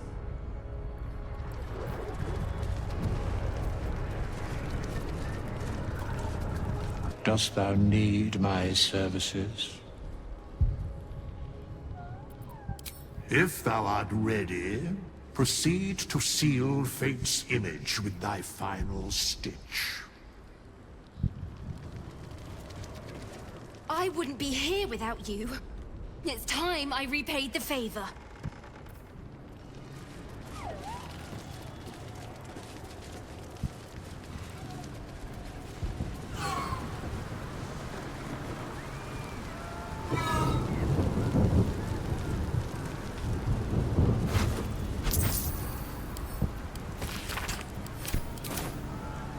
Dragons! Overhead. Stay low. Fall back! Fall back!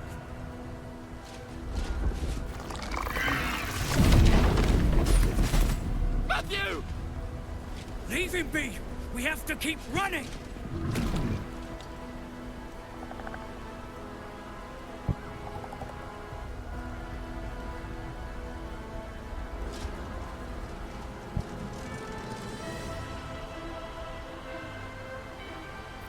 Mind Flayer! Mind Flayer! It's over. He's frightened of you, but the very fact you haven't killed him on sight gives him reason to pause. Can the rumors be true? Are you the Mind Flayer who could save the city?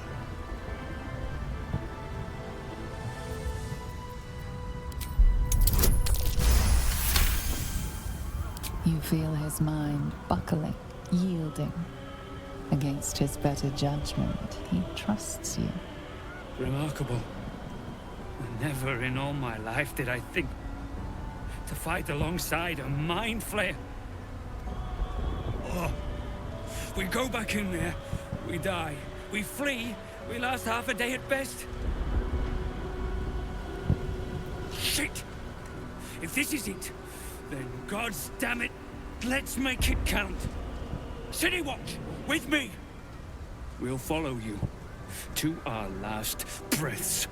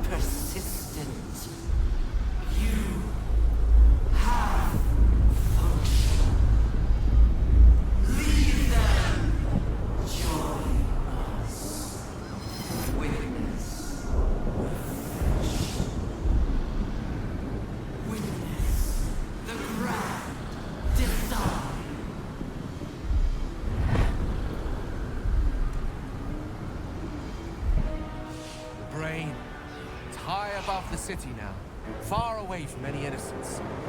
I can end this now. Stop the Absolute and spare the city. The stage is set for my final act.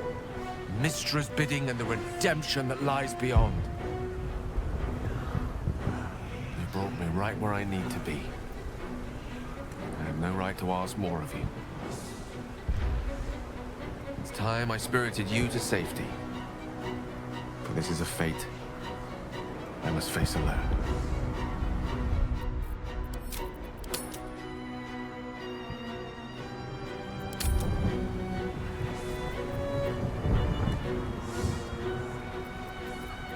Still, you will be taking unnecessary risks by proceeding. This could all be over in mere moments if I ascend alone. It's now or never.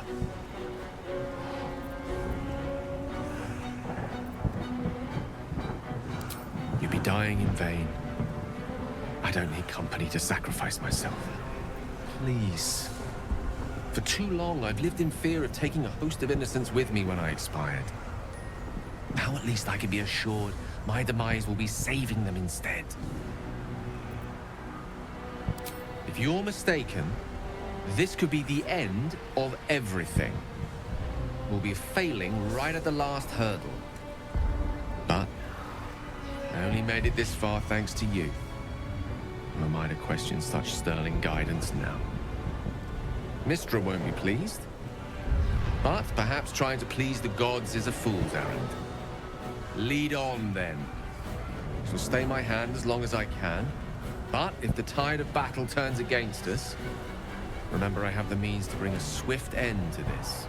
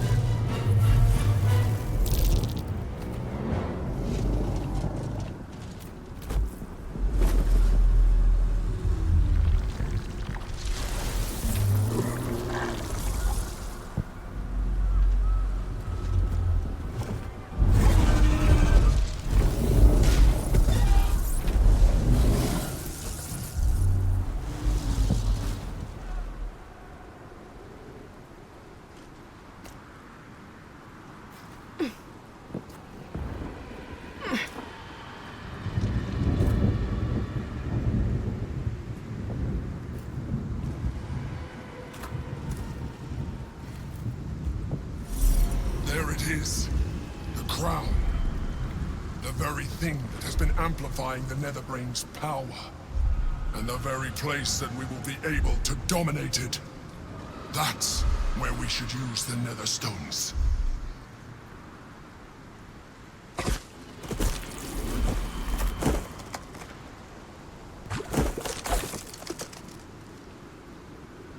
Squall!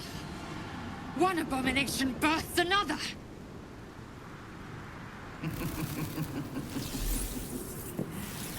There you are, the false daughter of darkness, shunned by a goddess, the hatchling who rejected her queen, the wizard who defied a goddess, murder incarnate. You are spectacular specimens. And you will make spectacular thralls!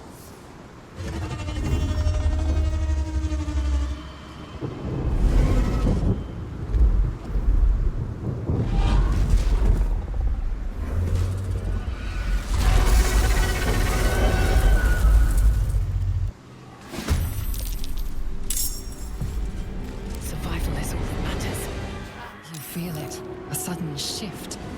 The brain is weakening, its grasp of itself slipping. This is your chance.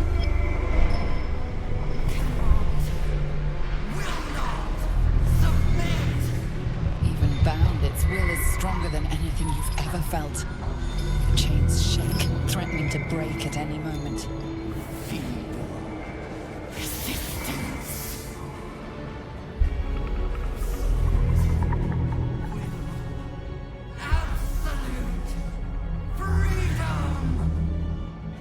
This is it. Its will is weakening.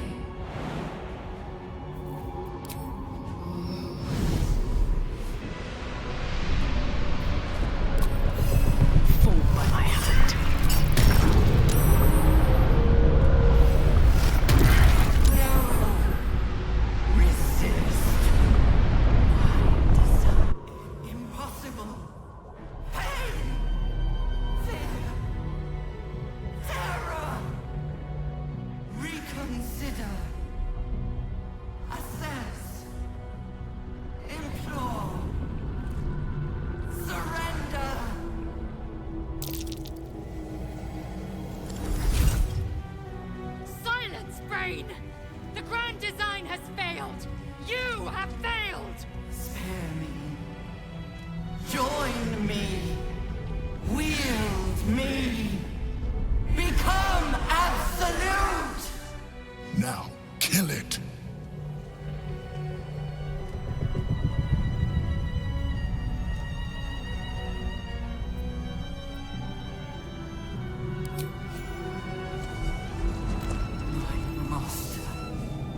I must obey.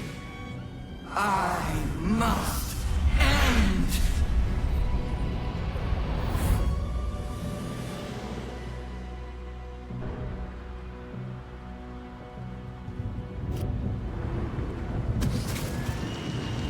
Hopes, nightmares, and the screams of legions upon legions of unborn iniquids.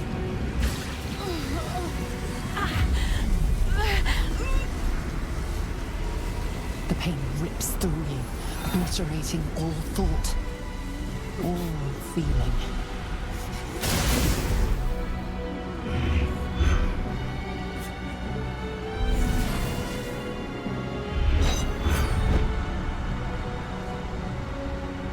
Silence. Free of urge and worm, your brain is battered and bruised, but it is yours. Yours at last.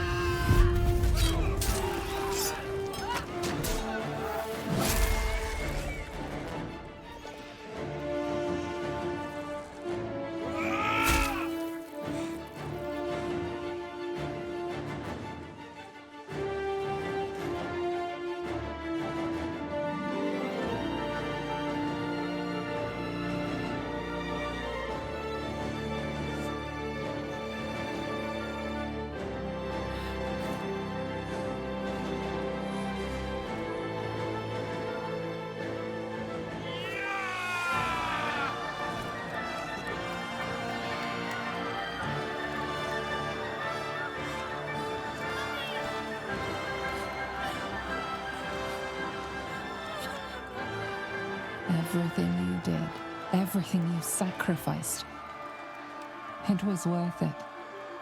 For this.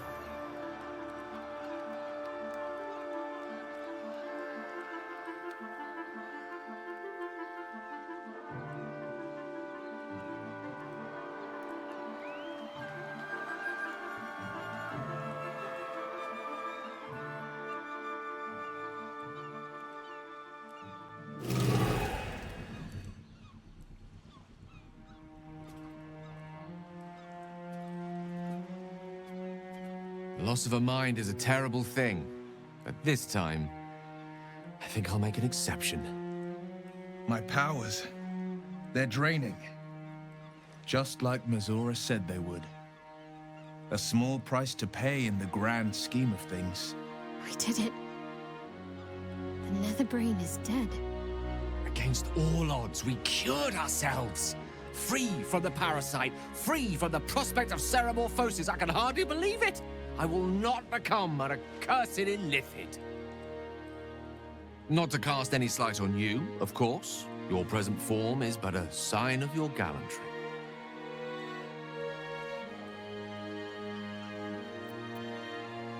If it wasn't for you, we'd be thralls, dead, or who knows. This is your victory.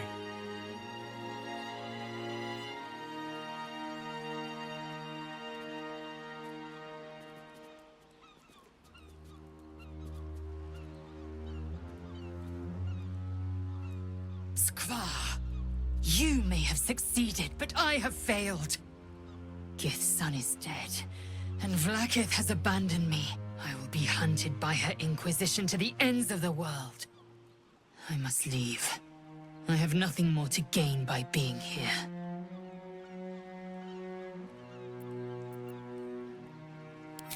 You helped my people end the Grand Design. For this, I will remember you. But I will not forget what you have cost us. I watched you consume his mind. I will remember the fights we fought together. But my next fights will be without you.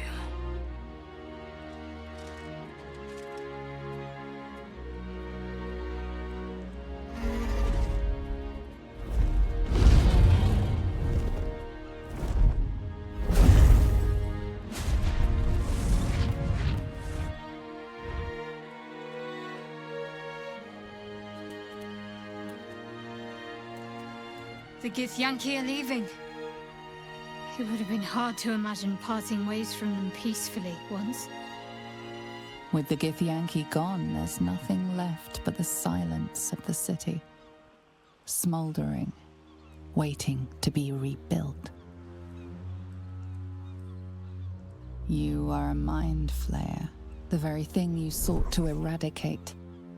Whatever self you possess is quickly ebbing away.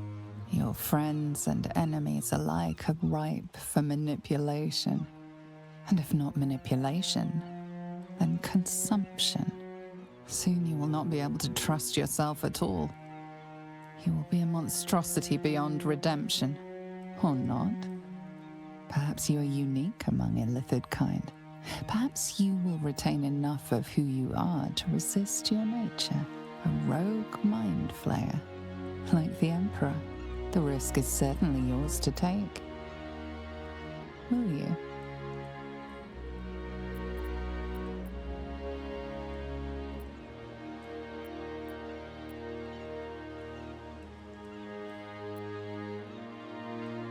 Your fate will be what you make of it. Now you are your own master. But it seems that Gale's mind is elsewhere. The crown. It's somewhere in the Geontha. If I salvage the stones, I can reforge it. The power of Karsus would be in my hands.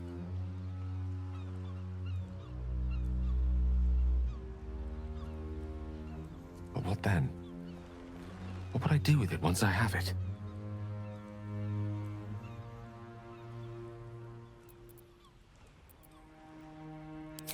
A wise suggestion.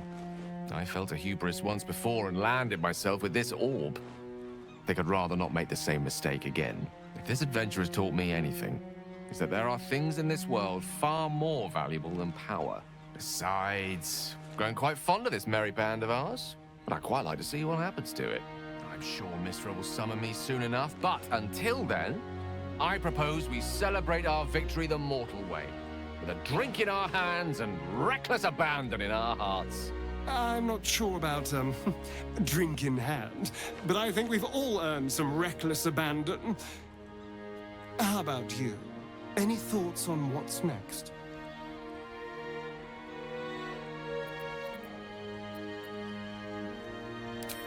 Were it any other mind flayer, I would put an end to this right now. But I suppose you have earned the benefit of the doubt. I honestly don't mind what we do once we get to the... Ow! What the... Oh no. Oh God. Well, it was nice when it lasted. Ah! I'm sorry. I have to go. We will find you, Astarion, and Boo will bring a sunflower!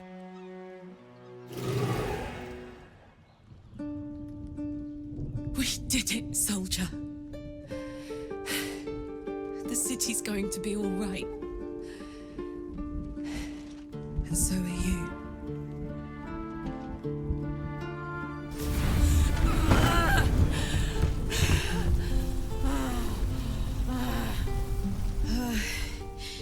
Engine's finally cooked. Held on just long enough. So, how'd I do?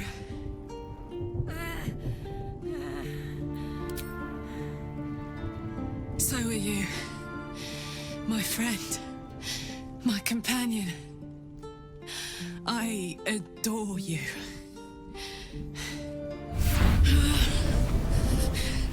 Careful! Hot!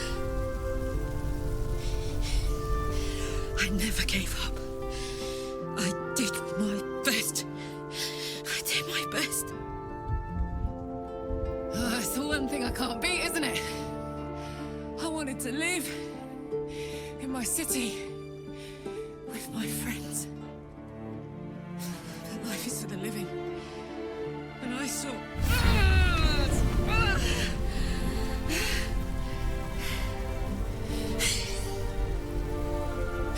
Goodbye, son. Goodbye, sea.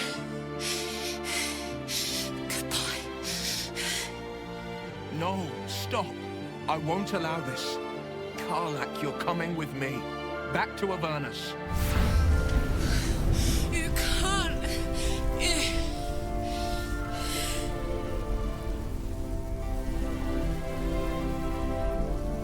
So, what do you say? Die here now, or live on with the blade of Avernus at your side. Zariel won't touch you. I swear it, Karlach. Fine. I'll go. Well, with you. But we have to go. Now. I can't hang on much longer.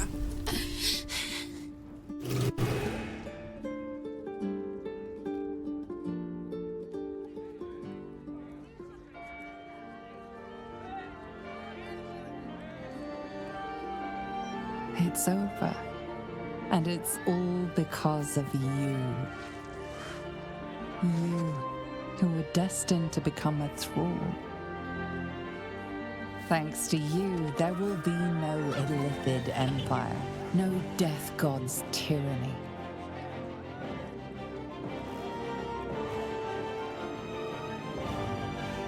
You have earned your place amongst the legends of the Sword Coast. You are the saviors of Baldur's Gate.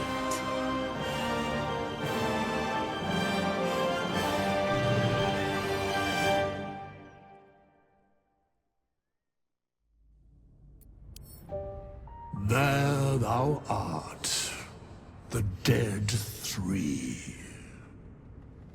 Thy faces gods, thy actions barely worthy of the name. Didst truly believe thy ploy would succeed? Didst believe I would not notice? Thou soughtst to bolster thy strength by taking away the souls of mortals. But souls vanish when their hosts become mind flayers. Didst think the other gods would not notice? Gods thou may be, yet thou hast proven thyself fools, everyone.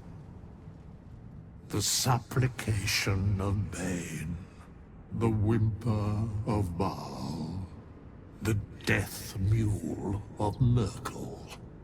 Felled by mortals, I overestimated thee. They did not. Vermin, away. Thou wilt trouble us no more.